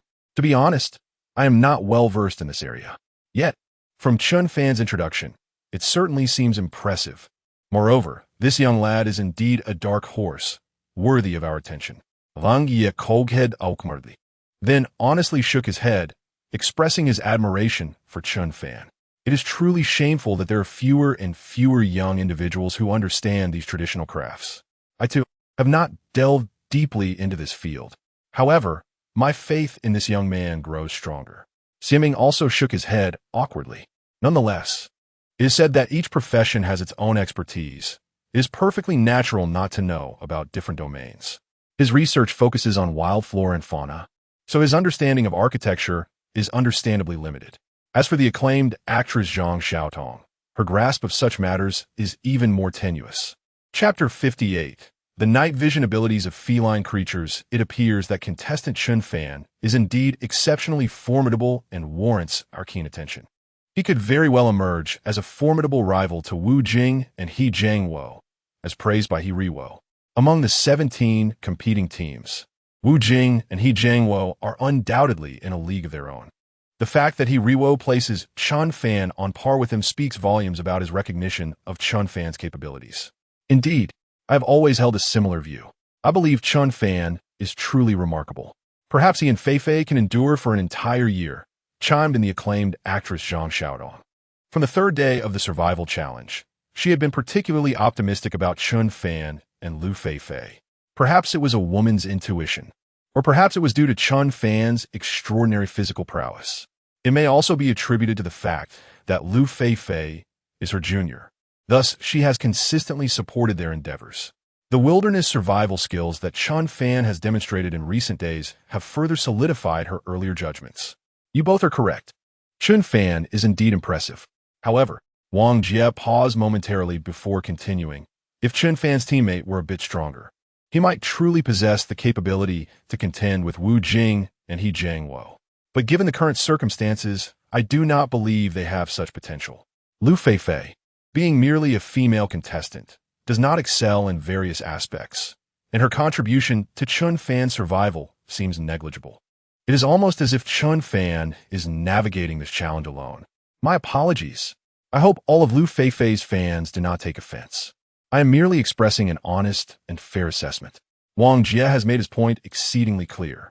If Chen Fan were paired with a formidable partner, he would indeed have the qualifications to challenge He Jiangwo and Wu Jing. Surviving for a year could potentially become a manageable task for them. However, the reality is that Chen Fan's teammate is merely a female celebrity. While she is resilient and diligent, facing such an environment without any complaints is commendable, surpassing many of her peers in tenacity. Yet, many challenges cannot be overcome solely through hard work and endurance. Wang Jie is simply analyzing and judging the current situation based on practical observations. Xie Ming remained silent, but wholeheartedly agreed with Wang Jie's sentiments. While it cannot be said that Liu Feifei's presence is entirely inconsequential, her contributions to Chen Fan's expertise are indeed minimal. If Chen Fan could team up with Wu Jing, they would undoubtedly form a true powerhouse partnership. Perhaps the trials of surviving a year would not pose a significant challenge for them. In truth, Feifei is quite impressive in her own right. She is industrious and takes the initiative to handle numerous small tasks. I find that the synergy between the two of them is far more harmonious, akin to a couple in real life, with each individual embodying their most fitting role. Chen Fan possesses an abundance of wilderness survival knowledge and experience, while Feifei excels in domestic matters. To me, this constitutes the epitome of a perfect partnership. Thus, I hold them in higher regard. Zhang Xiaotong continued with a cheerful smile. If both individuals in a household are exceptionally strong, it does not necessarily guarantee a smooth or happy existence. Conversely, if one is dominant and the other admires them, that household is bound to be filled with happiness. Moreover, despite Chen Fan's numerous responsibilities, he has never shown disdain for Liu Feifei. In fact, he is quite fortunate to be teamed up with her. Upon hearing Zhang Xiaotong's words, Wang Jie refrained from further comment. Time is the sole arbiter of truth. It will inevitably reveal which of the two teams is superior. Speaking of which, it is already quite late, and the island is shrouded in darkness. Surely, they do not intend to hunt that feline creature at this hour?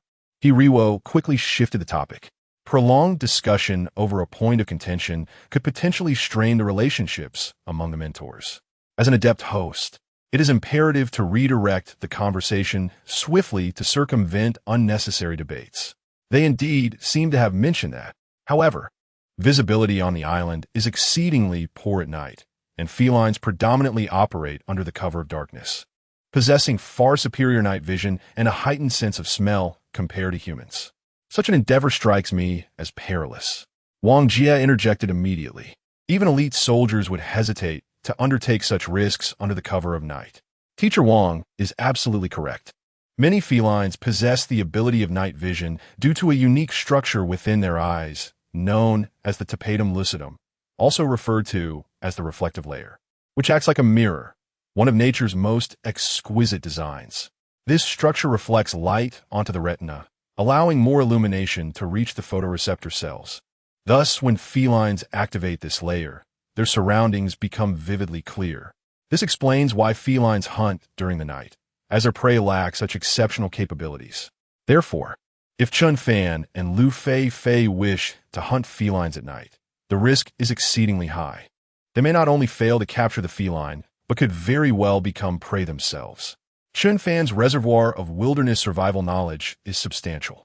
I would assume he comprehends such fundamental principles. I am perplexed as to why he would make such a seemingly foolish decision. Could it be due to an overabundance of self-confidence? Xiaming offered insights to the group, subsequently voicing his own doubts. If Chen Fan chooses to hunt felines at night despite being aware of these facts, such behavior indeed borders on audacity and folly. At this moment, the audience in the live commentary room was fervently typing 666. Although many were aware that felines are not significantly hindered in their vision during the night, the precise reasons behind this phenomenon remained unclear to them. After a vivid explanation, the audience finally grasped the underlying cause.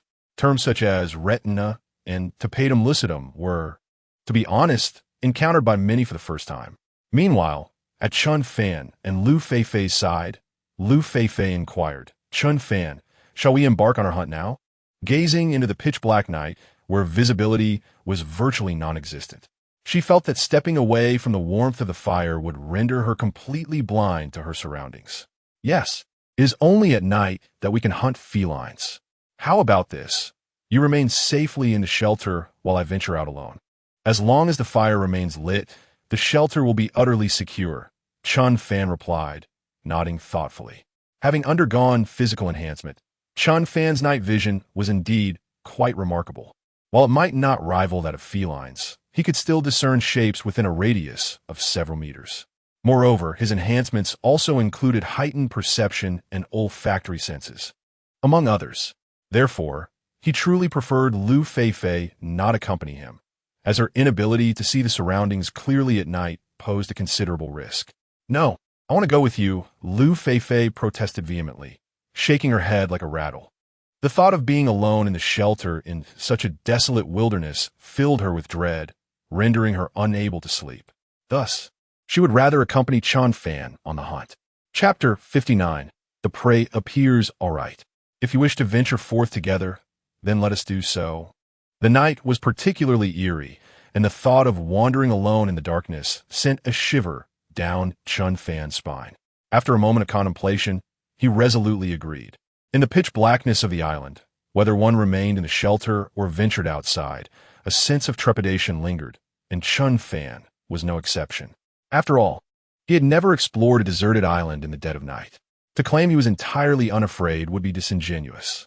Having a companion would certainly bolster his courage. Excellent. Is there anything else we need to gather? I shall prepare, Liu Feifei exclaimed with palpable excitement upon hearing Chen Fan's consent. Even in the wilderness, deep into the night, the mere presence of Chen Fan instilled a sense of security within her. For reasons unknown, she felt this reassurance strongly. With a backpack slung over his shoulders, armed with a military shovel, Chen Fan readied himself.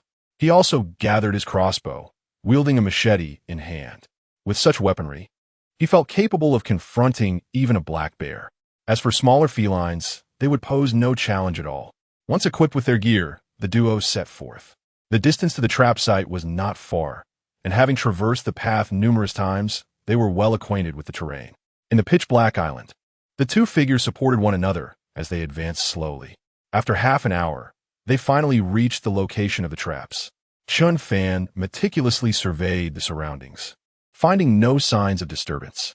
The absence of any metallic scent in the air suggested that the felines had yet to arrive. Chen Fan, has the large cat appeared? Liu Feifei inquired cautiously, closely trailing behind. The darkness, compounded by the dense foliage, rendered visibility beyond 3 meters impossible. It seems it has not yet come. Let us inspect the traps. Perhaps we will be fortunate, Chen Fan replied, continuing toward the trap's location.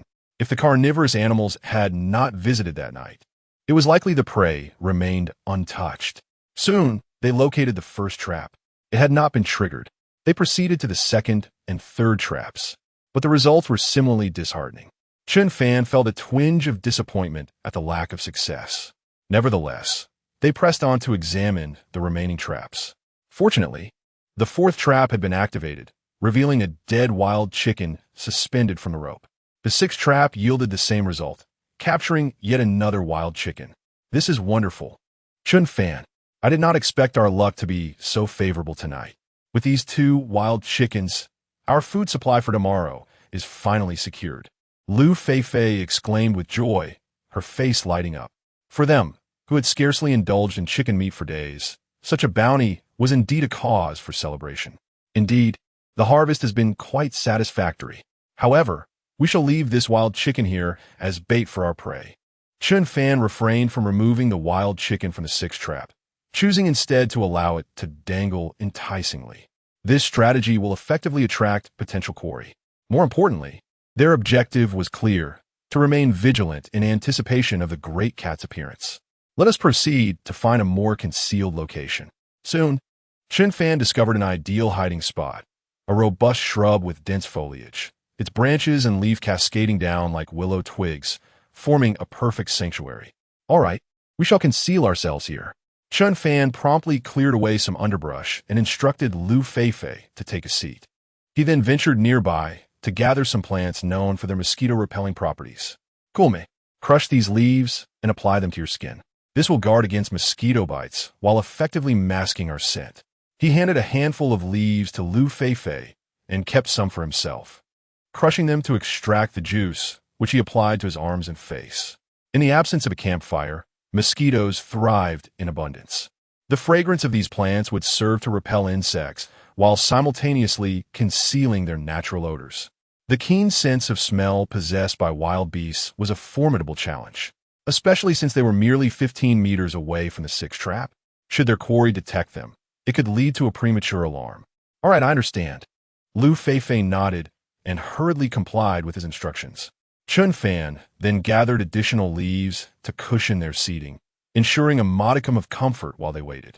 Meanwhile, the audience in the live stream was greeted by an expanse of darkness. The screen revealed no trace of Chen Fan or Liu Feifei. Why is there no image? It's completely black. Has my phone frozen? Mine too, exclaimed another viewer. These two are incredibly audacious, venturing out at night to hunt felines. Are they certain they're not merely serving as a midnight snack for them? This truly epitomized the essence of wilderness survival, far surpassing mere sheltering intents. Keep watching. Perhaps tonight, Chen Fan and Liu Feifei will become prey themselves. Wow, These young souls are truly fearless. Though the live stream displayed no visuals at that moment, the atmosphere remained vibrant and lively. The concurrent viewership soared to astonishing numbers. Currently, it ranks second in popularity, trailing only behind Wu Jing and He Jiangwo, with Chen Fan and Liu Feifei boasting the highest engagement. As time ticked by, 2 hours slipped away, and the clock signaled the arrival of 11 o'clock at night. "You must be tired. You can rest here." I stood guard. Observing Liu Feifei, who was incessantly yawning, Chen Fan spoke gently. Typically at this hour, Liu Feifei would have long succumbed to slumber, and undoubtedly, she was feeling quite fatigued now. Yet, as long as he had someone by his side, Chen Fan found a sense of reassurance in his heart. I'm not tired yet. I will wait with you." Liu Feifei immediately shook her head, fervently trying to muster all her energy. "All right, if you feel sleepy, just rest. If anything occurs, I will wake you," Chen Fan replied with a smile, before plunging once more into the lengthy wait. Time passed, each second stretching into eternity. Chen Fan lost track of how long it had been. The waiting felt interminable, each moment a form of torment. Suddenly, he heard a faint sound, soft and distinct. Unlike the rustling of leaves in the wind, it resembled footsteps treading upon dry leaves. Despite its subtlety, Chen Fan could discern it clearly. "They're coming," he whispered to Liu Feifei, his voice barely above a murmur. Instantly, her nerves tightened, the earlier drowsiness vanishing as she became fully alert. With a tense expression, she fixed her gaze ahead, holding her breath, fearful that even the slightest sound might scare away their prey. Chen Fan swiftly adjusted his breathing, knocking an arrow to his bowstring, aiming at the wild chicken ensnared in the trap. The moment the quarry revealed itself, he would not hesitate to pull the trigger. Chapter 60. A perfect shot. To be honest, at this very moment, Chen Fan's heart was racing with anxiety. This marked his inaugural encounter with a large carnivorous beast, and the uncertainty of what formidable creature might emerge heightened his tension, a natural instinct in such a precarious situation. The sound of footsteps drew ever closer, unmistakably indicating that this intruder was well acquainted with the terrain, having approached steadily from the first trap to the sixth. It was evident that this creature was a seasoned offender, and its intelligence appeared to be quite formidable. As the footsteps approached, Chen Fan could distinctly hear the animal's low, throaty breaths, suggesting it had yet to detect his presence or that of Liu Feifei. The rustling of leaves grew increasingly pronounced, and at that moment, through the dense foliage, Chen Fan finally caught a glimpse of a dark silhouette. It was roughly the size of an adult Siberian husky, a considerable size for a feline, as many wild cats do not reach such dimensions. However, it was not excessively large, for the feline family encompasses a vast array of sizes.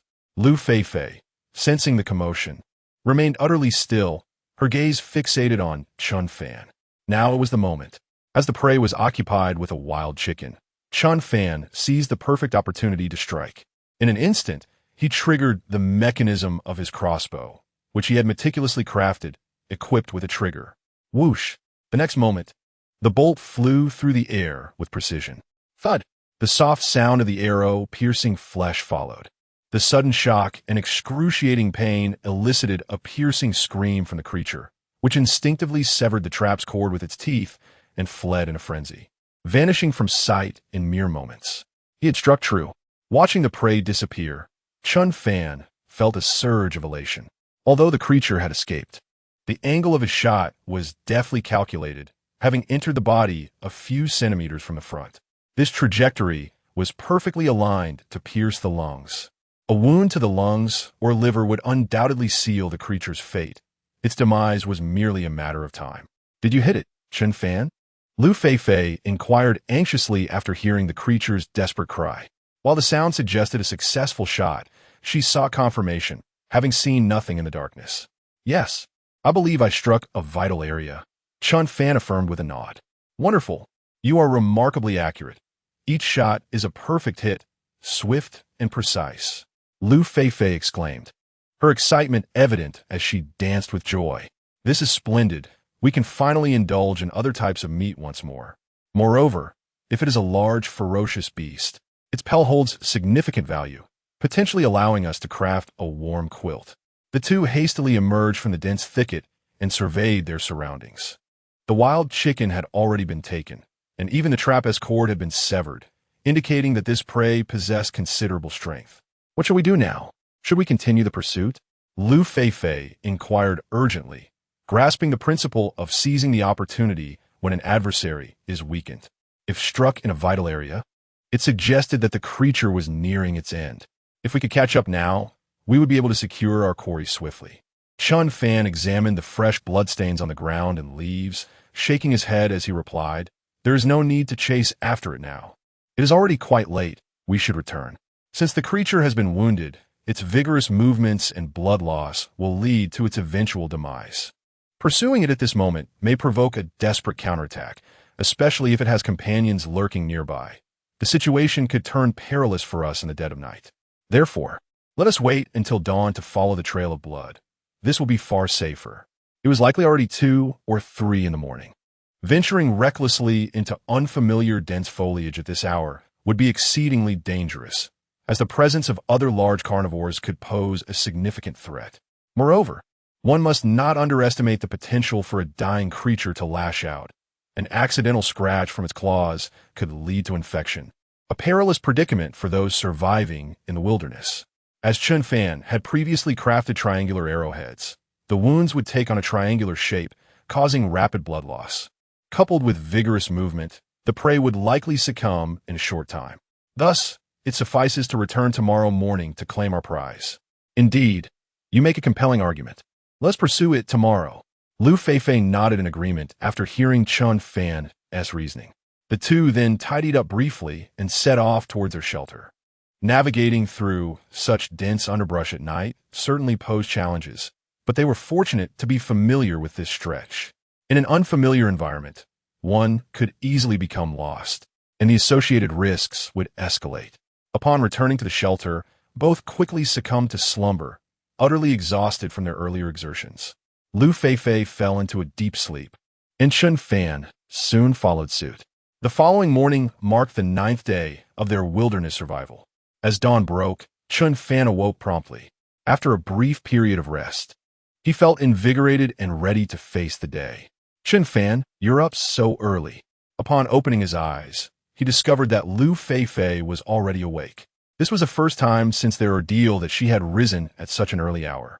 "It seems that last night, while I was asleep, my thoughts were consumed by that elusive prey, which is likely why I awoke so early.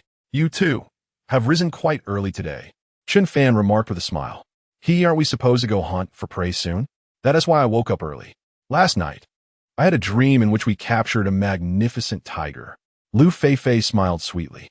As the saying goes, what one contemplates during the day, one may dream of at night. If one is preoccupied with certain thoughts before sleep, there's a high likelihood those thoughts will manifest in dreams. At this moment, many classmates became curious. Last night, I was clearly immersed in some rather fanciful images. Why then did I not dream of romantic escapades? The explanation is rather simple. Before drifting off to sleep, everyone had already indulged their nature and desires through various intriguing websites. Thus, by the time they fell asleep, such desires were no longer so fervent. Now that we have broached this topic, it inevitably leads to a fill-in-the-blank question for all of you. What is it that completes www.com? Chapter 61. The Prey. The leopard. At this moment in the 6th live broadcast room, some office workers had already awakened. The first thing they did upon rising was habitually unlock their phones and open their favorite applications. They checked the live streams or glanced at their WeChat messages. The number of viewers in the 6th live broadcast room began to surge dramatically. "Hello, brothers. How was the situation last night? Did Chen Fan manage to capture the prey? I was so exhausted that I couldn't stay awake." "Same here. Is Chen Fan merely putting on a show, or has he truly hunted a large animal? Stop asking. Those who stayed up late are still not fully awake." "No, I stayed up all night and haven't closed my eyes since." It seems he must have succeeded. However, it was too dark to see the specific details. Indeed, I only heard some sort of animal's mournful cries without witnessing the actual event. By the way, with such high-tech filming equipment, shouldn't it have night vision capabilities? The staff kept their distance to avoid interfering with Chen Fan's hunt, making it impossible to see clearly. However, I did overhear a conversation between Chen Fan and Liu Feifei last night. They mentioned they would go retrieve the prey this morning. We shall soon find out if they succeeded. Oh, I see. If they truly manage to hunt a large feline, several individuals will have to live stream their embarrassment. I've already noted their IDs. Early in the morning, the live broadcast room was exceptionally lively. It seemed everyone was eager to discover whether Chen Fan had indeed hunted a large carnivore, prompting them to gather in anticipation. At this juncture, Chen Fan and Liu Feifei had completed their basic morning routines. The face washing was no great challenge, thanks to the cleansing power of the soapberry fruit, which also provided excellent protection for the skin. However, they needed to address the issue of brushing their teeth more thoroughly. While charcoal possesses remarkable adsorption and cleansing abilities, its coarse particles could be quite abrasive. A short brush might be manageable, but prolonged use would surely aggravate their gums. All right, Chen Fan, I am ready. Let us depart swiftly. I cannot wait to see what kind of large carnivore awaits us. Liu Feifei, fully prepared, exuded an invigorated spirit. She quickly organized her backpack and tools, even foregoing breakfast. Very well. Let us proceed, Chen Fan nodded, taking up his crossbow and machete as they headed towards the area where the traps had been set. 20 minutes later, the duo arrived at their destination. The sixth trap was surrounded by splatters of blood. The darkness of the previous night had obscured the details, but now the magnitude of the events from last night was unmistakably apparent. Let us follow this trail of blood. We should soon locate our quarry, Chen Fan remarked, his gaze fixed upon the crimson mark as he hastened onward. Liu Feifei followed closely behind. The traces of blood were unmistakable, ensuring they would not lose their way. Time flowed swiftly, and before long, the pair had been tracking the blood for over half an hour. Goodness, this is unexpected. The arrow from yesterday should have struck the animal's vital area. Ordinarily, once an animal is hit in the abdomen, it would scarcely be able to flee beyond 500 meters. Why we search for so long without finding it? Chen Fan pondered, a sense of unease creeping into his thoughts. According to his reasoning, the wounded prey should not have ventured far. Yet, despite following the blood trail for such an extended period, there was still no sign of it. This creature possesses an astonishing will to live. Do not fret, Chen Fan. The blood trail remains, and the prey cannot escape us. As long as we follow the path, we are bound to find it. Liu Feifei reassured him, sensing his doubts. Indeed, you speak the truth. Let's press on, Chen Fan replied, a smile gracing his face. Meanwhile, the audience in the live stream began to grow restless. Are these two merely toying with us? I suspect they have not captured any prey and are merely putting on a show. Exactly. If the animal were truly injured, how could it have fled so far? I fear they are treating our intelligence with disdain. For the sake of spectacle, they have no shame in fabricating such a tale. I told you, two scrawny individuals could not possibly hunt a large carnivore. If it were Wu Jing and he Jiang Wo, I might believe it. Could you refrain from inciting discord? I distinctly heard the animal's cries last night. Indeed, can you not see the blood trail? Might we wait until later to criticize? The viewers in the live stream were divided. One faction believed Chen Fan and Liu Feifei were merely performing for attention, while the majority of those who had witnessed the previous night's broadcast chose to trust in their sincerity. After all, the animal's cries had been genuine, and the blood trail was undeniably present. Moreover, it seemed unlikely that they would crouch in the underbrush at such an hour merely for theatrics. Unbeknownst to Chen Fan and Liu Feifei, they remained oblivious to the unfolding commentary as they continued onward.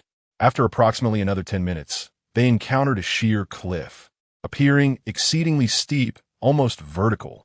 The rock face was smooth, offering little in the way of footholds. Even seasoned rock climbers would likely shake their heads in dismay.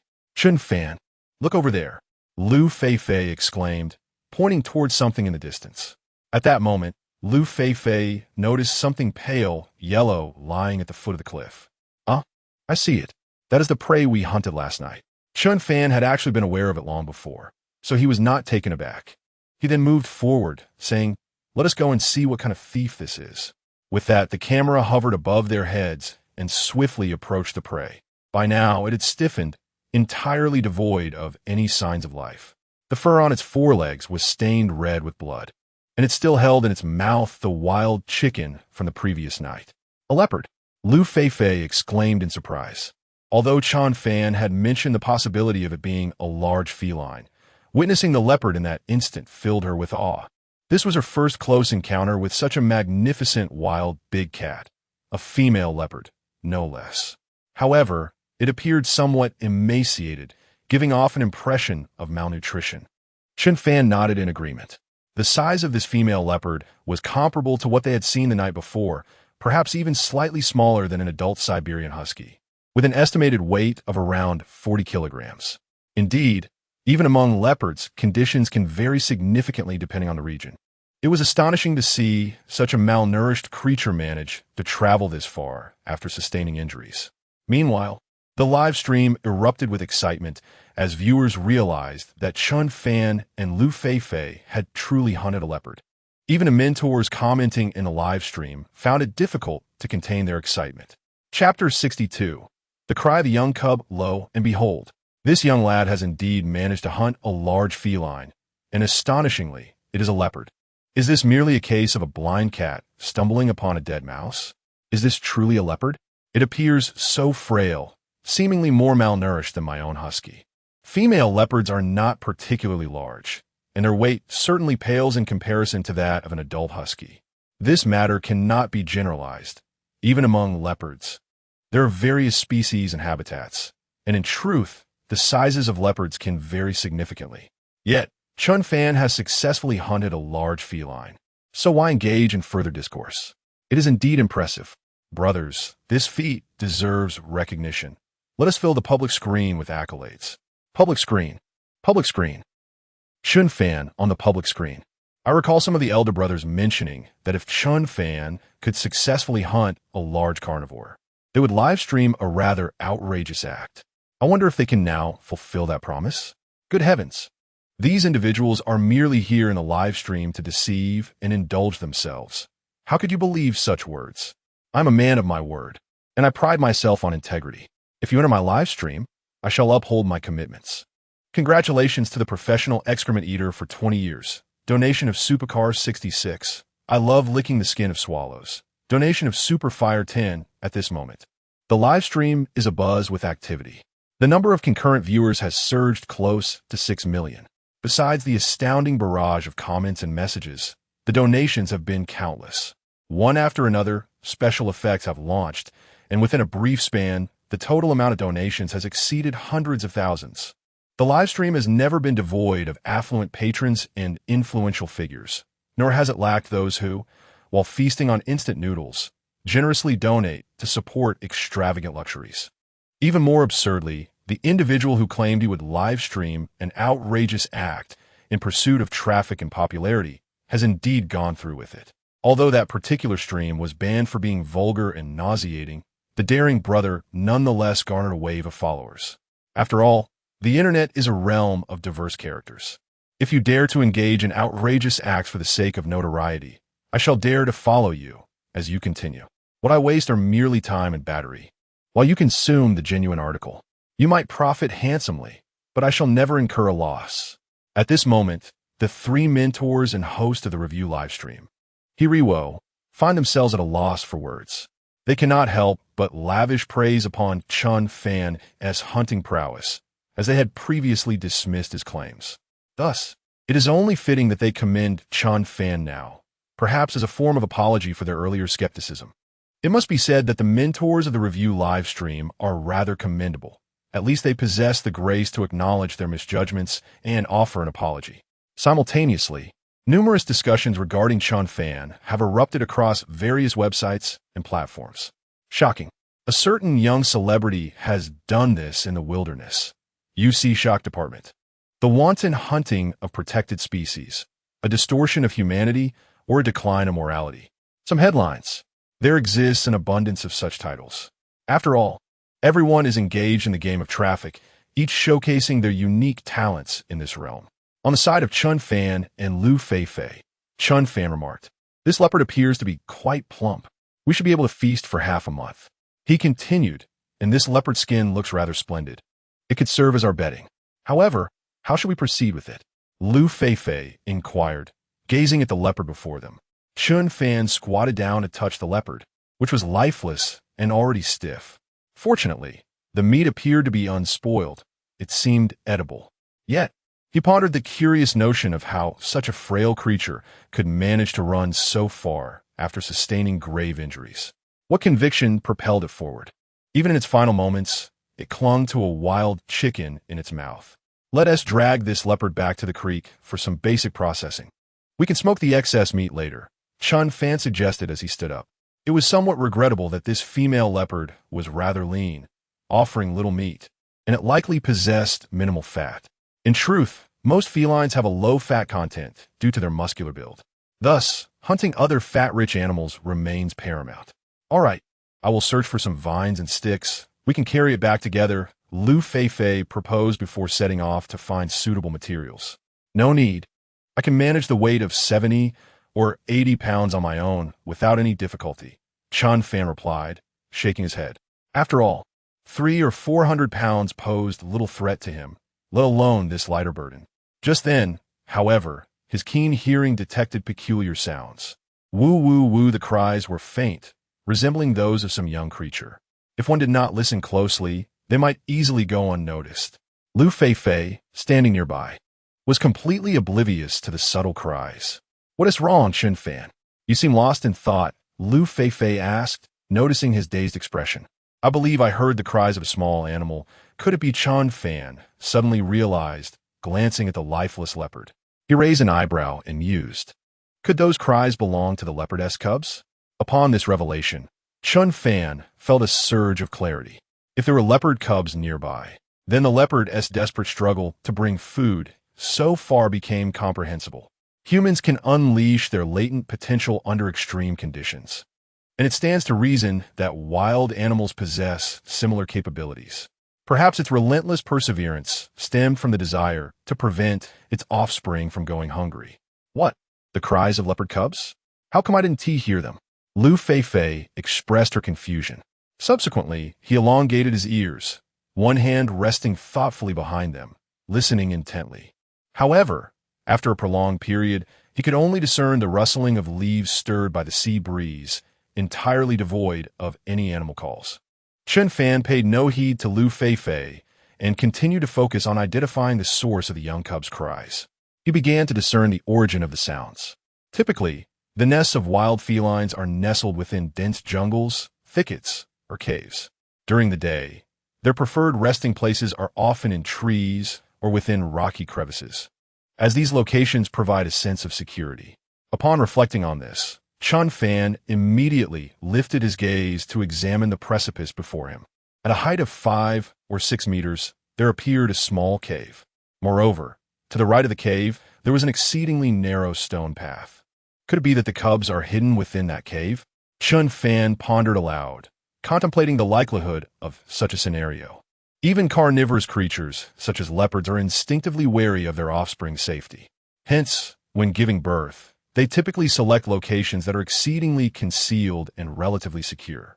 This cave within the cliff presents itself as an optimal choice. For humans or other animals, such a cliffside cave poses significant danger. A careless misstep could result in a broken leg or, in dire circumstances, even death. However, for felines, the height does not present substantial peril. Adult felines can effortlessly descend from such heights without the slightest risk of injury. Chapter 63. Alas, the little leopards have perished. The sound that had just echoed seemed to emanate from the cave nestled within the cliff. Please wait a moment. I shall ascend to investigate, Chen Fan said, addressing Liu Feifei. What? Don't Chen Fan. This sheer cliff is insurmountable, even for the most skilled rock climbers. It is far too perilous for an ordinary person. Liu Feifei quickly interjected, attempting to dissuade him. The cave's entrance appeared to be at least 5 meters above ground level. Without any climbing gear, such an endeavor was exceedingly dangerous. A misstep could result in broken limbs or, in a worst case, a fatal fall. Such a scenario was entirely plausible. Fear not. I practiced rock climbing in my youth and possess commendable skills, Chen Fan declared, disregarding Liu Feifei's protests, and commenced his ascent. Had it not been for the climbing skills bestowed upon him by the system, he would never have dared to take such a risk. However, he was eager to test the efficacy of the system's rewards and, if fortune favored him, perhaps acquire a small leopard as well. After a brief moment of astonishment, the viewers in the live stream collectively deemed Chen Fan to be excessively audacious. The vertical rock face appeared devoid of footholds or handholds. It was simply not a place where a human could scale. Hiri Hua, the commentator, once again sought the opinions of Wang Jie and Xiaming. Surprisingly, both were in complete agreement this time, opting not to comment. Chen Fan could not be judged by ordinary standards. Perhaps he truly could succeed. To offer a dismissive critique now might lead to a resounding embarrassment later. Having one's face slapped once or twice was bearable, but enduring such humiliation repeatedly was intolerable. Amidst the astonished and incredulous gazes of the onlookers, Chen Fan gradually ascended. Despite the minuscule protrusions beneath his feet, measuring merely half a centimeter, he managed to maintain a secure grip. Utilizing both hands and feet, his muscles and strength harmonized perfectly. In a short time, he had scaled the cliff with the agility of a gecko. At this moment, Liu Feifei stood with her mouth agape, her disbelief palpable. Chen Fan's standing in her eyes had elevated significantly. She even began to wonder if he was born solely for survival in the wilderness. The undisputed sovereign of this untamed realm. No matter how dangerous or challenging the task, it appeared to transform into a mere trifle in his presence. Upon reaching the cave's entrance, Chen Fan swiftly grasped the rocky ledge and peered inside, discovering two small leopards curled up within. The cave was shallow, measuring just over 50 centimeters, barely sufficient for their family to thrive. The odor within was overpowering, with remnants of animal bones strewn about the entrance. These furry little creatures were rather adorable. Chen Fan chuckled softly before effortlessly lifting both of them out. The small creatures resembled two kittens in size. Their eyes shut as they cried incessantly. They must be hungry. Grasping the two little beings, Chen Fan began to contemplate how to descend. The adage easier to ascend than to descend held true, as visibility was hindered, making the descent significantly more challenging than the ascent. Soon, Chen Fan devised a plan. He intended to place the two small leopards inside his jacket, which was spacious enough to accommodate them comfortably. The first little leopard was successfully tucked away within the fabric. However, just as he was about to secure the second one, his grip faltered. The little leopard tumbled directly over the cliff. Thud! It landed headfirst. Alas, a slip of the hand. Chen Fan turned back, his face instantly flushed with embarrassment. Liu Feifei, the viewers in the live stream. What the hell? How could he possibly lose his grip? I seriously suspect that Chen Fan did this on purpose. Eliminate the word suspect. This was clearly intentional. His acting is so poor. I too find it hard to believe he could have slipped. Wow, this person appears harmless, yet he is truly cruel. Please don't speak so harshly. Chen Fan was hanging onto his own body with one hand. Naturally, he would be tense, and he didn't wish for this to happen. Yes. Don't view the young man as so heartless. You all harbor dark thoughts, perceiving everything as sinister. Even Liu Feifei herself couldn't believe that Chen Fan could have slipped. But the incident had occurred, and the little leopard was now convulsing on the ground. If it had been an adult leopard, such a height would pose no issue. Yet, for these little leopards, falling from such a height and landing headfirst would surely be fatal. Chen Fan slowly crawled down the cliff, his expression one of regret as he looked at the twitching little leopard. Such a pity. He had initially hoped to keep it as a pet. On another note, these two little leopards were rather plump. Their fat content must be quite high. Liu Feifei, at that moment, the online viewers seemed to grasp something in an instant, yet they were still not entirely clear. Let's go back. Here, you take one of the little leopards, and I'll carry its mother. Chen Fan handed one little leopard to Liu Feifei, while he easily hoisted the female leopard onto his shoulders. Together, they followed the trail of blood, retracing their steps back to the shelter. Today's haul was quite satisfactory for them. This one leopard could provide them with at least half a month's worth of sustenance. Additionally, they would acquire a leopard skin, a resource of great significance. Once the weather turned slightly cooler, it would prove vital for the survivors. Thus, an hour later, the two finally returned to the shelter. There was a densely forested area along the way where the helicopter could not capture their image from above. However, upon returning to the shelter, Chen Fan discovered that the little leopard seemed to have perished as well. It appeared that the departure of its mother and siblings had overwhelmed it with sorrow, leading to its untimely demise. Liu Feifei, holding one leopard in each hand, noticed that the bodies of the two cubs were still soft. Yet it was evident that they had lost all signs of life. What a tragic turn of events. They had initially hoped to raise them as pets. Nevertheless, a family together in harmony is indeed a good thing. Since they had passed, perhaps it would be best to prepare them for a meal. After all, nurturing them to maturity was uncertain, but cooking them would surely render them tender and flavorful. Chen Fan's demeanor remained remarkably composed as he remarked casually on the situation. For those who survive in the wilderness, any edible entity is a vital source of sustenance. Even the young leopards should not be squandered. After all, the meat of this little leopard far exceeds that of a wild chicken, and it was quite plump, containing far more fat than a chicken or a stream fish. These fats were essential for Chen Fan, who could not afford to waste such vital nourishment. All right then, I shall go kindle a fire and boil some water, Liu Feifei declared, placing the two little leopards down before tending to the flames. Meanwhile, Chen Fan dragged the three leopards to the stream to perform some basic processing. At that moment, the live stream chat erupted with fervor. What on earth? These two are truly heartless. How could they eat such adorable little leopards? I refuse to believe that the two cubs died by accident. It's utterly inhumane. Those kittens are so precious. Must you consume them to survive? Ridiculous. How could you think they're cute? Why not keep them as pets? Wait until they grow up and then feast upon you. I agree with Chen Fan. These beasts cannot be domesticated. The best course of action is to roast, boil, or stew them. I'm unfollowing. This is too cruel. Are you out of your mind? This is wilderness survival. They're merely food. What's the problem with that? By the way, chickens, ducks, fish, cows, sheep, and pigs are also quite pitiable. Yet I don't see you lamenting for them. The viewers in the live stream were agitated, a wave of self-righteous indignation sweeping through those who could no longer tolerate the situation. It felt as though they had inadvertently stumbled into the Notre Dame de Paris, caught in a moment of moral confusion. Chapter 64. The delectable leopard meat as the supply of firewood diminished. Liu Feifei hurriedly ventured out to gather more. On this desolate island, dry twigs were plentiful, with many branches snapped by the ferocious sea winds. Over time, this challenge proved to be easily surmountable, and one could effortlessly collect several bundles of firewood. By the stream, Chen Fan had commenced the task of processing 3 leopards.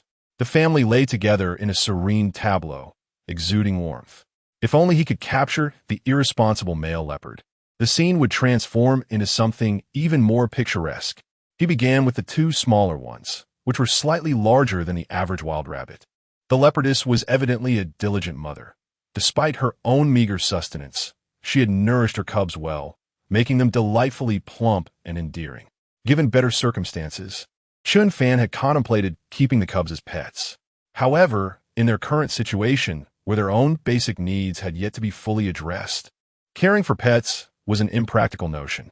The concept of pet ownership should only arise once one has secured their own sustenance. In the wilderness, the priority was to satiate hunger. Everything else paled in comparison. Moreover, as the cubs grew, their appetites would become increasingly formidable. Without the guidance and teachings of their mother, mastering hunting skills would be an arduous task.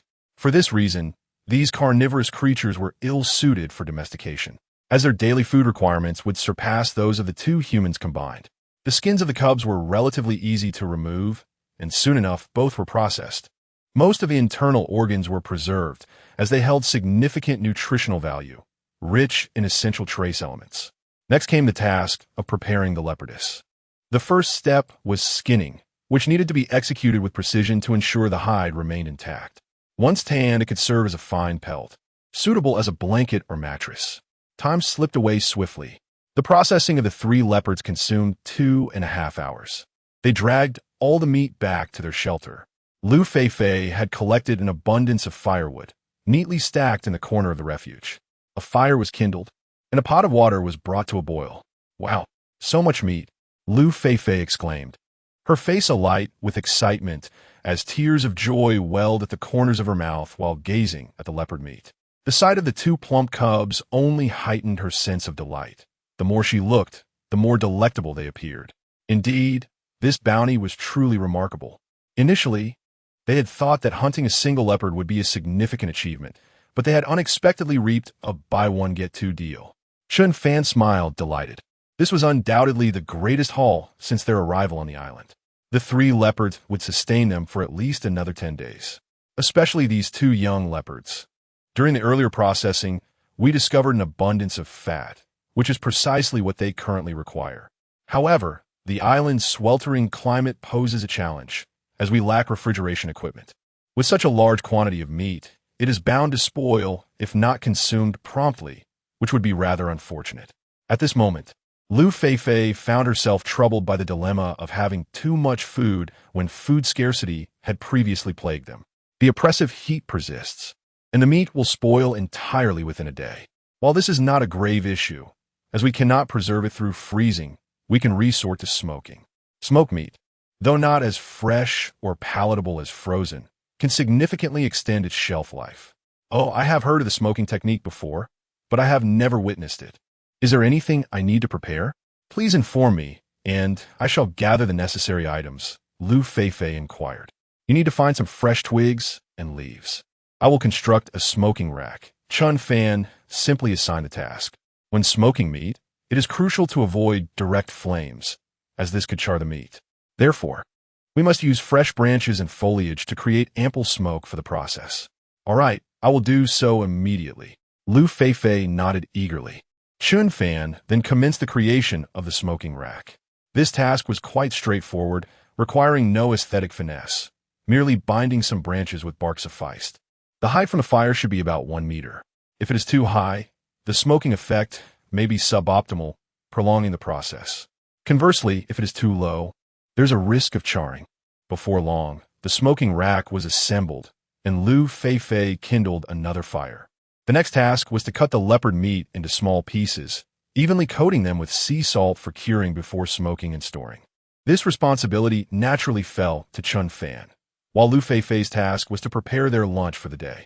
A particularly adorable young leopard was dissected into dozens of pieces and placed in a pot to boil, along with the offal from 3 others. The remaining wild mushrooms were all gathered together. As the pot began to boil, the aroma of the meat wafted through the air, eliciting involuntary salivation. Time passed swiftly. By the time Chen Fan arranged all the meat on the smoking rack, Liu Feifei had completed the preparation of their lunch. The rabbit harvested the previous night had also been smoked, as it needed to be processed quickly to prevent spoilage. After a simple smoking process, one can also create delightful snacks, perfect for carrying along during explorations. Indulge in a treat to replenish the body's protein. Chen Fan, hurry over for lunch. Today's meal promises to be exceptionally delicious. Liu Feifei is already salivating with anticipation. They both rushed out this morning without having breakfast. All right, I'm coming. Chen Fan nodded and approached, the enticing aroma of the meat making it hard to resist. The moment he lifted the pot lid, a thick layer of grease greeted them, a rare delicacy for their tastes. Come, let us eat. Chen Fan was already eager. Grabbing his homemade chopsticks, he picked up the fattiest piece and began to savor it. The meat was incredibly tender and rich in fat, making each bite delightful. Wow, this is so delicious. The texture is so smooth, far surpassing that of wild chicken. Liu Feifei wore a beaming smile, eagerly devouring her share. Since arriving on this deserted island, this has undoubtedly been the most gratifying meal. Although the fish they had previously tasted was also delectable, it lacked the richness of fat, naturally falling short in flavor. As they feasted on the leopard meat, even the children in the neighboring live stream were left drooling with envy. Chapter 65. Tanning hides and purifying with coarse salt. A large pot brimming with leopard meat and wild mushrooms was quickly devoured by the two, leaving not a single drop of broth behind. It must be acknowledged that Chen Fan and Liu Feifei possessed quite remarkable appetites. After the meal, Chen Fan's belly was round and full, while Liu Feifei showed no signs of any protrusion. It seemed only a small inhabitant within could account for such a bulge. Burp. I'm so full. How delightful. This meal was truly exquisite. Liu Feifei rubbed her belly, her face radiating satisfaction. This was undoubtedly the most delectable feast since their arrival on the island, especially the rich, succulent fat that lingered on the palate long after. Indeed, meat with fat is undeniably far more flavorful, and even the broth was utterly delightful. Chen Fan's face mirrored his enchantment. There was still a young leopard in the afternoon, promising another splendid meal. We ate so much. Perhaps we should rest for a while, Chen Fan. We have plenty of food reserves, so a short break will be just fine. Liu Feifei inquired tentatively, primarily due to her restless night, leaving her quite fatigued and yearning for a proper nap. All right then, you take a good rest. You had a tough night. I will tend to the 3 hides and then join you for a bit of relaxation, Chen Fan replied with a smile before proceeding to handle the hides. The task of processing hides is quite intricate, generally requiring professional tanning to yield a quality product. Without tanning, the hides would rapidly shrink and bear a thick layer of grease. More importantly, the unpleasant odor would be difficult to eliminate. The mere thought of such a scent lingering in bedding is quite daunting. Do you need my assistance? Liu Feifei asked. No, it's unnecessary. The hides need to soak for several hours. I'll just get them started and come back. Chen Fan shook his head and made his way to the stream. The first step in tanning hides is to immerse them in clean water for 5 to 6 hours, rendering the material more supple. Then, using a knife, one must carefully scrape off any residual flesh and impurities, followed by washing in warm alkaline water to remove dirt and grease until the surface of the hide appears pristine white. Of course, this is merely the initial and simplest step. Upon completion, the hides must undergo several rounds of soaking in an alkaline solution to eliminate all acidic components entirely. Alkaline soil and plants are abundant on this deserted island, making this step quite manageable. However, the tanning process requires the use of alum, which complicates matters in terms of cost, as finding an alternative is no simple task. Nevertheless, the absence of alum is not an insurmountable issue. After soaking in an alkaline solution, it is essential to wash the item once more with clean water to remove any residual alkaline solution.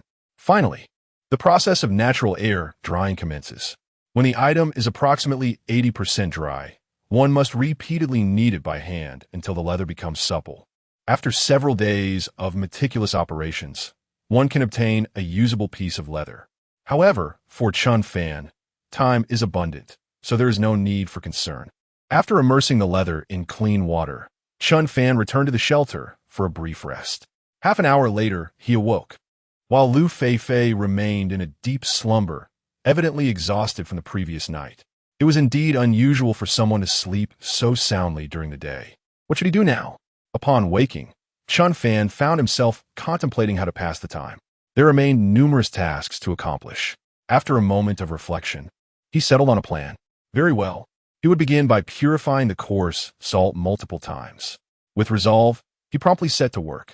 Even after several rounds of purification, certain soluble elements within the coarse salt could not be eliminated. However, many insoluble elements and impurities could be effectively removed. The reason why sea salt cannot be used directly is due to the severe pollution of the oceans, which contain an abundance of harmful impurities. Alas, speaking of this matter, one cannot help but mention the shameless nations that directly discharge nuclear wastewater into the sea, leading to catastrophic pollution. Such disgraceful countries have lost all sense of dignity. The countless marine creatures are endangered, and humanity too faces significant repercussions. It is disheartening to dwell on this topic. In truth, the proposed method is not overly complicated. First, the coarse salt must be dissolved in clean water once again, followed by filtration using some cotton material. The down filling from sleeping bags serves as an excellent filtering medium. There are indeed many filtration methods available. Certain charcoal and fine sand also yield remarkable results.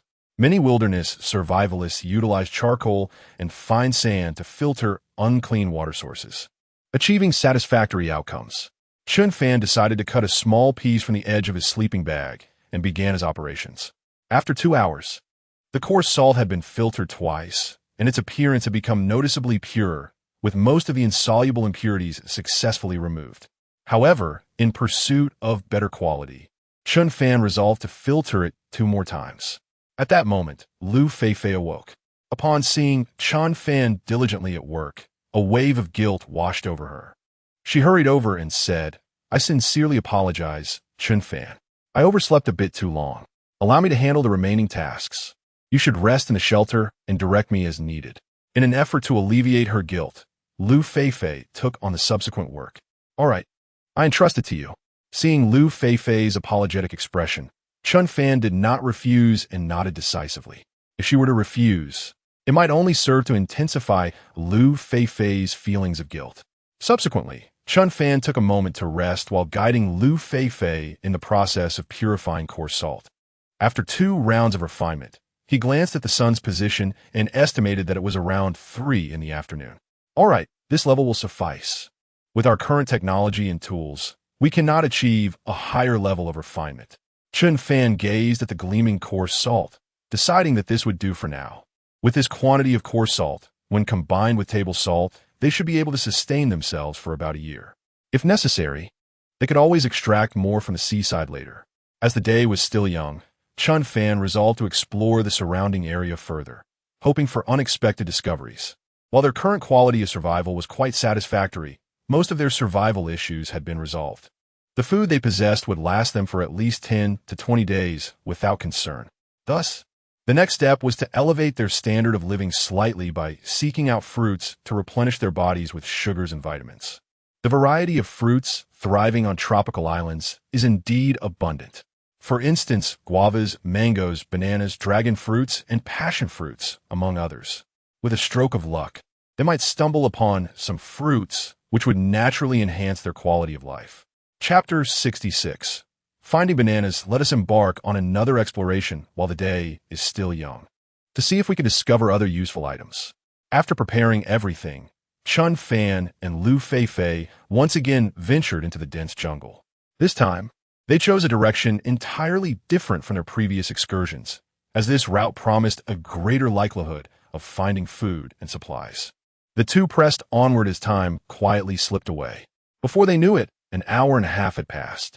Along the way, they encountered numerous wild vegetables and even stumbled upon wild garlic and ginger in areas with ample sunlight. These ingredients served as excellent seasonings, perfect for cooking meat and adept at masking its gamey flavor. After waiting for so long, let us take a moment to rest, Chen Fan suggested, glancing ahead. Although it was nearly 5 in the afternoon, the temperature on the island remained high.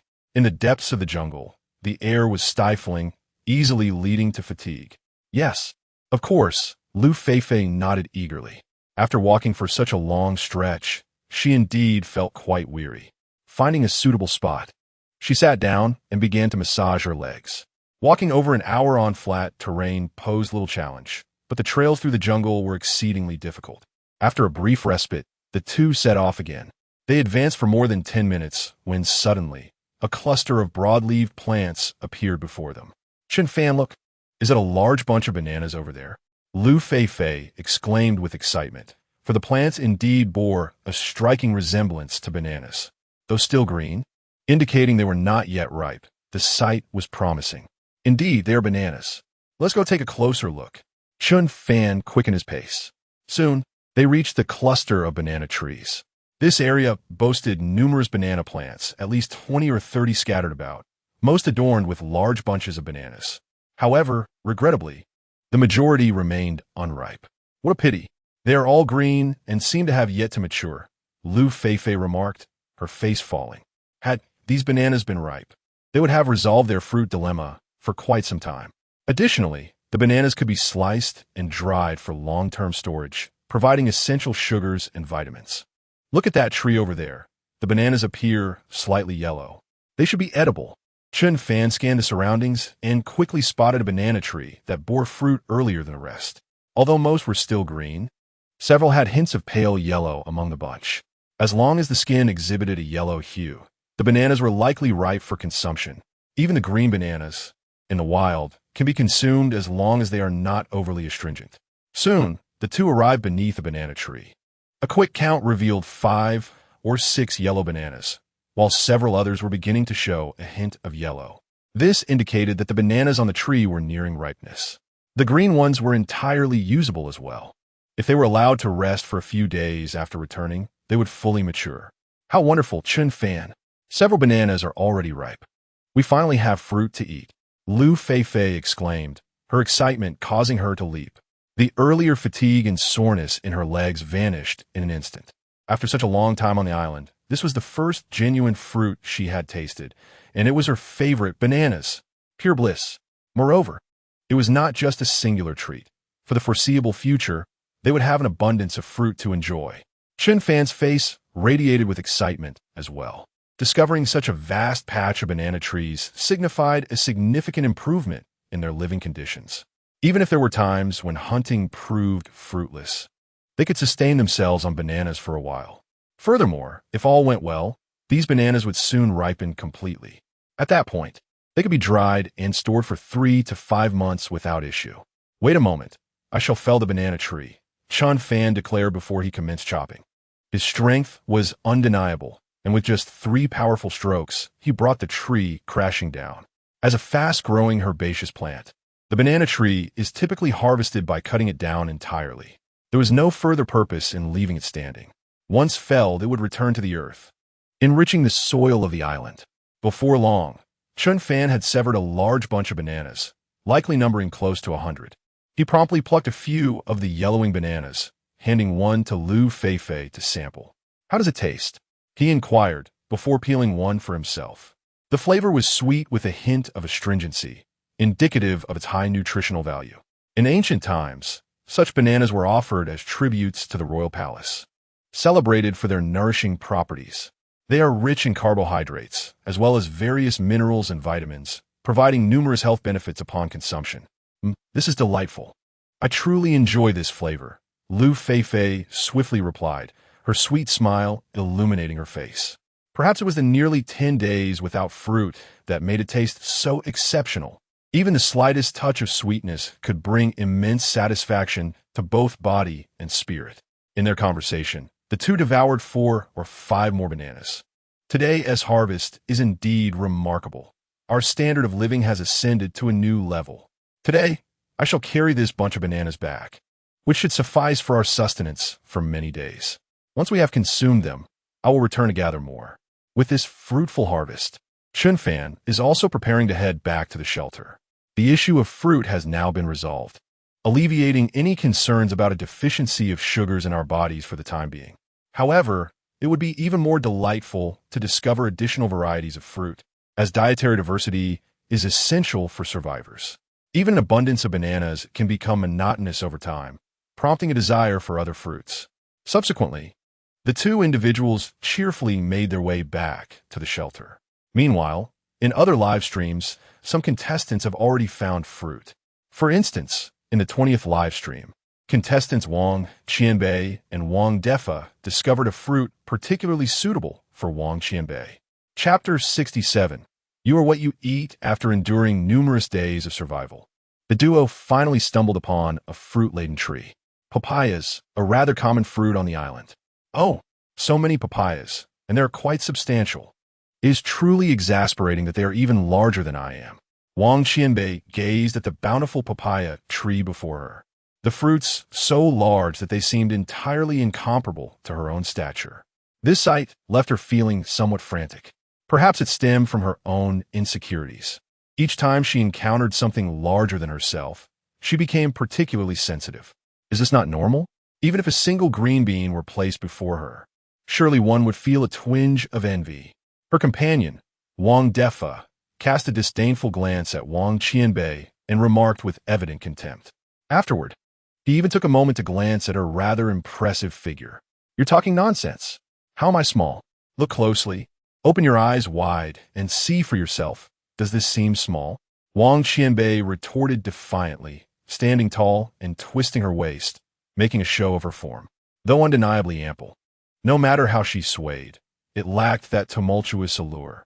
After all, no matter how grand the packaging, if there's nothing inside, it will not resonate. You're committing fraud. deceiving the viewers in the live stream. Just because you wear a 3060 bra does not mean you possess that kind of figure. This is plain deception. Do you not have even the slightest awareness of your own size?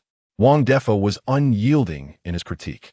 After all, someone who could be mistaken for a front and back mismatch during cupping therapy could not suddenly appear so ample.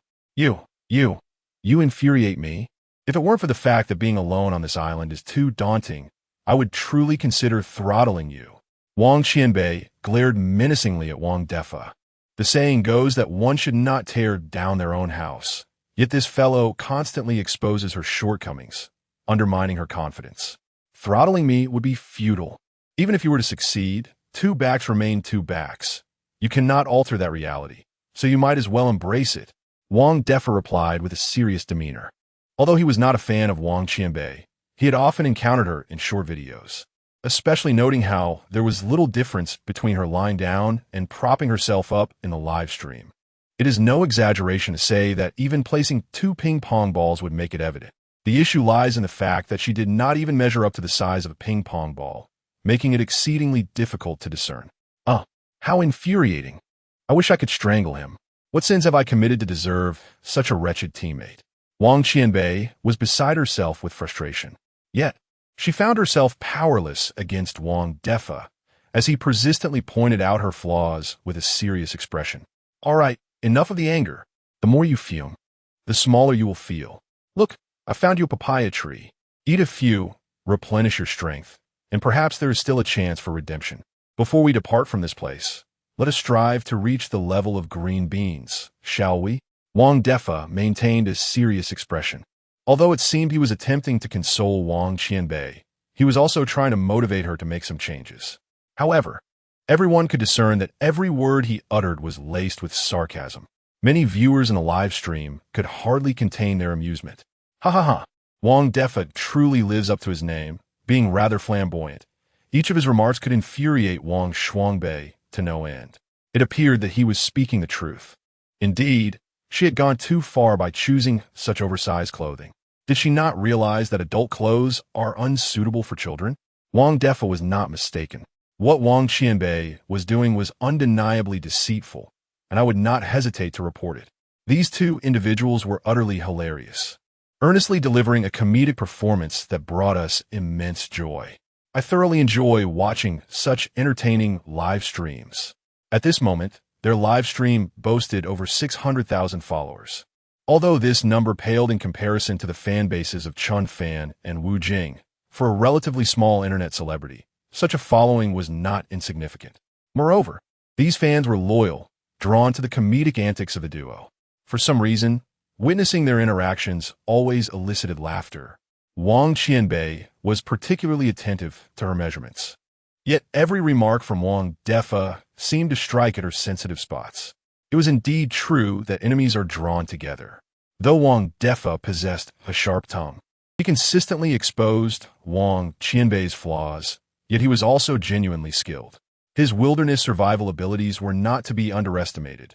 Otherwise, they could not have endured for 10 days. Compared to those competitors who maintained a courteous demeanor, this pair seemed to be favored by the audience. Here, have a couple of papayas. After you finish, you mustn't remain angry. I've heard that consuming this fruit could be quite beneficial for you. At that moment, Wang Defa handed 2 papayas to Wang Qianbei. Do not think that this will earn my forgiveness. Wang Qianbei was still irate. In truth, she was not genuinely angry.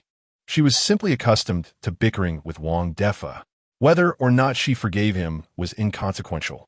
Regardless, even if she did not forgive him, it would not affect him in the slightest. Wang Defa, seemingly indifferent, began to eat his papaya. This infuriated Wang Qianbei even more. This fellow was utterly unconventional. With such a fine physique and decent looks, he exhibited not the slightest interest in himself. It would be one thing if he lacked interest, but he constantly highlighted his shortcomings, which was infuriating, truly infuriating. I would like to discuss something with you, Wang Defa suddenly said with a smile, his eyes glimmering with mischief.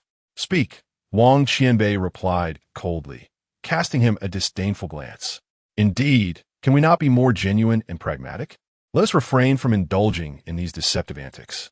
If our live stream is reported for false advertising and fraud, it would be catastrophic, Wang Defei implored with palpable sincerity. Oh my goodness, I could just eat you alive. Wang Qian was utterly beside himself with rage. How can there be such despicable people in this world? Truly, they are aptly named. There is no exaggeration in that. Meanwhile, on the 6th Team S side, Chen Fan and Liu Feifei had returned to the sanctuary. Along the way, they had eliminated 4 more bananas. By the time they arrived, dusk had settled in. Chen Fan, let me prepare dinner for us, with wild garlic and wild ginger. The leopard meat will surely taste even more exquisite tonight. After a brief respite, Liu Feifei was ready to start cooking. Having savored the leopard meat earlier, she was eager to indulge in the other one as well. All right, I'll check on how the leopard skin is soaking. Chen Fan nodded and made his way toward the creek. The leopard skin had been soaking for several hours now, and it should be ready to remove the residual surface debris, fats, and impurities. Chapter 68. Dreaming of large breads after more than half an hour. Chen Fan had meticulously scraped away all the remnants of flesh and grease from the leopard skin. Following several hours of soaking, the surface had swelled slightly, taking on a pale hue. The next step involved sourcing some alkaline aqueous solutions to once again immerse the leopard hide, repeating the soaking process several times. This island is abundant in alkaline flora. The hibiscus tree, previously utilized for crafting bows, is among them. Additionally, wood ash possesses alkaline properties and yields excellent results. After crushing the leaves, the juice was mixed with clear water to commence soaking the leopard skin. Both sides needed to be soaked repeatedly, a process that would take approximately 3 days. After this period, it would be necessary to cleanse the skin with fresh water and then knead it, rendering it soft. By then, the hide would lose any unpleasant odors and become even more pliable. Thus, the simple tanning process would be deemed complete. Meanwhile, Liu Feifei had prepared dinner. A small leopard was devoured by the two in no time at all. Both meals today had been quite satisfying, providing an excellent supplement to their bodily fats. After feasting, the two reclined in their shelter to rest. Wow, I'm so full. Today's meal was simply delightful. Not only was there tender meat, but we also enjoyed some delicious fruit. Lying comfortably in her sleeping bag, Liu Feifei sighed contentedly. If life were to be like this every day, surviving a year on the island wouldn't seem so arduous. Indeed, I didn't expect the meat of the little leopard to be so delectable. Chen Fan nodded in agreement. Initially, he had presumed that the flesh of such a carnivorous creature would be tough and unpalatable. However, these two little leopards had proven to be a delightful surprise. What shall we do tomorrow? Liu Feifei inquired, gazing at Chen Fan. For some reason, she felt he was becoming increasingly handsome, perfectly embodying her ideal image of a Prince Charming. Tomorrow, in fact, there are numerous tasks awaiting us. For instance, we need to search for clay to craft pottery, produce charcoal, and seek out some starchy plants as substitutes for toothpaste, among other things. Therefore, let us venture further afield for exploration tomorrow. Perhaps we shall stumble upon unexpected discoveries, Chen Fan replied after a moment of contemplation. Although they need not worry about food at present, many challenges still loomed. Despite an abundance of food, the variety was disappointingly limited. If they could uncover more carbohydrate-rich sustenance or alternative sources of protein, their survival would undoubtedly improve. Exploring further? Wonderful! Liu Feifei exclaimed, her excitement evident. Perhaps this outing would yield a plethora of treasures. All right, let us retire for the night and set off early tomorrow. Before long, the two drifted into slumber. Due to the delightful meal shared today, Chen Fan slumbered particularly soundly, drifting into a deep sleep until the break of dawn. Upon awakening, he found himself lying on his side, the proximity between him and Liu Feifei strikingly close, with hardly any space separating them. How incredibly soft! The tender sensation enveloped Chen Fan, inducing an overwhelming sense of enjoyment. In the next moment, as if struck by a sudden realization, he abruptly opened his eyes, only to be met with a bewildering sight. The sleeping arrangement between him and Liu Feifei was undeniably awkward. Both were reclined at an angle, facing the same direction, with their bodies positioned so closely that Chen Fan was merely embracing Liu Feifei from behind. His other arm, unbeknownst to him, had been utilized as a makeshift pillow by her. In an instant, Chen Fan was jolted wide awake. The instinctive reaction was alarmingly shocking. He had never imagined he would find himself in such a predicament. While the mind might resist such actions, the body often reveals an unvarnished honesty, drawn inexplicably toward certain feelings or positions. This sensation was ineffable yet undeniably magnetic, leading to unconscious actions. Regaining his composure, Chen Fan hastily withdrew his arms. Should Liu Feifei discover the situation, she would undoubtedly think he was taking advantage of her. The consequences would be irreparable, as there would be no way to salvage his reputation. Fortunately, after retracting his hands, Liu Feifei remained undisturbed, her breathing steady as she continued to slumber. In a state of panic, Chen Fan exited the sanctuary, realizing he had indeed become flustered. He quickly splashed cold water on his face to regain his composure. The initial excitement began to subside. The thought of two individuals sharing a bed at night was fraught with potential complications. Given the commotion, it was unreasonable for Liu Feifei to remain entirely unaware, even in slumber. Chen Fan felt a twinge of anxiety. If she had not awakened under such circumstances, her quality of sleep must be extraordinary. Perhaps she had already sensed something amiss but chose not to address it. Just then, Liu Feifei emerged from the shelter, her eyes still heavy with sleep. As usual, she greeted Chen Fan cheerfully. "Good morning, Chen Fan." "Good morning. Your face seems a bit flushed. Are you all right?" Chen Fan asked, slightly embarrassed as he raised his gaze to meet Liu Feifei's.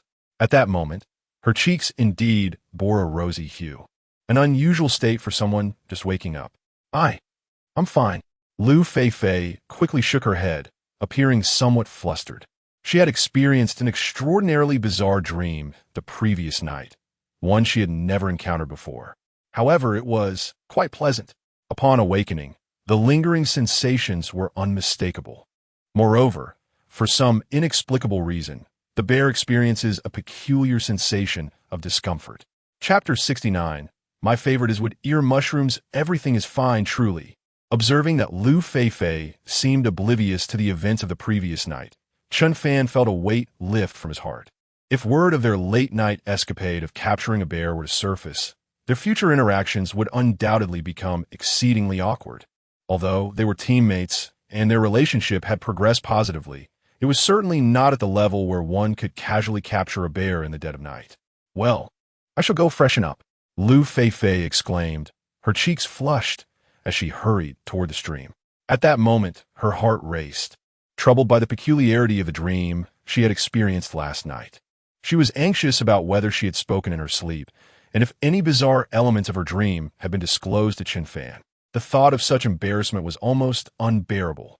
Chen Fan followed her, handing her some sea salt. This sea salt could also be used for brushing teeth and was quite effective in maintaining dental hygiene. Half an hour later, Liu Feifei had prepared breakfast. The meal consisted of the wild chicken they had smoked yesterday, accompanied by some wild greens and mushrooms. After finishing the simple breakfast, Chen Fan resolved to explore farther afield today, eager to uncover new territories. During their previous journey on the luxurious yacht to the island, he had observed that this island was vast, stretching endlessly before him. The island's elevation was notably high. Perhaps ascending it would yield unexpected rewards. "Chen Fan, should we bring extra food?" Liu Feifei inquired as she packed their belongings. She recalled Chen Fan mentioning that their exploration destination was relatively distant. It was quite possible they would not return today, necessitating additional provisions. They also needed to gather more bananas they had discovered yesterday as backup sustenance. "Let us take some leopard meat, and we'll prepare a few more bananas," Chen Fan replied with a nod. He then ignited the fire starter they had crafted earlier. Made from charcoal and resin, it burned exceedingly slowly, ensuring a steady flame for an extended period. This was the optimal method for preserving fire on a deserted island, allowing them to kindle a fire even if they spent the night elsewhere. "All right," Liu Feifei agreed, then asked, "What should we do with the remaining bananas? Should we hide them?" Those fruits had been hard-earned, and the thought of them being pilfered by other animals or competitors was disheartening. Indeed, I will gather some dry grass and conceal the bananas. Chen Fan nodded before setting off to collect materials. Interestingly, unripe bananas could be ripened using dry grass, a technique he had learned in his rural upbringing when ripening wild sour pears. The method for ripening bananas was quite similar. It is estimated that within a few days, this bunch of bananas will be nearly ripe.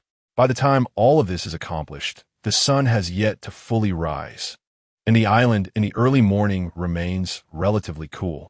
The two set off with their baskets, armed with survival tools and provisions. This time, we shall follow the stream upwards to behold the vistas from the highest point of the island. Chen Fan swiftly made his decision, perhaps from a higher vantage point. We could discover sights and resources ordinarily concealed from view. Indeed, when we reach the pinnacle of the island, we may experience the exhilarating sensation of standing atop the world, surveying all beneath us. Liu Feifei is also quite eager for this impromptu journey. Regardless of whether we find food or other survival supplies, we will surely encounter a different landscape. Well said, let us embark. The two strode forth alongside the stream, emboldened and spirited. Time, too, flowed swiftly. They walked for full 2 hours. Chen Fan felt no fatigue, yet Liu Feifei was already panting, clearly having reached her physical limit. The path beside the stream was inherently difficult to traverse. Compounded by the uphill gradient and the rising sun, their exertion was considerable. Chen Fan, I truly can't go on much longer. Perhaps we should take a short break? Liu Feifei, breathless, gazed at Chen Fan. Had she any spare energy, she surely would not have uttered such words. In stark contrast to their earlier vigor, she now appeared utterly drained, drenched in sweat. All right, let's rest here for a moment. I will check if the fire starter has gone out. Chen Fan nodded with a smile, setting down his basket before inspecting the fire starter. Fortunately, its quality was satisfactory. After a few gentle breaths, sparks ignited. You stay here and rest. I will gather some firewood nearby, and we can boil some water to replenish our hydration. With that, Chen Fan immediately set off to collect firewood. Given the humid environment by the stream, he had to venture a bit farther. Meanwhile, Liu Feifei busied herself, producing a double-handled pot to draw water. In the pristine stream, she discovered some waterwood ears. These delicacies are slippery in texture and highly nutritious. However, they thrive only in exceptionally clean water and environments. Such exquisite food cannot be found in polluted waters. Of course, this was knowledge imparted to her by Chen Fan. After a few minutes, Chen Fan returned, arms laden with a bundle of dry firewood. Chen Fan, look, I found a plethora of waterwood ears. We can make soup later. Upon seeing Chen Fan return, Liu Feifei eagerly displayed her bounty. Wow, so many. Excellent. We shall have soup soon. By the way, I have a penchant for wood ears. I have loved them since childhood. As Liu Feifei discovered the waterwood ear mushrooms, Chen Fan smiled and remarked, the mushrooms are glistening with water. It's simply delightful. I feel the same. However, I must admit I have a fondness for sausages as well. It has been quite some time since I last savored grilled sausages, and I find myself yearning for them.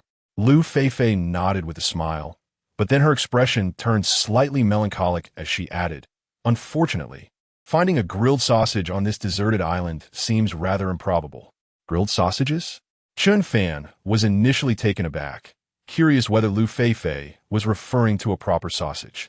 Yet, seeing her earnest demeanor, it was evident she desired the genuine article. He then reassured her, no worries.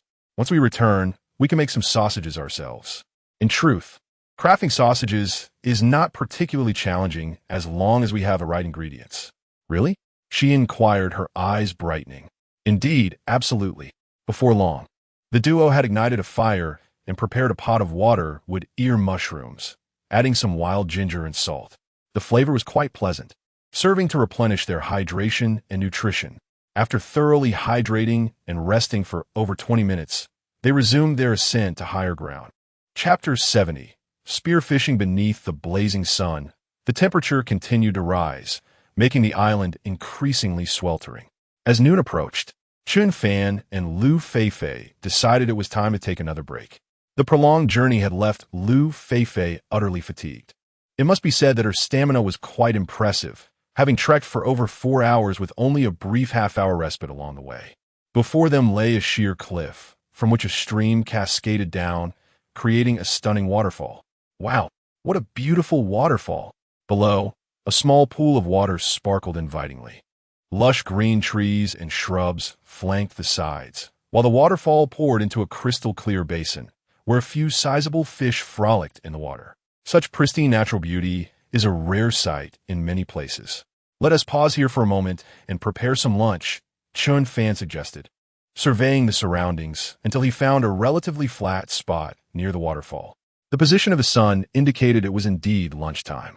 I must admit, I am quite tired. Liu Feifei nodded in agreement. The two then unloaded their packs. Liu Feifei, drenched in sweat, wiped her forehead with her sleeve. Beads of perspiration glistened on her chin, and her flushed cheeks added to her allure.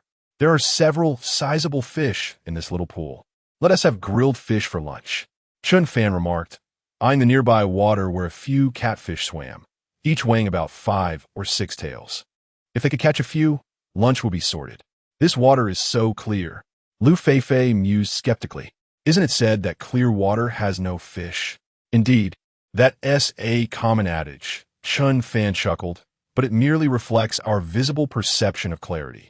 There must be plenty of microorganisms and minerals in the water, allowing fish to thrive. He then handed Liu Feifei a fire starter. You gather some firewood while I fashion a few fish spears. With that, Chen Fan ventured into the dense thicket. Resources in the wilderness were abundant, and crafting a few spears was quite simple. Soon, he found 2 branches of a thickness comparable to his golden staff and began to split one end into prongs, divided into 8 forks. This design would significantly enhance their chances of catching fish.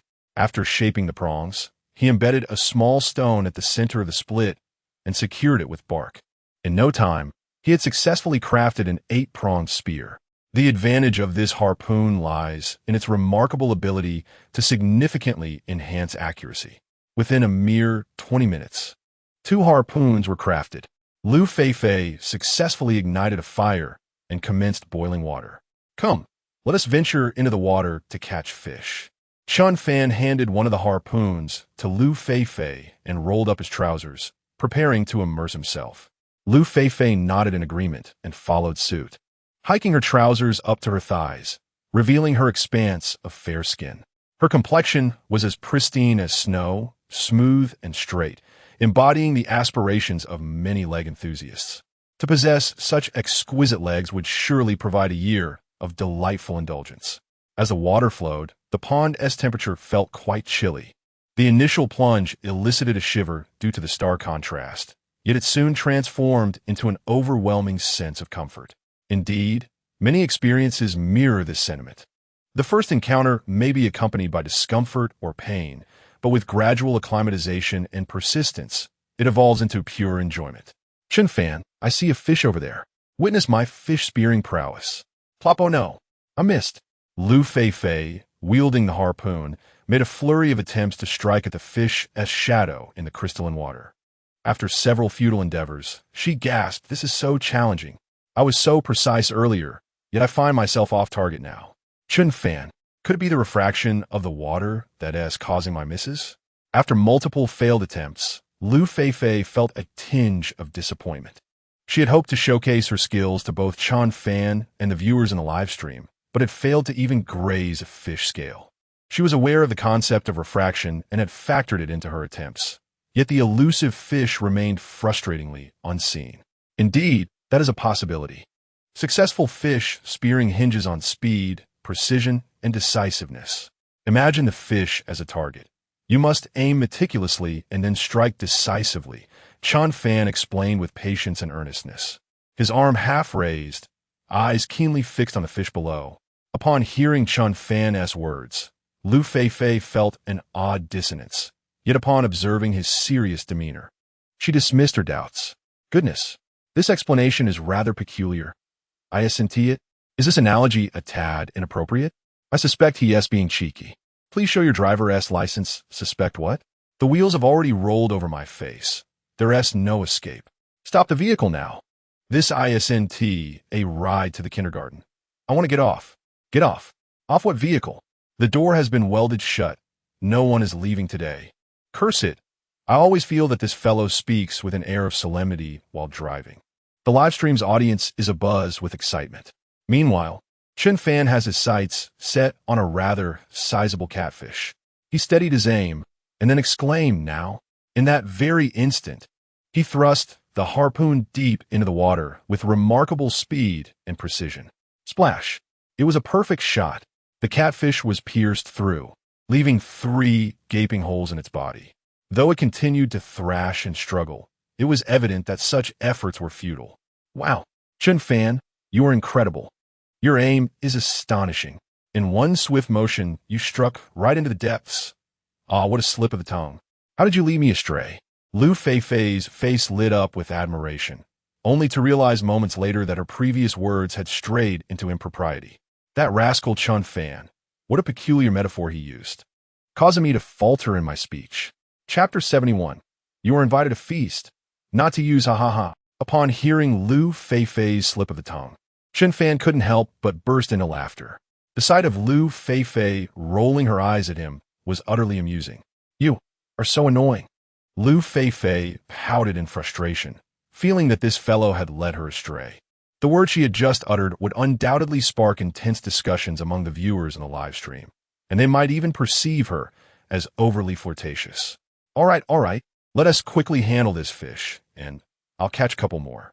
With a grin at the visibly irritated Liu Feifei, Chen Fan continued. Life should not be too rigid. We cannot always maintain an air of formality between us.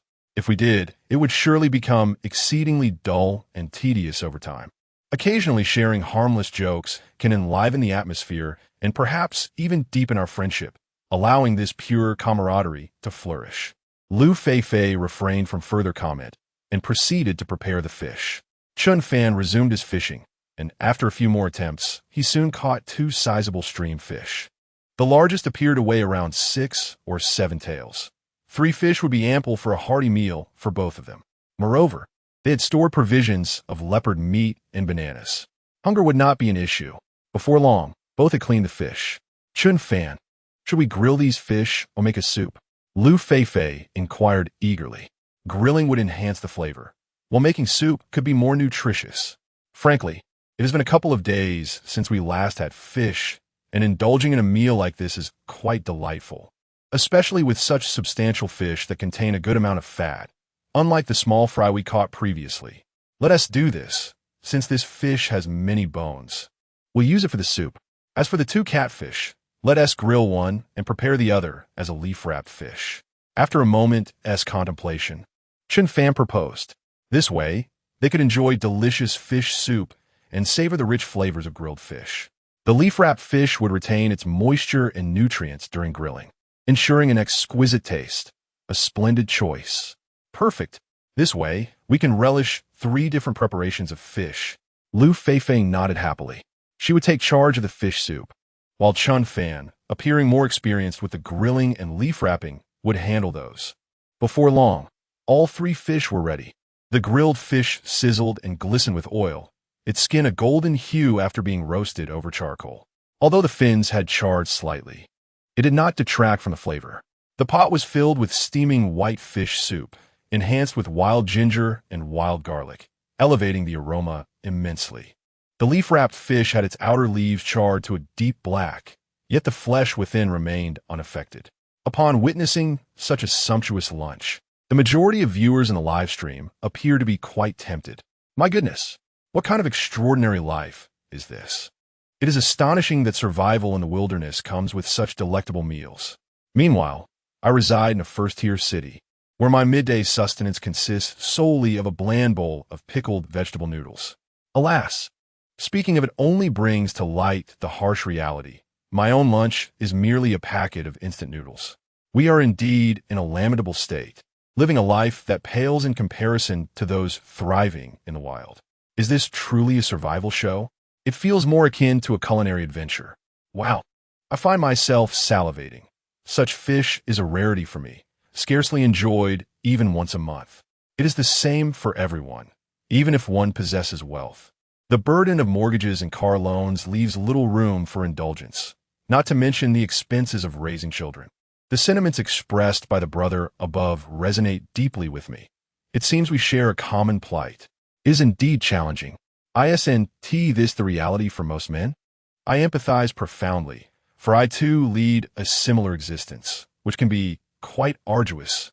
At times, even the will to live may waver. Hold on, brother. Avoid despairing thoughts. Though life is fraught with difficulties and exhaustion, it is also replete with surprises and sweetness. Reflect on your family and the moments that bring joy. Life encompasses both bitter and sweet, such is the tapestry of existence. The elder brother's words are truly poignant. I shall raise this bowl of chicken soup in tribute, and thereafter I will return to my labor. Upon entering the live stream and engaging in conversation, many began to reflect on their own lives.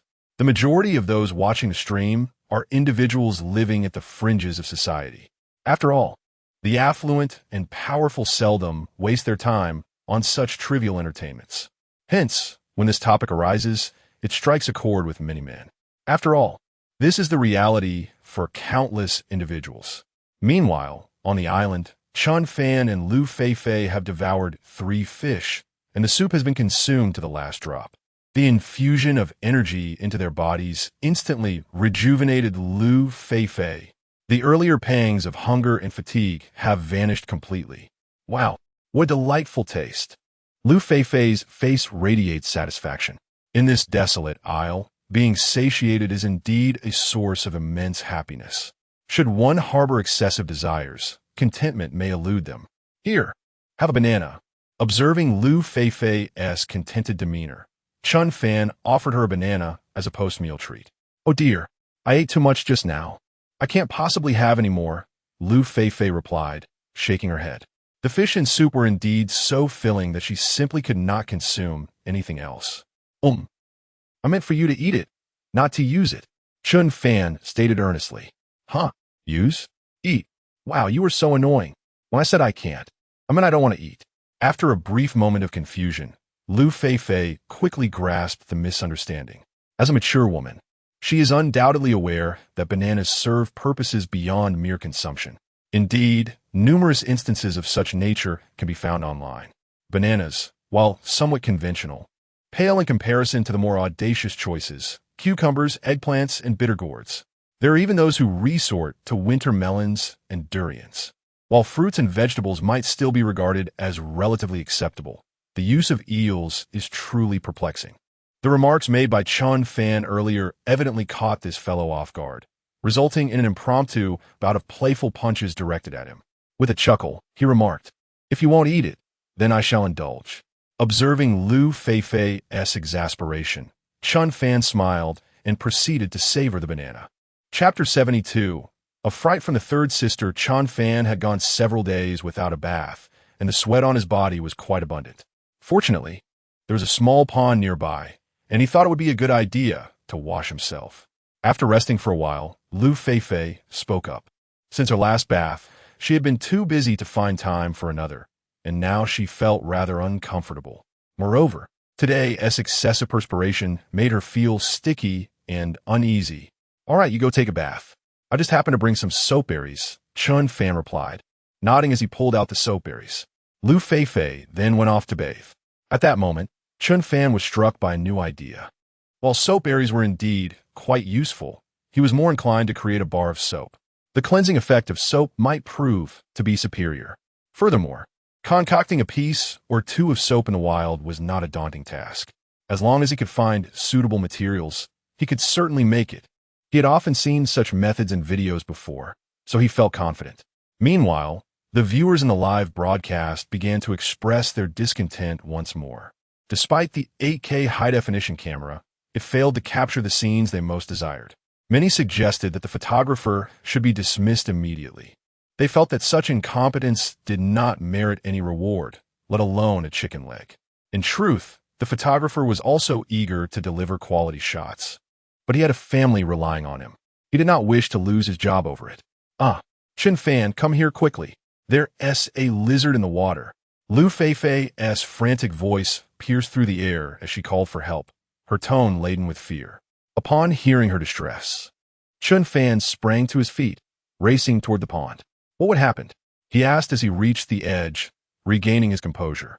There's a lizard, Liu Feifei exclaimed, her face pale with terror, trembling as she pointed in a certain direction. Chen Fan quickly turned to look and spotted a lizard, approximately 30 centimeters long.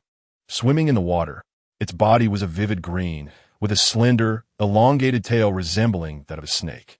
It was indeed a somewhat frightening sight. Encountering a lizard in such a situation would startle anyone, let alone a girl. After all, not everyone possesses the audacity of Asan. Yet, facing the lizard head-on, Chen Fan wasted no time diving into the pond. He swiftly grasped the lizard by its neck. It's all right. It's merely a small lizard, and it's non-venomous. Chen Fan reassured Liu Feifei after securing the creature. In truth, whether snake or lizard, venomous or not, a bite from either would be unpleasant, as these animals carried a plethora of bacteria in their mouths. Once bitten, even if one does not succumb to venom, the wound can swiftly become infected. Without immediate intervention, the danger remains significant. Liu Feifei, still shaken, nodded in agreement. Suddenly, she seemed to realize something, as Chen Fan's gaze was fixed intently upon her. She exclaimed, quickly crossing her arms to shield her chest. You, please don't stare. Hurry up. After her scream, Liu Feifei spoke with an almost pleading tone. At her age, she had never felt such embarrassment in front of a boy. The terror she had felt moments ago transformed instantly into shyness. All right, I'll go. Chen Fan, startled by Liu Feifei's reaction, promptly turned away and dashed from the small pond, returning to his previous resting spot. What a cruel twist of fate. Just when the crisis is averted, I'm cast aside. Women can be so heartless. Chen Fan muttered to himself. Even if she was unattainable, he wished to at least indulge his eyes. Glancing at the lizard in his hand, he resolutely began to skin it. Most of the bacteria reside in its mouth. Thus the flesh is rich in protein, which should not go to waste. After roasting it tonight, it would make for a delightful treat. Moments later, Liu Feifei approached Chen Fan, her hair damp and her complexion flushed, resembling a perfectly ripe apple. She seemed somewhat reluctant to meet his gaze directly. After a moment of contemplation, she asked, Chen Fan, you didn't see anything just now, right? Chen Fan, taken aback, was at a loss for words. Did she truly think his eyes were mere decorations? In such a situation, how could he claim to have seen nothing? Being an honest person, he was unwilling to fabricate a lie. With a smile, he replied, I saw everything I was meant to see, and everything I was not meant to see as well. But you need not worry, I'll 1T spread this information. To deny having seen would either mean he was blind or deceiving himself. Liu Feifei's embarrassment deepened, her face growing even redder. She had never anticipated such an occurrence. Chen Fan had undoubtedly seen her in her entirety. Oh well, it happened, and it is what it is. We must survive together for the next year. Even if you didn't see it today, you surely will in the future. She hesitated before suggesting, would you like to take a wash? A cool bath on a hot day can be quite refreshing. Not wishing to dwell on the matter any longer, she shifted the conversation. All right, I suppose I shall wash up as well. I suddenly feel a bit overheated. Chen Fan nodded in agreement, initially reluctant to bathe. Due to his robust physical constitution, he sweats relatively less and does not feel uncomfortable. However, he suddenly senses a hint of warmth. It is the perfect opportunity to take a cool shower to temper the heat within his body. Chapter 73, Refuge. Hammock Chen Fan moved with remarkable speed, dispatching his adversaries in mere minutes. Once they had gathered their belongings, the pair continued their ascent. Time slipped away swiftly, and after another 2 to 3 hours of travel, they encountered a notably flat expanse of land. This area appeared vastly different from the rugged terrain they had traversed before. The landscape was uniformly level, lush greenery enveloped them, and a grand lake lay at the center. The lake, expansive in size, displayed a deep green hue, indicative of its considerable depth. Surrounding trees flourished, creating a refreshingly cool atmosphere. Chen Fan, look, what a magnificent lake, exclaimed Liu Feifei, her excitement palpable as she envisioned the abundance of fish that must inhabit its waters. Surely, there are countless fish within, and I bet they are all substantial. If we could catch a few, we would surely feast splendidly. Indeed, I can see them, Chen Fan replied, noting not only the fish but also the shadow of a crocodile lurking nearby. Being positioned slightly above the lake allowed them a clear view. In the center, several sizable fish glided lazily, while close to the edge, a crocodile's silhouette emerged amidst a tangle of reeds. Though Liu Feifei had decent eyesight, she struggled to discern the details. In contrast, Chen Fan's keen vision captured the entire scene. What? There are crocodiles in this lake? Liu Feifei's earlier enthusiasm faded, replaced by a look of fear. Crocodiles, after all, were no less than formidable beasts. A careless encounter could lead to a swift demise, sending one straight to the afterlife, perhaps even to meet their great-grandmother. Nonetheless, it's not a significant concern, Chen Fan reassured her, his gaze fixed intently on the crocodile. As long as we remain vigilant, we should be fine. Capturing a crocodile would greatly enrich our food supply. Moreover, crocodile meat is quite delectable and rich in fat, certainly more flavorful than that of a leopard. It must be around 3 or 4 in the afternoon now. Let's construct a simple shelter near the lake for the night, Chen Fan proposed, surveying the surroundings until he identified a suitable flat spot. Although sunlight conditions were not optimal, it would suffice for a stay of 2 or 3 days. Is that really wise? There are crocodiles in the water. Liu Feifei expressed her concerns. Aren't crocodiles semi-aquatic? What if one crawls into our shelter in the dead of night? That would be disastrous. The thought of a crocodile invading their refuge while they slept sent a shiver down her spine. If one were to inadvertently suffer a bite, it could result in severed limbs, or in the worst-case scenario, a rather grim fate. However, rest assured, it is not so dire.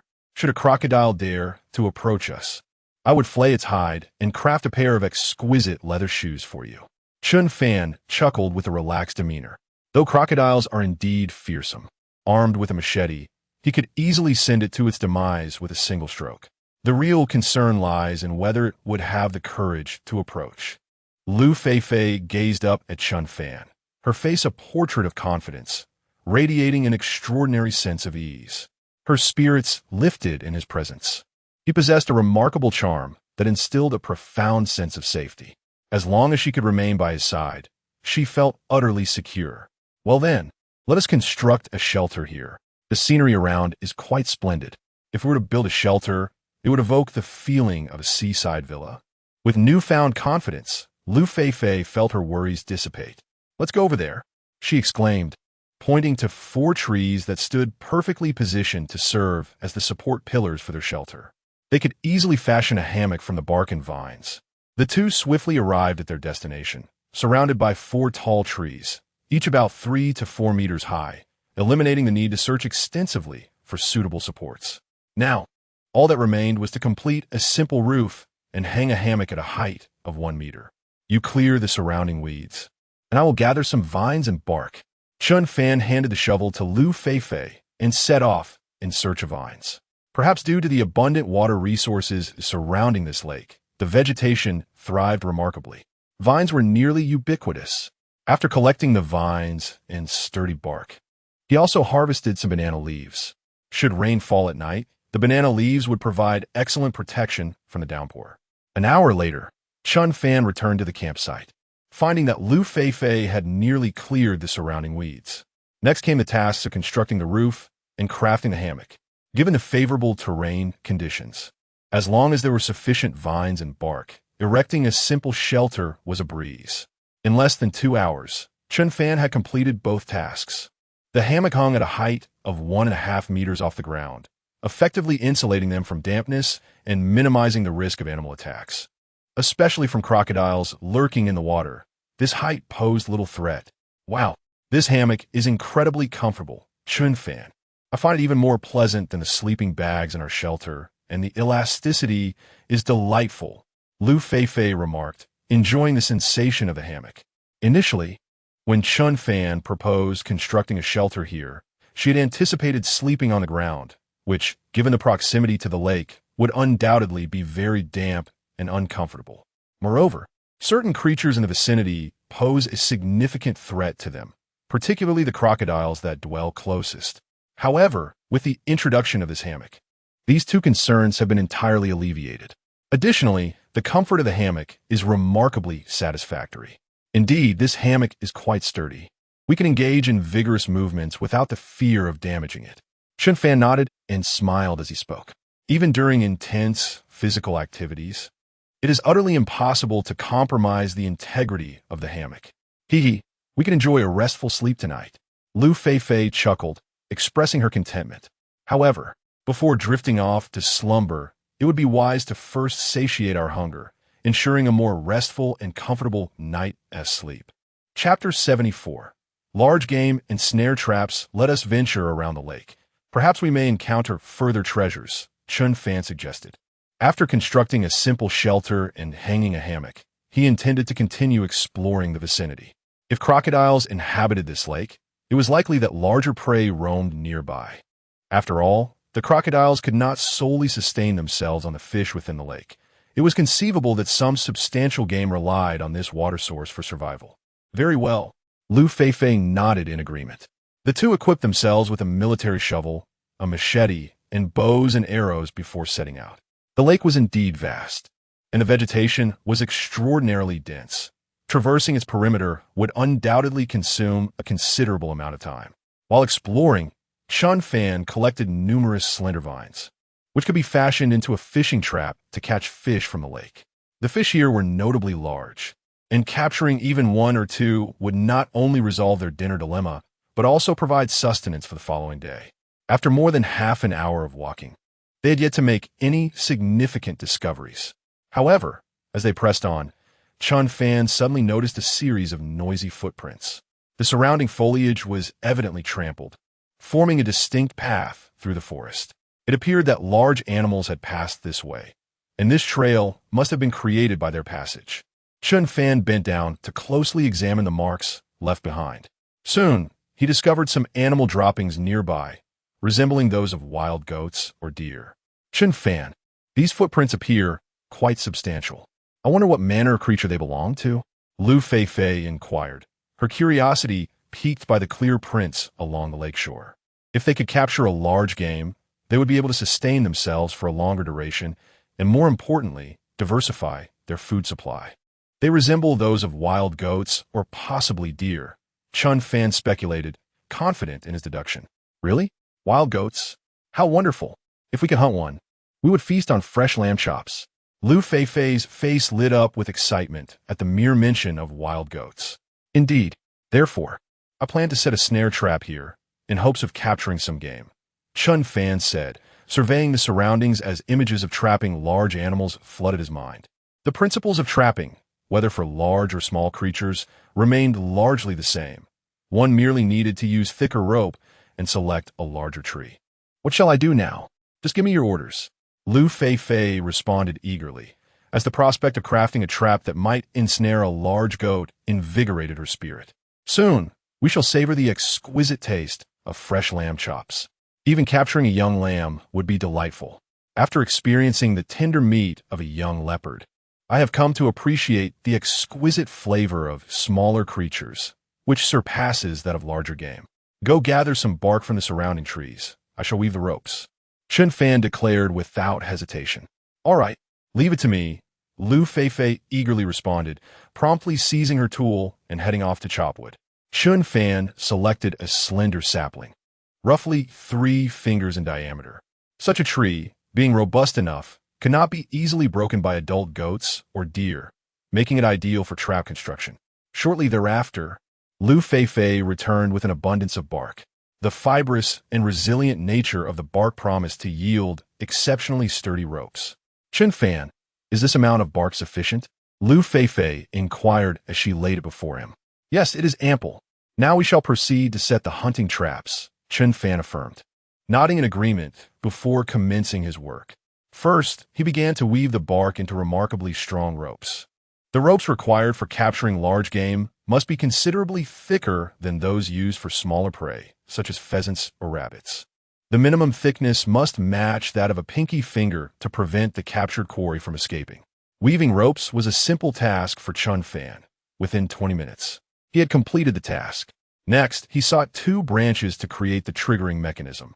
The first branch, equipped with a hook, was driven into the ground, followed by a straight branch inserted 30 centimeters away. The protrusion above the ground should be about 5 centimeters, as excessive exposure could alert the prey. Then, he tied one end of the woven rope to the uppermost part of the sapling, bending the trunk into a bow shape. Based on the position of the hook on the ground, he crafted the triggering mechanism, securing a small stick of 3 to 4 centimeters in length, supported by a 30-centimeter-long stick that held it aloft, alongside another straight branch. He then arranged additional branches of equal length on either side of the straight branch, thus creating an interconnected triggering system. The moment any branch is disturbed, the trap will be instantly activated, increasing the likelihood of capture. Finally, he placed a noose at the top of the triggering mechanism. With this, a simple yet effective rope trap was completed. Now, should any prey traverse this path and step upon the small stick of the triggering mechanism, it would swiftly activate. To enhance the trap's concealment, a layer of fallen leaves or branches should cover it. Thus, if any creature were to pass this way and trigger the mechanism, it would have no chance of escape. The entire process of constructing the trap took an hour. While it may sound straightforward, the actual execution required considerable time and effort. The snare trap has been meticulously crafted. Should any animals pass by this area, it is certain to ensnare them. Dusting off his hands, Chen Fan brimmed with confidence in his creation. Previously, Liu Feifei had little knowledge of snare traps. However, due to the meticulous nature of Chen Fan's construction, she has now learned by observing him. In truth, these traps are exceedingly simple. One can master the technique with just a glance or two.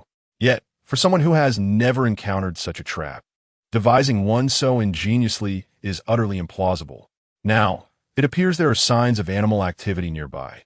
Let us set similar traps in that direction. Chen Fan observed the nearby area, noting traces of animals having tread there. By placing an additional hunting trap, the likelihood of success increases. With that, the two continued their endeavor of setting traps. Chapter 75. Let us sleep a little longer. After setting up another snare trap, the sky gradually darkened, and the temperature slightly dropped. Perhaps it was due to the elevated terrain compared to the shelter they previously inhabited. Let's head back. It seems we won't be having fish today. We'll have to make do with something simple once we return. After arranging the traps, Chen Fan and Liu Feifei decided to make their way back to the shelter. There were crocodiles lurking nearby, posing a considerable danger to ordinary people. If they encountered one, Chen Fan could swiftly deal with it. But if Liu Feifei were to be bitten, a single roll of death could mean her eternal demise here. All right, it's fine if we don't catch anything today. As long as we stay here, we will eventually catch them. Liu Feifei nodded, undeterred. Perhaps tomorrow their traps would yield good fortune. If they managed to capture a wild goat or deer, fish would become utterly insignificant. Before long, they returned to the shelter, and the night deepened further. Chen Fan, let me prepare a simple meal for us. Liu Feifei volunteered to take charge of dinner upon their return. Fortunately, there was still plenty of leopard meat left. Although today, a small leopard did not yield much, it could serve as a decent treat, at least fresher than the leopard meat. All right, I'll leave the cooking to you. I'll weave a fishing net with these vines. If I finish it tonight, perhaps we'll have some success by morning. Chen Fan nodded, then began to weave the fishing net with the vines. Crafting these items had become second nature to him, presenting no challenge whatsoever. In merely half an hour, the beautifully crafted fishing net was completed. Despite the uneven thickness of the vines, it did not detract from the net's aesthetic appeal. Once the net was ready, Chen Fan hurriedly dug up some earthworms nearby. The area close to the water was particularly damp, teeming with earthworms and small snails. He easily gathered a substantial amount, chopped them into small pieces, mixed them with clay to form little balls, and placed them inside the fishing net. He then found a sturdy vine, securely tied one end to the fishing net and the other to a tree on the shore. Finally, he submerged the fishing net in the water, leaving their success up to fate. After all, hunting with traps was inherently a matter of human effort and divine will. Night had completely enveloped the island by this time, and Liu Feifei's dinner was ready. It consisted of a hodgepodge stew, leopard meat, lizard meat, and some wild vegetables. To be honest, the taste was quite mediocre, especially after having savored the small leopard meat earlier. This meal felt even more like chewing wax. Fortunately, it was a meal rich in protein, essential for the body's needs. After finishing his meal, Chen Fan tended to the fire, stoking it to a brighter blaze. This was primarily due to the presence of crocodiles in the vicinity. A robust flame would serve as a protective barrier, allowing them to sleep more soundly at night. Additionally, the areas closer to the water were teeming with mosquitoes, and the flames would attract these pests, providing some respite from their incessant bites. However, even so, as he lay in the hammock, the persistent buzzing of the mosquitoes was still audible, a sound that could be quite vexing. There's an abundance of mosquitoes, Chen Fan.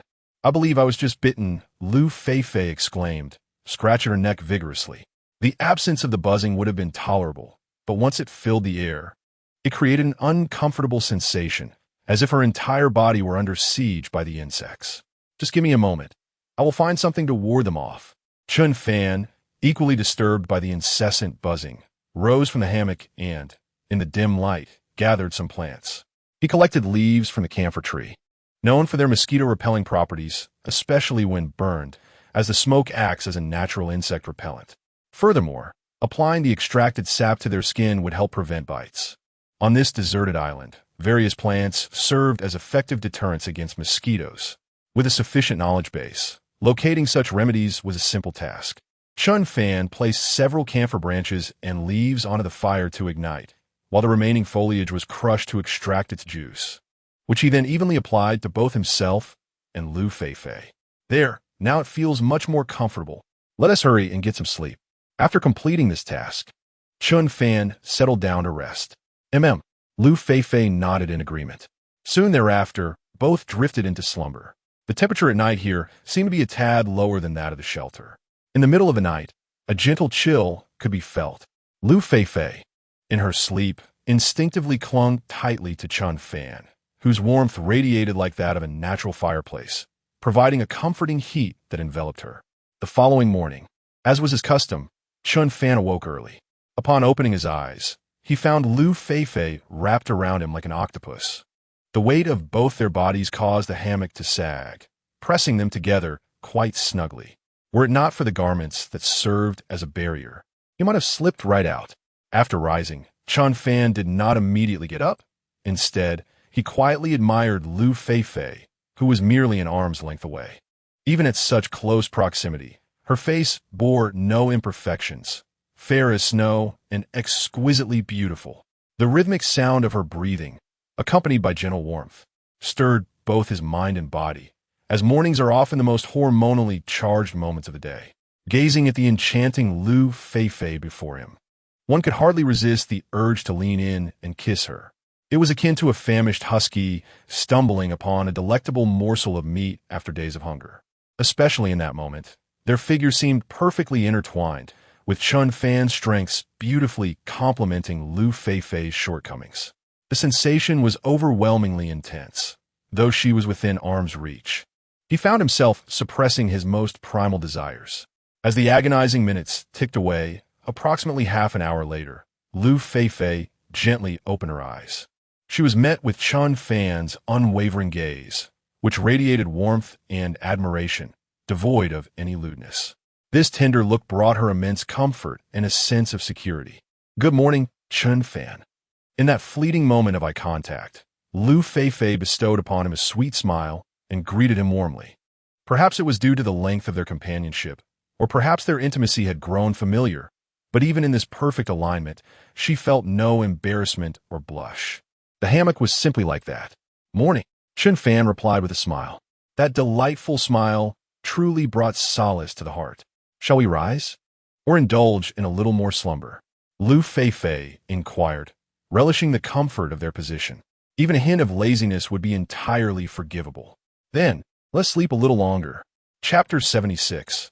Engaging in profound communication with animals, the two individuals lingered in the comfort of their hammock for a brief moment before rising. After a simple morning routine, they set out to inspect their hunting traps. Even from a considerable distance, Chen Fan could already hear the cries of their quarry, sharp and reminiscent of a certain avian species. They had indeed caught something. Let us hasten to investigate. Upon hearing the urgent and piercing calls, Chen Fan surmised that the trap had ensnared its prey. Such frantic cries typically arise only when an animal is threatened or injured. Moreover, the nature of the cries suggested it was unlikely to be a goat. It was far more probable that it was a fawn, as the cries of young deer are characterized by this very sound. "Ah, have you already heard it?" Liu Feifei inquired, her expression one of surprise as she looked at Chen Fan, for she had heard no commotion, only the gentle rustling of leaves in the breeze. "Indeed, I have heard the cries of our prey," Chen Fan affirmed with a nod, prompting them to quicken their pace. Before long, they arrived at the first trap. It had been triggered, and a small creature was suspended, struggling desperately and emitting sharp cries. However, the rope was far too thick. No amount of thrashing would avail it. "Chen Fan, look, it seems to be a fawn," Liu Feifei exclaimed, her excitement palpable, tears of joy streaming down her cheeks. Although this quarry was but a juvenile, its tender meat promised exquisite flavor. Typically, the flesh of young animals is indeed more succulent and delectable. "Ah, it does appear so," Chen Fan responded with a smile. They hurried closer to the trap, and upon seeing the two bipeds, the fawn struggled even more fiercely, its cries growing even more frantic as if it anticipated its fate. "These little ones are so adorable," Liu Feifei remarked, unable to contain her admiration for the struggling fawn. Whether it was the previous leopard cub or this current fawn, they were undeniably beautiful. Were it not for their need for sustenance, they would make splendid pets. "Indeed, they are quite lovely," Chen Fan concurred with a nod. "What shall we do now? Should we dispatch it immediately?" Liu Feifei asked, aware of Chen Fan's decisive nature. In his eyes, both the young and adult deer were merely sources of nourishing protein. "Let's not rush. This little creature is quite charming. Moreover, our food supplies are not critically low at the moment. We can keep it for now as a reserve. Should we find ourselves in need of food one day, we shall not be overly concerned." Chen Fan shook his head, currently harboring no intention of slaying the spotted deer. Their food supplies were still ample. Should they kill the deer, they might find themselves with an excessive amount of meat that, if left unutilized for too long, would inevitably spoil. Thus, nurturing the creature would alleviate this concern entirely. When their provisions eventually ran low and they found themselves without prey, they could then consider the deer for sustenance. Moreover, allowing it to mature a bit longer would surely yield even more meat. In truth, there exists a significant distinction between a fawn and the two young leopards. The reason he had previously refrained from adopting the leopards was their carnivorous nature and substantial appetites. As they grew, their consumption would become increasingly prodigious. If he were to keep them for a month or two, Chen Fan might find it financially unfeasible to sustain them. In contrast, the fawn was a herbivore. As long as it was tethered in a lush area, there would be no concern of it starving. "Indeed, I share your sentiments." Liu Feifei concurred wholeheartedly. "It is far too adorable and diminutive to consume at this moment. We might as well wait until it grows a bit larger. Moreover, having a pet could prove to be quite delightful. Life for the two of them could often feel rather dull and solitary. A pet would undoubtedly alleviate such monotony." "All right, please wait a moment while I attempt to bond with it," Chen Fan said with a smile, stepping forward to the fawn. He wished to test whether his aura of affinity would have any effect on the creature. His previous attempt with the dung beetle had yielded no results. But surely a creature of this size would respond. Otherwise, the system's rewards would be rather lackluster. Go ahead," Liu Feifei replied with a hint of resignation.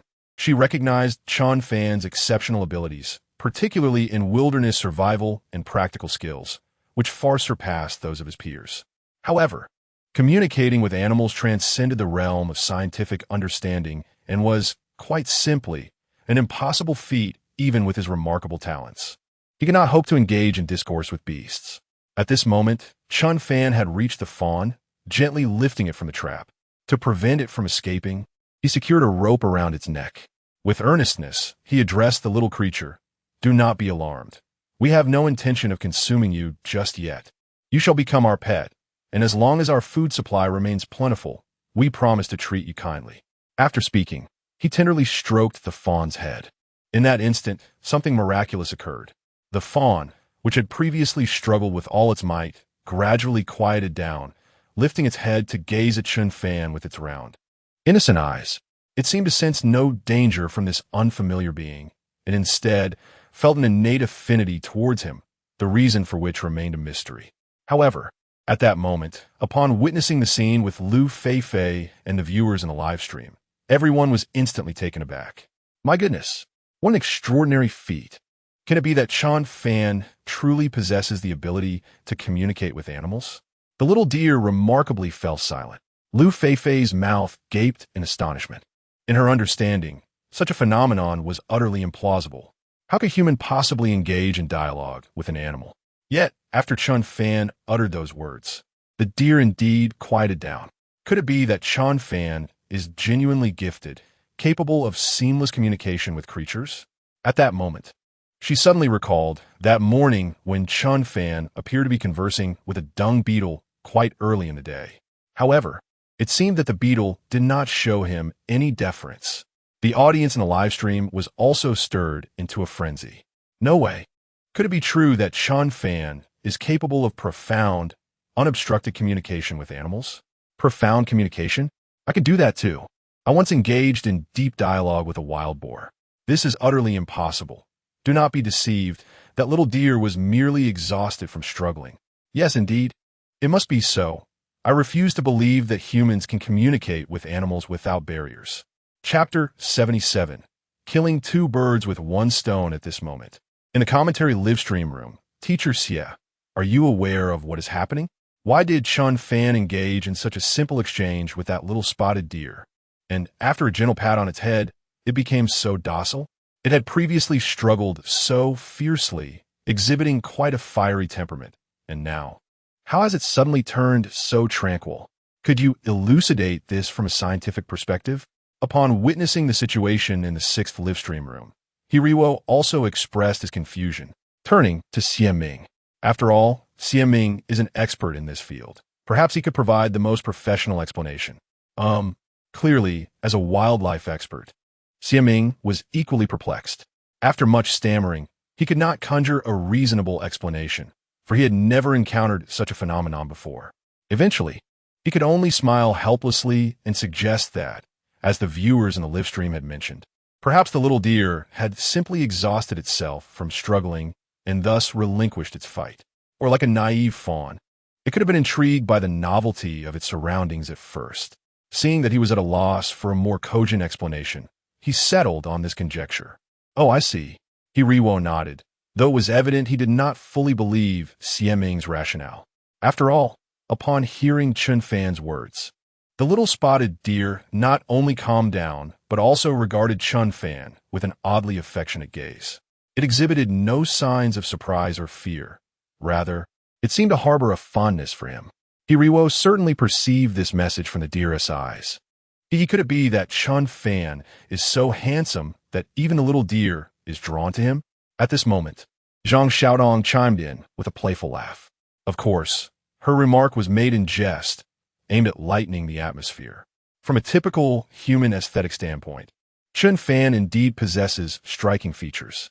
However, each entity perceives beauty differently, so the deer may not necessarily share that sentiment. I tend to agree with what old Xie just said. It is likely that the little deer simply became fatigued from its struggles and thus quieted down. Added Wang, Jia, from the side. In comparison, Xie Ming's hypothesis certainly seemed more plausible than Zhang Xiaodong's, and beyond that, no other possibilities came to mind. Meanwhile, on the island, Chen Fan had fashioned a headpiece for the little spotted deer, ensuring it would not choke as he led it along. It resembled the headgear used for mules in rural areas. All right, from now on, you shall accompany us. As long as our food supply remains ample, you will be safe from harm. Chen Fan continued to reassure the little deer. It remained uncertain whether the little creature comprehended Chen Fan's words. Yet a flicker of fear was evident in its eyes. The message was clear. With sufficient sustenance, your safety is assured. Without ample sustenance, one becomes mere sustenance for others. Chen Fan, let us hasten to inspect another trap. Perhaps it too will yield bountiful results. Observing the adorable fawn, Liu Feifei could hardly contain her excitement. Should this second trap ensnare another fawn, their fortunes for the day would be exceedingly grand.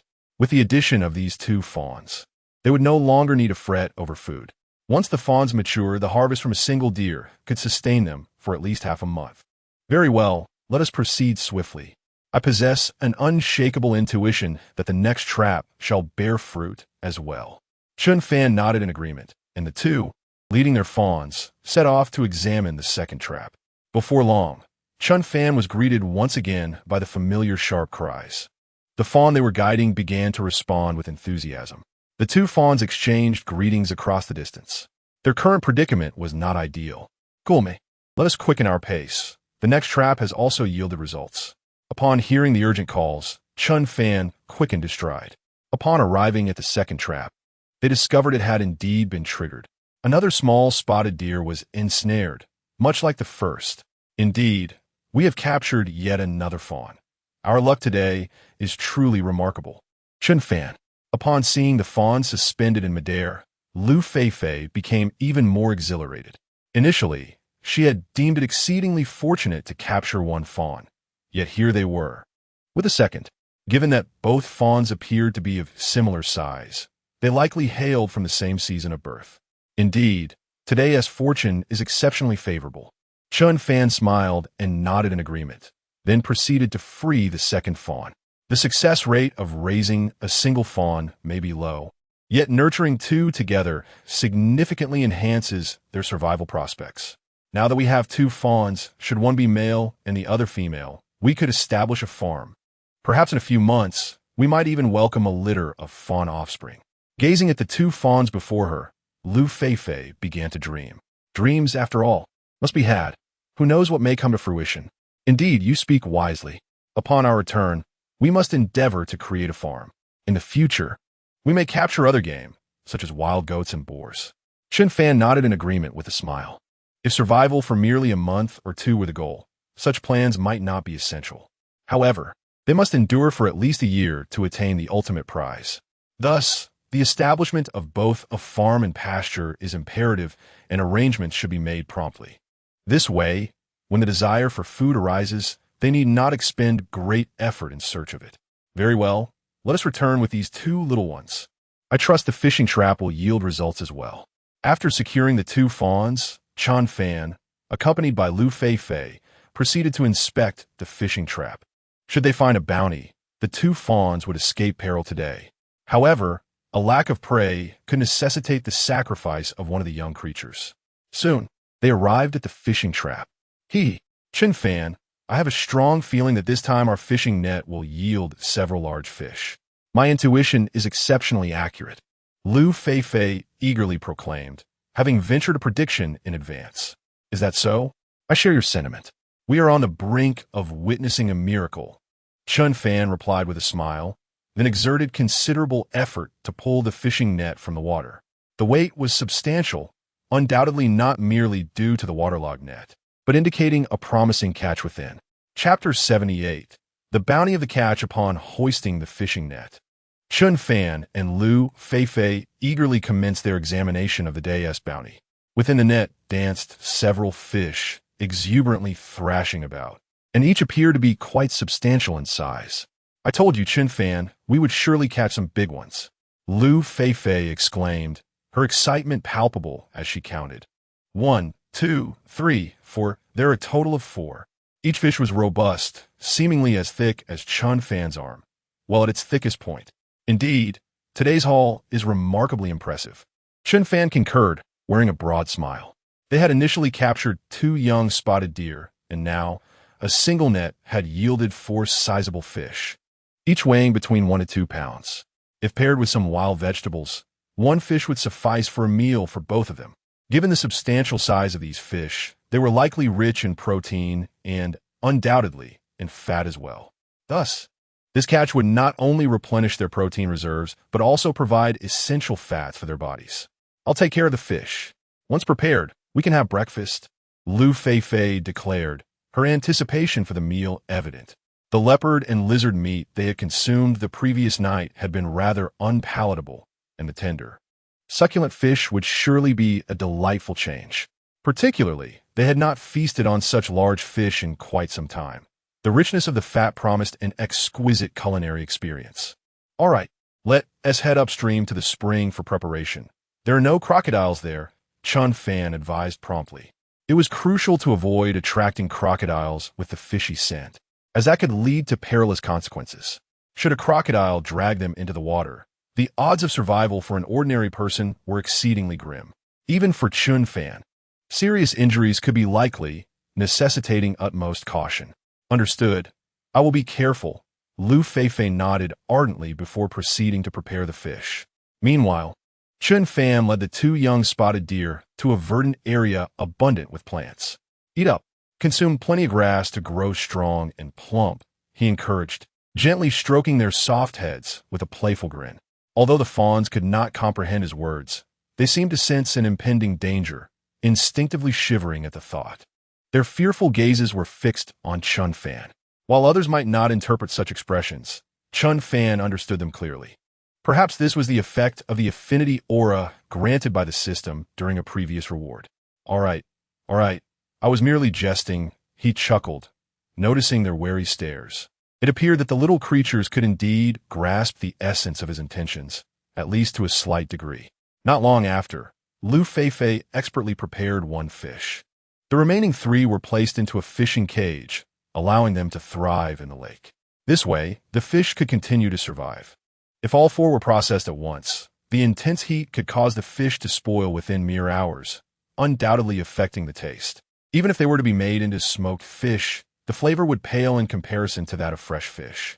Utilizing the available seasonings, Liu Feifei swiftly crafted a delectable dish reminiscent of braised fish, albeit lacking soy sauce and cooking wine, which would have rendered it perfect.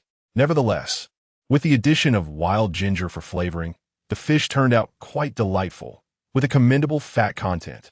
The two of them quickly consumed the entire fish. Meanwhile, the two little deer joyfully feasted on fresh tender leaves and buds. After satisfying their hunger and thirst, Liu Feifei inquired, Chen Fan, what shall we do next? Given that it was still morning and the heat had yet to intensify, it was the ideal time for exploration. Let us venture around and explore. I sense that this area is abundant in resources. Perhaps we will discover something valuable soon, Chen Fan replied with a smile. In fact, this region was exceptionally suitable for constructing a shelter. The only drawback was the insufficient sunlight. However, by clearing some surrounding trees, that issue could easily be remedied. Water resources were plentiful, and the fish within could sustain them for an extended period. Moreover, the crocodiles that occasionally surfaced could serve as a viable food storage option when necessary. With the signs of large animals like the sika deer roaming nearby, they need not worry about food scarcity. If they could also find some edible plants or other survival materials in the vicinity, they could establish a long-term shelter here. Well then, let us set off quickly. Perhaps we will find some exceptionally sweet and delicious fruits today.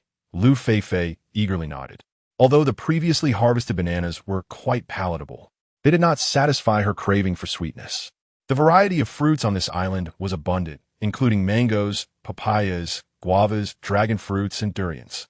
If they could find any one of these, it would elevate their quality of life significantly. I think so too. I hope we have a fruitful harvest this time. Chen Fan nodded in agreement, then grabbed their survival tools and led the two little sika deer into the dense jungle. The little deer had to be tethered. If left unrestrained at the shelter, they would undoubtedly escape. However, if they were tied up and encountered any predatory animals or crocodiles that ventured ashore, their fate would be sealed.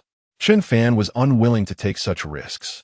After all, these two little sika deer represented a source of precious protein. The two of them continued to weave through the lush jungle. Liu Feifei followed closely behind, occasionally and discreetly scratching the area between her thighs and her posterior. The mosquitoes from last night were particularly insidious, daring to bite her in such a concealed spot. Had they chosen to sting her arms or neck instead, it would have been a more acceptable discomfort, allowing her to scratch openly.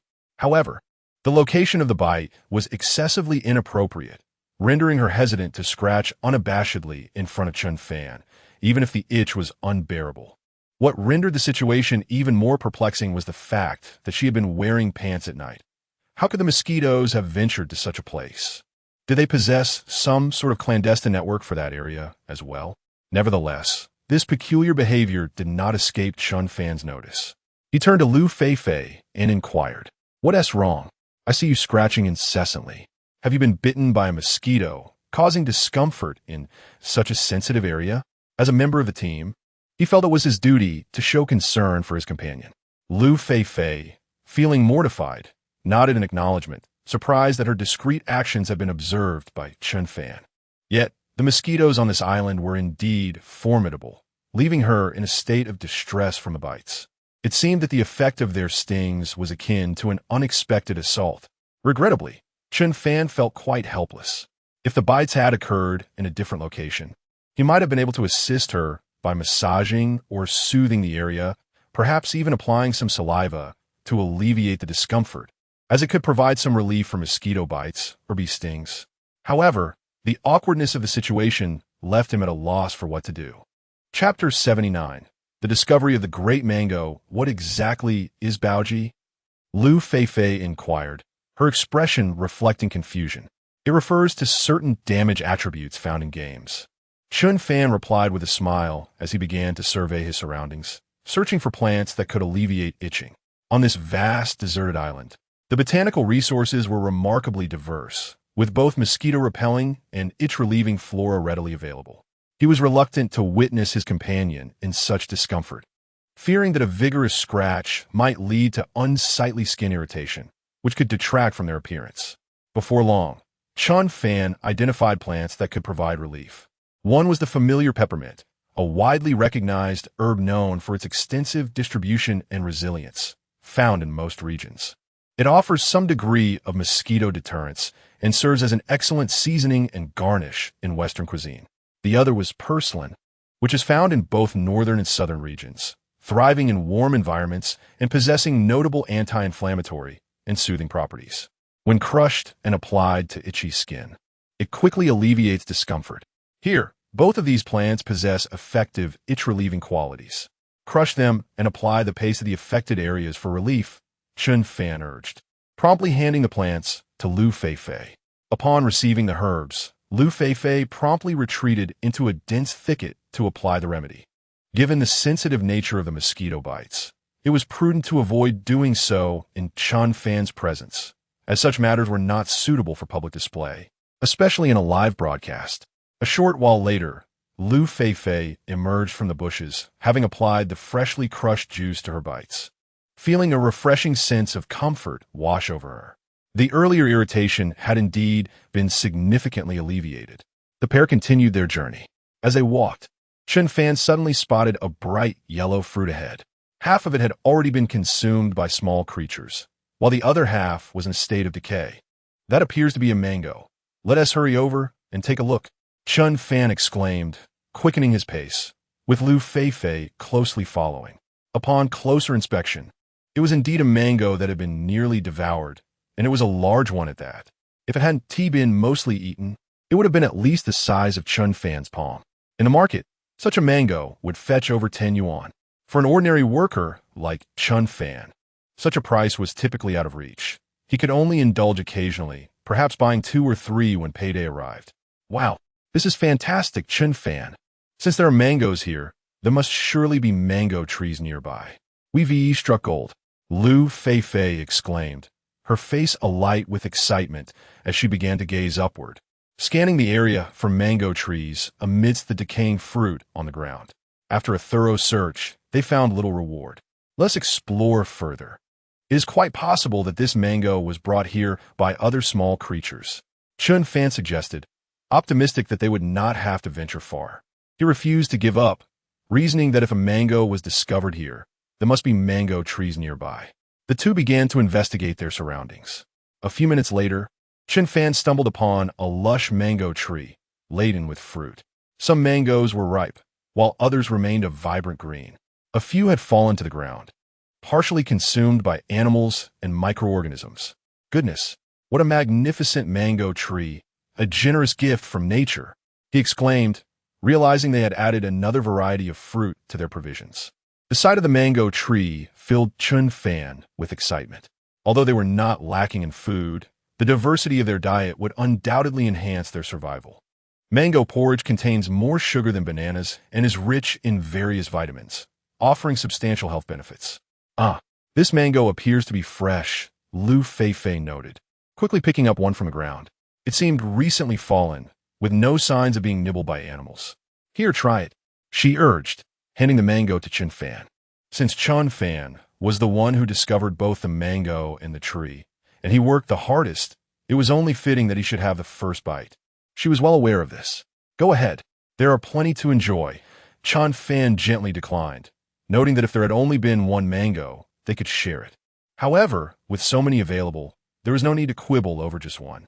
No, you should eat first. You discovered both the mango and the tree, and you work so hard every day. You must have the first mango, Liu Feifei insisted.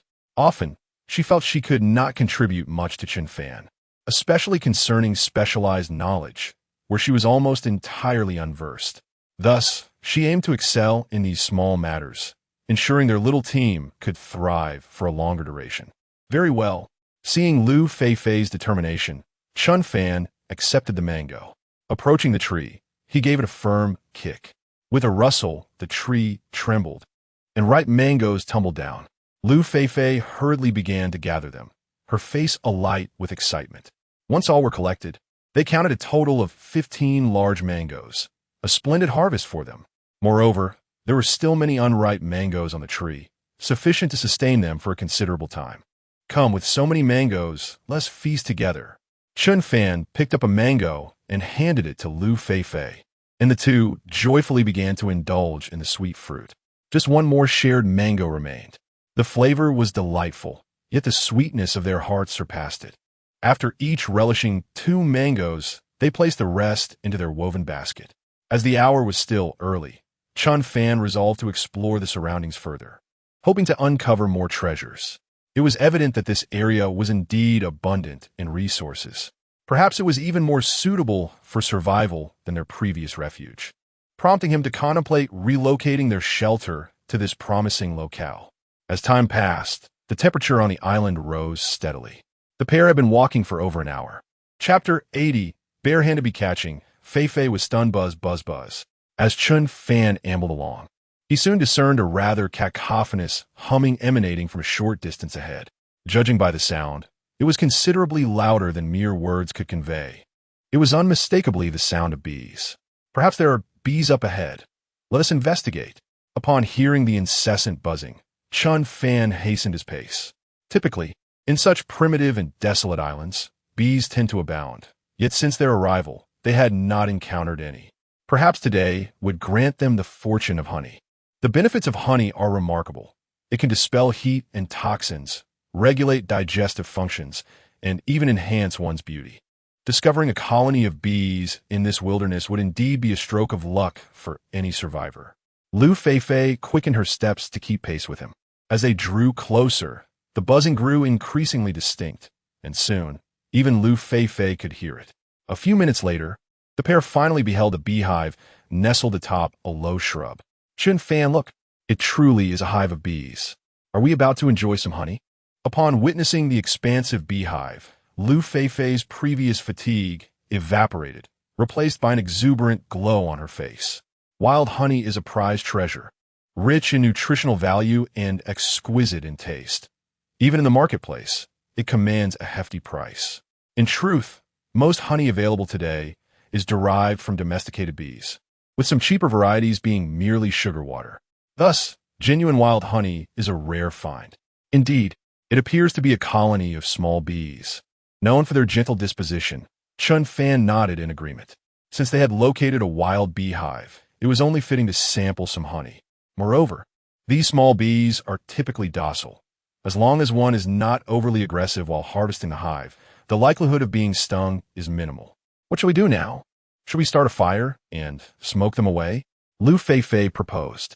Bees can indeed be perilous creatures. A careless sting can be quite agonizing. Although she had never been stung herself, she had seen numerous accounts online of those who had suffered such misfortune, especially when stung near the eyes. The swelling can be quite severe. She even recalled a particularly humorous image of a small dog that had been stung. its head swollen to a size far exceeding its body. One can only imagine how painful it would be to be stung by a wild bee. No need for that. You wait here. Chen Fan shook his head. While using smoke might be a safer approach, it would inevitably harm many bees and could even drive them away from the area altogether. In order to achieve sustainable development, this group of bees must be transformed into professional worker bees. Thus, the method of smoking them out is no longer viable. Surely, you do not intend to approach the hive with bare hands? That would be perilous. In the event of a bee sting, the consequences could be dire. At the very least, your handsome visage may be marred, and at worst, it could pose a threat to your life. Observing Chen Fan's confident demeanor, Liu Feifei quickly interjected to dissuade him. The venom of wild bees is indeed quite potent. While being stung by one or two may not be overly concerning, being attacked by a swarm would significantly amplify the toxicity endured by the body. In severe cases, this could lead to immediate shock. This is no exaggeration. There have been instances in the past to substantiate such claims. A single bee's venom might be manageable, yet a hive's worth of bees is an entirely different matter. I understand.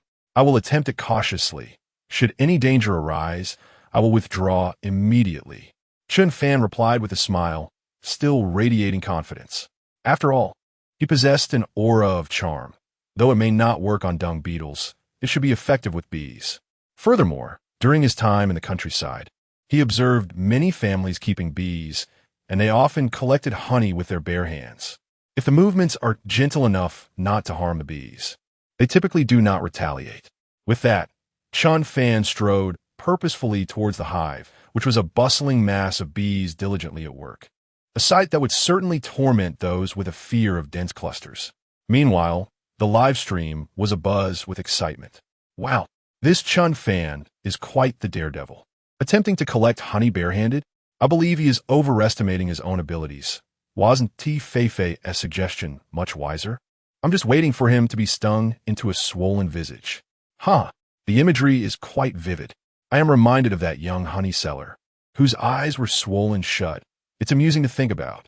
Has no one remembered that poor Chinese rural dog? Is this the one? Image. JPG, yes. That it. Forgive my uncharitable laughter. At this moment, the commentary returned to the 6th live stream. Mr. Xia, do you believe Chen Fan's method is feasible? Is it truly possible to collect honey from wild bees with bare hands? He Riwo inquired, his face reflecting deep confusion. One could argue he was voicing the concerns of many viewers in a live chat. In his view, this was an exceedingly dangerous endeavor. The risk ranged from being stung into a grotesque appearance to potentially facing life-threatening consequences. It is indeed feasible. In fact, Chen Fan's assertion holds merit. This species of small bees tends to be rather docile. As long as one approaches gently, they are unlikely to launch an attack. Moreover, it is essential to understand that when a bee stings a human, it ultimately sacrifices its own life. Thus, they typically refrain from such actions unless provoked. Xia Ming nodded in agreement, affirming Chen Fan's earlier statement. As for Wang Jie and Zhang Xiaotong, their lack of knowledge in this area rendered them silent. Cautious of offering any commentary, the previous revelations from Chen Fan had left them astounded, instilling a fear that any further remarks might lead to their embarrassment. At this moment, Chen Fan had approached within 50 centimeters of the beehive. He meticulously utilized a machete to clear away the surrounding branches and foliage. Subsequently, he severed the branch that bore the beehive.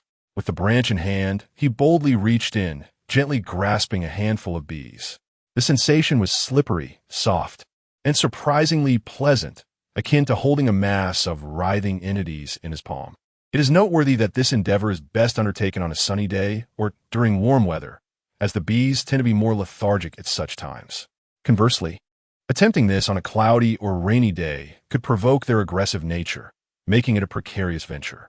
Afterward, Chen Fan placed the bees on the ground and continued his work. After several attempts, the bees had been largely cleared from the hive, revealing the golden honeycomb. Glistening with translucent honey, Liu Feifei, watching from the side, was filled with trepidation, fearing that the bees might suddenly become aggressive and sting them both mercilessly. Nevertheless, she could not help but admire Chen Fan's audacity, as he dared to capture bees with his bare hands. Chapter 81.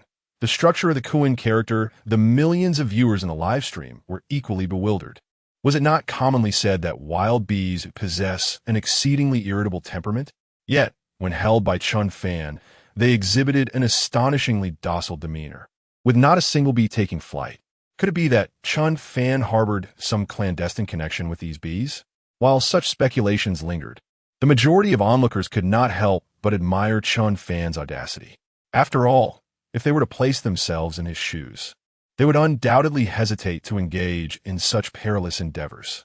The risk of being stung by a bee was undeniably significant, and even if one's life were not in jeopardy, the pain would certainly be theirs to bear, along with the looming threat of elimination. Just as the viewers remained in a state of confusion, Chen Fan had already divided the beehive in two. The honey predominantly resided in the upper section of the hive, while the lower portion contained several bee larvae and drones. To secure this segment, Chen Fan deftly pierced it with 2 twigs and affixed it to a tree fork. This ensured that the bees would not flee, allowing them to diligently continue their nesting work. In truth, bee larvae are also edible. When roasted over a fire, they yield a delightful crunch, boasting a flavor reminiscent of chicken, and their protein content surpasses that of beef tenfold. It is indeed a rare delicacy. In certain regions, such practices are not uncommon. However, in order to ensure a future supply of honey, Chen Fan refrained from such actions, especially given their ample protein sources at present, rendering the consumption of bee pupae and larvae unnecessary. Once the bees were comfortably settled, Chen Fan returned to Liu Feifei's side, presenting her with a majestic cluster of honeycombs brimming with golden nectar that promised to sustain them for quite some time. He showcased his recent bounty, and through the tiny openings of the honeycomb, the glistening honey was visible, enticing and mouth-watering. You are exceedingly bold.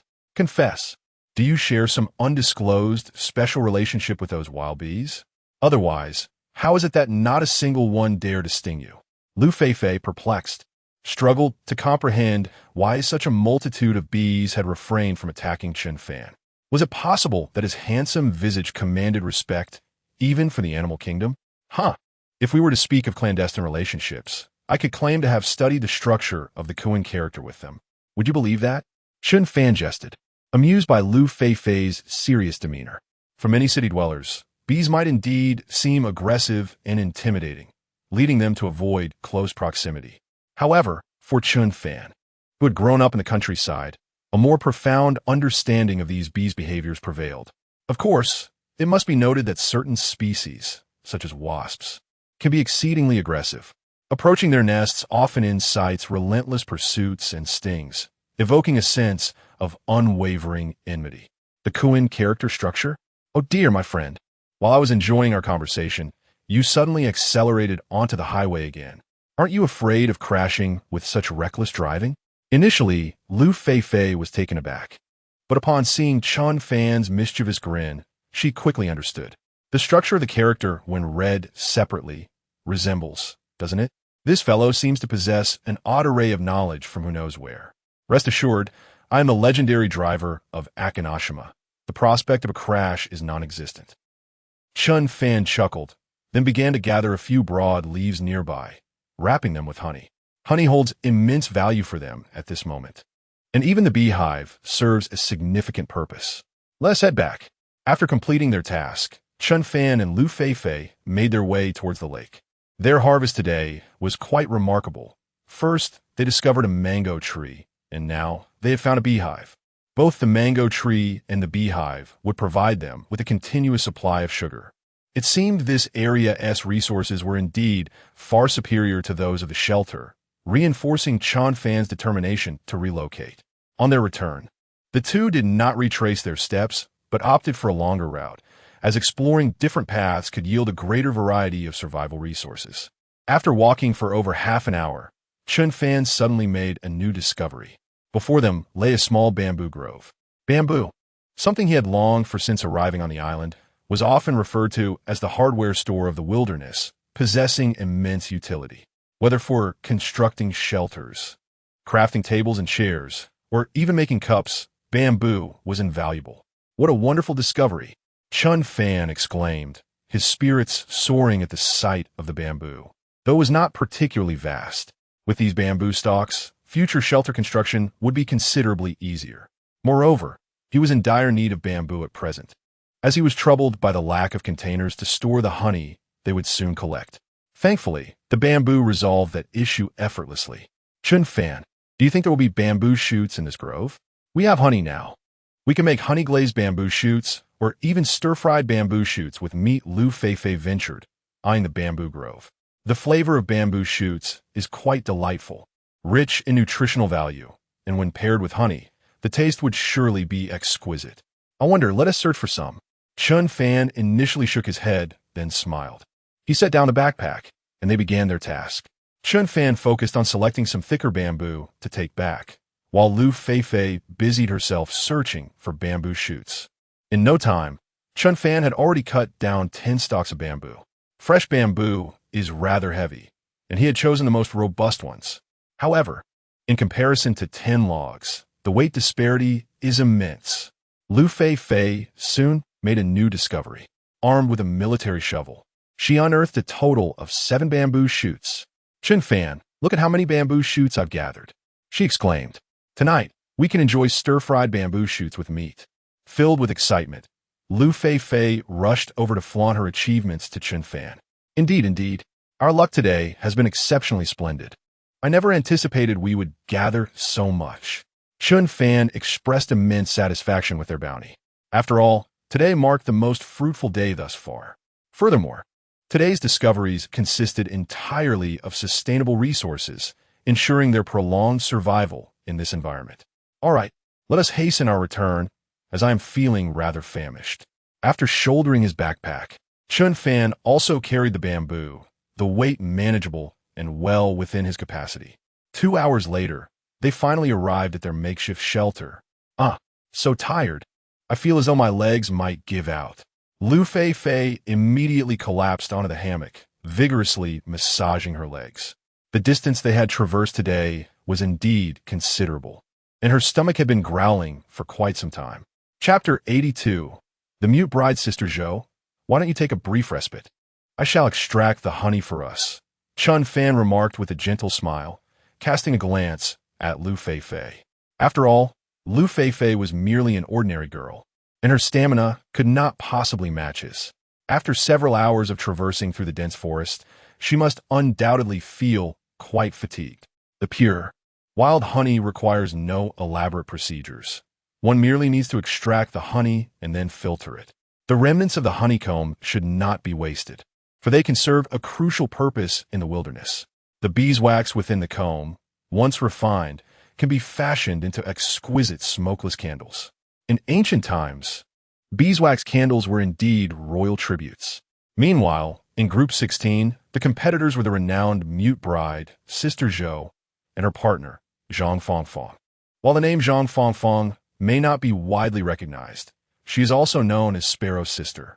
If one were to consider Uncle Da and Uncle Bei as the apex of the food chain, then Sparrow's sister undoubtedly reigns as the foremost woman in domestic wilderness survival.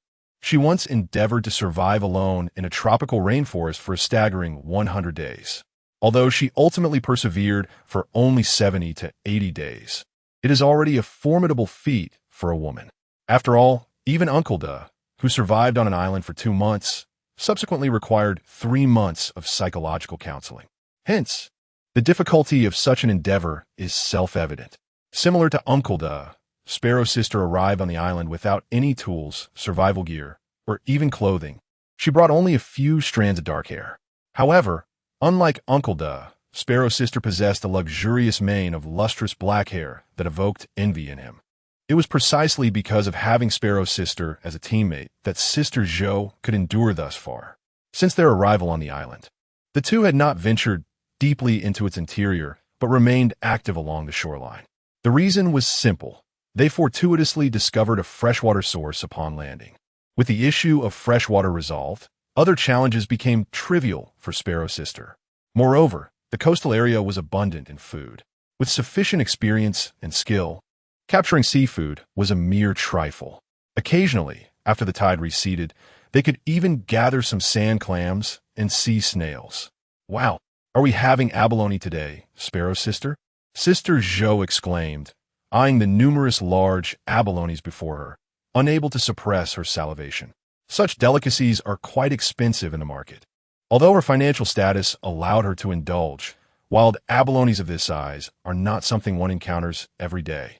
Furthermore, many of the abalones consumed are farmed. Today's harvest is splendid. Besides these abalones, I also caught a few large lobsters, Sparrow Sister said with a smile. Initially, one might have presumed that teaming up with such a prominent streamer would render this pampered individual incapable of enduring even a few days of hardship. At that moment, not only would it hinder her own pace, but she might find herself eliminated within just a few days. However, after spending these past several days together, she discovered that Sister Zhou was not as intolerable as she had imagined. Occasionally, when faced with harsh living conditions, she refrained from complaining and instead joined her in striving to overcome difficulties. This realization came as quite a surprise. In pursuit of the substantial prize money, she too had to exert herself daily in search of sustenance. Fortunately, Sister Zhou was not the typical pampered heiress. She was also capable of enduring hardship, which instilled a sense of hope within her. "Oh wow, a lobster! How wonderful!" Sister Zhou exclaimed, her joy palpable as she seized a lobster and began to gesture animatedly. "Goodness, it looks so powerful. It must be incredibly tender and delicious." With a lobster in hand, she was utterly captivated, nearly drooling with anticipation. Sister Sparrow, on the other hand, wore a look of exasperation. Nevertheless, after days of companionship, she had gradually acclimated to Sister Zhou's exuberance. Every time they stumbled upon something resembling a certain shape, Sister Zhou would invariably display such enthusiasm. Perhaps the absence of such encounters during this time had sparked a sense of nostalgia. Of course, that was merely her conjecture. It was also possible that Sister Zhou was merely playing up for the sake of the show. After all, prominent streamers often meticulously study various effects to enhance their broadcasts, fully aware of what their audience craves. Wow, these abalones are impressively large and plump. After letting go of the lobster, Sister Zhou eagerly picked up a sizable abalone. Her excitement rekindled. As she played with it, she animatedly shared her enthusiasm with Sister Sparrow, who, feeling a bit awkward, struggled to keep up with the light-hearted banter. After all, Sister Sparrow was more reserved, and she was not particularly adept at such playful exchanges. Meanwhile, the viewers in the live stream could hardly contain themselves upon hearing Sister Zhou's words. "What the heck? My mute bride has transformed into this? Why is she suddenly speeding down the highway? Though she used to be carefree, her driving skills were never this refined. Are you joking? Just look at the company Sister Zhou keeps. Those two, the silly girl and the sock, are seasoned veterans of the racing scene. True, true. Oh no, this is not the familiar mute bride I once knew. Oh no, my wife has turned into a bad girl." At that moment, the audience for their live stream had surged to an impressive 3 million viewers, even eclipsing the popularity of some celebrity contestants. This was hardly surprising, as Sister Zhou had always enjoyed a substantial following, and Sister Sparrow, being a former outdoor streamer, was bound to attract considerable attention in this program. Thus, the duo's collaboration and the resulting fanfare were entirely understandable. "All right, Sister Zhou, shall we commence cooking?" Sister Sparrow awkwardly suggested, feeling that if Sister Zhou continued down this path, they might find themselves in hot water, perhaps even facing a warning from the streaming platform. "Fine, let us dig in." Although this majestic lobster evokes a tinge of reluctance to consume, Sister Zhou, with a heavy heart, placed the abalone and lobster into the pot. It must be said that due to Sister Zhou's deliberate maneuver, the excitement in the live broadcast room continued to escalate. Clearly, this was likely a strategic move on her part. Chapter 83. The socks had been starved thin before long. The two had consumed several large lobsters, leaving only a few abalones. Excessive consumption of such fare is inadvisable, as they belong to the category of cold foods, particularly for females, whose constitution is inherently cooler. They were cautious not to overindulge. After finishing their meal, the duo swiftly returned to their shelter.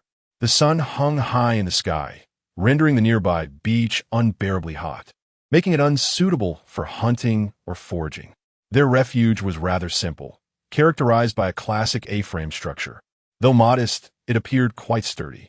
The roof was layered with a dozen banana leaves and woven palm fronds, ensuring excellent protection from the rain. The space within the shelter was somewhat confined, which in fact contributed to a cozy atmosphere.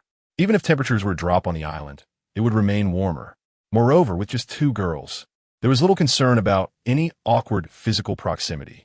Outside the dwelling hung 2 large fishing nets, showcasing Sister Sparrow's impressive weaving skills. Crafting such sizable nets could be accomplished in just 2 or 3 hours, a testament to the quality of their current living conditions. Inside, they had an abundance of guavas and breadfruit. Guavas provided a rich source of sugars and vitamins, while breadfruit offered starch and carbohydrates, staples commonly found on tropical islands. Though the breadfruit tree bears a resemblance to the baobab, they are entirely distinct species, differing in their growing conditions and environmental needs. Breadfruit typically thrives in tropical rainforests, while baobabs flourish in the drier regions of Africa. The resources at their disposal clearly indicated that their living conditions were quite favorable, thanks to Sister Sparrow's formidable survival skills. While their circumstances may not rival those of Chen Fan and Wu Jing, they could certainly claim a respectable 3rd place among the competitors, as no other participants possessed such expertise in wilderness survival. Conversely, Team 19, represented by Socks, was not quite as fortunate. Socks' companion, a girl named Qian Rui, was equally challenged. When they initially selected their survival tools, they opted for a tent, sleeping bags, a machete, a double-horned iron pot, and fishing gear. For a time, their luck was favorable, yielding a significant catch of fish that allowed them to comfortably sustain themselves for over 10 days. However, their fortune seemed to have shifted recently, as they had gone 3 long days without any success. Had it not been for their previous stock of smoked fish, they likely would have faced elimination by now. With their food supplies depleted and no new fish biting, they were teetering on the brink of being ousted from the competition. In the live stream, Socks lamented their plight. "Brothers, Rue and I are truly at our wits' end. This wilderness survival is exceedingly challenging." Initially, it was believed that the stroke of good fortune would persist, yet unexpectedly, over the past 3 to 4 days, not even a single small fish has been caught. We are now in a state of hunger, with our stomachs pressing against our backs. Socks lamented before the live, streaming camera, her expression filled with grievance. This was not merely a performance of victimhood. The 2 of them were indeed in dire straits. Since arriving on the island, they had subsisted solely on fish, and now, the mere sight of fish was enough to induce a sense of nausea. More critically, even the fish they once longed for were now utterly unattainable. Their complexions had visibly deteriorated. "Look at me," Socks continued. "When I first arrived on the island, I was a respectable 36D, but now, just look at what hunger has reduced me to. Not only have I shrunk in size, but I also struggle to maintain my posture. I can even sense a slight droop setting in." As she spoke, she made an effort to lift her modest assets. Her words were indeed true, and the viewers in the live stream could see it clearly. She had indeed diminished in size. It seems this young lady requires proper attention and nourishment. Indeed. Socks has endured an extraordinary amount of hardship lately, given her current state, if one were to cover her face. "I would have no doubt in believing she was Sister Zhou or the Silly Sister," chimed her teammate, Qian Rui, eager to lend support. After all, portraying their plight in the live stream might yield unexpected rewards, as affluent patrons could generously contribute to their purchase of some nourishing supplements. They truly needed to replenish their vitality. It must be said this tactic was remarkably effective. Observing the misfortunes of the 2, many affluent viewers in the live stream began to open their wallets generously, and the atmosphere in the stream became lively. "Sister Zhou, Silly Sister, damn it.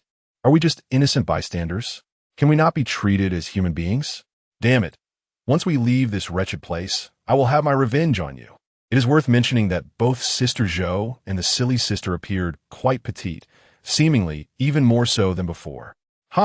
Chen Rui is quite the seasoned player. She's a perfect match for Socks. Oh, how pitiful these 2 young ladies are. They truly have diminished in size.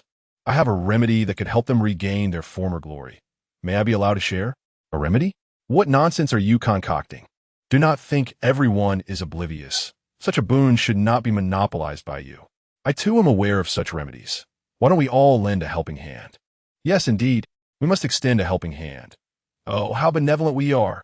Flying Pig donated 6 supercars, CC, donated 10 super fires, Family Harmony, donated 666 shark balls, Family Harmony. Sir, your generosity is quite remarkable.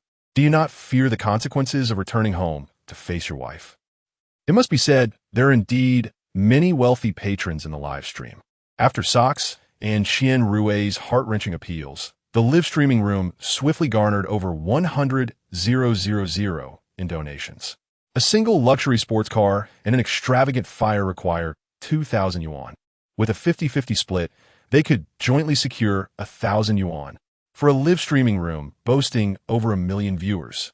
100,000 in donations within an hour is indeed a modest sum. After all, some individuals possess genuine wealth, while others merely wish to assert their dominance as the top contributor. Remaining at the pinnacle of the leaderboard is a mark of honor. At least in the throes of vanity, the top contributor likely harbors such sentiments. Meanwhile, on the island, it was evident that Socks and Chen Rui had exhausted their words and began to take a break. They had not eaten for an entire day and now felt on the verge of fainting from hunger. If they failed to catch any fish today, they might have no choice but to withdraw. Socks, shall we concede the competition? We truly cannot endure any longer. Even if we manage to catch fish today, we have been subsisting on fish for over 10 days. I simply cannot stomach any more. Upon returning to the tent, Chen Rui expressed her distress. She understood that to survive healthily, the body requires more than just protein. Carbohydrates and other essential nutrients are indispensable. Furthermore, both of them lacked survival experience in the wilderness. To put it plainly, even if edible plants were presented before them, they would hesitate to consume them. Chapter 84. Curiosity marks the beginning of a woman's downfall in truth. There exist numerous contestants sharing similar circumstances, such as the comedic actors Yu Peng, Guiqilin, and Wu Sanshi, among others. Despite their commendable reputations within the entertainment industry, which garner them an audience of 3 to 4 million in their live streams, the realm of wilderness survival demands not popularity, but rather expertise and survival skills. In this regard, none of the 3 exhibit remarkable proficiency. Their teammates are also ordinary individuals lacking any wilderness survival experience. Wu Sanshi's companion is somewhat better off, as he is a chef in a 5-star hotel. However, this expertise seems to hold little value on a deserted island. As the saying goes, a skilled cook cannot create a meal without ingredients. Regardless of his culinary prowess, the absence of food and resources renders it futile. Throughout the past few days, several contestants have already been eliminated, including Chun Chi-Chi and Su Xiao Wan from the second group, as well as Huang Bo and Wang Chang. Chun Chi-Chi's exit was anticipated by all, given his evident laziness even in conventional variety shows. In such a challenging wilderness survival scenario, enduring 10 days is already a considerable feat, surpassing the expectations of most viewers. Thus his withdrawal was not surprising. As for Huang Bo and Wang Chang, Huang Bo's age has hindered him, as his physical capabilities cannot compete with the younger participants. Prolonged nutritional deficiency has rendered him incapable of continuing the struggle for survival. In terms of luck, Huang Bo cannot compare to Deng Xiaoqiao and Huang Lei. Although Deng Xiaoqiao lacks any wilderness survival skills, his sole talent lies in his quirky antics that uplift the atmosphere. He is extraordinarily fortunate, as his teammate, Liu Jun, is a retired soldier. Consequently, they have not faced significant challenges thus far, enjoying a relatively ample food supply without experiencing hunger. Huang Lei, on the other hand, possesses considerable individual strength, equipped with a comprehensive understanding of survival knowledge. Following the invitation from the production team, he devoted several days to researching wilderness survival materials, thus amassing a solid foundation of relevant knowledge. His partner, a recent graduate with athletic prowess, complements him well, with Huang Lei focusing on theoretical expertise, while Li Zihao contributes physical strength. The situation for Yang Boss and Fat D is equally dire. As both of their partners are female, particularly Yang Boss's teammate, Shun CC, who is quite petite and lacks any specialized knowledge in wilderness survival. During this period, young Boss has shouldered the burden alone, but he is now on the brink of exhaustion. As for Fat D, despite his teammate, Liu Ziqi, being a shooting athlete, the pursuit of prey is inherently a matter of chance. With favorable fortune, one might encounter a few animals. However, during less fortunate times, it may take days without a sighting.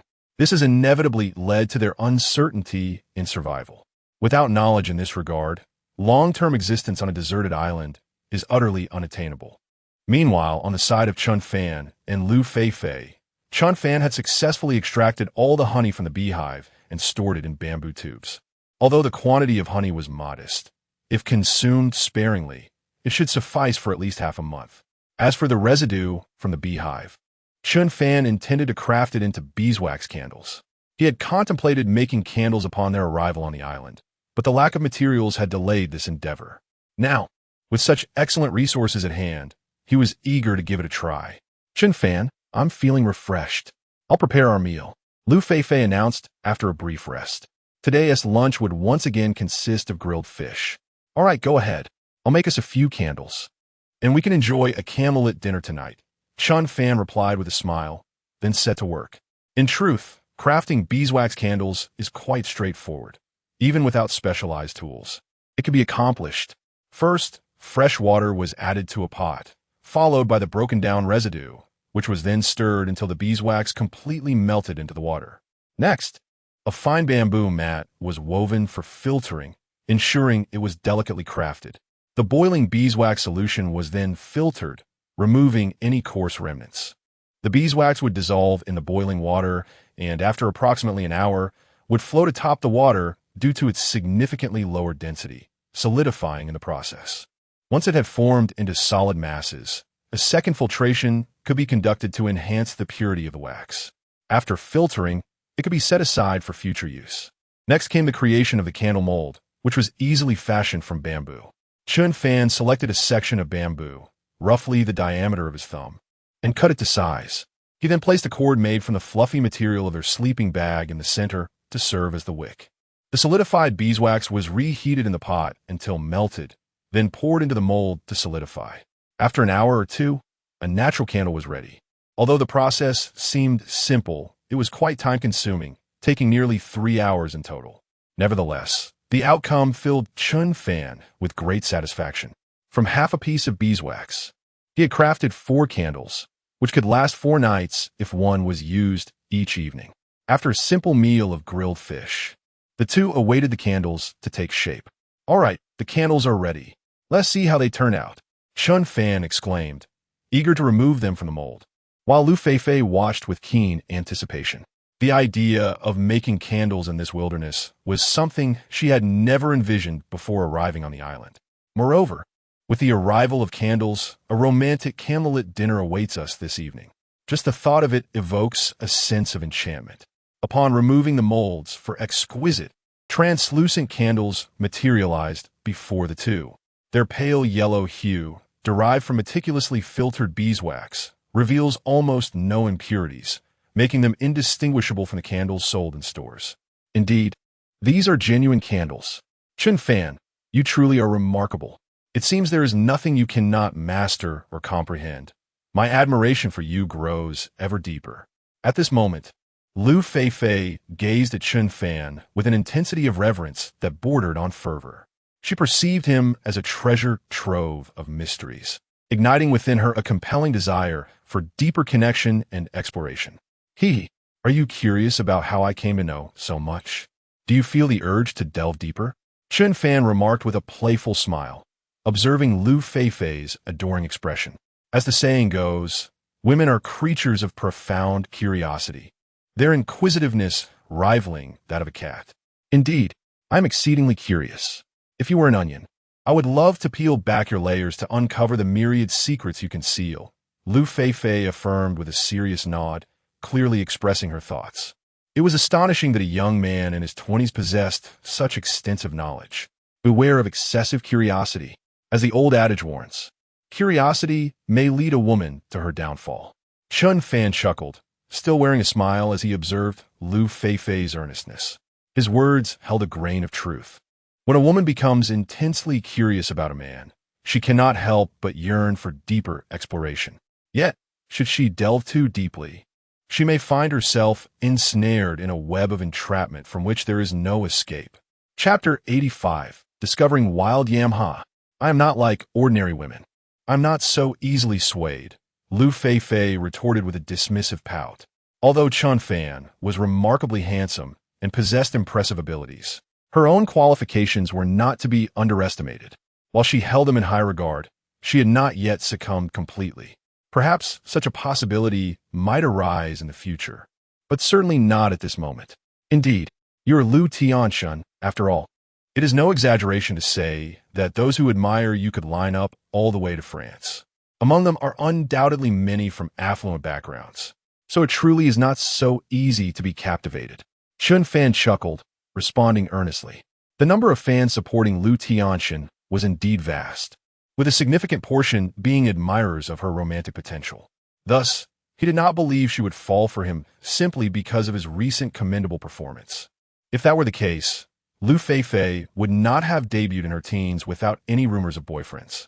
Though I say that, I must admit, there are indeed many pursuing me. Yet, to be honest, I have not encountered anyone as exceptional as you, Liu Feifei confided, revealing her true thoughts. Among those who had previously courted her were numerous wealthy heirs, yet none could compare to Chen Fan's capabilities. Well, I should be quite proud then. Chen Fan continued to smile, sensing that Liu Feifei held him in high esteem. However, he refrained from harboring excessive notions, as the disparity between them was indeed significant. One was a celebrated star residing in the heights of fame, a true heiress, while he was merely a rural lad. Chen Fan was acutely aware of the virtue of self-awareness. Perhaps after their collaboration concluded, their paths would diverge with little intersection. Of course, it was also possible that unforeseen events would transpire on this island. The nature of feelings is inherently mysterious. No one can predict what the future holds. Oh, that is not what I meant. I am speaking earnestly. You are genuinely exceptional, far superior to the boys I have encountered before, Liu Feifei quickly clarified. Her words were indeed heartfelt. For most women today, the criteria for choosing a partner often heavily weigh financial stability. However, she had no such requirements, as her own earnings were sufficient for a comfortable life. Thus, for someone of her caliber, the only criterion was simple: whether or not she felt an attraction. If she liked someone, their financial situation would not be a concern. I understand. Chen Fan nodded, recognizing the sincerity in Liu Feifei's words. It's still early. Shall we continue to explore the surroundings? Liu Feifei swiftly shifted the topic. Due to the slight awkwardness of the previous topic, she did not wish to delve deeper. All right then, let's take a stroll around, Chen Fan nodded, seizing the opportunity to scout for a more suitable location to establish a shelter. Although the current temporary refuge boasted decent lighting, its proximity to the water source posed a challenge. The nighttime mosquitoes were quite bothersome. Furthermore, the presence of crocodiles nearby added an element of danger. If they could discover a more appropriate campsite for the shelter, they could relocate there, as this area indeed offered more abundant resources for survival. The two then picked up their tools and began exploring the periphery of the lake. Half an hour later, Chen Fan suddenly recognized a very familiar leaf. The leaves were small and heart-shaped, with long vines. This vast area was predominantly overtaken by this vine-like plant. Chen Fan promptly crouched down to examine it closely. Chen Fan, is this plant edible? Liu Feifei inquired, observing his meticulous scrutiny. Generally, when he examined something so intently, it indicated that the plant possessed some unique utility. Indeed, not only is it edible, but it is also exceptionally delicious and highly nutritious, Chen Fan replied, turning to Liu Feifei and nodding with delight. What is this plant? Liu Feifei's curiosity intensified upon hearing his description. This is wild yam, also known as wild huaishan, Chen Fan elucidated. To their astonishment, discovering wild yam in this location felt like a divine gift from nature.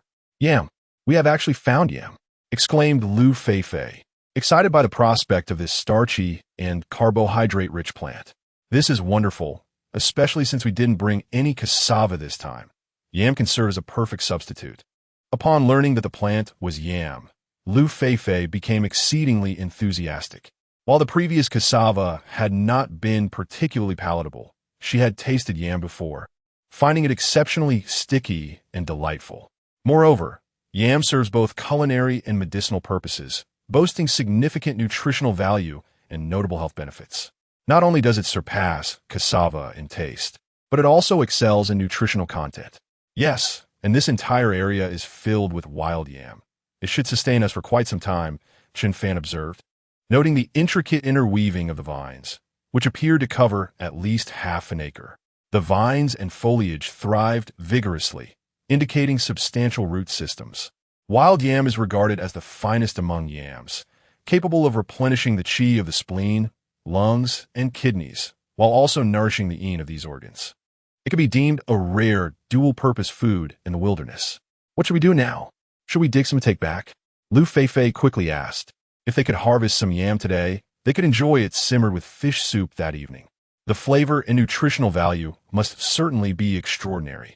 Even after a simple steaming, savoring it with honey would undoubtedly be quite delightful. Well, let us gather some to take home today. From this moment onward, this vast expanse of yam belongs to us.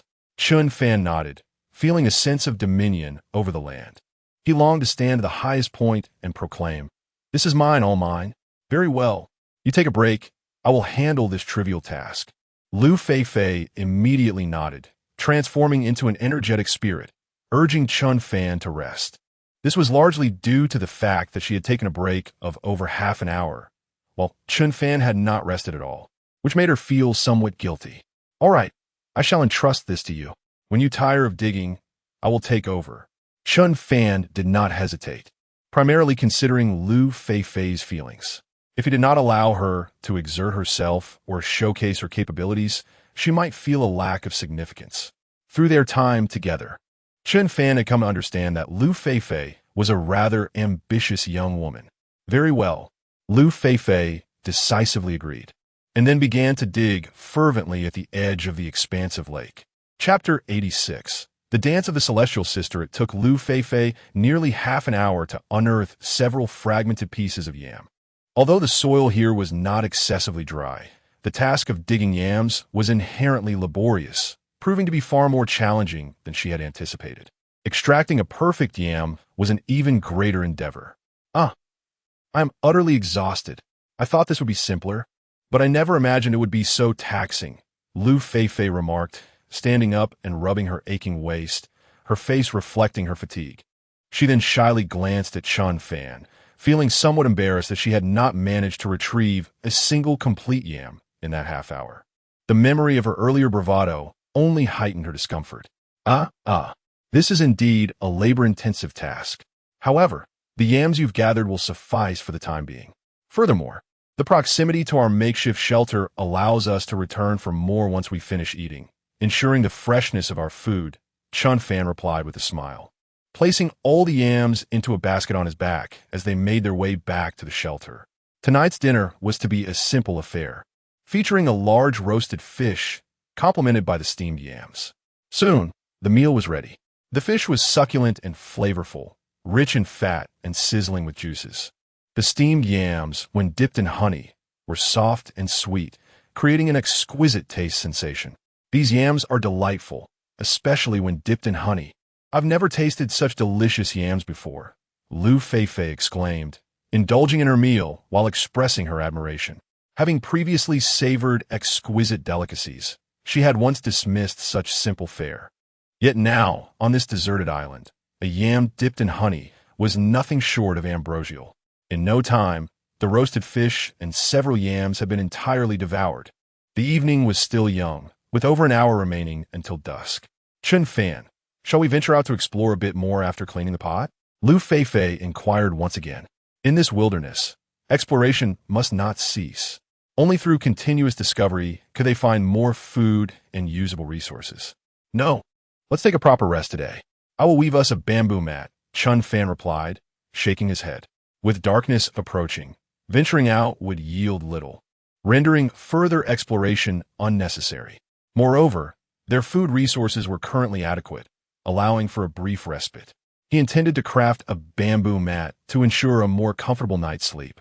Although the rattan hammock was pleasant, the gaps between the vines left imprints on their bodies upon waking. A mat woven from bamboo would have smaller, smoother gaps, enhancing their comfort during slumber. Very well. I shall go feed the two little deer. Liu Feifei nodded, then proceeded to tend to the deer. These two little deer are not merely pets. They also serve as a reserve source of sustenance. Therefore, it is essential that they are well-fed and plump. Chen Fan has commenced his task. First, he skillfully slices bamboo into fine strips and begins to weave, with the weaving skills rewarded by the system. Crafting a bamboo mat becomes an effortless endeavor. After 2 hours, the mat is completed, perfectly sized to lay atop the hammock, with minimal gaps between the strips to ensure comfort during sleep. As nightfall envelopes the island, only a flickering flame can be seen dancing in the darkness. The two are seated beside the fire, continuously adding camphor leaves to it. These leaves possess remarkable mosquito-repelling properties, providing protection against insect bites. Chen Fan, sitting here is quite dull. How about we play a game? After a brief conversation, Liu Feifei feels a sense of boredom creeping in. The survival journey concluded earlier than usual today, leaving her less fatigued and still wide awake. Engaging in a simple two-player game could alleviate this tedium. Sure, what game do you have in mind? Chen Fan responds with a smile, recognizing that passing the time with a game could deepen their bond. Liu Feifei rests her chin on her hands, pondering for a moment before suggesting, let us showcase our talents. We can play rock, paper, scissors, and whoever loses must display a skill. Upon finishing her statement, Liu Feifei seems quite eager, curious to discover if Chen Fan possesses any talents beyond his remarkable wilderness survival skills. All right, since you're so interested, let us proceed. Chen Fan agrees readily. Though he may not be exceptionally talented, he has a smattering of knowledge about singing. While he may not sing beautifully, he certainly performs better than his rendition of Earthback in Flower Language City. Rock, paper, scissors, Liu Feifei plays with enthusiasm, but unfortunately, she loses the first round. Is my luck really this poor? She exclaims, feeling somewhat speechless. She had intended to see if Chen Fan had any other skills, but to her surprise, she lost the very first round. Nevertheless, she accepts the outcome and prepares to showcase her talent. What will you present? Singing, dancing, or perhaps breaking stones with your chest? Chen Fan inquires with a grin. Although Liu Feifei is not a professional dancer, her mother's expertise has instilled in her a solid foundation in dance from a young age. She has dabbled in both graceful folk dances and dynamic modern styles. It seems they are in for a visual treat tonight. Oh, breaking stones with my chest? That is not really my forte. I'll perform a dance instead, Liu Feifei declares as she rises to prepare herself. For her, dancing is as effortless as eating or drinking. All right, I'm ready to begin. Liu Feifei cast a glance at Chen Fan, her face adorned with an enchanting and captivating smile. Perhaps it was the essence of the dance that inspired her. Let's begin. I am eager to indulge my eyes. Chen Fan replied with a nod and a smile. To witness Liu, the celestial dancer, perform in an exclusive setting is indeed a privilege bestowed upon few. Liu Feifei commenced with a traditional dance, her sultry figure harmonizing beautifully with her graceful and elegant movements, akin to a delicate butterfly fluttering through the air. Each motion, each expression, vividly conveyed the depths of tenderness. Under the soft glow of the dim firelight, Chen Fan found himself utterly entranced. As the performance concluded, Chen Fan remained lost in the reverie. Exquisite, absolutely breathtaking, she seemed to descend from the heavens, which explains why she is affectionately referred to as the fairy sister and Liu the celestial. Chapter 87. The Zeal of Youth. Hey, bring it on. I refuse to believe that I cannot triumph over you. I rarely lost when I played rock, paper, scissors before. After finishing a lively dance, Liu Feifei rushed to Chen Fan, clearly brimming with defiance. In her previous encounters with others in the game of rock, paper, scissors, she seldom faced defeat. To her dismay, she lost the very first round today. And without witnessing Chen Fan showcase any talents, a sense of dissatisfaction lingered within her. All right, let us go. Chen Fan nodded, indifferent to the prospect of losing. He thought to himself that even if he were to lose, A simple shout would suffice to navigate through it. Yet, a flicker of hope crossed his mind. If the system were to reward him with a singing or dancing talent during the novice protection period, he could have showcased it splendidly today. Nevertheless, he cared little for such abilities. What he truly desired from the system were wilderness survival skills. After all, survival skills were paramount for his existence. The two engaged in a total of 4 rounds, and each time, Liu Feifei emerged the loser. Doubt began to creep in her mind, and after dancing 4 times, she was drenched in sweat, the earlier playful spirit having completely evaporated. Exhaustion overwhelmed her, and all she longed for was to sleep. Perhaps we should call it a day. I cannot bear to see you so weary, Chen Fan suggested kindly. Although his gaze remained fixed on Liu Feifei. During their dance, she had shed her windbreaker, now clad only in a white, form-fitting tank top that accentuated her alluring figure. The contours of her body were vividly highlighted, especially as the fabric clung to her from perspiration, rendering her curves even more distinct in Chen Fan's view. The beads of sweat glimmered under the firelight, creating a tantalizing allure that was hard to resist. Fortunately, the live stream did not reveal anything, lest the audience be treated to a feast for the eyes. All right, less in here for today. My luck has been abysmal. Losing 4 times in a row, Liu Feifei expressed her exasperation, recalling that her luck had never been this poor before. She was perplexed by the day's events. Having not won a single round and feeling utterly drained, all she wished for was to lie down and rest. Don't worry, we can continue this game next time. I'm certain you will win then, Chen Fan replied with a reassuring smile. Yes, next time, I will definitely win, Liu Feifei declared, pumping her fist in self-encouragement. Once she climbed onto the hammock, it wasn't too long before she succumbed to sleep, having forgotten to put her windbreaker back on. Chen Fan, unable to resist, swallowed hard as he gazed at Liu Feifei's enchanting silhouette. It was impossible to deny that such beauty did elicit a physiological response. In truth, such feelings could be quite tormenting. It is akin to a famished wolf standing before a succulent piece of meat, yet unable to partake. Such torment is unbearable. After a brief moment of admiration, Chen Fan could only drape the windbreaker over Liu Feifei's shoulders and succumb to slumber. Upon awakening, he found it was already the following morning. A gentle breeze caressed the air, carrying a hint of coolness.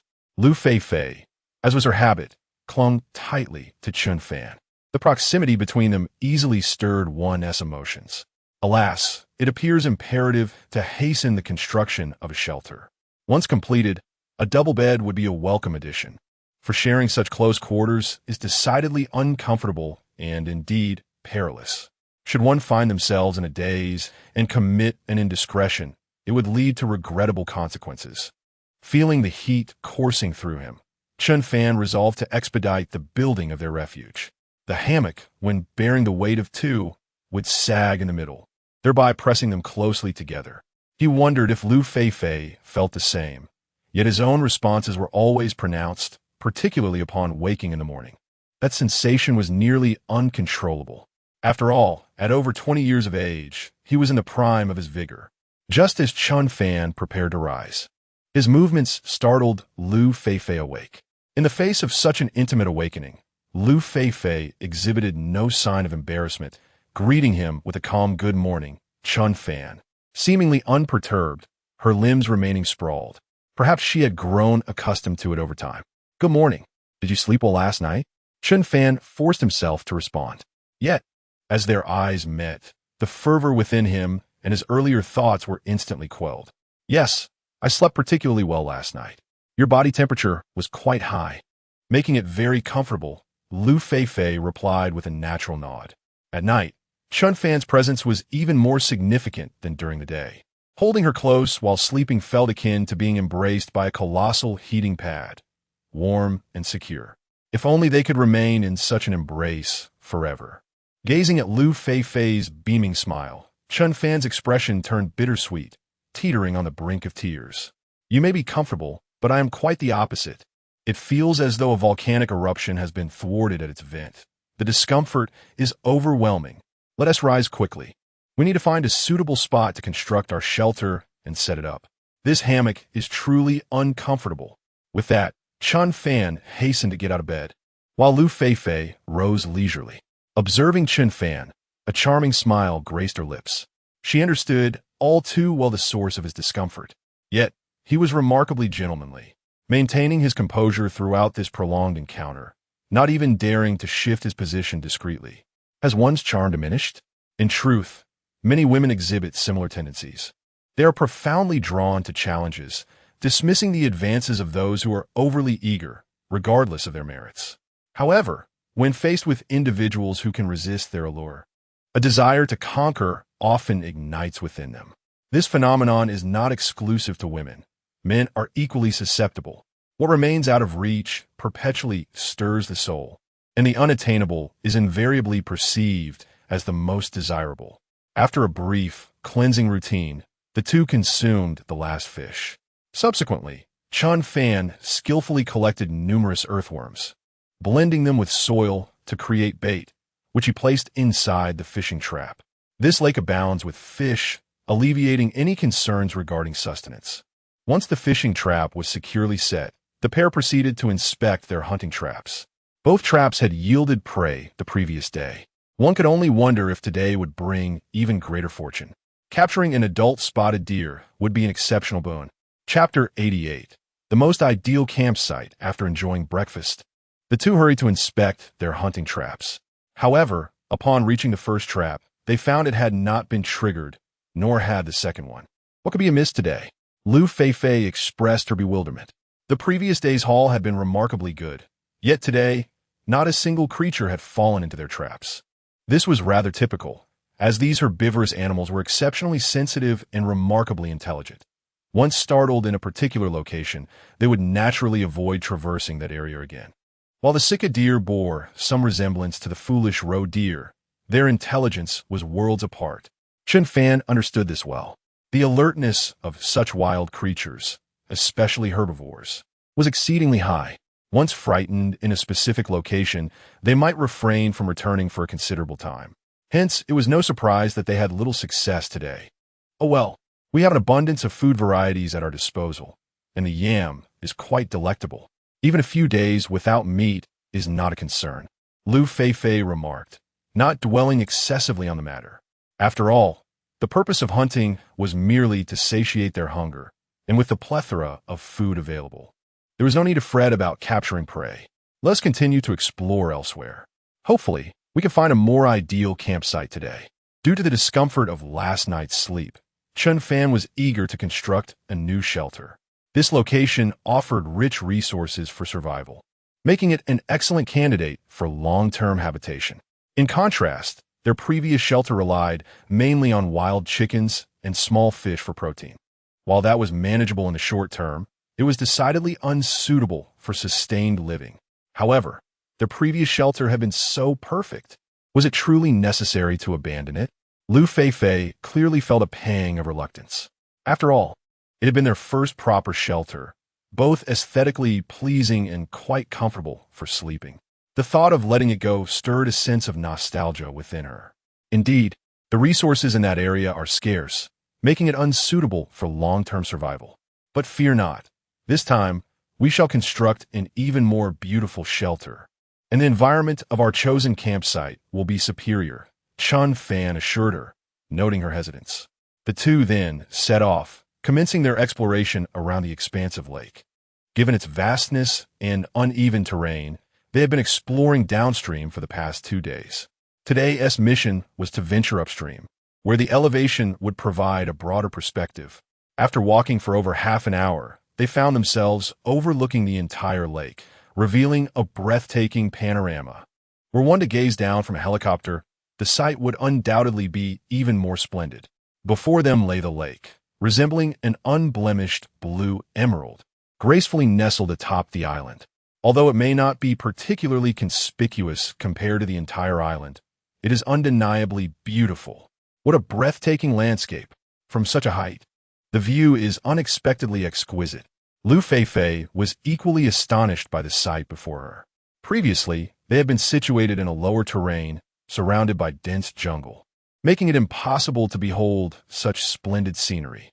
Standing at this elevation, they could finally appreciate the beauty that usually remained hidden.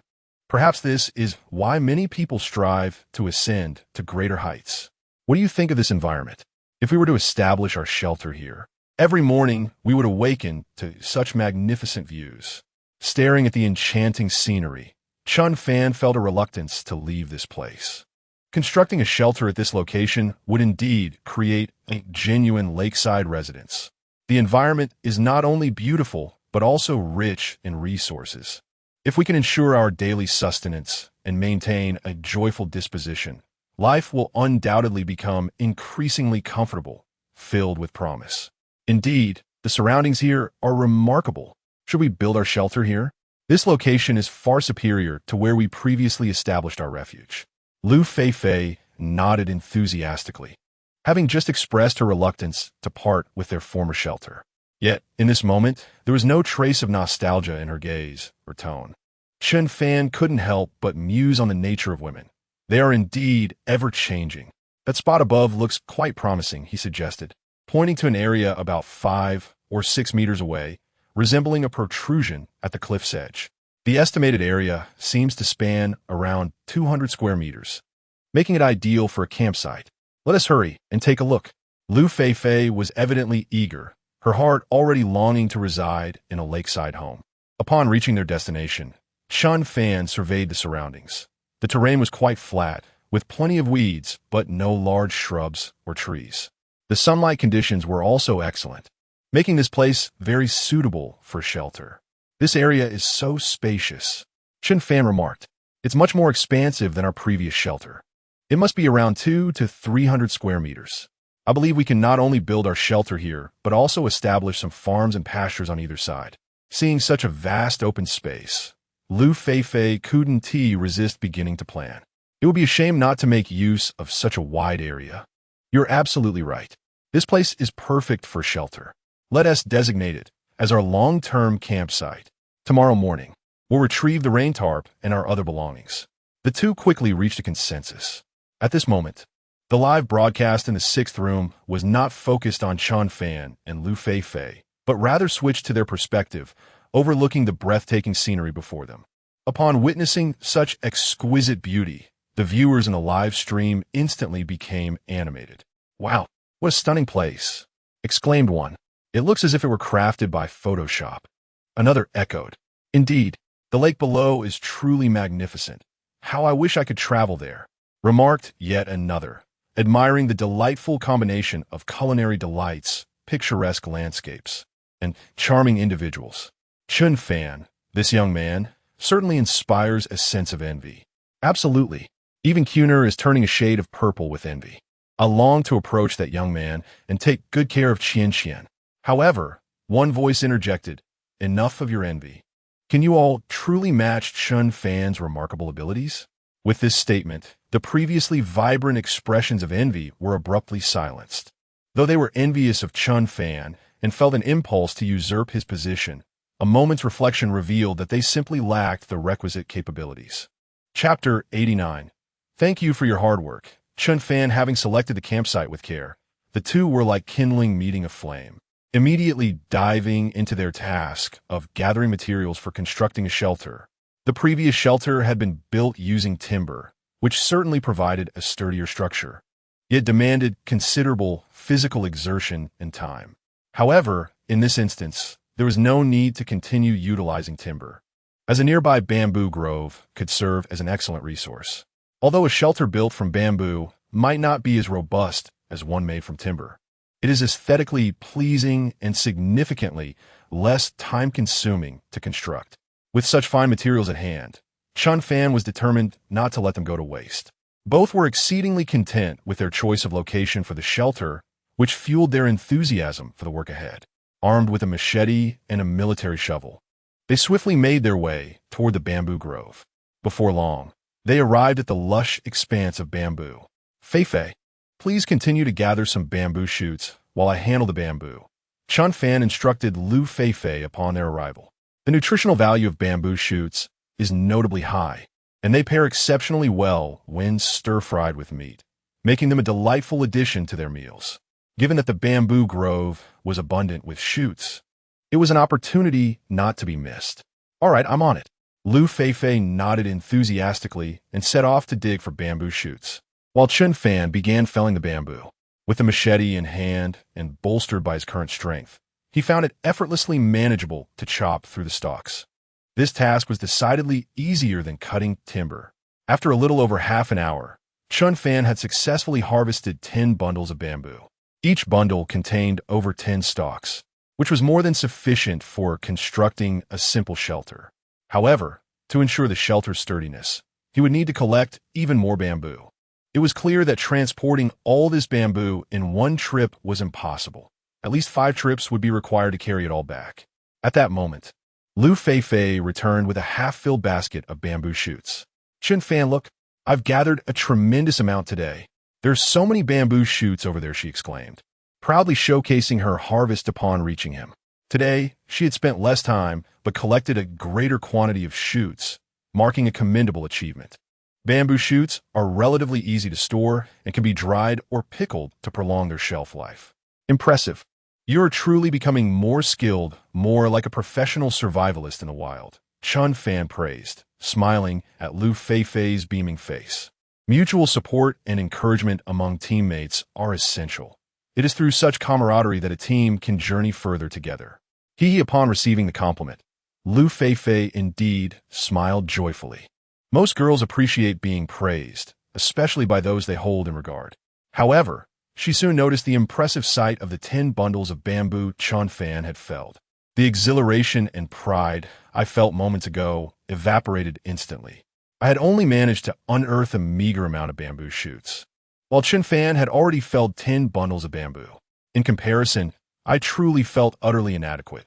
After a brief pause, I earnestly remarked, "You've certainly endured much by teaming up with me, Chen Fan." This statement was indeed heartfelt, expressing my sincere apologies to Chen Fan. After all, within this team, I often found myself unable to contribute significantly. Nearly all the physical and technical tasks were accomplished by Chen Fan. If he were to partner with other male celebrities, perhaps his assistance would be even more substantial. What are you talking about? There's no need to feel burdened. We live so joyfully every day. I actually feel incredibly fortunate. Chen Fan replied with a smile, adding, "Moreover, you assist me greatly each day, so there's no need for such words. Your seriousness makes me feel slightly embarrassed." He gently massaged Liu Feifei's shoulder, his expression turning earnest. During the initial selection of partners, Chen Fan had indeed hoped to team up with a competitor like Wu Jing. However, after spending so many days together, he had grown accustomed to life with Liu Feifei. Had he partnered with other female celebrities or popular figures, he might not have been able to endure for as long, especially since she exhibited no airs of stardom. Their harmonious coexistence over the past 10 days had never resulted in a single conflict, leading him to feel fortunate to be teamed with Liu Feifei. I sometimes just feel a bit guilty for making you do so much work alone," Liu Feifei continued, expressing her remorse. I had rushed over to boast about the few bamboo shoots I had dug, while Chen Fan had already felled over 100. "Stop overthinking. Being with you, I'm more than willing to do any amount of work," Chen Fan reassured her. "All right, we've nearly finished cutting the bamboo. Let's return." He chuckled as he effortlessly hoisted 2 sections of bamboo to carry back. To him, it was an exceedingly simple task, yet once again astonished Liu Feifei and the other viewers in the live stream. However, having previously carried logs, they understood the weight of the bamboo was far lighter in comparison. After approximately an hour, the two finally arrived at the campsite for constructing their shelter. They set down the bamboo and took a brief 10-minute rest. "Why don't you stay here and rest well this time? I'll manage the bamboo on my own," Chen Fan suggested after their break. After all, Liu Feifei would hardly be able to carry many pieces of bamboo, only wasting her energy in the process. "No, I must accompany you. I may not carry as much as you, but I can at least help lighten your load." Liu Feifei decisively shook her head in refusal. Although she acknowledged that her strength could not compare to Chen Fan's, she yearned to collaborate with him, contributing her own efforts. After all, this was a wilderness survival endeavor for two. It would be unreasonable to burden Chen Fan alone with all the responsibilities. Such a scenario would render her somewhat ineffectual. and the weight of guilt would only deepen within her. Observing Liu Feifei's unwavering determination, Chen Fan could only nod in agreement. Very well then, let us proceed together.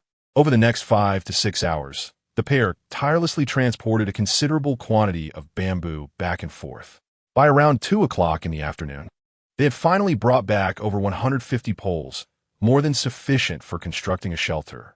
They could even fashion a bed and some tables and benches. Oh my, how utterly exhausting. My shoulders are ablaze with pain, as though they might dislocate at any moment. After hauling the final batch of bamboo back to the campsite, Liu Feifei collapsed onto the ground, repeatedly massaging her shoulders. The sensation was indeed uncomfortable. Any slight movement now ignited a fiery ache in her shoulder. In addition to the pain in her shoulders, her back and legs were equally sore. Yet, amidst the discomfort, a sense of happiness blossomed within her. After all, she had played her part in the construction of their new shelter. Chapter 90. Constructing a 2-story cottage after an intense morning of labor. Both Chen Fan and Liu Feifei found themselves ravenously hungry. Chen Fan began to clear the weeds surrounding their campsite, taking advantage of the relatively flat terrain, which made the task quite manageable without the need for tilling the soil. Noticing her inability to contribute significantly, Liu Feifei suggested, Chen Fan, I'll check our fishing trap for any catch and prepare some lunch. Given their growing hunger, it was imperative to arrange a meal. After all, only a well-fed body could muster the strength needed for the tasks ahead. All right, be cautious, he replied.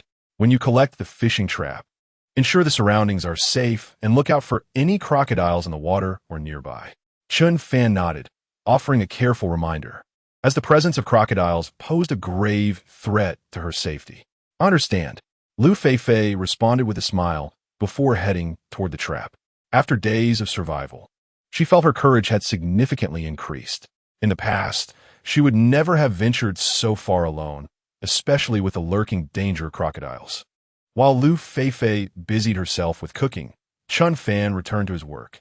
He diligently cleared the remaining weeds before proceeding to stake and dig holes.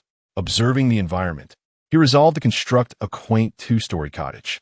The ground floor would serve as storage for supplies, while the upper floor would provide a living space. This arrangement would not only elevate their vantage point, but also safeguard them from nocturnal disturbances by wildlife. Given that the shelter was to be 2 stories tall, the required load-bearing columns needed to be sturdier, longer, and more robust. A total of 6 columns would be arranged in 2 rows, with 2 measuring 4.5 meters, while the 2 central columns needed to be slightly longer, ideally around 6 meters. Fortunately, he had already prepared several bamboo poles, each the thickness of a calf, perfectly suited for this purpose. After selecting 6 columns and cutting them to the appropriate lengths, he set about digging the holes to securely embed these load-bearing pillars. To ensure the shelter's stability, Chen Fan excavated deep pits, each 70 centimeters in depth. This way, even if confronted with a hurricane, their refuge would remain steadfast. If this task were entrusted to someone without any survival tools, such as Uncle Da, it would likely take an entire day just to dig these pits. However, equipped with ample tools, including a military shovel and a machete, Chen Fan worked expeditiously. Within just an hour and a half, he had successfully dug the 6 holes for the load-bearing columns. At that moment, Liu Feifei approached, balancing a large iron pot. Chen Fan, it's time for lunch. Let's take a break. Today's meal was quite sumptuous, featuring a roasted fish, several pieces of yam, and a pot of fish soup enriched with wild vegetables and bamboo shoots. The aspect of nutrition is indeed quite balanced. Moreover, within the 2 bamboo tubes, Liu Feifei has filled them with ample cool boiled water. In such sweltering temperatures, Chen Fan's body must be losing moisture at a rapid pace, a fact she has already taken into consideration. Chen Fan nodded in agreement, preparing to enjoy a hearty meal and rest for a while. After finishing the meal, he could then embark on his work with renewed vigor. Constructing a 2-story cottage would undoubtedly be time-consuming, likely requiring at least 4 to 5 days for completion. Kulme, have a sip of water. You've sweated so much, Liu Feifei said as she handed the bamboo tube to Chen Fan, subsequently using the sleeve of her jacket to gently wipe the sweat from his brow. Mutual support among teammates is essential. When she is in need, Chen Fan can lend her a hand, and vice versa. This is the essence of camaraderie. Thank you. Chen Fan responded courteously before eagerly gulping down the cool water. He was pleasantly surprised by Liu Feifei's initiative to wipe his sweat. It seemed their relationship had indeed progressed closer than before. TCH, why are you being so polite? Liu Feifei scoffed, clearly thinking that Chen Fan was being overly formal. After replenishing their hydration, the two began to eat. While dining, Liu Feifei kept an eye on the progress of the shelter. Chen Fan, why is this pillar so tall? It appears to be around 4 or 5 meters. Why build the house so high? Liu Feifei asked, her face displaying confusion. Generally speaking, a height of 3 meters is already quite commendable. Anything higher might appear somewhat awkward. The two load-bearing pillars in the center of the camp seemed to exceed 5 meters in height. If such a shelter were constructed, it might look rather disproportionate. Because I plan to build us a 2-story cottage, the main structure needs to be taller. The lower level can serve as storage for supplies, while the upper level will be for living. By elevating it, we can avoid disturbances from animals at night and mitigate threats from small pests. Chen Fan explained while savoring his grilled fish. He had seen a foreign individual employ a similar strategy in wilderness survival videos. Additionally, a shelter crafted from bamboo could be remarkably aesthetically pleasing. If the system did not reward building skills, his adeptness would certainly suffice to construct an impressive 2-story cottage. However, at this moment, he felt no pressure regarding such matters. Wow, what? You intend to build a 2-story cottage here? In the wilderness? Upon hearing Chen Fan's words, Liu Feifei's face instantly reflected disbelief. If this were in an urban setting with professional tools and architects, it would indeed be quite simple. However, now on this deserted island, there are only the two of them, and their construction tools consist solely of a military shovel and a machete. The idea of erecting a 2-story villa seems, in his eyes, utterly impossible. What is of even greater concern is that if the two of them were to make too much noise while sleeping at night, could it potentially cause the 2-story villa to collapse? Such a scenario is entirely feasible. After all, lacking professional equipment and materials, even if they managed to construct a 2-story villa, it would undoubtedly lack the necessary sturdiness. Chen Fan's physical prowess and strength are indeed formidable, capable of bringing down a 2-story villa with ease. Of course, this is merely a side note. While she has great faith in Chen Fan, the construction of a 2-story villa is certainly no simple task. Chapter 91. Flesh against flesh at 100 degrees, there is no need for concern. I have previously watched similar short videos, which have left some impressions in my mind. I possess a particular sensitivity to knowledge regarding survival in the wilderness, allowing me to easily retain information after viewing it. Chen Fan chuckled, casually fabricating an excuse. After all, he could not disclose the existence of his system to anyone, not even to those closest to him, let alone Liu Feifei, who had not yet reached that level of intimacy. Doesn't that mean you have a photographic memory? Liu Feifei exclaimed, gazing at Chen Fan in astonishment. She mused that even if she were to view it 10 times, she might not remember it clearly.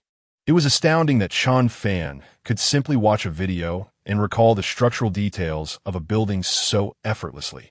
Could this truly be what they referred to as the genius with a photographic memory? As their conversation unfolded, the two had already finished their lunch. All right, having had our fill, let us now get to work, Chen Fan declared, patting his round belly as he stood up.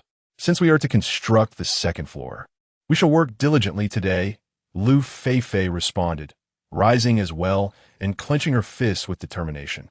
Although she acknowledged that her physical stamina and technical skills might not rival Chen Fan's, she was nonetheless quite capable of assisting him. With the foundation piles and load-bearing columns already arranged, the next task was to prepare the flooring for the 2nd level. This task was relatively straightforward. It began with making small holes 2 meters apart between 2 rows of load-bearing bamboo. Then, a uniformly thick bamboo pole was threaded through the holes, perfectly connecting the 3 load-bearing columns. The same method was applied horizontally, using 4 bamboo poles to seamlessly link the 6 load-bearing columns, thereby completing the main framework of the 1st floor. The subsequent task involved laying evenly sized bamboo strips closely along the horizontally fixed framework. In doing so, the floor structure of the second level would be completed. However, Chen Fan realized that this might result in an uncomfortable surface, prompting him to refine it further. He decided to lay another layer of evenly sized bamboo strips longitudinally, ensuring a smoother floor that would be free from discomfort, thus creating a natural bamboo flooring. Once the basic framework of the second level was established, attention turned to the topmost structure. First, two slightly shorter bamboo poles at the front and back had notches cut into their tops, while a longer bamboo pole in the center received a round hole at the same height, allowing for a more secure attachment of the horizontal main columns. The final beam was constructed in a similar manner, with notches cut at both ends of the tallest bamboo poles, after which the beam could be positioned. In this manner, a primary structure with a height approaching 6 meters was essentially completed. Although the process sounded simple in description, the execution was far from easy. Both the bamboo used for the flooring and the strips needed to be of consistent length, which would consume a considerable amount of time. As they constructed the upper structure, it was necessary to climb onto the bamboo, which inevitably consumed a considerable amount of time. Merely erecting the primary framework took Chen Fan nearly an entire day. As the sun descended beyond the horizon, the night gradually began to envelop the surroundings. To his surprise, nightfall arrived sooner than anticipated. This pace was indeed somewhat sluggish. Observing the shelter, which had only completed its main framework, Chen Fan lamented that his speed seemed rather inadequate. According to his earlier expectations, he believed he should have at least finished the first floor walls before night descended. "Are you truly dissatisfied with the progress?" Liu Feifei interjected. "In half a day's time, you've managed to construct the main framework of a 2-story small villa. If it were anyone else, it would likely take them 2 to 3 days." Their progress was, in fact, quite commendable. Although the shelter had only reached the framework stage, it already appeared remarkably presentable. The second floor flooring had been completed, adding to its aesthetic appeal. Furthermore, Chen Fan envisioned a lovely open balcony at the forefront of the flooring. One could not help but admire such foresight. It was evident he possessed the mind of a professional architect. The main framework of the shelter stood impressively upright, and the overall construction was commendable. Their next major tasks involved erecting the walls and completing the roof. At the current rate, it was estimated that they would finish all work within 3 days. "You make a valid point," Chen Fan responded with a smile. However, he felt somewhat dissatisfied with the progress, as his physical capabilities were far superior to the average individual. It seemed he would need to accelerate their pace come morning. After a brief tidying up, the two returned to their temporary shelter. Earlier in the day, their fishing nets had yielded 3 sizable fish, alleviating any concerns regarding food. Shortly after their return, Liu Feifei prepared dinner. Following a simple meal, they quickly settled into their hammocks. Perhaps due to the fatigue of the day, Liu Feifei fell asleep swiftly. Chen Fan, meanwhile, pondered the tasks awaiting them the following day. He found himself hesitating about the wall construction. Utilizing whole bamboo poles would undoubtedly yield a sturdier and more robust wall. Yet, some bamboo joints were rather large, which would inevitably create gaps if whole poles were used. Conversely, crafting the walls from bamboo strips might compromise durability, but it would undoubtedly enhance aesthetics and provide better protection from the elements. Lost in thought, he realized it was already past 10 o'clock at night, and weariness began to overtake him. Just as he was about to drift into slumber, Liu Feifei, still asleep, abruptly pulled Chen Fan's left arm towards her, using it as a pillow. Since they were both positioned in the same direction, Chen Fan found himself pressed closely against Liu Feifei's back. This little lady truly knew how to indulge herself. To his surprise, she had taken his arm as a pillow. Chen Fan, who had been in a daze moments before, suddenly found himself wide awake, accompanied by a helpless smile. Nevertheless, having a soft pillow was undoubtedly more comfortable. At this moment, Liu Feifei not only rested her head on Chen Fan's arm, but also clutched his hand tightly with both of hers. Perhaps this gesture provided her with a greater sense of security. Seeing her actions, Chen Fan instinctively extended his right arm beneath her armpit, embracing her closely. This was largely due to the noticeable sag of the hammock, making their bodies press together an inevitable circumstance. Yet, in truth, this proximity was indeed more pleasant. As the saying goes, skin to skin is 100 degrees. Sleeping so close together certainly offered additional warmth. Before long, Chen Fan drifted into slumber. The following morning, it was Liu Feifei who awoke first. Chapter 92. Building our love nest. As I opened my eyes, a warm sensation enveloped me, and I realized I had enjoyed a particularly restful slumber, free from any stiffness in my neck upon waking. To my surprise, I found my head resting on Chen Fan's arm. The moment I became fully awake, Liu Feifei reacted instantly. A glance at the arm I was resting on caused my cheeks to flush crimson, for not only was I using Chen Fan's arm as a pillow, but my hands were also tightly grasping it. The intimacy of the moment felt akin to that of lovers entwined in sleep. However, I soon recognized that this was not the crux of the matter. Chen Fan's other hand had, rather habitually, crept from beneath my armpit and settled at my waist. Lowering my gaze to the scene before me, my face grew even warmer. Yet, I was too bashful to simply return his hand to its original position, for doing so would undoubtedly rouse him, potentially leading to an even more awkward situation. It seemed I had initially taken his left arm as my makeshift pillow, leaving his other hand without a place to rest, hence its position at my waist. Of course, the hands were not the main concern. At this moment, we were nearly pressed against one another. If it were not for our clothing, we would have likely been in an intimate embrace. After all, I was a 24-year-old woman, no longer the naive girl I once was. Therefore, I was well aware of the implications of our closeness. Faced with such a predicament, Liu Feifei found herself at a loss for what to do. Should I awaken Chen Fan? The prospect of locking eyes would surely heighten the awkwardness, possibly casting a shadow over our relationship for the day. Yet, remaining silent felt equally uncomfortable in this position. While we had unconsciously ended up in this arrangement while asleep, the clarity of my awareness now made the situation all too palpable. As a mature woman, I was bound to experience physiological reactions. After a moment of contemplation, I could devise no suitable solution. Ultimately, I chose silence, opting to feign sleep. Perhaps this was not the first occurrence of such a scenario. In the past, Chen Fan had always awakened before me, allowing me to remain oblivious. As long as one of us remained unaware or pretended to be, this delicate boundary would remain unbroken, sparing us from embarrassment. Several minutes later, Chen Fan stirred from his slumber. The position we found ourselves in was hardly unexpected, as it mirrored the way we had slept the previous night. In contrast to my flustered state, he appeared remarkably composed. With practiced ease, he gently withdrew his right hand. However, the undeniable sensations he felt were beyond his control. In light of the circumstances, he promptly shifted his position to lie flat, taking a deep breath to steady himself. Liu Feifei persisted for a few more minutes before feigning awakening. Chen Fan smoothly withdrew his arm, and the two acted as if nothing had transpired. Liu Feifei commenced preparing breakfast, while Chen Fan resumed inspecting the snare traps. Half an hour later, breakfast was ready. Fish once again. They had been consuming fish for 3 consecutive days. To be frank, it was becoming rather monotonous. During breakfast, Chen Fan occasionally glanced at the 2 little deer. The pair, grazing peacefully, seemed to sense Chen Fan's gaze and immediately trembled in fright. Even Liu Feifei noticed the unkind glint in Chen Fan's eyes and remarked, "Are you tired of fish after these few days? Are you yearning for a change in flavor?" It must be said that Liu Feifei understood Chen Fan quite well. Merely a glance revealed his thoughts. Indeed, it was so. Those little creatures looked quite delectable.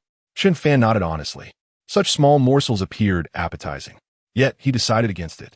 The 2 little deer were rather charming, and given their current size, there wasn't much meat to be had. It would be better to wait until they grew a bit larger before considering a meal. Liu Feifei cast a glance at the deer and then spoke. If we were truly in need of food, I would be the first to advocate for their consumption. However, we are not lacking sustenance at present. We have fish to eat daily, along with yam and bamboo shoots. The food resources are quite ample, so there's no need to eliminate the little deer just yet. I was merely contemplating. Moreover, aside from the deer, we have other food sources. Chen Fan nodded in agreement, and then turned his gaze toward the lake. At that early hour, two crocodiles surfaced, exposing their large nostrils to breathe. Though crocodiles appear fierce, their flesh is remarkably succulent. Furthermore, they contain a significant amount of fat, which not only meets their caloric needs, but also allows for the extraction of animal oil, which can be processed in a soap base for practical use. It seems that once the shelter is constructed, a serious consideration of crocodile hunting is in order. After all, the meat of a single crocodile far exceeds that of a small spotted deer. Are you contemplating hunting crocodiles? Liu Feifei inquired, her gaze also directed toward the lake, instantly grasping Chen Fan's intentions. The challenge of hunting crocodiles is no less formidable than that of hunting leopards.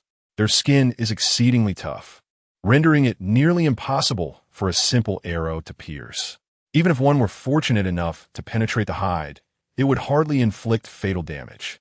More importantly, these creatures typically reside in the water, significantly increasing the difficulty of the hunt. Standard snare traps and crossbows would prove ineffective against a crocodile. Solutions are conceived by human ingenuity. Our greatest advantage lies in our capacity for contemplation, our ability to create and utilize tools. Chen Fan exuded a sense of unwavering confidence. For within the recesses of his mind, a brilliant plan to capture crocodiles was already taking shape. With this thought, Chen Fan's gaze once again fell upon the two fawns. Liu Feifei nodded in agreement, acknowledging the truth in his words. Let's proceed. We shall continue to construct our love nest. Having satisfied their hunger and thirst, Chen Fan and Liu Feifei resumed the work they had left unfinished the previous day. Chapter 93. The art of hunting crocodiles. Having completed the rudimentary framework of the shelter yesterday, today's tasks were significantly less arduous. The primary focus was to construct the roof. When crafting the roof, it was imperative to employ a mortise and tenon joint, as this technique yields a more robust structure, ensuring it withstands the test of time without succumbing to collapse. The process is quite straightforward. One begins by preparing the purlins for the roof. Small holes are meticulously drilled at one end of each purlin. A bamboo strip is then placed above the main beam and threaded through the small openings in the purlins. This method allows for an even distribution on both sides. Provided that the bamboo strips are continuous, the purlins will be rendered exceptionally sturdy. The lower edges of the purlins are then firmly secured with tree bark or ropes woven from bark. Subsequently, additional bamboo strips are fixed horizontally, further reinforcing the roof and facilitating the installation of rainproof materials. Within a mere half hour, Chen Fan had completed the basic structure of the roof. There was no rush to apply the rainproof materials. That task could wait until the walls were finished, at which point the final touches could be applied.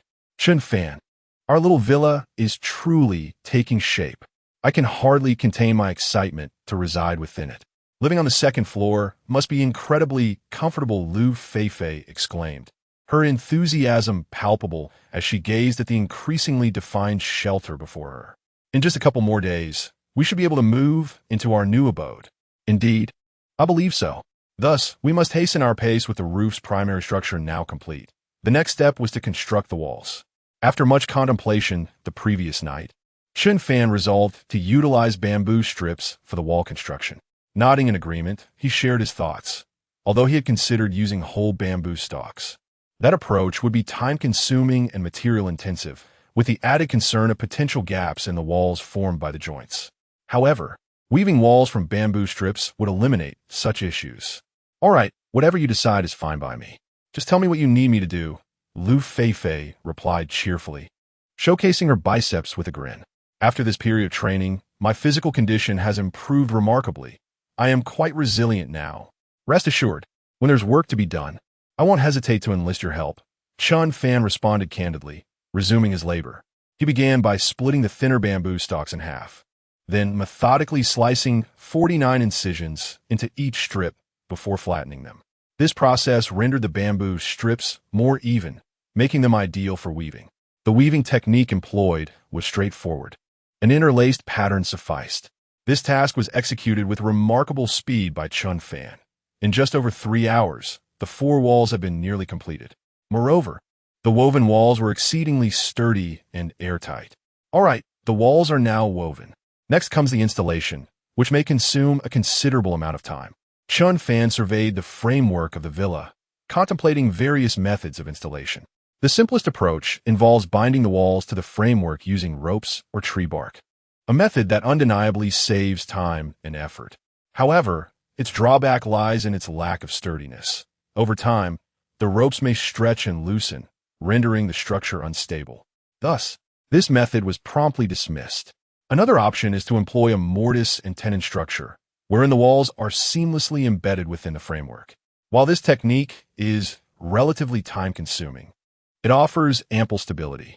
Initially, small grooves are to be carved into the bamboo supports on the first and second floors, allowing the woven wall to fit perfectly within. This approach ensures that the walls remain exceptionally secure, impervious to any slackening over time. However, the task of carving grooves is quite tedious, resulting in a significant expenditure of time. By the time all was completed, it was already around 3 or 4 in the afternoon. More importantly, this lengthy endeavor had merely resulted in the completion of the first floor walls. For the second floor, an alternative method would need to be employed, as creating grooves on both sides of the central bamboo would undoubtedly compromise its stability. I'm quite famished. Let us take a break and have something to eat before return to work. After finishing the first floor walls, Chen Fan felt the need to rest. Having eaten nothing since morning, his stomach was now growling audibly. Moreover, it is essential to balance labor with leisure. Why don't you rest here while I prepare the meal? I'll bring it over once it's ready. Liu Feifei, too, was desperately hungry, but out of courtesy, she refrained from mentioning the meal, given that Chen Fan had been the one to undertake the physical labor. No, that will be too exhausting for you. Let us go together. It's a perfect opportunity to see if we can catch a crocodile. Chen Fan shook his head, noting that the temporary shelter was half an hour away, making the round trip nearly an hour. If Liu Feifei went alone, she would likely rush to prepare the meal and return quickly, undoubtedly tiring herself. If they went together, they could take a moment to rest upon arrival. Additionally, he hoped to see if they might catch a crocodile. If fortune smiled upon them, they would not have to worry about food for a while, and their fat reserves would be adequately addressed. Very well. Let us go together, however. I urge you to think carefully about the crocodile. They can be quite fearsome. Liu Feifei reiterated her concern. Crocodiles are not like docile animals, such as wild chickens, hares, or cicadeer. A careless bite could lead to a perilous situation. Do not worry. There is little danger. Our food supply is ample, and without absolute certainty, I would never choose to take a risk. Chen Fan replied with a confident smile. Regarding his current physical prowess, he could effortlessly leap into the water to retrieve a crocodile. Moreover, he had devised a more secure strategy. Soon, the two individuals arrived at their makeshift shelter. Liu Feifei took a fish to prepare a meal, while Chen Fan led 2 young spotted deer to the region frequently inhabited by crocodiles. Standing there, he could distinctly observe the languid crocodiles floating on the water surface, seemingly basking in the sun or waiting for their prey to approach. The crocodiles were positioned less than 10 meters from shore, ready to detect any potential quarry in the vicinity. Chen Fan's plan was quite straightforward: to use the 2 spotted deer as bait to lure the crocodiles ashore, where he would then swiftly deal with them. Of course, in every endeavor, there exist unforeseen circumstances. If the execution were to falter, it might result in the sacrifice of one of the young deer. Chapter 94. The effortless hunt of the crocodile. Liu Feifei observed the positions of Chen Fan and the 2 fawns, and a flicker of sympathy stirred within her for the delicate creatures. Yet, when weighed against the delectable prospect of crocodile meat, this fleeting compassion was rendered insignificant. After all, the essence of survival in the wilderness lies in the relentless pursuit of sustenance, whether it be crocodile flesh or the tender venison of the fawns. Both represent vital nourishment in their quest for survival. The 2 fawns, already trembling with fear upon being brought to the riverbank, instinctively sensed that Chen Fan's intentions were far from benign. The ensuing spectacle would determine their fate. Should they successfully aid in capturing the crocodile, they might prolong their existence. Should they fail, they would inevitably become mere sustenance. With a gentle touch, Chen Fan caressed the soft heads of the fawns, his tone as tender as his gesture. Yet, to the fawns, He appeared as a merciless harbinger of doom. After all, who amongst the ordinary could conceive of such a scheme? Stay here and do not flee. He commanded, you shall serve as bait for the hunt. Should you stray and encounter misfortune, I shall not be held accountable. With that, he secured the fawns to a nearby tree branch. The crocodile, lurking close to the shore, was already salivating at the sight of its potential prey and soon began to approach. As it neared, it did so with deliberate caution, aware that a hasty move could alert its quarry. It would only unleash its full speed at the crucial moment of the strike. The fawns, quaking with terror, sensed their imminent transformation into the crocodile's meal. Meanwhile, Chen Fan, poised and ready, awaited the opportune moment. The instant the crocodile emerged onto the shore, he would spring into action with unparalleled swiftness, gripping the machete with renewed determination. He understood that capturing such prey required a deadly precision, aiming to pierce the creature's skull and disrupt its central nervous system. Strikes to other areas might not yield lethal consequences. With a resounding splash, the crocodile surged forward, launching itself in the water when it was merely a meter from the bank. Its astounding speed belied its cumbersome appearance, and in the blink of an eye, it was upon the shore, jaws agape, ready to devour the fawns. Yet, Chen Fan was swifter still. In that fleeting moment, as the crocodile ascended from the water, he appeared before it like a bolt of lightning. With both hands firmly gripping the machete's hilt, he drove the blade down with ferocious intent towards the crocodile's head. With a sharp crack, the sound of bones fracturing resonated as the cleaver pierced the crocodile's skull, its tip firmly embedded in the ground. Upon experiencing excruciating pain, the crocodile began to struggle frantically.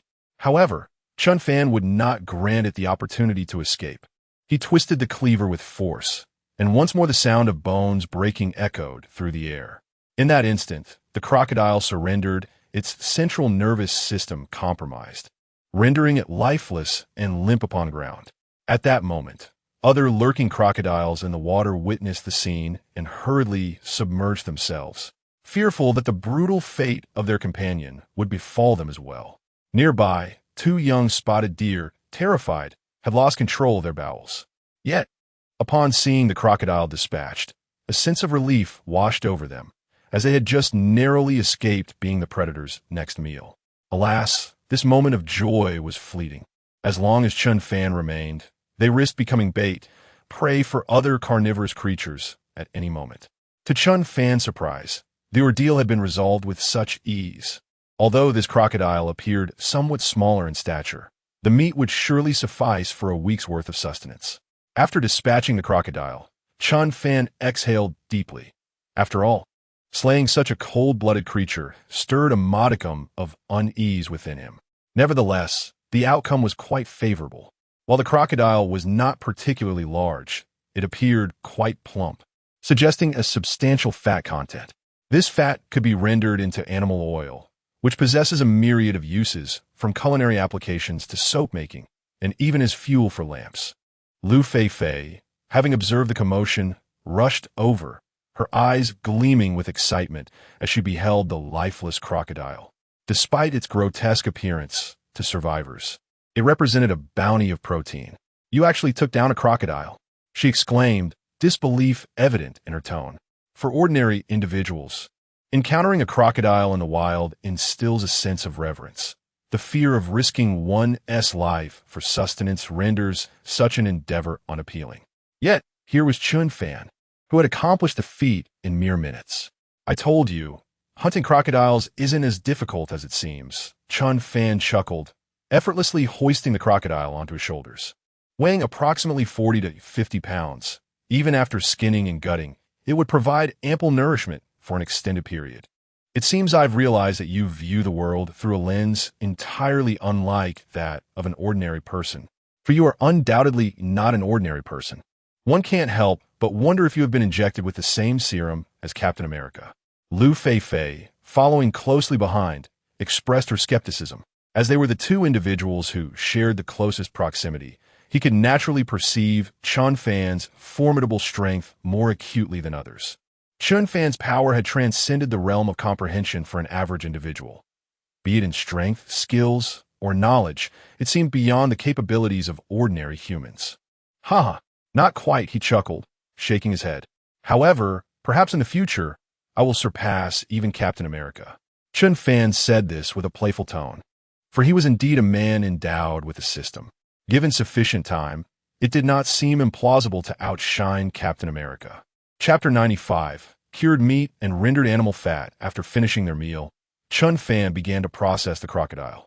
Upon removing its skin, he discovered a thick layer of fat beneath, a rare delicacy and a vital resource for survival. The crocodile also had a considerable amount of lean meat, which promised to be quite delectable. He had heard others say that farmed crocodile meat is particularly flavorful, especially when grilled. He wondered how the taste of this wild crocodile would compare. Let us prepare some of this meat for dinner tonight. The remaining portions will have to be smoked, he declared. After skillfully handling the crocodile, Chen Fan devised a plan for the meat. Weighing in at 40 to 50 pounds, the meat would spoil quickly in such sweltering conditions if not preserved. All right, I'll take care of this. Liu Feifei nodded eagerly. Having observed Chen Fan's method of smoking meat previously, she had grasped the basics. Constructing a smoking rack was a straightforward task, followed by salting the meat with sea salt. According to Chen Fan, this method of curing would extend its shelf life. By the way, with so much fat from his crocodile, how should we handle it? Liu Feifei inquired, glancing at the glistening white fat. She realized that they could not consume it all at once and needed a plan for preservation. We can render this fat into animal oil, Chen Fan replied, shaking his head. In fact, using rendered fat will enhance the flavor of our dishes in the future. How we go about that? Liu Feifei asked, her curiosity piqued. She was aware of the concept of rendering fat, but was unclear on the execution. It's quite simple. Really, just cut the fat into small pieces, add a bit of water to a pot, and simmer all the fat until it renders down, Chen Fan explained succinctly. Once the fat has been reduced to oil residue, we'll be done. I understand now. Leave this task to me, Liu Feifei affirmed with a nod. Chen Fan had other responsibilities at the shelter to attend to, so she was determined to take on the smoking and rendering tasks herself, ensuring he wouldn't be burdened with everything. Very well then, I'll entrust these two tasks to you. I'll aim to finish the wall on the second floor of the shelter, Chen Fan said without hesitation, recognizing that it would be cumbersome to manage everything simultaneously. It was indeed necessary to delegate these straightforward tasks to Liu Feifei. All right, go ahead. Be careful, he added. Liu Feifei nodded and set to work. She must complete these two tasks before Chen Fan finishes constructing the shelter. Be cautious, he urged. If danger arises, retreat to the hammock. The shovel will be left for you. With that, Chen Fan made his way to the new shelter. Upon arriving, he prepared to finish the wall work on the second floor, which proved to be somewhat more complicated. Rather than assembling the walls beforehand and placing them, he needed to drill small holes into the beams of the second and top floors to insert bamboo strips, spaced approximately 20 centimeters apart. The vertical bamboo strips would then allow for horizontal weaving. This method was time-consuming during the drilling phase, but the subsequent tasks would proceed swiftly. By evening, Chen Fan successfully completed the wall work on the second floor, even faster than anticipated. Initially, he believed the small two-story building would take at least 5 or 6 days, but it was now clear that completion was imminent, likely by the following day. With only the roof remaining, he merely needed to gather some palm leaves for simple weaving, which would serve as natural rain protection. He could also retrieve the rain tarp from the old shelter. As the sun dipped below the horizon, casting the world into twilight, Chen Fan hastily set aside his work and returned to the temporary shelter. He was reluctant to leave Liu Feifei alone there at night, knowing she would feel frightened. After a mere 10 minutes, having grown familiar with the path and moving swiftly, he arrived back, which would have taken Liu Feifei half an hour to traverse. You're back, Liu Feifei exclaimed with a beaming smile upon seeing him. She had felt a twinge of anxiety as dusk approached, glancing around several times, her heart racing with worry about his late return. But now, with Chen Fan by her side, she felt an overwhelming sense of relief and security. How was your progress? Chen Fan inquired with a nod and a smile. I've finished everything. I've rendered several bamboo tubes of animal fat. It should last us quite a while. Liu Feifei responded eagerly. The tasks had proved simpler than she had imagined, and since both jobs could be conducted simultaneously, they were completed at an accelerated pace. "Let me see," Chen Fan said, rushing over to inspect her work. The smoked meat looked excellent, having been pre-marinated with sea salt, ensuring it would keep for an extended period. The rendered animal fat had already solidified, appearing appetizingly white, with some residual fatty remnants visible as well. These delicacies, whether used for stir-frying or for crafting dumplings, are undeniably delightful. In the future, when time permits, I may also blend in some other wild vegetables for the dumplings. Quite impressive. It is remarkably faster than I had anticipated. Furthermore, the quality is commendable. It seems your wilderness survival skills have improved swiftly. Chen Fan also lauded Liu Feifei. After all, it is essential for teammates to commend one another, as this fosters greater confidence among them. Upon hearing the praise, Liu Feifei smiled joyfully. She then turned to Chen Fan and inquired, "How is everything on your end? Has the shelter been constructed?" Chapter 96. Chen Fan, you are truly swift. The walls have now been completely constructed.